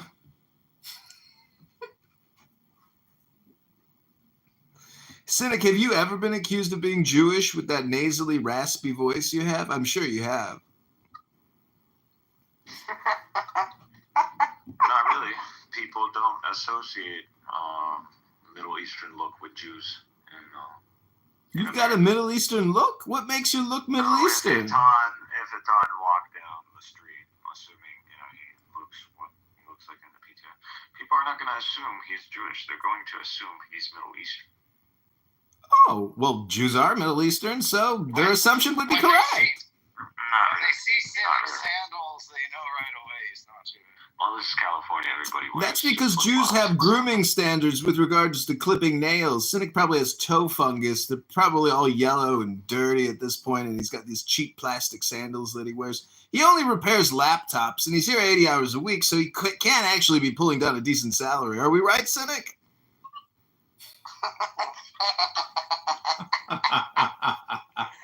Damn, he just cooked you, bro. Woo! Hey, I'm gonna get a fire extinguisher. He lit him on fire. Seriously. I exposed more ignorance. Are you kidding me? This loser's here 80 hours a week trying to free Palestine. I really think this guy's entertaining. Johnny, if you could visit any But that's the kind of person you are here. You're kind of fucking. He's more entertaining than you'll ever be, bro. That's the funniest part about it. You can't say shit, bro. You're the most boring fucking person on this app. Loser. I'm the loser. You're the fucking loser. Like John just said, you're on this app 80 hours a week and you repair laptops for them. Damn, that sounds like a great life. You look like a retard, that's why. Does he look like a retard? Well, I'm sorry that you look like a retard. Alright. You look like a retard. You don't know what I look like, so how would you know if I look like a retard? You can tell by my voice I look like a retard. You hear this, guys? This is ridiculous. This is the education motherfucker right here. The education he got in Gaza when he was there for the second Intifada. Yeah, how old were you during that Intifada experience, Cynic? And did you get a quesadilla? That you lived in Gaza. How old were you when you lived in Gaza, Cynic? Please tell us all. What memories of the Intifada do you have, Dr. Cynic? I don't care about this clown. Yeah, what memories do you have? Everybody knows the fucking comedy guy is a clown, so I don't need to go. Nah. Everyone knows that you're the clown. Everybody, I just want to let you know. Also, everybody thinks you're a clown too. Do you think I give a shit what people on Clubhouse think about me? People know something. For you to even make this comment shows that you really care what people think about you on a fucking app. That's fucking hilarious. Comedy must have some sort of... Oh my god, man. That's just so funny, bro. It's experiential comedy, Cynic. Crazy, dude. You're the material. Don't you get I it? think I give a shit what people on an app think about me. That's funny, bro. That's the funniest thing I might have heard all week, actually. Listen, Harry, they're not judging you personally. They don't know you. I don't care if they're judging me or thinking about me. I don't care. All I know is that I live in you guys' head rent-free. I live in all y'all's head rent-free all the time. That's why you guys know me. And that's why you know John, because that's what we do. We live in your heads rent-free. No. You hop into stages where we are present, and then you guys disrupt because you are trying to cover up for your Disrupt idiocy. what? There was nothing going on. No one was talking in here. What are we disrupting? Well, you guys are not letting. Is there an intellectual conversation going on? I don't think so. You're intimidated. You can't exist. That's the point. You're incapable of intellectual discussion. Cynic, they cooked you earlier today for like 3 hours in that room. What are you talking about? Daniel cooked you in that room. You had a gay boy cook you all day long, bro. That was funny, bro. That was actually hilarious. All right, make a point right now. What did he cook me? Well, what do I need? I don't need to make any points. I'm sitting here playing video games, listening to you, bro. It's fucking hilarious. Point proven. Well, I guess you just made a point then, right? I did. Do you feel better about yourself now? That's all. Do you feel better about yourself now? Are you gonna fall asleep tonight, knowing that you proved the point? I'm all about honesty. Oh yeah. You're all about honesty. You don't even know history. How are you gonna be honest if you don't know history? You're not gonna cover it up, man. You're an idiot. Cover what up? That's not my job to cover anything up. Yeah, you're covering up your idiocy. You called me a kike faggot today, and you said I should go kill myself and commit suicide. What kind of advice is that, Dr. Cynic? You are. I just told you. You hear that, gentlemen? I give you your coexistence. This is Cynic's coexistence. He called me a kike faggot and told me to kill myself. Is that coexistence to you? Does it sound like? What about you, Amos? Do you think that's coexistence? No answer. And he calls me the clown. It takes a clown to know a clown. It's all projection all the time with this piece of shit. He's on this phone. His mommy's calling him. If this is coexistence, yes, of course. Oh, yeah? Huh? Do you know what the definition of coexistence is, Amos? What? I'm asking you. What's the definition? I mean, you're the one that made your room name coexistence every day, so I want to know if you know what it actually means. You know, it can be in a lot of perspective. How to look about coexistence. Oh no! That's okay. No! The rest of the people, we don't want them. So we will stay, me and Lee and Harry and Shuki and Cookie and Kaka and Coco. Stay alone. Who's Coco? Only Jewish people, because we don't want any Palestinian to interrupt us. That's actually not true at all. We have more than just only Jewish people in our rooms all the time, actually. So it's not true. I don't know who told you that. All supporting Israel. What's wrong with supporting Israel? So you shouldn't you be supporting Israel? You live there. You don't support your own country? I think that in Clubhouse we should try to make coexistence between everyone. Harry, why would you support Israel? It's 2020. Why would I not support Israel? Why would you? Because I'm from Israel. That's why I would support Israel. You're not from the West? I'm from both countries. I can be from both places. It's called dual citizenship. You weren't taught in school that what they're doing is wrong. Who's doing is wrong? Hamas? Israel's doing is wrong. What is Israel doing that's wrong? We were never taught in school. What is Israel doing that's wrong? Can you? I'm asking you, what is Israel doing? Huh? Asking you. Breaking every School never taught you that the actions of Israel is wrong. What are the actions of Israel that are wrong? breaking every commandment. I'm not talking to you, Cynic. I'm talking to Auntie. I can talk to who the fuck I want. Shut the fuck up. Yeah, so I'm not gonna lie to you. Harry, so cute. The Bud Buddies attacked me. Oh, that's so cute. They're breaking every law. He has to answer for you. You're gonna let him answer for you, Auntie, or you can answer the question yourself, like a big boy. Bro, he just bitched you, bro. Like, I don't know. Bitch me what? No, Cynic just loves to cast dispersions, but he hates to deny. He denies October 7th every chance he gets. Never discusses it. Harry, I'll ask you I'm gonna break his ass in half.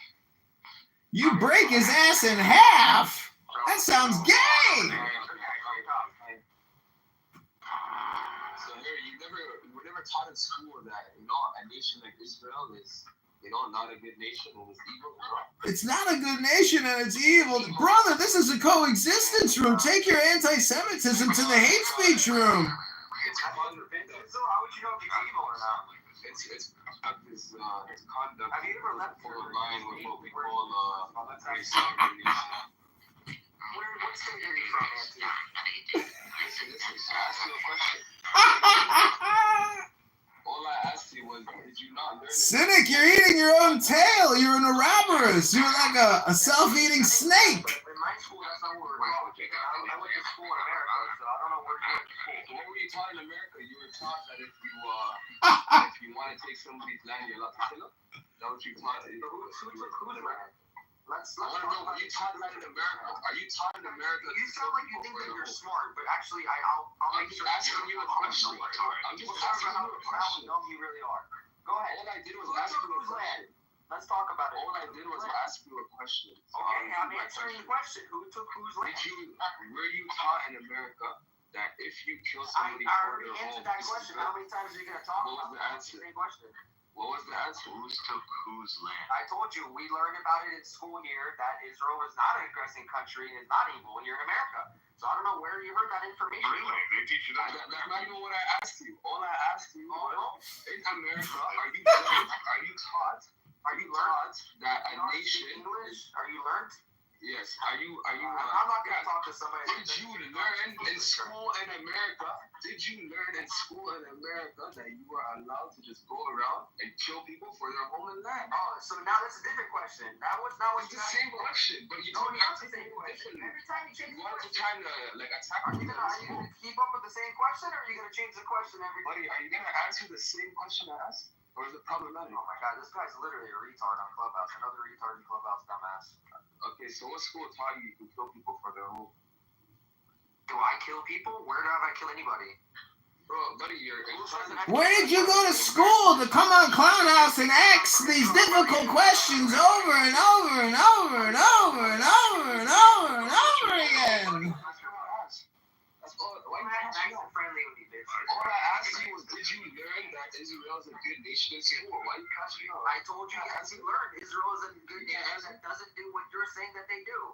That's what I've learned. So they don't do anything wrong? You want me to say it another 5 times? No, let's hear you lie again. So you're saying they don't do anything wrong? Oh, let's hear you lie again. Is that what you're trying to do? That you think that I'm lying? Say it again. I want you to say that you believe Israel does nothing wrong. I want you to say that you believe actual information, all that you presented the whole time, right? Oh, now you don't know how to speak English? I'm asking you one thing. Say that Israel does nothing wrong. Okay, you're retarded. I'm not going to talk to you. Are you talking about No. What you're trying to prove? What do you want me to say something that I'm not going to say? What are you going to prove? Yeah, I'm talking to two retards. Oh my god, it's just fucking hilarious. That's you, bro. You just said you support Israel. The guy that's never seen what I look like knows what my color my skin is by my voice. That's funny. Another guy trying to get me to say something that I don't agree with. That's the funny part. There's no point at all. Welcome back to another episode of Super Stupid Hypnosis. You and the friendship here. Oh my god. Okay, yo, so I want to ask you, Harry, why are you just taking a knee for Amos, begging for recognition? Can you tell us that? You can't even. Amos, does Israel do anything wrong? Did Israel what? Does Israel do anything wrong? If Israel do anything wrong, Israel do a lot of things. This guy's a retard, knocking out. Look, it's called a conflict, so everyone is going to do something wrong. I mean, this guy's questions are so open-ended. It's like you're talking to. You can talk to that guy, but not me. Wrong? Did Israel do anything wrong? Like little 5-year-olds ask this question, bro. Ask them more. Didn't you just say that? Didn't you just say you just over here? Didn't you just say you just learned this in school, my boy? First of all, learned is not a word. Are you even old enough to be in this app? Holy shit, dude! Learn how to speak English. Show us your ID and blood pressure. Guy, 18-year-old speaking sick. Has Hamas done anything wrong? Can you answer that question? No. What did they do? No, they haven't done anything wrong. I'm not like you. I stand over. So Again, Harry, this is a total waste of time. You'd be much better off preparing for Shabbos. This guy thinks the terrorist organization doesn't do anything wrong. It's funny. Okay, so what is a terrorist Do organization? you live in America? First of all, do you live in America or not? No, what is a terrorist organization? Do you live in America or not? I'm asking you a question. Do you live in America or not? This guy's fucking a retard. Was Israel established by terrorist organizations? Self-declared. The country where there's like brutality and like. All right, now you're making mess over here. Then. We are not making a mess over here. So mind your business. No, we are not making a mess over here. This is none of your business, bro. It is our business. American culture is my So business. you adopt other people's problems. That's what you do. No, American. Tyrese all over the place. These Republicans are they're out in left field. They don't realize how many Americans aren't going to be able to recover from this. And with 50% of all bankruptcies in America tied to medical expenditures and bills, that's only going to go up. So, yeah, and the fact that Elon he went around and like I said, he's going to put all these programs in the wood chipper. He went after the IRS. The IRS is tasked with going after the money that is owed this country. And they're talking about massive amount of revenue now not being able to be collected. Sophisticated brain power, subject matter experts being let go to go to war with these corporations and these tax dodgers and these overseas account holders. I mean, there's billions and billions of dollars that these Republicans are protecting at the expense of the little guy. So, we need to wake up. The 2026 midterms cannot come soon enough.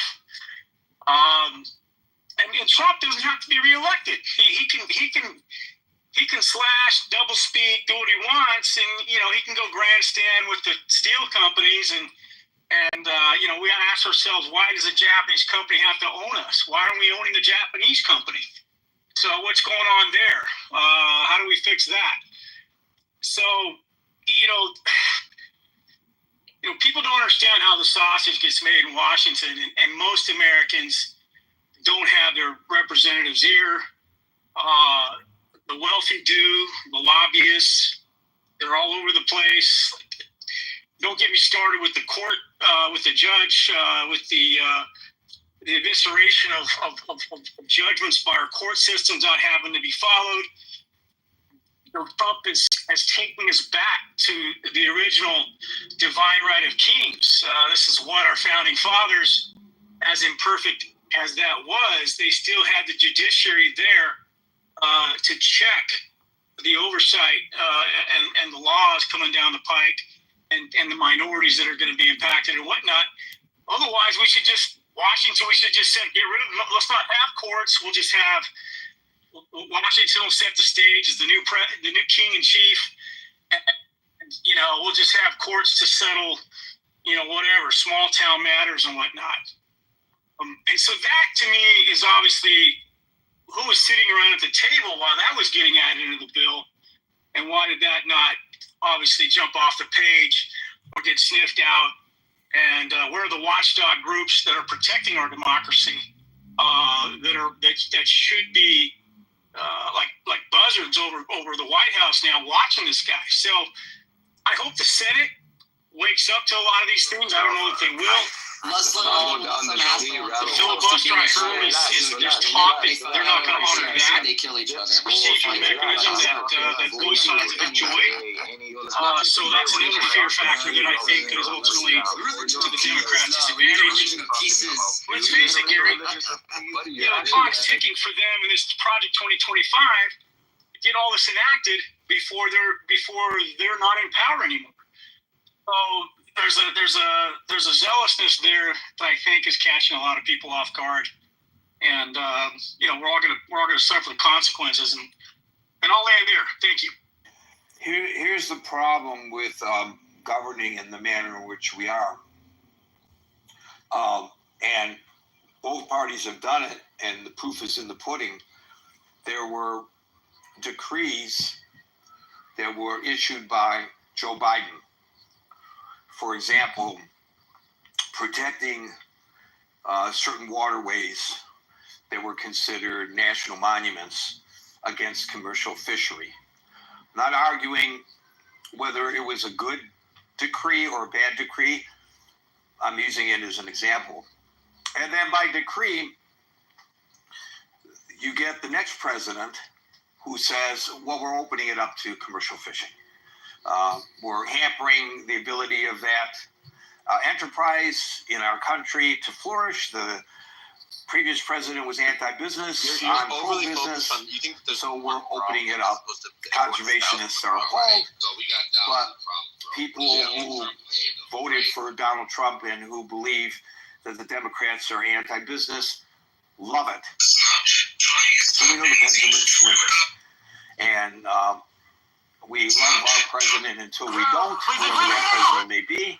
Then we tire of our president, and then we often vote for someone from the other party. Eventually, maybe not in the next 4 years, maybe not in the next 8 years, but eventually there will be a Democrat in the White House, and then that Democrat, by that president, by decree, will then likely say, we're going to save those fish. Those commercial fishermen have to leave.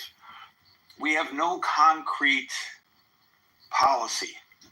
Same goes for, of course, our foreign policy. What is our foreign policy right now? It's not the foreign policy of the previous administrations. It's a marked change to that foreign policy.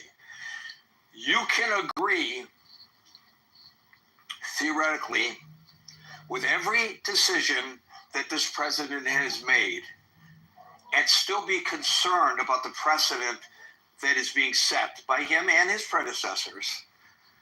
Because, as Marshall pointed out earlier this week, Congress has abrogated its responsibilities.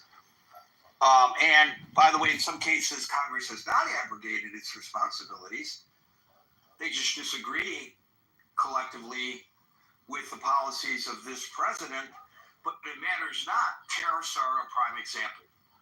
That's the purview of the Congress, but perhaps heretofore not. Anson, Howard, and Ben, although we will give Marshall one last opportunity, and then we'll wrap it up for the weekend. While the room was going on, I went back to Treasury data on deficits, and I noted that over Bush's 4 years, he accumulated about a $2.3 trillion overall deficit. Remember, he started off with a surplus of $200 billion. The Obama administration accumulated about $7.6 trillion in overall deficit. That was 8 years. Trump accumulated a deficit in 4 years of about 5.5 trillion, and Biden over 4 years accumulated a deficit of a little over 8 trillion. If nothing is done, if the big beautiful bill is not passed, then the trajectory of deficit spending will continue on the upward, and we will be looking at $10 to $12 trillion at least over the next 4 years, not 8 years. $10 to $12 trillion unless something is done. And the first attempt to do something is to reduce that rate of increase such that the total accumulation is only about 3 point whatever trillion. So 3 from 12, we are, with using this bill, you can be argued that we are reducing the growth in the deficit by some $9 trillion if this bill is passed. And if the bill is not passed, then we're looking at double-digit deficits over the next 4 years. Neither party knows how to fix this. The country does not know how to fix this, and the country will go down just like the Roman Empire, just like the British Empire, just like the Dutch Empire, and just like several dynasties in China went down, because it is human nature to spend more than you make until you run out of money to spend, including in wheelbarrow sizes for a loaf of bread. We've seen other nations going through this. We're going through it now, and we do not have the political will or the political understanding of how to get our economic house in order. In order to do that, we have to do things like increase the retirement age to 85 instead of currently at 65. Increase the Medicare eligibility age to somewhere 70, 75. I mean, those are the kinds of things that are going to have to be done if we're going to regain our economic stamina. And if we don't regain our economic stamina, then we become much less than we've ever been in the lifetimes of any of us. Thank you.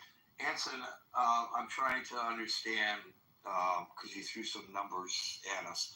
So at the beginning, I read the synopses of 3 estimates of the Big Beautiful Bill, right? Which basically say that they would, if you take the 3 together, and it comes to an estimated $3 trillion increase over 10 years, right, to the federal deficit.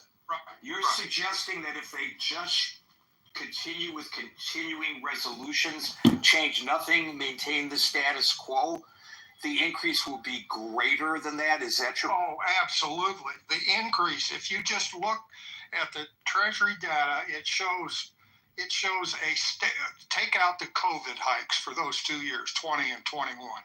There is a steady and an inexorable increase in deficits that were bottomed out around 2015, where the deficit for that year was like 0.9 trillion.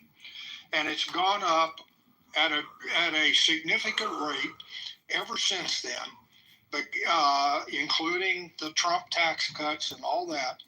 And I'm saying that if this bill does not pass, if we just stay with the status quo, the current laws, the current taxes, and everything else, we will be looking at $10 to $12 trillion a year deficits per year if we're not careful.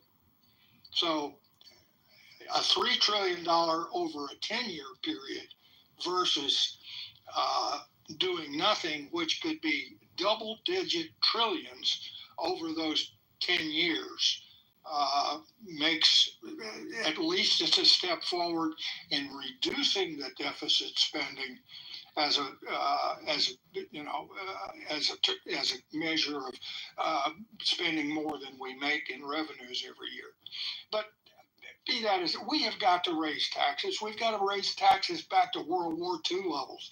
We've got to bring social programs back to where they were when I was living in the 1940s and 1950s.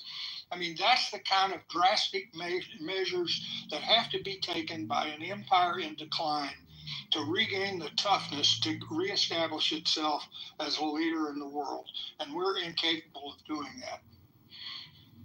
So I'm not challenging your numbers, but I want to suggest that taking your numbers at face value, and they may be spot on, they may be off a little bit, doesn't really matter. The point is, the overall point is, this bill reduces the increase of the deficit from your analysis, which significantly. Yes. So I want to point to a massive character deficit on the part of the president. Or maybe it's just because this is the way he fights coming to New York and just the way he thinks. Because it's always a battle. It's always somebody trying to get Donald Trump. It's always the enemy of the people. It's always the Democrats. It's always the judges. Instead of responding to the CBO analysis and saying that analysis is accurate, America, and it shows that we are doing the right thing. And here's why it's doing the right thing. It's going to save us $10 trillion. I'm just using that figure based on what I remember you're saying. Let's just use that figure for the moment, just for the argument. He could have said it saves us $10 trillion over 10 years. This is a good first step in the right direction. And so the CBO analysis justifies the desire to pass the big, beautiful bill. But that's not what he did. He said, oh, the CBO, it was created by Democrats and it's controlled by Democrats. Come on. And, American people, the people of the United States, by and large, are willing to listen, as we're listening to you, to fair arguments in support of the bill. That's an argument that you just presented.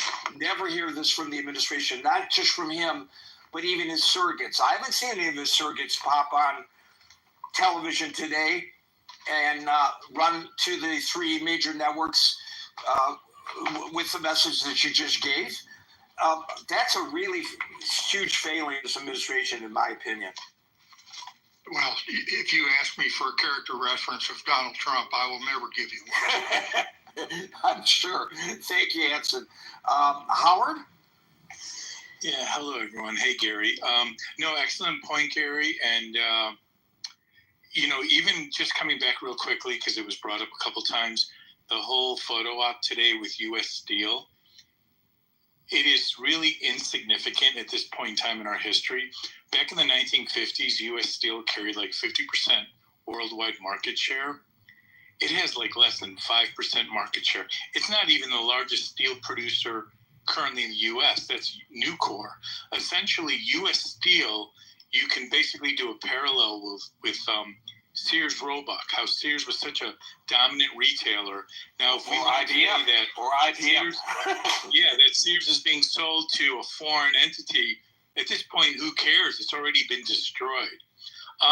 Question that I have, and I'm just interested in what the sentiment is. Do we believe the bill's going to get, the Senate's going to pass it? Who the hell knows? The Democrats are going to do everything in their power to prevent it, and the conservative, it's an odd coalition. The Democrats are going to oppose it, probably because the president is so much in favor of it. There may be other reasons as well. And the fiscal conservatives in the Senate might oppose it. Whatever they chop it up into smaller bills too. Chop it up into smaller bills. Listen, Marshall and Howard. If they chop it up into smaller bills, and I'm in the U.S. Senate, I might vote for all of those bills, with the exception of the one that takes the power away from the judiciary. Right. They can go to hell for doing that. Right. And where I'm going, Gary, just connecting to a comment I made yesterday, I believe this administration is going to get to its tipping point, meaning the honeymoon period's over sooner than it realizes. And if it gets to that, I got to believe it's just going to add to the frustration that it's not only, yes, we want to be more fiscal responsible as a country, but there's also just the other emotional side of power in the executive branch, specifically power in the office of the president. And if that continues to get neutered, I can only imagine that there's going to be an inverse correlation with frustration, and I'll land it there. And couple that to my argument, if you don't mind me attaching my horse to your wagon or my wagon to your horse. Please do. That it's too myopic and to suggest that this is all about Donald Trump.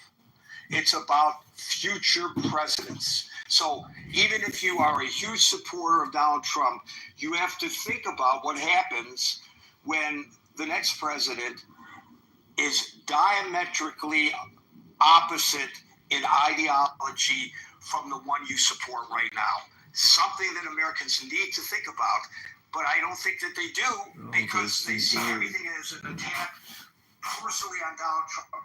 And maybe that answers my question of why he didn't come before the public and parrot what Anson just said, because he needs to show it's us against them, or worse, them against us. They are the enemy of the people.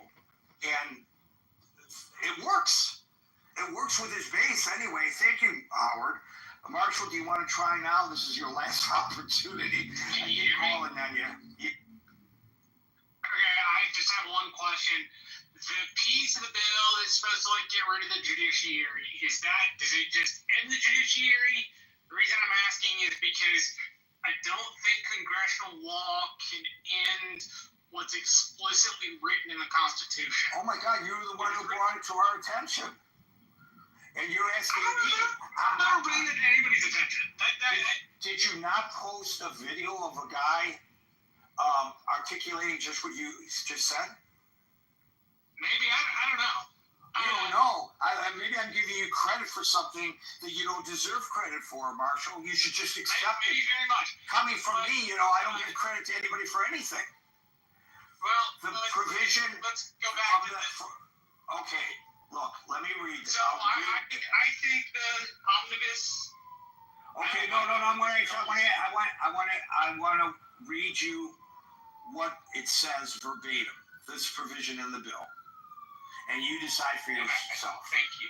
No court of the United States may use appropriated funds to enforce a contempt citation for failure to comply with an injunction or temporary restraining order if no security was given when the injunction or order was issued.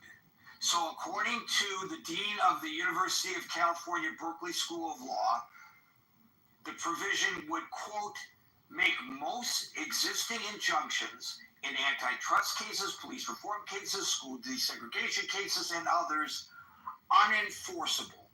It serves no purpose but to weaken the power of the federal courts. So that would include injunctions against the executive branch. It would get rid of injunctions and TRS. Yeah, I don't think that's a good idea at all, in any way, shape, or form.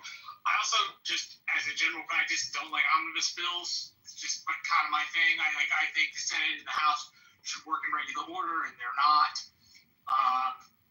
So I guess that's kind of my thing. Apparently, the president, I read something earlier today, so the president, through means on going to Congress, has had the largest tax hike since World War II or something like that. I have to find the exact article and send it to you. Anyway, I'm not a fan of omnibus bills. It's too easy to say there's awesome stuff in it, and it's too easy to tuck in stuff that's not very good for you. I don't know. I will say in response to Scott, it is on the national level Republicans not caring about programs in that way, or food programs in that way. But I will tell you, in Texas, and I can only speak for my state, but school lunches are supported by the state party, and they're supported by just about every Republican I know. Head Start included. I don't know. It's going to be interesting. We got 3.5 more years of this, so we'll make it to the other. Still playing with us. Don't agree to release. It means that not so in the pressure as we think that the Hamas, and they still keep our 58 hostages after 1718, 1 year and 7-8 months. So we are not so strong as we think, and it's not so clever to keep on killing Palestinians. And of course, the biggest fun. They will kill our soldiers. It's not. If somebody knows and you have really friends, it's become more and more. The soldier says, enough. We can't do it. We see enough death. We see enough wounded. We don't want to go anymore to Gaza. We want to. We go to the military, but we don't want to be in the front line.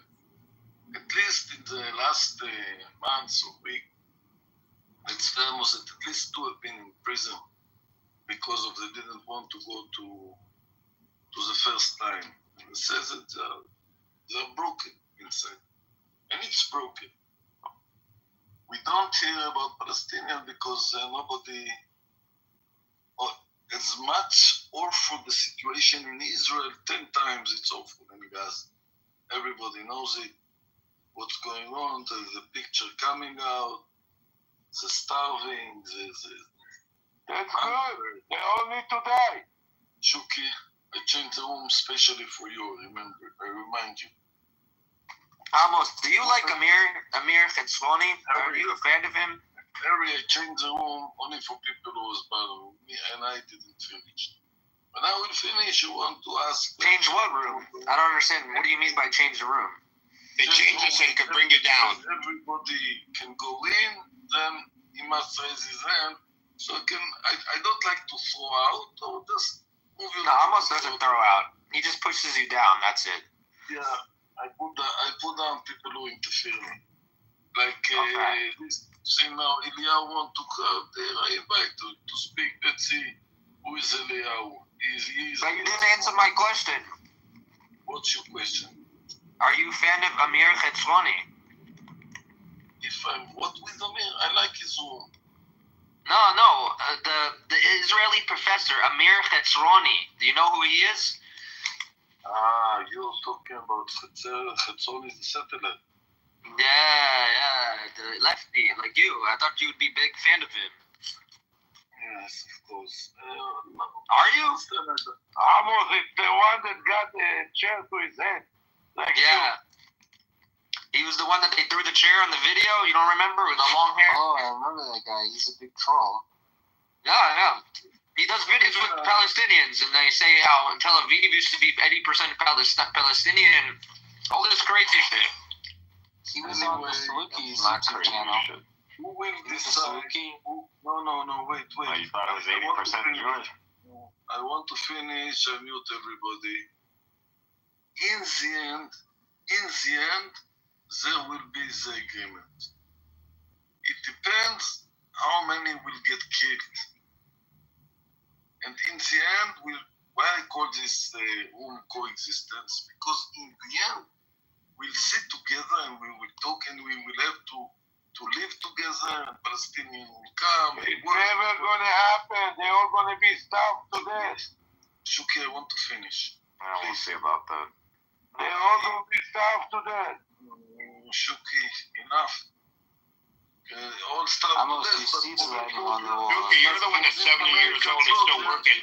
Donald Trump decided to put everything you're doing, you're sealing your own fate. Put inside for one soldier, they get everything, and they promise that we didn't bring anything, but only humanitarian go inside for one American soldier. And this is Donald Trump decide. If Donald Trump decide we will not attack Iran, we don't attack Iran.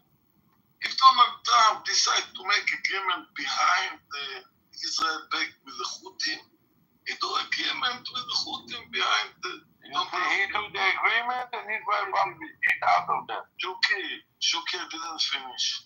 He do the agreement and Israel will get out of that. Shuki, wait down there. You don't give me my choices. Bye bye.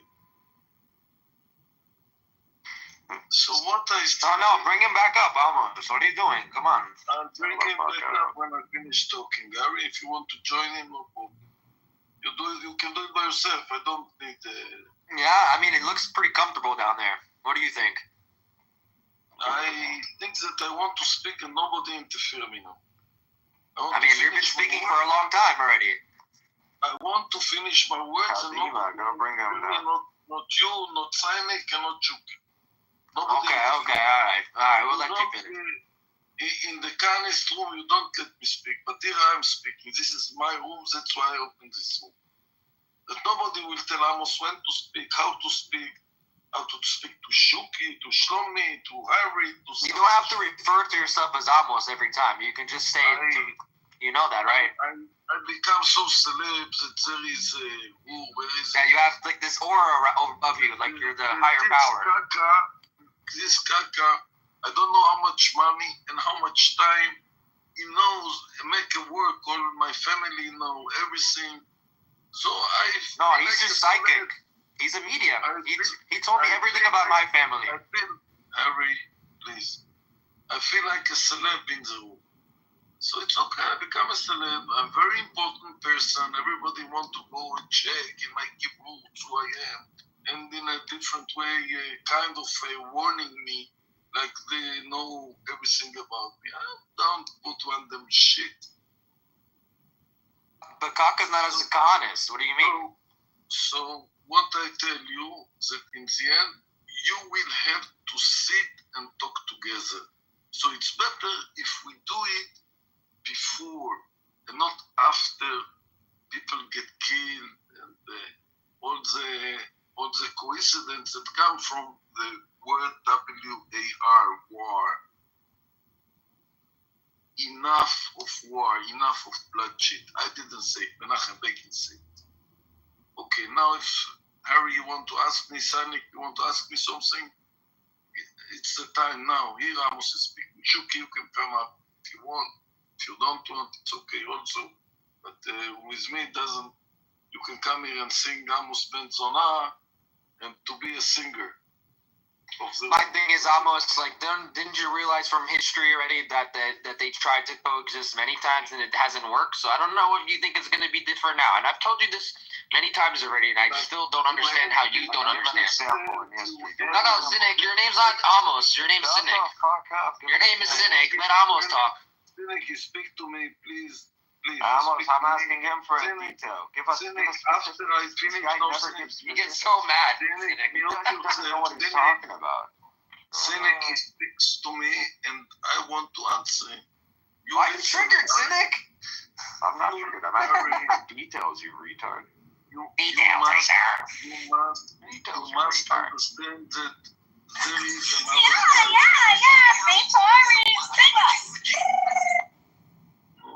Put yourself down, or I will put you down. What's that? She fucked me. That purger shit's going crazy. Go kiss that purger too. Make sure that purger shirt. Yeah, you like taking perks. You just put them down. I don't know who is what you want. Just come to interfere. I'll answer you, Harry. In front of us, there is the same blaming. They blame us. Everything what you blame them, they blame you. We try, but you control us, you genocide us, you settle us. And I don't know for sure that I don't agree with accusations they do on the settlers and about Smotrich and Ben-Gvir, that they settle. Even, you see today, In East Jerusalem, what Oadei Beitar did to the two Arab drivers. Somebody get arrested? No one. So there are always two sides to the coin. Always there is two. Yeah, but you're talking about on an individual. Arab. That should happen to any Arab. Israeli Arab, Palestinian Arab, it doesn't matter. Any Arab should be treated like that. That's the only way that they understand. You can answer Shuki. The problem is these people are ignorant. All I got for you, Shuki, there's a concept. If you still have. Fuck you, bitch. I don't put attention. Sometimes everybody is there. I let everybody. All I got for you, Shuki, just like a simple concept, look up what Galut Ishmael. That's all I got to look up. Every Arab should have the same treatment like this bus driver. They need to beat the shit out of you. That's the only way that you guys know how to behave. It's in the Zohar. It's in the fucking Talmud. It is in your books. Galut Ishmael is coming, and when it comes, all the exiles. The Talmud is not one of our books, by the way. They're gonna look like child's play. The Galut Ishmael is the worst one you will ever suffer. You will see what is going to happen to you. You will see. I can't be allowed to see that. I can't wait. But in your books. While I'm waiting, I still gonna kill you. While I'm waiting, I still gonna kill you. I have no problem to pay the consequence. They get wiped out. I have no problem to be wiped off. Don't worry. As long as I'm gonna kill as much as possible for you. No problem. In the meantime, you guys get killed. What has got? In the meantime, you guys get killed. Something in your religion, Shuki. Over 200 years, the Israelites were sacrificing their children. Over 200 years, God waited and let them do this. Condemned them till the blood. They started drowning up till their. It's not Palestinian. It's not Palestinian children. Hold on. It's not Palestinian children that we sacrifice. It's not Palestinian children that we sacrifice. Then you got what you did. Then you got what they did. Shut the fuck up and listen. It's not Palestinian children that we sacrifice. Same thing. Oh, it's the same thing? Don't worry, it's coming. We don't have children from brothers and sisters like you are. We don't have sex with our sisters like you. This is the last time. There is no more. There's no more. Okay. After this one, I cannot wait. But in the meantime, I'm gonna kill as much as possible from you. You can do whatever you want. Of course. Just like the Israelites when they sacrifice their children. It's okay. You can do whatever you want. Don't worry. No problem. It's coming. Don't worry. No problem. As long as we're killing from you, God is very straight to the point. Don't worry. The Israelites weren't Jews. You know that, right? No, you retard. They're not Jews. So why are you talking? You bring them up like it's like a disgrace to us or something. I don't know. Don't understand. You claim to be a tribe from the Israelites. Yeah, but that doesn't mean that they're all Israelites. Which you're not, motherfucker. You're fucking black. What the fuck? Oh yeah, I'm black. Yeah, he's a black stuff. You think you're a fucking descendant? My wife is even laughing about that shit. Hey, you did put the makeup tonight? Do you know what the chance is, even in Israel? The chance of someone being a descendant of the tribe of Judah, of Abraham, is less than 20%. Even my dog is laughing. Literally less than 20%. Out of all these motherfuckers in Israel, the males, less than 20%, you have the chance of being an actual descendant of Abraham. Well, like most of you are not even fucking Semites. What the fuck? Go look up the haplogroup of Semites. We are not pedophile like you. J1. Less than 20% J1. What the fuck? You can't make this shit up. We cannot, but you can. Well, like over 30% of you are evil. Well, like shut the fuck up. Your motherfucker, almost 30% are Hamites. Well, like you're practically Egyptian. Well, shut the fuck up. Go on. You comparing yourself to us? Well, like no, we're over 40% J1. Oh yeah. So,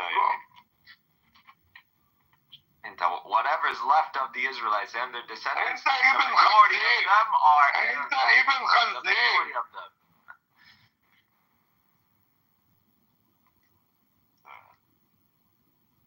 Like you're fucking talking to the real deal. Like you're a fucking pretender. You're a fucking pretender. That's all. If we pretended, how come we fucking you up? Fucking wearing black suits and black hats and that little small hat you fucking put on your head, fucking all 18th century nonsense you made up. Your fucking whole thing is a cult. You don't even know it. Well, like if an Israelite saw you, they would think you're a Martian. They would think you're a fucking alien.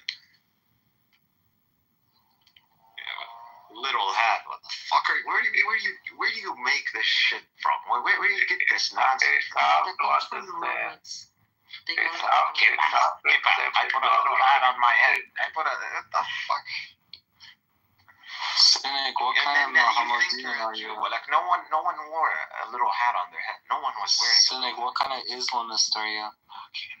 Cynic, you lived back then to know that no one wore a hat on their head? Really? Can you please tell us what else would happen in the past? I'll You read have you a time some traveling machine, so I want to know what else you saw. See, you learn a lot when you listen to me. No, I actually didn't learn anything. I feel like I lost my brain cells listening to you. You just learned. Actually, modern information. Obviously, you don't know where the kippah comes from, but yeah, you're just like I said, you're a retard. We don't. You're a retard. Just look up the history of the kippah. That's all. It's all over the Talmud, bro. Every rabbi would sit, and before they ate, they would cover their head. Yeah, in a little hat. What is the difference between a kerchief and a hat? They cover your head. Have you ever seen a yarmulke? Have you ever touched a yarmulke? Of course, he's planning his next person, his next Jewish person he's going to kill. You notice that yarmulkes have 2 layers? The black velvet ones do, at least. Who cares? Do you know why that is? I look at the origin of this shit. And somehow you say that you didn't forge your weird book from our holy book. There you go with the nonsense. And first of all, who told Explain you to me it's your how book? it's nonsense. Who told you it's your book? Just because you hold to this book today, you don't know that you trace back to people from ancient times. You don't know this. How do you know? How do you know? Because we have a generation to generation tradition. We have DNA evidence. We have geographical and archaeological and anthropological evidence. What more the do DNA you need? You sound like you did some. It was 3 million witnesses. For the Quran, there is only one motherfucking piece of shit witness. Well, like every academic on the face of this planet, biblical scholar, knows your book is fucking made up. It's not even written by one author. Everybody knows this. So if you want to take on the documentary before we go into that one, just really quick on the genetics, you seem like a reasonable person. Do you know the paternal breakdown, the haplogroup breakdown of I know that your claim is that no more than 20% of people that purport to be Jewish are actually Jewish. Imagine if I said the majority. I'm asking you a question. The majority. I asked you a question. I asked you what kind of Mohammedan you are, and you didn't answer me. The Kohens. You know the Kohens?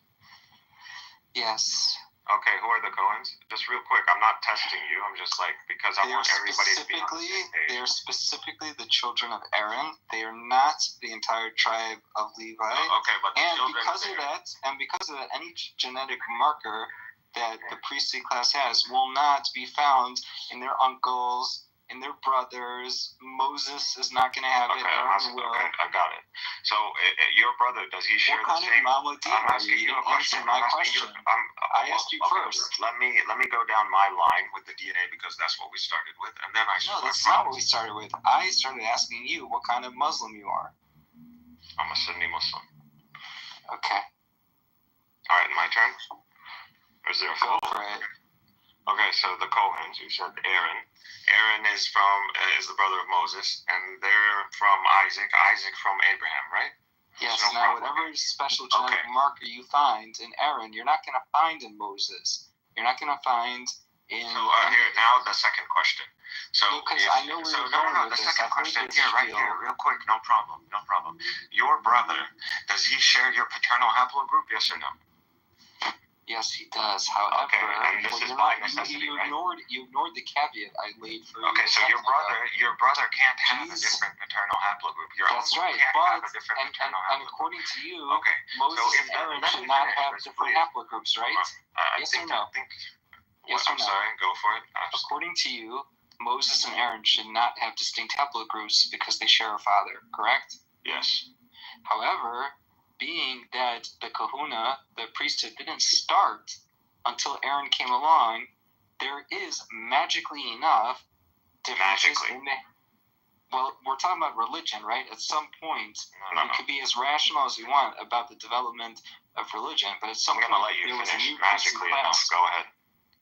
At some point, if there was a new priesthood class, they're going to have DNA that doesn't exist in their father, uncle, brother, sister, etc. So you're saying the priesthood class are not actually from the lineage of Aaron? They are from the lineage of Aaron. Okay, so if they're from the lineage of Aaron, if they're from the lineage of Aaron, they should share the haplogroup of Aaron. Okay. Moses was not a priest. He's not going to have that. I'm talking about Aaron. Right, but Moses isn't going to have... He's going to have the same paternal haplogroup as Aaron. He's not. If we buy into not? religion, if we buy into the religious idea that Aaron was the first priest, he was like Gersh and its guy Katzin Chanola Dami. Convert that becomes Jewish is like a newborn baby with its own distinct genetic characteristics and markers. So a Kohen... So God just transfigured him into a different lineage. If we buy into the idea of the priesthood being innovated with Aaron, we must say that. You must say this. Why must you say this? Because if they're going to have a unique characteristic that... I explained to me. So you're telling me he has the blood of Abraham, and then God decided to make him something else. He transfigured him into a Hamite. That's what you're telling me. Transfigured him into Hamite. Why are you going to claim that Hamites have this? No, I'm just saying. I mean, maybe he transfigured him into a Turk. I don't know. Well, we know what you're talking about is fucking ridiculous. We know that he transfigured him into a What you're talking about is fucking ridiculous. And magically, God, for some reason, decided to change the lineage of Aaron arbitrarily for no fucking reason. It's fucking ridiculous. And I think like some Orthodox, I think the Orthodox would agree with that. I think that this is the part. Now let me finish, man, because you're a clown. Clearly, magically transformed him. Anyways, so if you look at the think that religion, they say scratch rationalism. If you look at the you don't think there's anything mystical about religion? If you look at the percentages of paternal haplogroup, if you right now Google like the paternal haplogroup breakdown of the Kohens among the three main populations, Mizrahi and Ashkenazi and Sephardic, what you are going to see is that among the Ashkenazi, over 40%, around 40% of the Kohens, the majority paternal haplogroup is J1. And you're going to see among the Sephardic, and you're going to see among the Mizrahi, 50%. That is what you're going to find. So clearly, yeah, there's a lot of Kohens that are fake. But the majority of them, my own brother-in-law's last name is Cohen. You can't be a brother-in-law, or you can't have a different house. You don't know what I would say. My own brother-in-law's last name. That's not how DNA works. My own brother-in-law's last name is Cohen, and he does not take the position of a Cohen. He has a tradition that he's actually not a Cohen. We understand this. So the DNA poll is on a sample size that includes everybody in the last name Cohen. So that's what it is. And I'm telling you that not all people with that last name identify as Kohanim. They don't need to identify. But you're talking about a sample size. They do have the chance of actually being Kohens, as in from the Levites. Aaron. But when you say that it's only 40% or 50%, you're not accounting for the amount of people with that last name that say we are not Kohanim. No, they are taking that into account. So everybody it doesn't matter. You're taking a whole sample size. So this is going to reflect the whole population of those who actually have COVID. All of them. So, I mean, this is statistics. I don't know. A bell curve, I don't know if you know about this. Yes, normal distributions, central tendency rules. All right, perfect. So you understand. So we're looking at all this evidence. Mizrahi, so, yeah, of course he's going to bounce. So you find the correlation. There's a paternal haplogroup, a predominant paternal haplogroup among the Cohens, which is going to be J1. It's J1. So if Abraham had a paternal haplogroup, it's J1 and J2. It's J1 and J2. Yes. You can't. It doesn't work. Go look it up. When you look it up, it says J1 and J2. Yes, the J2s can't be the haplogroup of Abraham. It says it falls within a broader haplogroup, most commonly J1 or J2, both heavily found in the Middle East. Yes. But Abraham can only have one paternal haplogroup. And paternal haplogroups go to the extent of like over 20,000 years. So definitely even before Abraham. So whatever Abraham is, it is going to be a specific paternal haplogroup. And this has to be J1.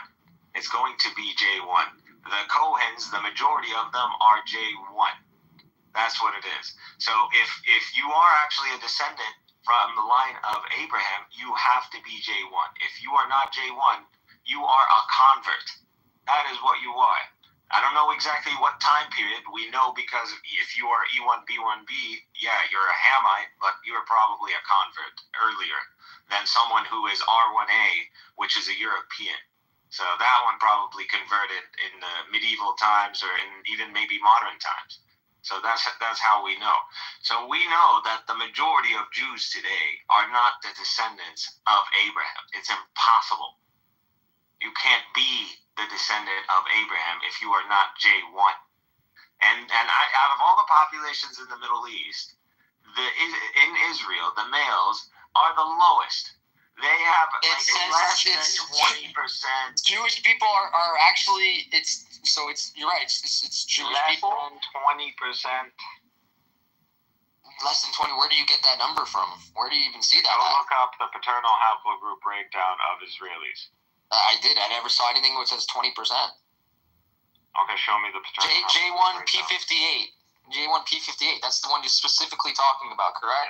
Yeah. Okay. So it's a strong genetic candidate for paternal lineage of Abraham based on tradition, religion, DNA patterns. No one can say with 100% certainty, but if you carry J1, especially J1 P58, you can share ancestry within the broader group traditionally descended from Abraham. Yes. Okay. And it says common in Jewish Kohanim, Arabs, Middle Easterns. Okay. That's what I was saying. All right. Well, you said Jewish people can't have that, so I don't. No, I didn't say they can't have that. I said only a minority, a small minority of Jews actually have it. In Israel, less than 20%.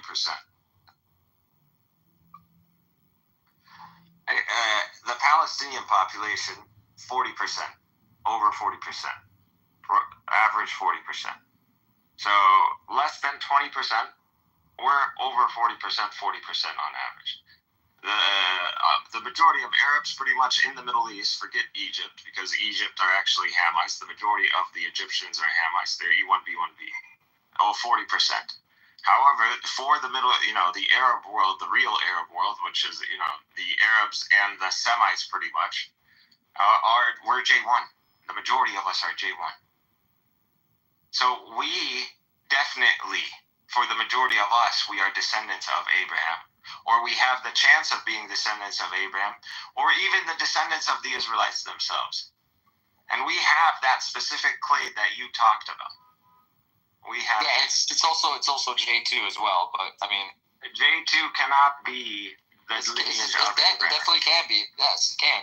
Okay, like you said, see J2 like I said earlier, there's no definite proof, like you said, because they don't have the body of Abraham. Okay, go look up the predominant population. You still haven't proved anything. You are gonna see the Greeks have J2. They have it's that and I forgot. It says about 20 to 25% Jewish people have J2. So okay, sure, whatever. It's not just Greeks.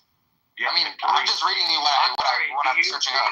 Okay, if the Greeks have this haplogroup, and it's one of their main dominant haplogroups, are you telling me the Greeks are Semites? They're not. I guess. I don't know. I don't really give a shit, to tell you the truth. Yeah, they're not. So J2 is a foreign haplogroup. Yes, we're related.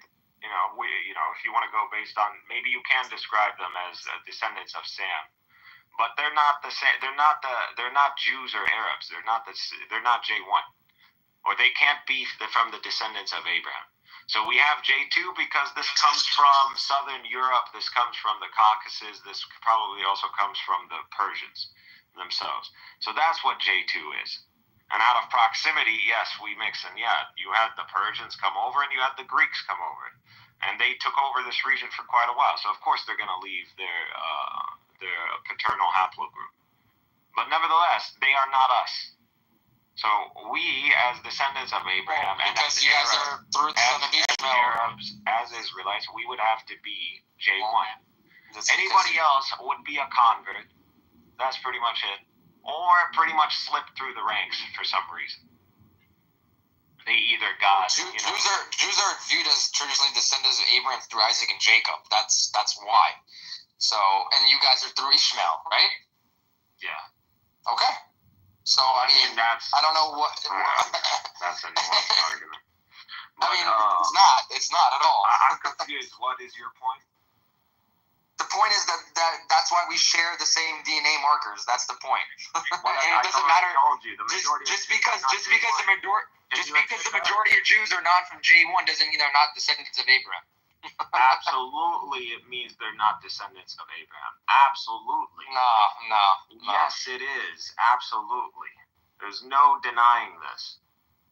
Abraham, whatever it is, must have made J1. Hold on a minute. No doubt. So you want to tell me that you are the real Abraham Jew? existed. You want to tell me that you are the real Jew, that you are the descendants of Abraham? I have a much higher chance of being so why you don't keep the Torah? Israelites, then why you don't keep the Torah? Or Abraham. Then why you don't keep the Torah? I don't keep the Torah because God sent the final religion. It's called Islam. No. God does not read the Torah. Yes, God does not change his mind. God does not change his mind. No. A new covenant. God will send a pedophile to be his prophet. Fuck up, you and the pedophile. A pedophile he's going to send to be his prophet. Every Torah. A pedophile. Every Torah comes with, what's his name? Ibn Ezra's exegesis. What's his name? Who's the guy, the main guy? Fuck, I forgot his name. I think it's not Ibn Ezra, it's the other one. Anyways, every Torah that you have in your hands comes with a specific exegesis. A specific exegete. I forgot. I don't know. I'll just find his name right now. The craziest story is that Muhammad was went on a flying donkey, and he flew from Mecca to Jerusalem overnight, and that's their connection that they have actually to the only connection that they have to Jerusalem. That's the funniest part about that whole thing is I didn't know that flying donkeys existed. In La La Land, they all existed. First, I'm not even gonna respond to that because it's so stupid. I'm here 1 second. I mean, is that not true? No. Maybe it wasn't a flying donkey, flying horse, whatever you guys want to call it, but I've never seen that in my life before. So. You've also never seen the sea split. Like that's the point of. It's a dumb argument. It's not even worth responding to. Of course, the sea split. How do you think the Jews got to Israel? Rashi is your main exegete when it comes down. How do you think they left Egypt? It's called miracles. They defy natural law. It's a miracle for a horse to have wings and fly. I didn't know that. He's just trying to change the point because they're getting. No, it's not trying to change the point. I'm just wondering, do you really believe this story? Every Torah, if you read the Torah, do you know the exegesis in the Torah? Or the Tanakh? Who's giving you the exegesis? Anybody who reads the Torah regularly, the Tanakh, should know this. Who's your exegete? Yeah, I know you clowns don't actually care about religion, nor do you read the Tanakh. But it comes with. Actually, not real Jewish. They are just like. I know. We're just fake Jewish, right? It's just We're just Jewish. Because exactly. Actually, the that's basic actually a thing very about good way to describe it. Judaism, you don't know it. Like. Yeah, you guys know it better than us, so go ahead, tell us about Judaism. So Yeah, we actually do in some aspects. All right, go ahead, give us a lesson, Golden. I definitely do. Let Golden give us a lesson. He knows about it. So Shuki can learn something. Rashi is your main exegete. Every Torah pretty much comes a copy. The explanation is by Rashi. He's the one. That's not necessarily true, but if that's that is pretty much the overwhelming amount. You literally. Okay, go open right now. Go find your local Tanakh, or if you have one, go see if a local Tanakh. I'm just gonna go to a local library and find one. I don't think you actually own one. That's why. Yeah. I think I'm black. You own one, and you also think that I'm black, so you don't know anything, Senator. If you own one, then it should come with an explanation, a commentary. What is the commentary? It's gonna say commentary by whom? Who is it? If you have a Tanakh at home, go ahead. Look at it. Check it out. Oh, I see it. The overwhelming amount of Tanachs are going to have this. Thanks God. Commentary by Rashi. That's what it's going to say. And if you go to the point where it talks about Isaac and Rebecca, you are going to see Rashi. It actually does say commentary by Isaac married Rebecca at 3 years old. Shuki, shut the fuck up on this point. God make you guys so. Which we don't believe that. We don't believe Isaac married Rebecca at 3 years old, but you believe that, so that's enough. And Rashi believes that. And who the fuck is going to come and tell Rashi that he's wrong? I want to see the man among you. The profanity. I don't care. So now that we established that, just that quick comment from Shuki, so I could put him in his place. But like I said, for you to be, if Abraham truly existed, and the Arabs and the Jews come from Abraham, and if the Kohen lineage is not just a miracle, that just it's a coincidence. All this indicates, without a doubt, that if there was a progenitor of the Arabs and Jews, it would be J1, no doubt about it. So Abraham must have been J1. And if you are not J1, you are not a descendant of Abraham. And this is why they don't really allow or encourage you to take DNA tests. Why? Because once you realize your true paternal haplogroup, you are going to see that you are either a fucking European, or you are going to realize maybe, to your, which you might dislike, you're a Hamite. You might actually be a Hamite. So this is why they don't want you to take these DNA tests. You're going to realize that is a very low chance of you being a descendant of Abraham. And then your whole narrative falls apart. You're just a fucking convert. The overwhelming majority of you are just converts. Convert or not, we're still killing you, right? Thank God. Don't thank God. As long as we're killing you, we're good. Cool, man. And I'm sure the Romans or the Babylonians or the Assyrians felt the same way. Don't worry. We don't look back. We look forward. Okay. And you should go and look into your eschatology. That's all. You don't know your religion. I know your religion. You don't know your religion. No, there's no certainty that it can trace back to Abraham, Isaac, Jacob, Ishmael, any of that, because none of their bodies exist or ever existed. No one can find their bodies. So how can you trace that back to something that doesn't exist? Do you not know? It's a bunch of fucking baloney bullshit.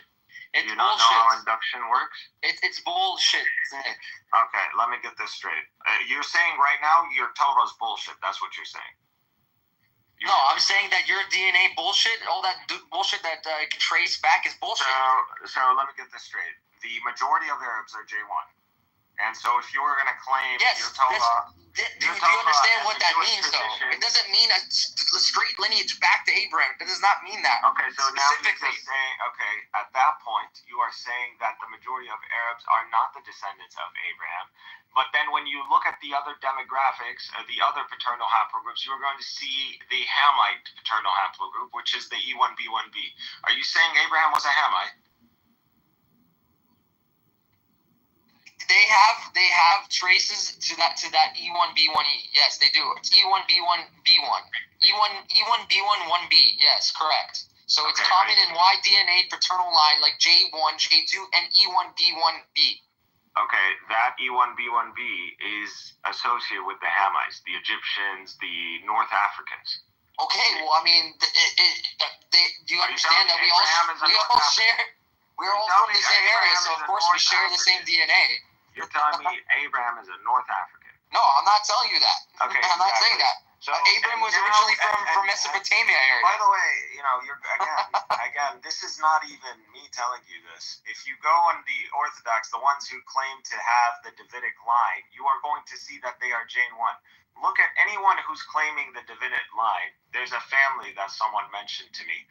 You can look this up, find like certain families that claim the Davidic line. They're all J1, by the way. That's cool. I mean, they can claim that, and if that's what it traces back to, that's fine. But I mean, it doesn't mean that you're not. It doesn't matter. It does. It's an overwhelming amount of evidence. The majority of Arabs, the Kohens, those who claim to be of the Davidic line, this is all. And we know the concentration of DNA as well. We know that E1B1B is North Africa. I think like certain. Sub-Saharan Africa or East Africa. I'm just saying, genetically, we can speak religiously, yeah, okay, that's fine, but genetically, we don't have Abraham's DNA, so we can't prove any haplogroup is definitely his. You understand? Okay, for you to be a Semite, you need to have either J1 or J2. Listen, there's no denying that. So. That's fine. That's fine. That can't be denied. No problem. Now, Abraham is either J1 or J2, just based on that simple fact. Now, we can look at J2. We can look at the populations that have J2. You are going to start seeing the Caucasus. You're going to start seeing Greece. You telling me Abraham is a Greek? Or he's a Persian? No, he's not. And the narrative goes that he is associated with I understand what you're saying. Okay. But the thing is, there's still. Do you understand genetically? There's no definite. I understand that. That gets all of our paradigms. That goes into religion. I know. I understand that. No, but if you want to talk genetics, then that's what we're talking. Genetics. There's no plausibility for this. It's just not plausible. For what? Because we are associated. These I understand. I'm not denying that. But I'm talking. If you want to talk to a scientist will tell you that because they leave religion out of it, bro. But that's what I'm trying to make you understand. However, the Jews being in this specific region and closely associated with the Arabs, they would have to be J1 as well.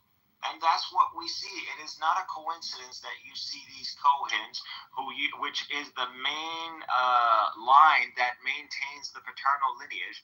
Everybody else is going after. It doesn't prove anything, honestly. It really doesn't. Prove. It is. Honestly, it's a bunch of bullshit. You're going to explain how is there a coincidence among these three separate groups, Ashkenazi and because they all come from the same fucking area on the planet. That's why. No, but you see, look at Asian people's DNA. They all have similar DNA too. It doesn't prove anything. They come from the same part of the world. No problem. You just said it. They come from the same place in the world. So these guys. But the same place isn't just a one little defined area. It's a broad area. You are freaking out. No one's freaking out. You just keep ranting on about the same shit for the last hour, bro. Because it destroys you guys. That's why. You haven't done anything. You haven't proved anything. They are the ones who can actually trace back, and they actually have the most solid paternal. Trace back to what? What are we tracing back to? Abraham? To ancient Judeans. And Abraham, yes. To ancient How? How can you trace back to Abraham? How? Because it's induction, you dumbass. Okay, all right. Like I said, there's still no proof of that ever happening. We don't need a body of Abraham. We're saying. Of course you do. Or you want to talk genetics? You go talk to a scientist, a geneticist. They will tell you this. Abraham existed, and he is the progenitor of Arabs and Jews. If he existed, by necessity, he would need to be J1 because the majority of Arabs are J1. The majority of the Kohens are J1. The Davidic families are J1. There is no denying this. And the population disbursement of other paternal haplogroups. Because they've gotten DNA from archaeological evidence. They took the DNA. I understand how it works. It's not fucking complicated. But there's still no proof that it goes directly back to fucking Abraham. Okay? If you want to talk genetically, that's what I'm talking. Now, religiously, yes, there's proof. Religiously, through the Torah, through the Bible, yes, there's proof. But other than that, no. I want to try to hear Harper. I will tell you. What's up, Suki? What's up, Suki? Long time no talk. Harper, can you tell us what's your name, where are you from, what are you doing? I'm from Nueva York. Yo soy puertorriqueño de Nueva York. And I've been living here my whole life. I live a boring life. I have 4 kids. That's it. What do you want? You give your social security number also? Yeah, I'll give you the last 4 and my mom's maiden name. That works for me.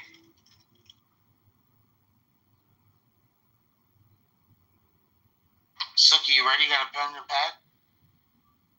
I didn't ask for your information. What I'm telling you can't be disputed. You got something to ask me about Jesus Christ, Suki? Y'all can kick rocks. It's the facts. And your Orthodox guys literally say the same.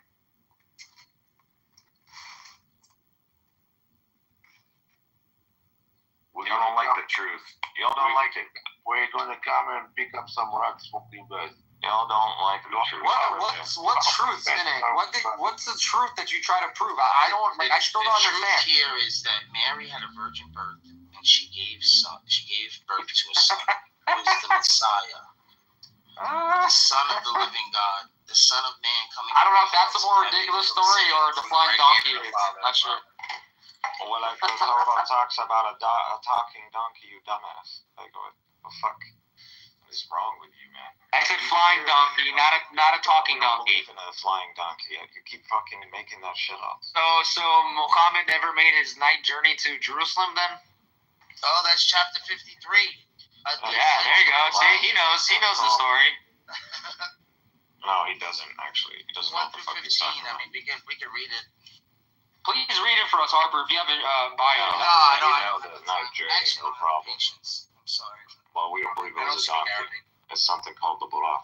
If you're interested, you can go. And what is that? Can you explain to us what that is? You see what it is, Nick? You see how the Sphinx is. You see how like the Samaritan animal that with the wings and kind of like. Like from Harry Potter, you're talking about? No, you see that. What, the ones that are on the side of the Ark of the Covenant? You see what's in Yes, you see in the Babylon and all that. You see that creature. Yeah, that's what a Buraq is. So. Exist in ever? Don't think is there any evidence of that ever existing? Don't think of these civilizations as in, they didn't have a message from God, or they didn't have God dealt with every nation. And so everything they left behind, there is clues to God in all of this. But again, you're not a person of religion, you're not a person of faith. Was there 10 or 12 tablets? Anything beside the point. I think it's been clear. Oh yeah, I was gonna show Suki that point about the covenant. Yeah, I forgot about that.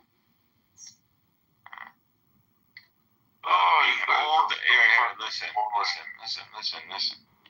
This is in what is it called?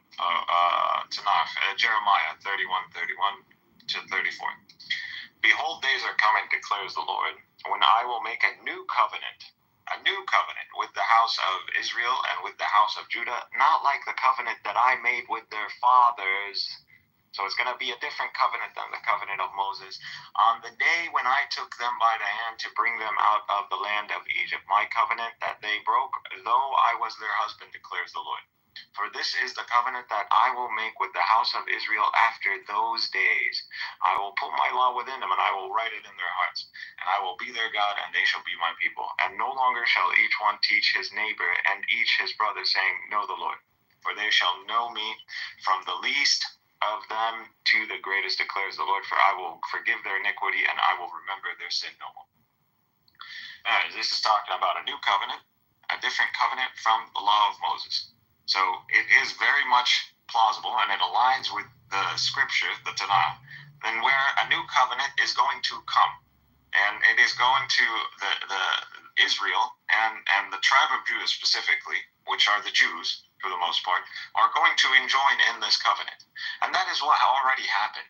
The majority descendants of Israel and the majority descendants of the ancient Jews, the tribe of Judah and the kingdom of Judea, are today Arab Muslims, the majority of them.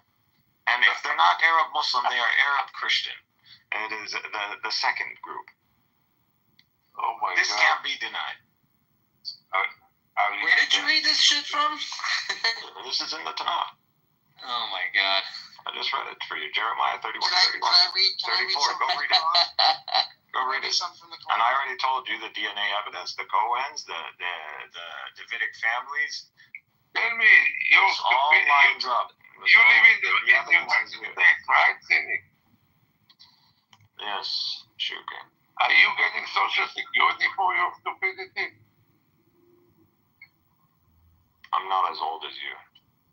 No, for retardation, they paying Social Security from age 0.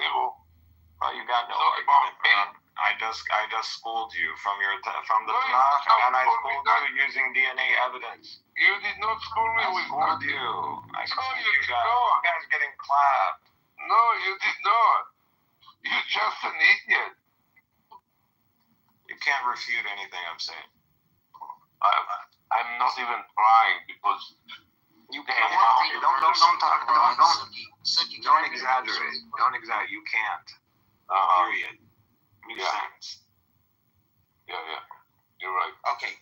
All right. So this is chapter 5, 116. And you beware the day when Allah will say, "Oh Jesus, son of Mary, did you say don't care about Jesus? Why are you talking about your Jesus mother?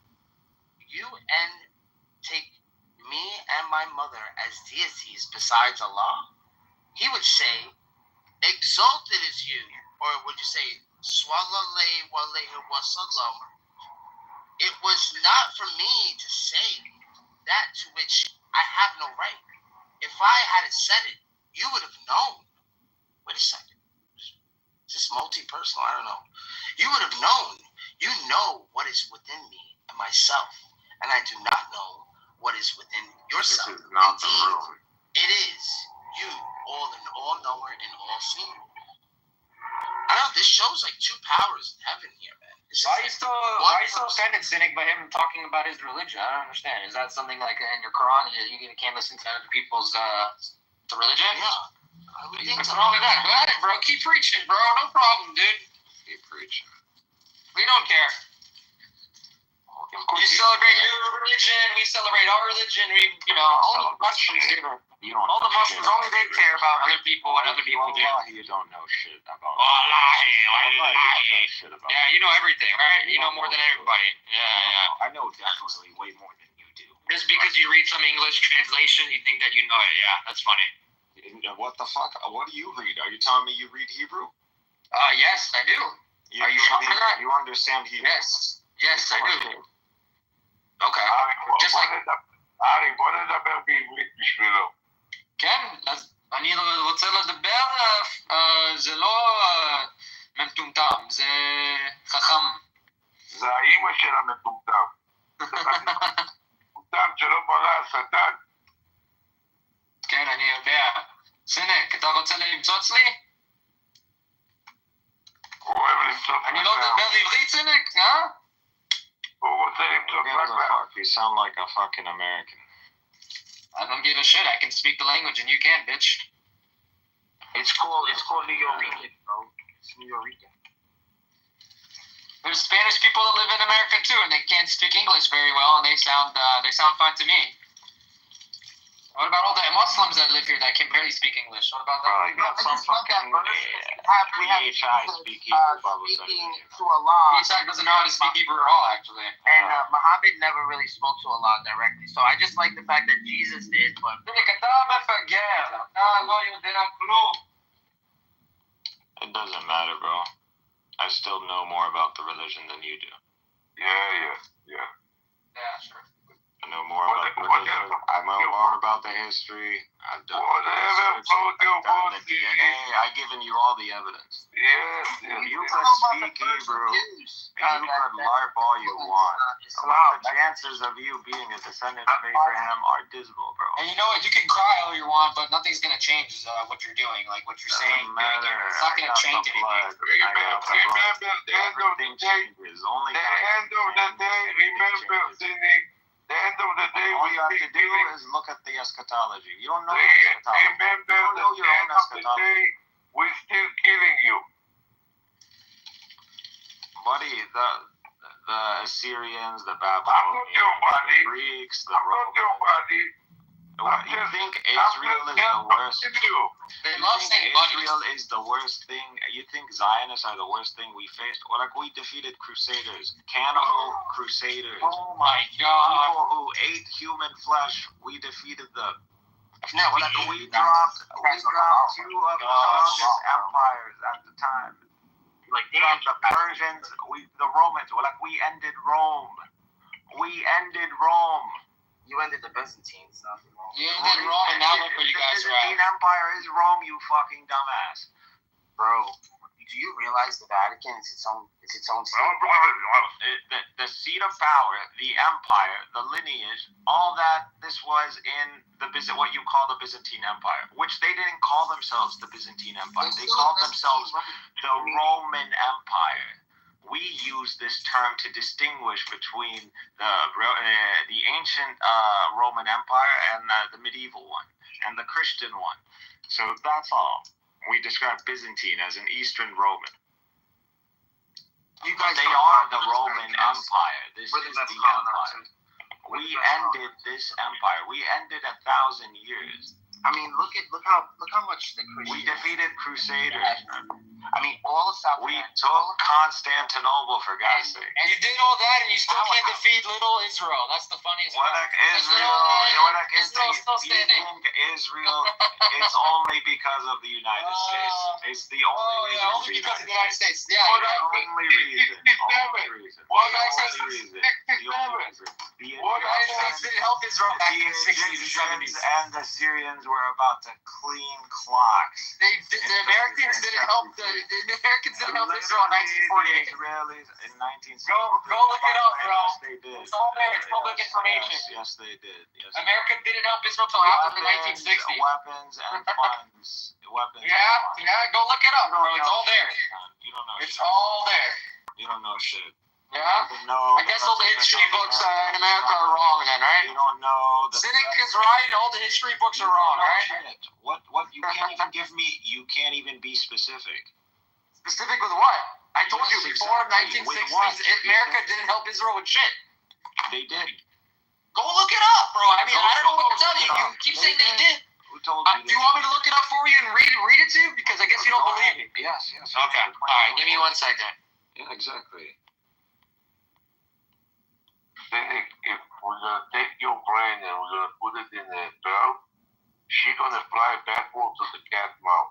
Well, no, dude. You can't even make an argument, Shuki. All you keep talking is about pedophile this, pedophile that. You haven't even read your own Tanakh, or you would know Isaac married Rebecca at 3 years old. You dumbass. Well, I know you don't even read Talmud. I know read Mishnah. If you would have read some Mishnah Kutubat right in the beginning, Mishnah Kutubat, you would see the age. You would see the ages. You don't know shit. Yeah, I'm coming to study by you. You're an idiot. All right, let's prove this idiot wrong right here. So this is not, the U.S. did not provide direct military aid to Israel during the 1948 war. In fact, the U.S. had an arms embargo on the entire Middle East during the conflict. This was meant to prevent escalation, but in practice hurt Israel more because Arab countries were receiving weapons from Britain and other sources. Where did Israel get weapons in 1948? Czechoslovakia, Soviet-backed. Rifles, machine guns, ammunition, Messerschmitt fighter planes rebuilt from German World War II designs. This was Israel's lifeline and ironically became through Soviet bloc support. But no, this guy 2 seconds ago was saying America. You were adamant on it. Yeah, you were adamant on it. Support. No, they didn't support Israel at all. But like I said, you just need to learn something because wherever you learn shit, taught you wrong. The Zionist lobby in America pressured. Yes. I don't know where you found that, but if you can provide your source, please, that'd be great. There's a bunch of neo-Nazis in America, like white supremacists. I'm shocked they helped Israel, bro. They didn't. They didn't help them in 1948. You had the British help. You had no. The Arabs had the British help, like I just read to you. No, they didn't. They didn't. Man, you don't know nothing about war. Like go learn war history and go look at the weapons and type of planes they had. The Balfour Declaration. That's one. Two, they helped train and set up a lot of these paramilitaries, by the way. Which ended up just becoming terrorist gangs and ended up later on attacking. The British gave no weapons to Israel, by the way. They did help train them and facilitate them, and they incorporated them in the police in Palestine, yes, and they gave them preferential treatment, absolutely. You don't know what you're talking about. Yeah, only you know. And the British pulled out, and they pretty much take over. It was all coordinated, it was all prepared.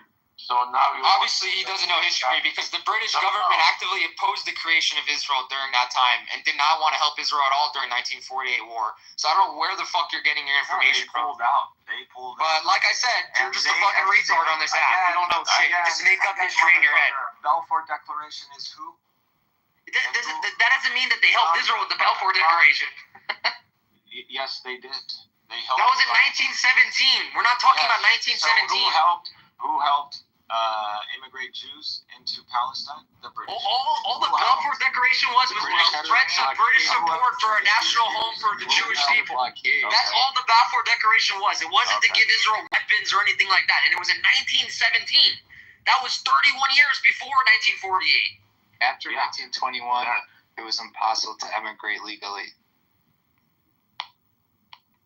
Yeah, they still, even illegal migration. What did you say?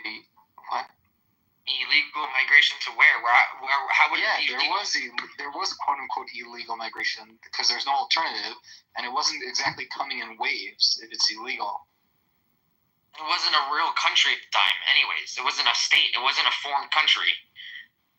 So it would technically, there's no laws of the land, is there? Do you even know what a mandate is? Oh my God, you don't even know what the Balfour Declaration is, bro. Yes, you just read it, you dumbass. Yeah, because you didn't know what it was. That's why I read it. Yeah, I don't know. Fucking retard. You didn't even know what year it was. Literally, you think the British helped Israel in 1948, bro? You're fucking retarded. You're so desperate. Desperate for what? I read you information online. I can provide you the sources. You haven't provided any sources. You haven't provided shit. British supporting Zionism and helping establish Zionism in Palestine. And you're like, all the British. I want to go back to the documentary on that. The British support. You're a dumbass. Okay. Like I said, the Balfour Declaration didn't give any type of physical support to the people. You know that, right? Yes, it did.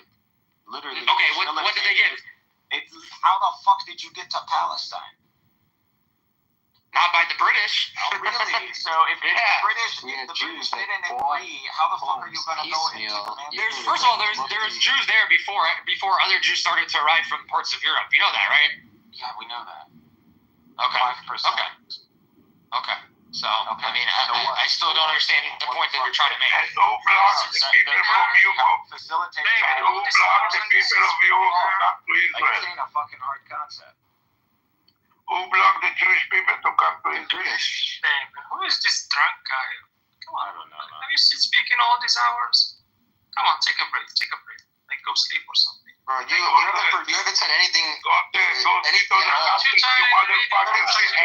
informational at all. You just come on here to criticize. If you have something to add in, Golden, please do, because you seem like a retard also, and you seem like you don't know what the fuck you're talking about.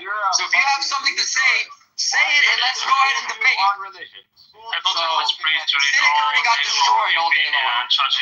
You on everything. There's nothing left. Then it got destroyed all day by multiple people. He loves getting destroyed. Your ass cheek slapped. So that's it. You know. You're getting your ass cheek slapped. No, actually I'm not. Yes, you are.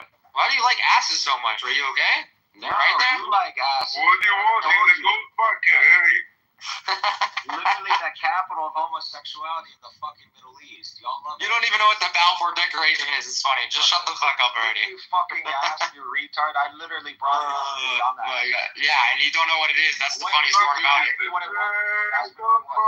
asked me what it was. You think that they give money and physical support to Jews through the Balfour Declaration? You fucking basic. He was a Jew. Everybody knows it.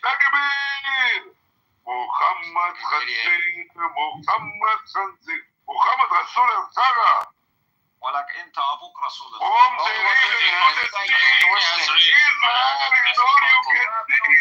You fucking trash. All it was an endorsement.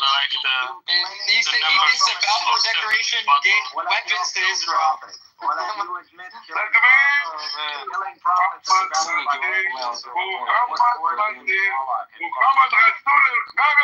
jumping all around the prophets, the 1948. I can't stay in one place.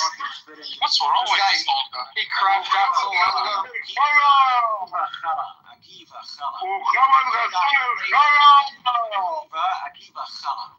From the river to the sea, Israel is all you can see. Ibn Maymun, Maimonides, Khara, Rambam, Khara. Muhammad is the best. Muhammad is the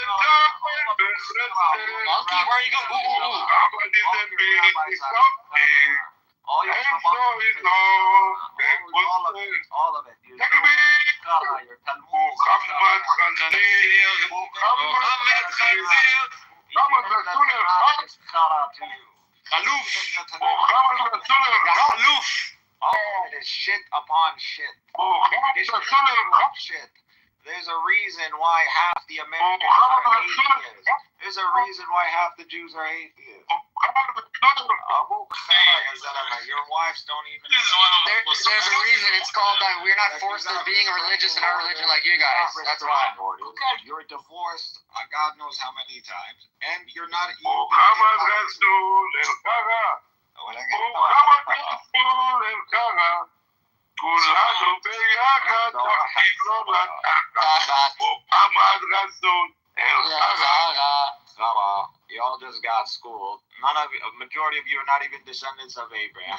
Yeah, we're not descendants of Abraham, but you guys are, right? Don't even yes, actually, yes, the majority of us. Fucking retard. You guys so retarded. You're just mad that you got fucking proven wrong. That's what people do when they get proven wrong. They don't shut the fuck up and they go on rants like you. Where is your grandpa from? When people get proven wrong and they go on rants like this guy, you won't shut up. Take a breath. Take a deep breath. You take a breath. Take a breath. Relax. Musa. Come on, rub your earlobes. Where are you from? Relax. Relax. It's okay. You can be proven wrong. It's okay, Cynic. It's alright. It's alright. It's okay. You didn't prove me wrong. Where are you originally from? It's alright. It's okay. France or Ukraine or Russia? It's alright. Crashing out so hard. You're crashing out. You're literally not. I'm laughing, bro. I'm not crashing. That chances of you being a Semite is less. Muhammad Khalil. Muhammad Rasul al-Saga. And then this clown is like, وحناسي خرا ومايمونيديز خرا. I'm so offended. All of them khara. All your rabbis are khara. Oh, I'm so offended. I think I'm gonna cry. Hakadosh Bru. We got the Holy Spirit. Our rabbis are inspired by the Holy Spirit. You guys sound like fucking Christians. Can you borrow me $50, please? Came from.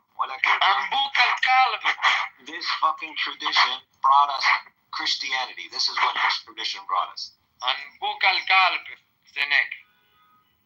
Well, I can tell you. Where are you originally from? You don't know. Come on, that's where you're originally from. It's Ukraine, Russia, or Poland, or France. You sound like you're from Ukraine, Russia.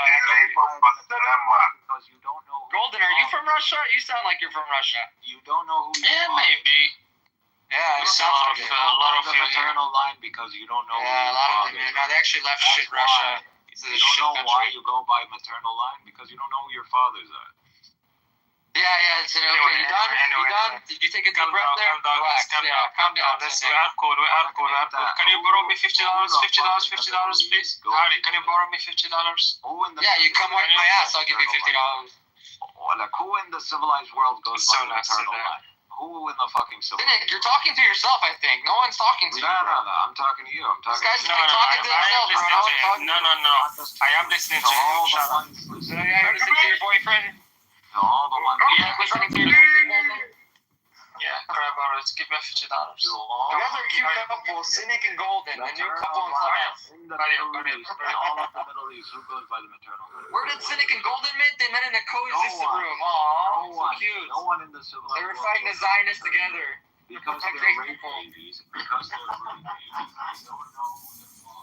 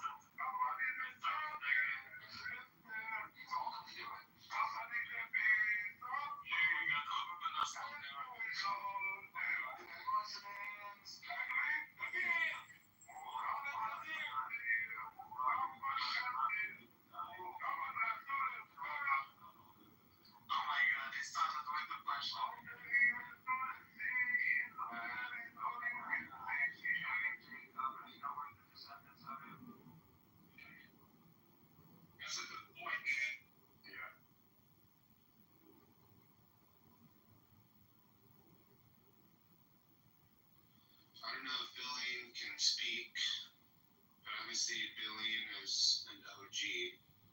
But I wanted to welcome Sunshine. Hey, I have a voice. Oh, hi. Hi. Hey, Marco, it's been a long time. I know, COVID ended and we all went back to reality. I don't know how that, but it did. I know. It's like I kind of missed the conversations and the clubhouse meetings so much that it was like, it's all keep up with this shit. Don't ever admit that, Maline. You're always young and hurt. No, Billion, they poisoned our well here. We became too successful at this whole networking, helping, loving on each other, and some poison our well. Yeah. That's what we're Here's something I'm so proud of. My grandson joined the Marine Corps. Oh, he did? Yeah. Yeah. Officers training. What's he going to be doing? He's in Quantico? Yeah. Yeah, he's going for 10 weeks in Quantico. Yeah, if you have any questions, Billion, I graduated from OCS in Quantico. I went through it twice, long story short. But if you have any questions about how OCS is run or what he's facing, feel free to send me a DM. I think he's on Clubhouse. I'll tell him he can contact you. Are you still in the Marine Corps, Jarbot? Yeah. What do you do? Pilot. What kind? H1 helicopters. Oh, really? Yeah. Oh, CH-53s. Oh, and F-18. nice. F-18s too. Yeah, heavy lift. Cool. The heavy lift helicopter, CH-53 is the most expensive monstrosity we have in the fleet that needs to get replaced. Are you in Virginia? I will not tell you where I'm at, but the last place I was with was HMX. So I was in. Oh, gotcha. Oh, I'm sure you know people I know. Yeah, my grandson's in Quantico. He left last Sunday. You know people I know that are generals. Not you, Billy, but Jarbot does. Oh, cool. If he was at HMX, I know he does. Cool. So, yeah, he's talking about making it his career. Good for him. So, well, are you excited for him? I am. I mean, he's a real level-headed, conservative kid. Where did he go to college? He went to Cal State San Bernardino. He was majoring in kinesiology. Cool. And then he just, he's been talking about the military for 2 years. And I kept discouraging him because of all the shit that was going on with all the DEI crap and stuff. And when Trump started changing things, he went down and signed up. Is he air, ground, or law, Billy? And then I won't ask any more questions, but do you know? Is he what? What's he gonna do? Yeah, he's guaranteed one of three. Air, ground, or law. You know what? I don't know because he's got another semester of college to finish, but he's going. I don't quite understand. I guess it's some kind of a boot camp thing for the 10 weeks. Yeah, he's doing what's called PLC. Okay, then he comes home, finishes his degree, and then once he gets through the basic whatever he's doing right now, then he goes, comes back, finishes his degree, and then goes to officers. The basic school for 6 months, yeah. Yeah. So when I talked to him last, he hadn't actually decided on what's it called, an MOS. Well, air, ground, or law. Yeah. Yeah, I don't know if. Yeah, officers don't get MOSs, but yeah, you'll get one of 3 fields, and they'll make the selection after he graduates. But it's either air, so he's going to do aviation related. He's still got time if he wants to be a pilot to take the ASTB, but ground or law, those are the. Rabbi. Because I'm cool like that. You guys are not. Rabbi Yehuda Hanasi is the one who compiled the Talmud. He's the reason you. So you can sit here and talk about rabbis. I'm gonna get head while I'm on Clubhouse. No problem. You don't know exactly. Go get Yeah, I will go. No problem. She said to him, my teacher. This is for Shuki. She said to him, my teacher. At what age is a woman fit to marry? What age is it appropriate for a woman to engage in intercourse? Which would therefore be the appropriate. I don't know. Ask Muhammad that. Ask Muhammad that. Ask Muhammad what age it is. Apparently 9 years old is okay for you guys. No, we're gonna ask Muhammad. How about that? He must be at least 3 years and 1 day old. That's what he said. Rabbi Yehuda Nasi. You'd see me further inquire, and at what age is she? I don't give a shit what a rabbi said. Your prophet fucked a 9-year-old. That's all I know.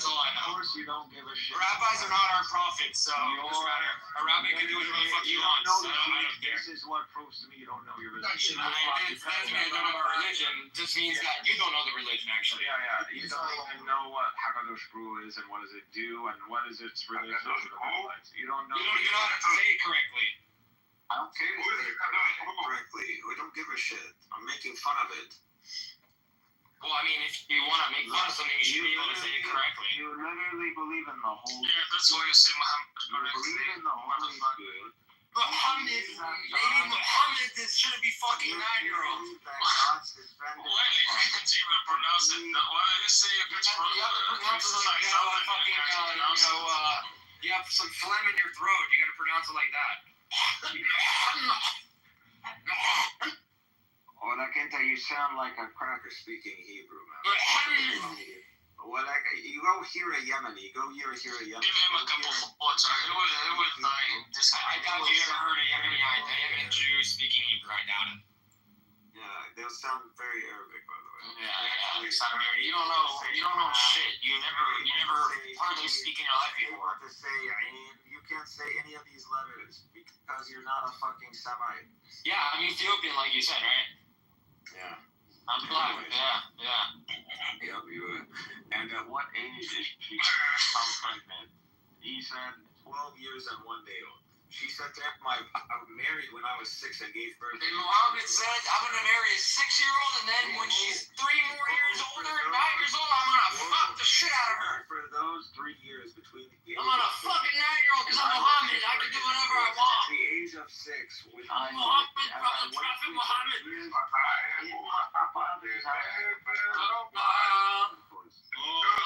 As a child,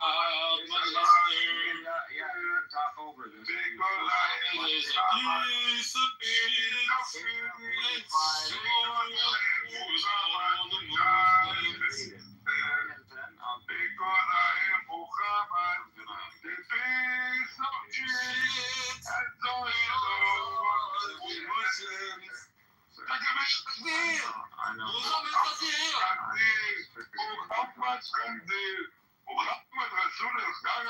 It's triggering, I know it's triggering.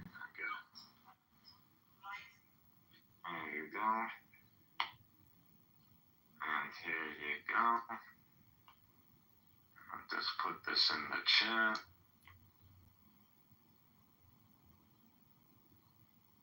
White and green. It's really good toilet paper. It really goes nice on the ass, you know. So you guys should just.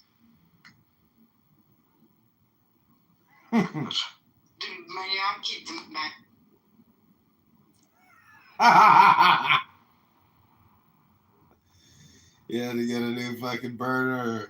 Yes.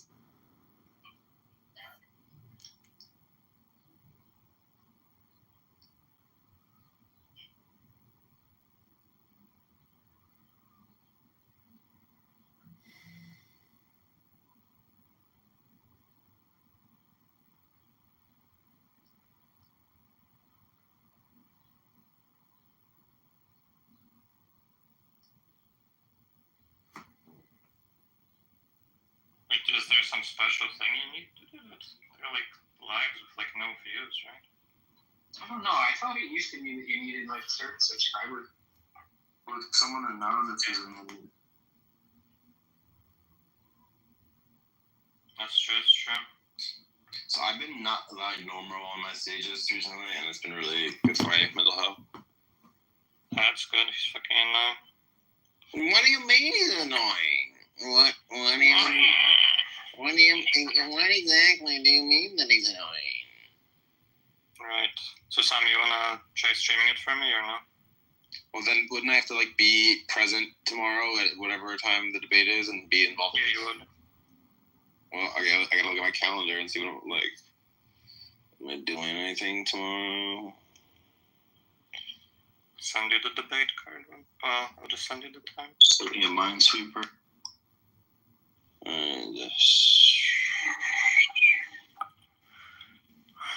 Here you go. I'm live streaming mumbling on YouTube. It's Louis too. So when it says May 31st, 7 p.m., is that like Eastern Standard Time? Is that what time it is? It's relative as to your time zone. Wait a minute, did it change? It moved up by half an hour. Okay. I sent you the update. Sam's in the same time zone. Yeah. So, what does it say for you, Sam?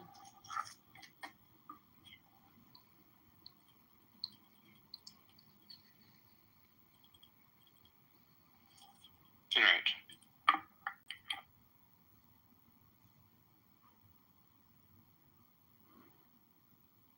Jared was a race car driver. Any other volunteers to try to stream this?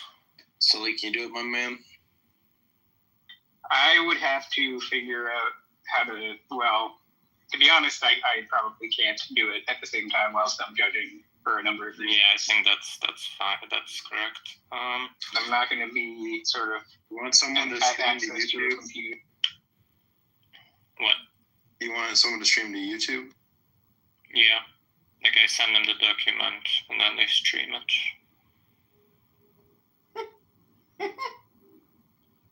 Trying to think. Or I mean, but like I would have to like go over it with that person, so like they roughly get like my tempo, like when to like go through things. Yeah, you have to tell them to click. Well, no, there's too much clicking for me to tell them every time. I might like it's just the slides like contain animations, right? So it's like very cool animations, mind you. It's like there's like a guy throwing stuff. Oops,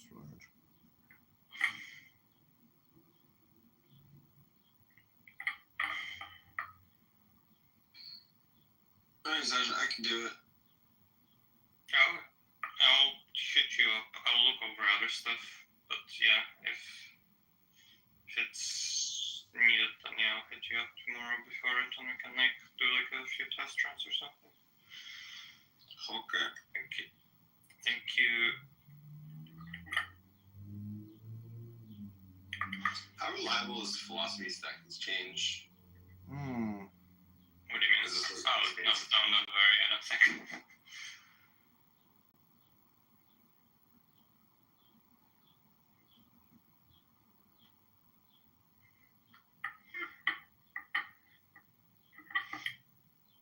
Do you guys know Nathan Ormond / Digital Gnosis? Yeah, I don't know.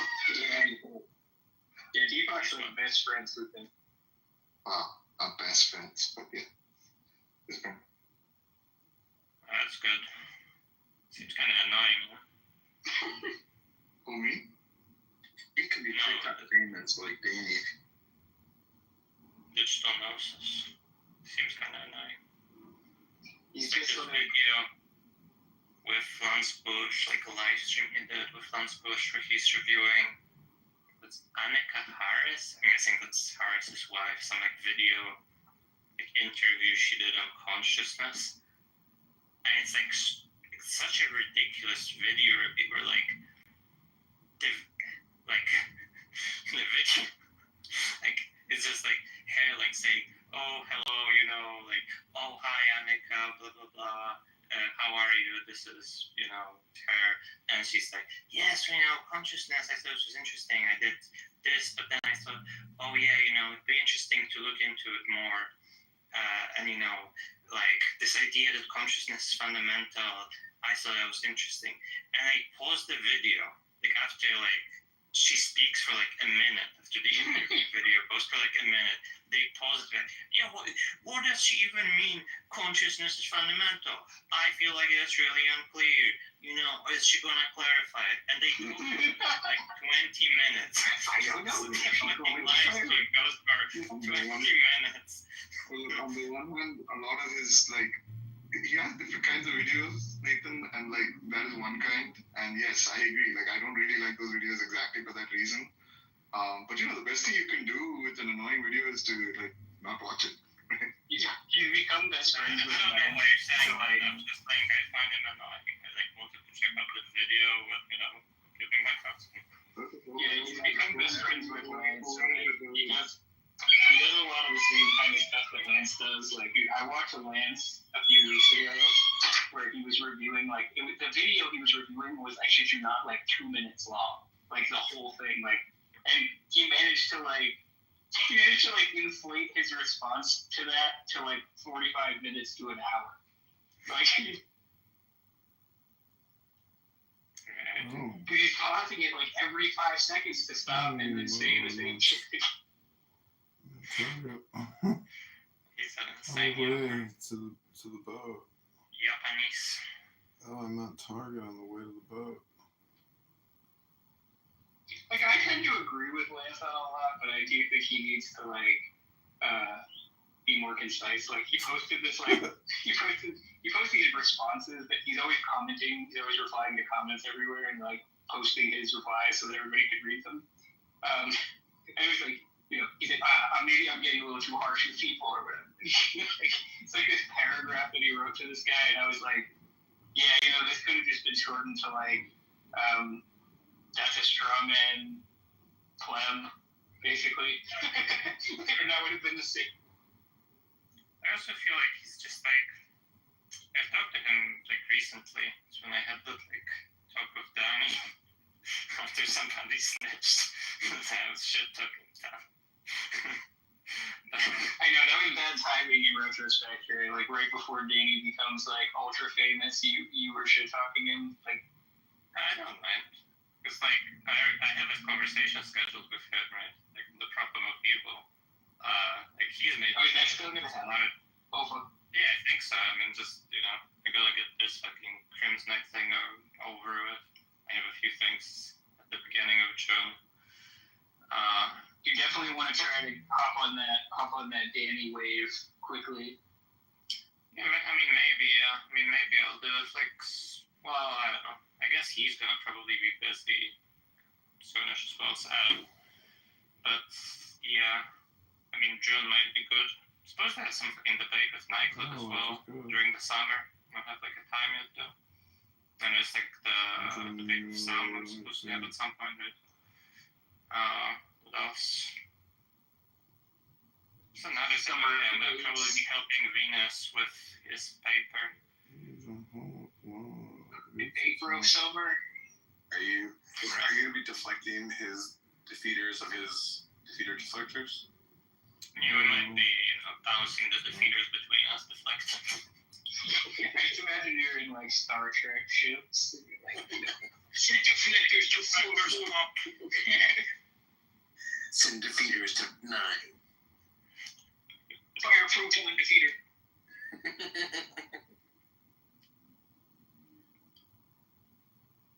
This fully operational defeater cannon. Something, defeater, deflector, something company.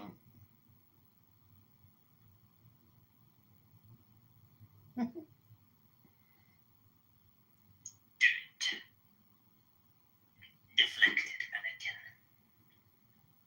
You actually have a pretty good top. No, I am the defeater. You say I have a good Palpatine. Yeah. Thank you. I think I naturally embody the character. He's a very campy character, intentionally. What does campy mean? Campy is over the top and performative, kind of act. Yeah. Defeater. That was Chewbacca. That's very good. Mr. Solo, Mr. Defeater, no Solo.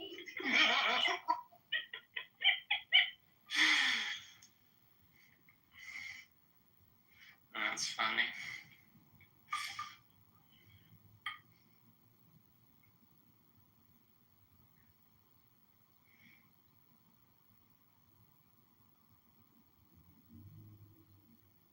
And Hiwa has a pretty good Jawa impression. Hey, what does a Jawa sound like again? I mean, I can. Hiwa asked Hiwa to. Zucchini.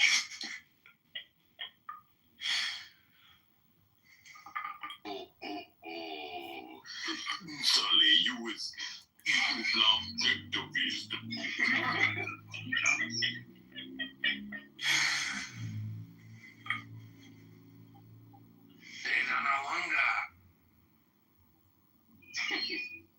I wish I could do anything from Star Wars well, but I can spin a lightsaber kind of. I can do the Obi-Wan spin. There's this one move that Hayden Christensen did over and over again in those movies.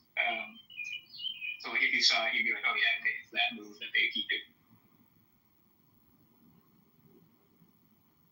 Dude, those lightsaber duels are fucking fantastic in the prequels. Like, I don't know.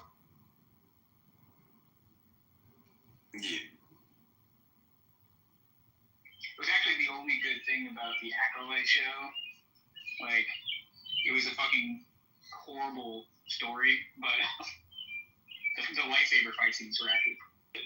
You could just watch like a compilation.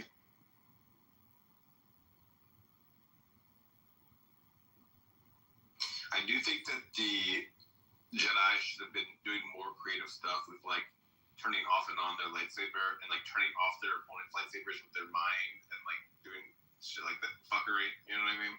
I guess it takes away the spirit of the lightsaber duel. I guess it's like I don't know. I always imagined it that they're having basically like a lightsaber fight alongside like a mental like force battle, you know.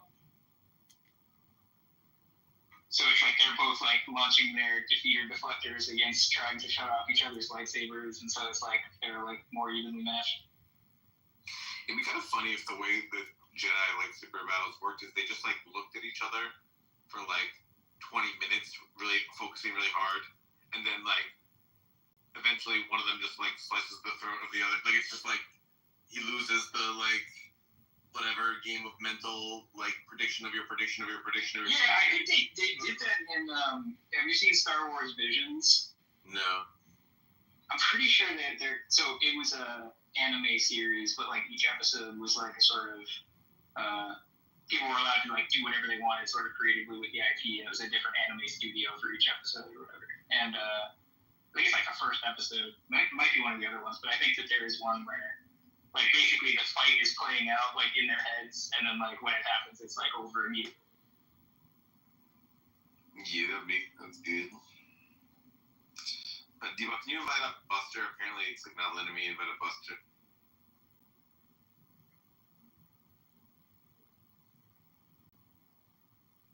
You ever seen that movie Hero? I think they did that in that movie too for one of the.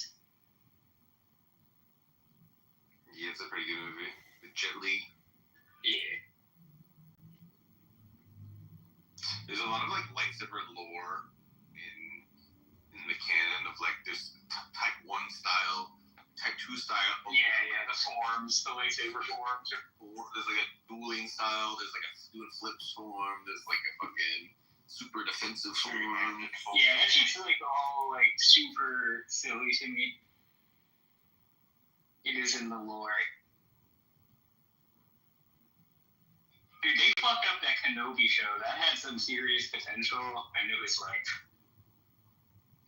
The one scene, okay, there's been two really, really amazing scenes in all the recent Star Wars shit. One was Vader on that ship, like, destroying, like, 30, like, guys shooting at him, like, right, yeah, like, like, tearing through the rebels. That was, like, an epic scene. And then when Luke Skywalker was, like, rescuing... Are you talking about in Rogue One, or...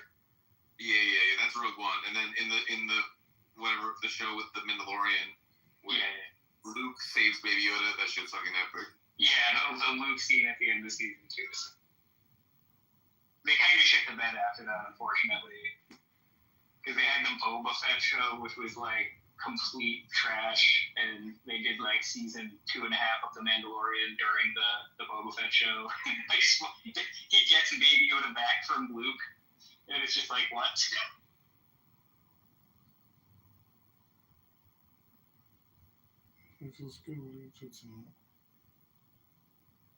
Deflector, you see.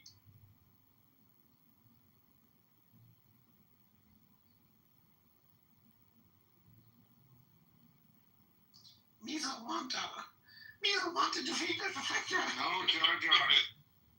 America is just full of prostitution anyway, so. No, I'm just saying, he's the biggest pimp. So, I mean, him killing... I don't care. Prostitution is not the same as, said, sex trafficking children. Yeah, that doesn't happen at all in the Muslim world. You're right. Can you... Where? I mean, I just posted 2 articles about it, and no one posted one about it. You posted So, about Shabazzi. That's no. Rabbanon Shalom, everybody. Good Shabbos. Is Cynic still here on the app talking? He's been here all day long. It's unbelievable how much energy this guy has and how long he can defend nothing. He's such a waste of time and a waste of space. I hate to be so personal, but wow, Cynic, at least I got a workout in today. You haven't done shit all day long, just running your mouth like a spam machine. Spam, spam, spam, spam, spam, spam, spam. I'm not working. Yes. Anyways. So what did we do?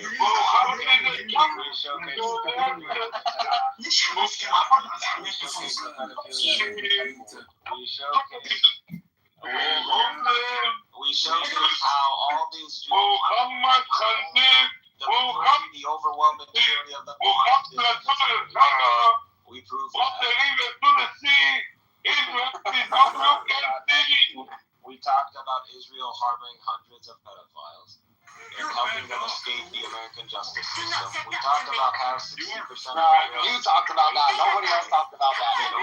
No, yeah, it's important that Nobody talked about that. everybody understands the recap. Who's everybody? There's only 5 people on the stage, and 6 including Alma. So who's everybody?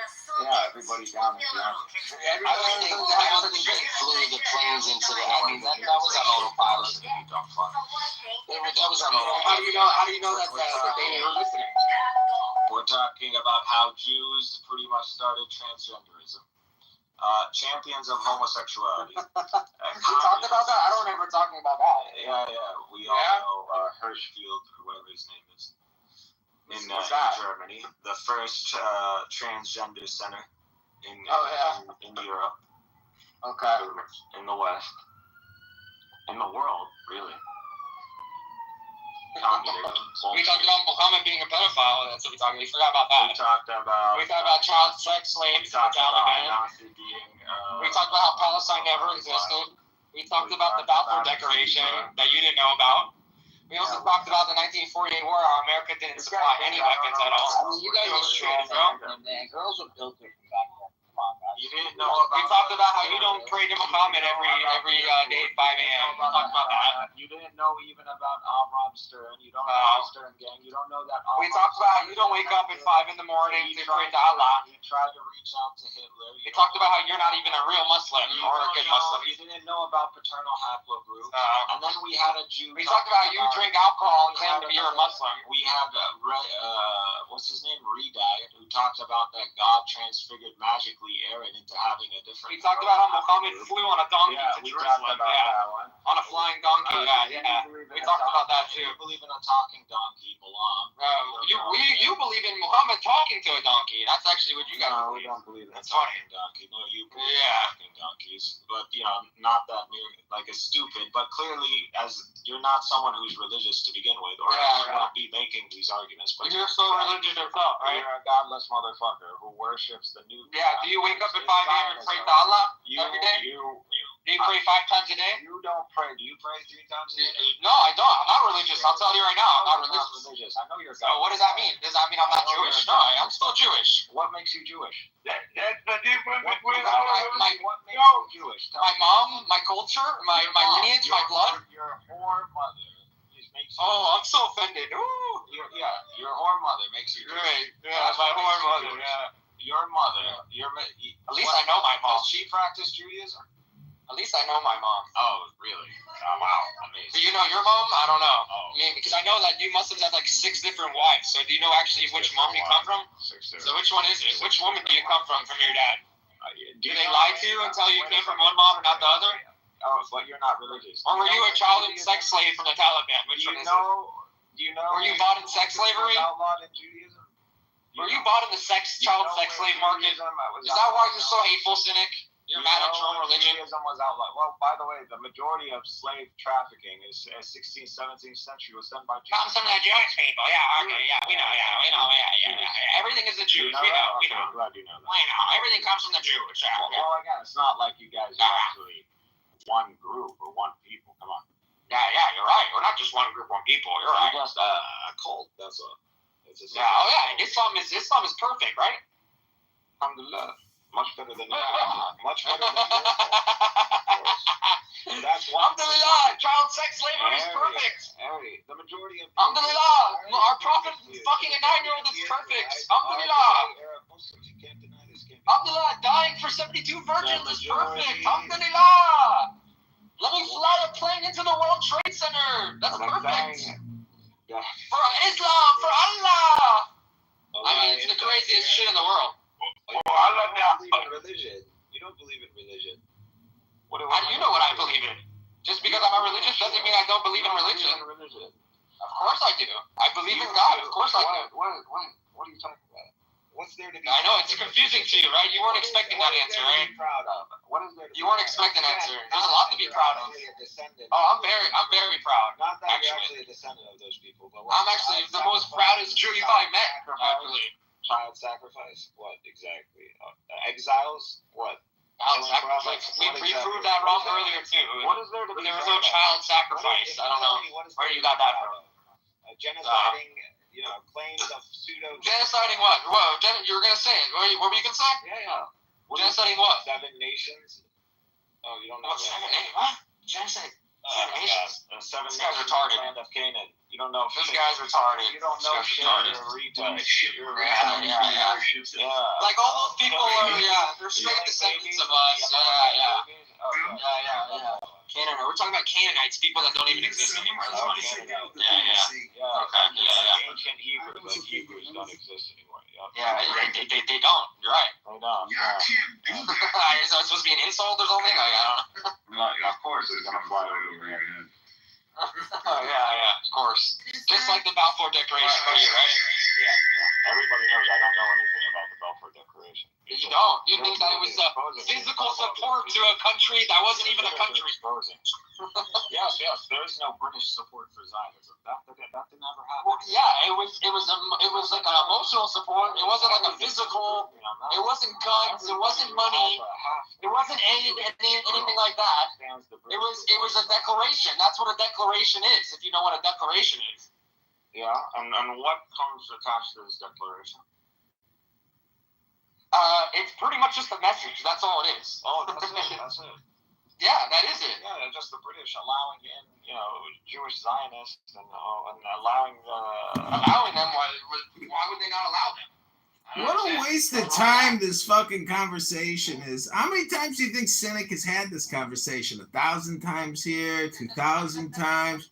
It's the same shit in, same shit out. Nothing new here. Dime a dozen. It's the same shit every single day with this laptop repair guy. Don't quit your day job, Cynic. Under the disguise of police. I think he already quit his day job. That's why he's on here all day long. Yeah. Either he quit, either he got fired. Or laid off. No, I'm in a dispute right now. I just submitted an EEO complaint against my manager today for calling me a whore at lunch a year ago. I've been suffering emotional distress ever since she called me a whore.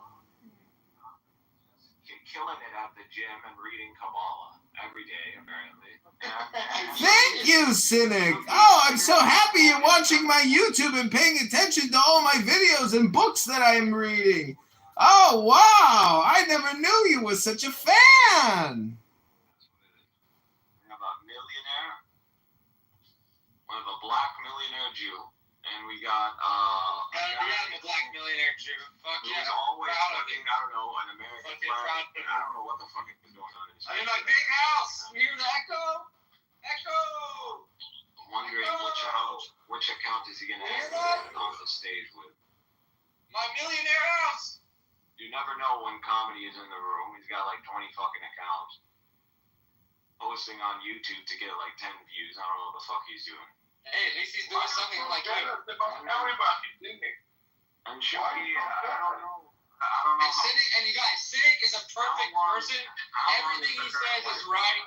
He's never wrong. That's what Cynic is, You haven't disproven me, where? I mean, all day long. Not only that, I disprove you, but in the other room that they were cooking you in the other room earlier. All day long,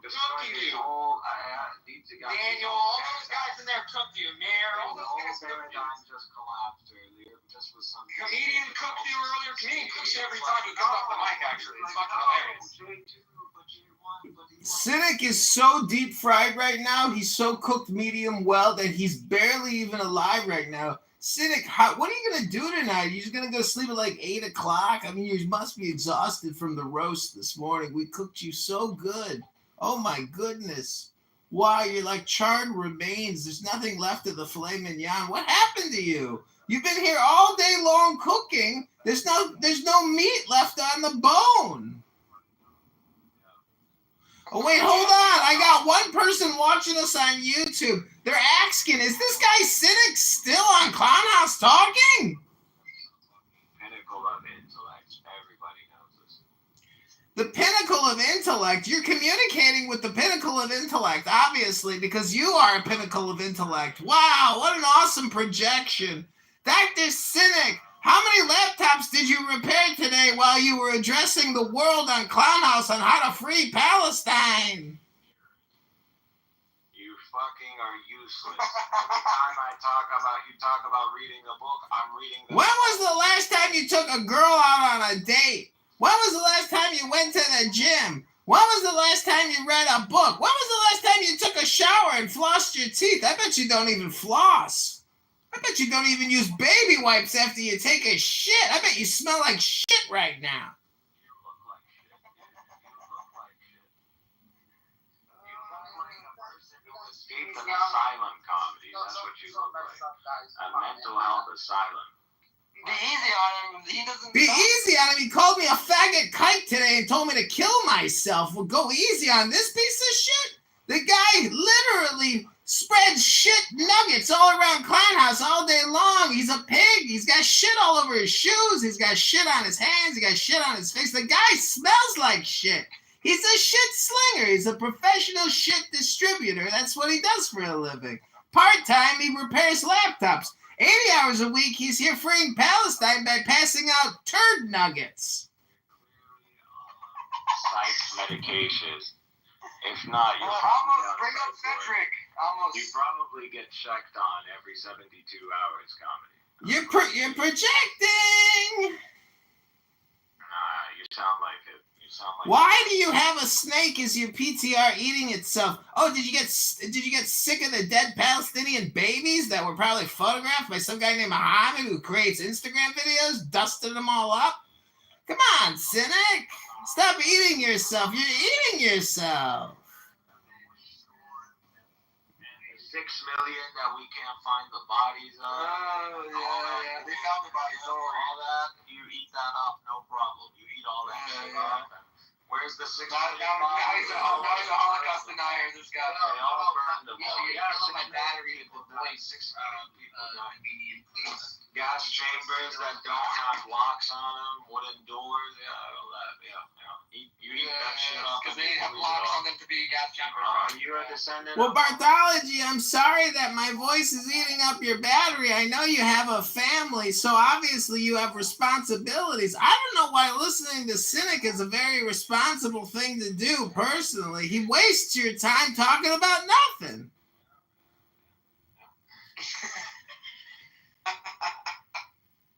Amos, are you still there? Amos is sleeping. Maybe Amos dropped that. As long as my picture is in, I'm listening to all the rubbish, but I see all the corners. Harry, Shuker, Sinai, all the corners. There's no dig, no stuff. Did you say Cynic? I don't know if you said Cynic too. You just named me Shuki and I think comedian. I didn't hear you say Cynic. Or did you say Cynic? I said the two other corners, Shuki, Harry, Cynic, Sinai. Bring up some more people. I'm sick and tired of talking to Cynic. Bring up Frederick. He wants to talk to Cynic too. Turn the Holy Land into the capital of homosexuality. Raise your hand, Frederick. Raise your hand. Tel Aviv, the most gay-friendly city in the world. A third of Israeli men are bisexual or engaged in homosexual activity. A third, holy shit. Let's give the fabric a third. Well, if you thought it was a religious practice, you wouldn't be fucking yourself this way. A Yeah, but the thing about Judaism is we don't kill our people for not obeying the religion. We're not like Islam. We don't kill our people that call them infidels. You wouldn't be doing it. See, the thing about it is we're ethno religion. You even said this a couple days ago too. That you don't do homosexuality. You're gonna do homosexuality. I mean, yeah, you're right. Hashem said that. You're right. This is how it works. It's not a cult. It's an ethno religion. But you even said that a couple days ago too. It's a fucking cult. Well, crap. Everybody knows it's a fucking. Why did you say it was an ethno religion yesterday then? It's a cult, and Cynic is an anti-Zionist patriot trying to save humanity from this evil cult. Oh, Cynic, you're a hero. Does your girlfriend know how much of an anti-Zionist patriot you are and how many hours you put into solving this problem? Wow, Dr. Cynic, you're doing such great work. You're such an inspiration to the young people, Dr. Cynic.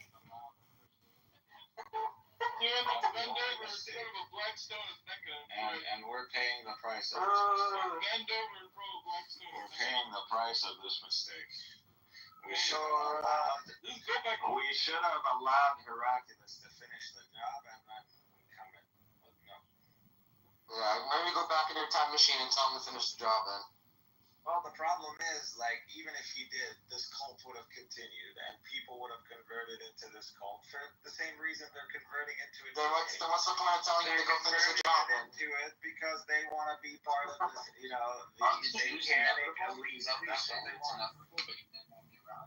There's still riding donkeys in these countries and telling us what's good and bad. It's crazy. Riding donkeys. Cynic, how many laptops did you get repaired today? Because you're not from that region. That's why. We haven't. What's wrong with riding on two donkeys? There's nothing wrong with that. Right. It's a cult, Cynic. It's all just a big cult, isn't it? Oh, Cynic, you're so right. Why didn't I ever see it before? It was right in front of my eyes, and you told me the truth, Cynic. You liberated me from this cult.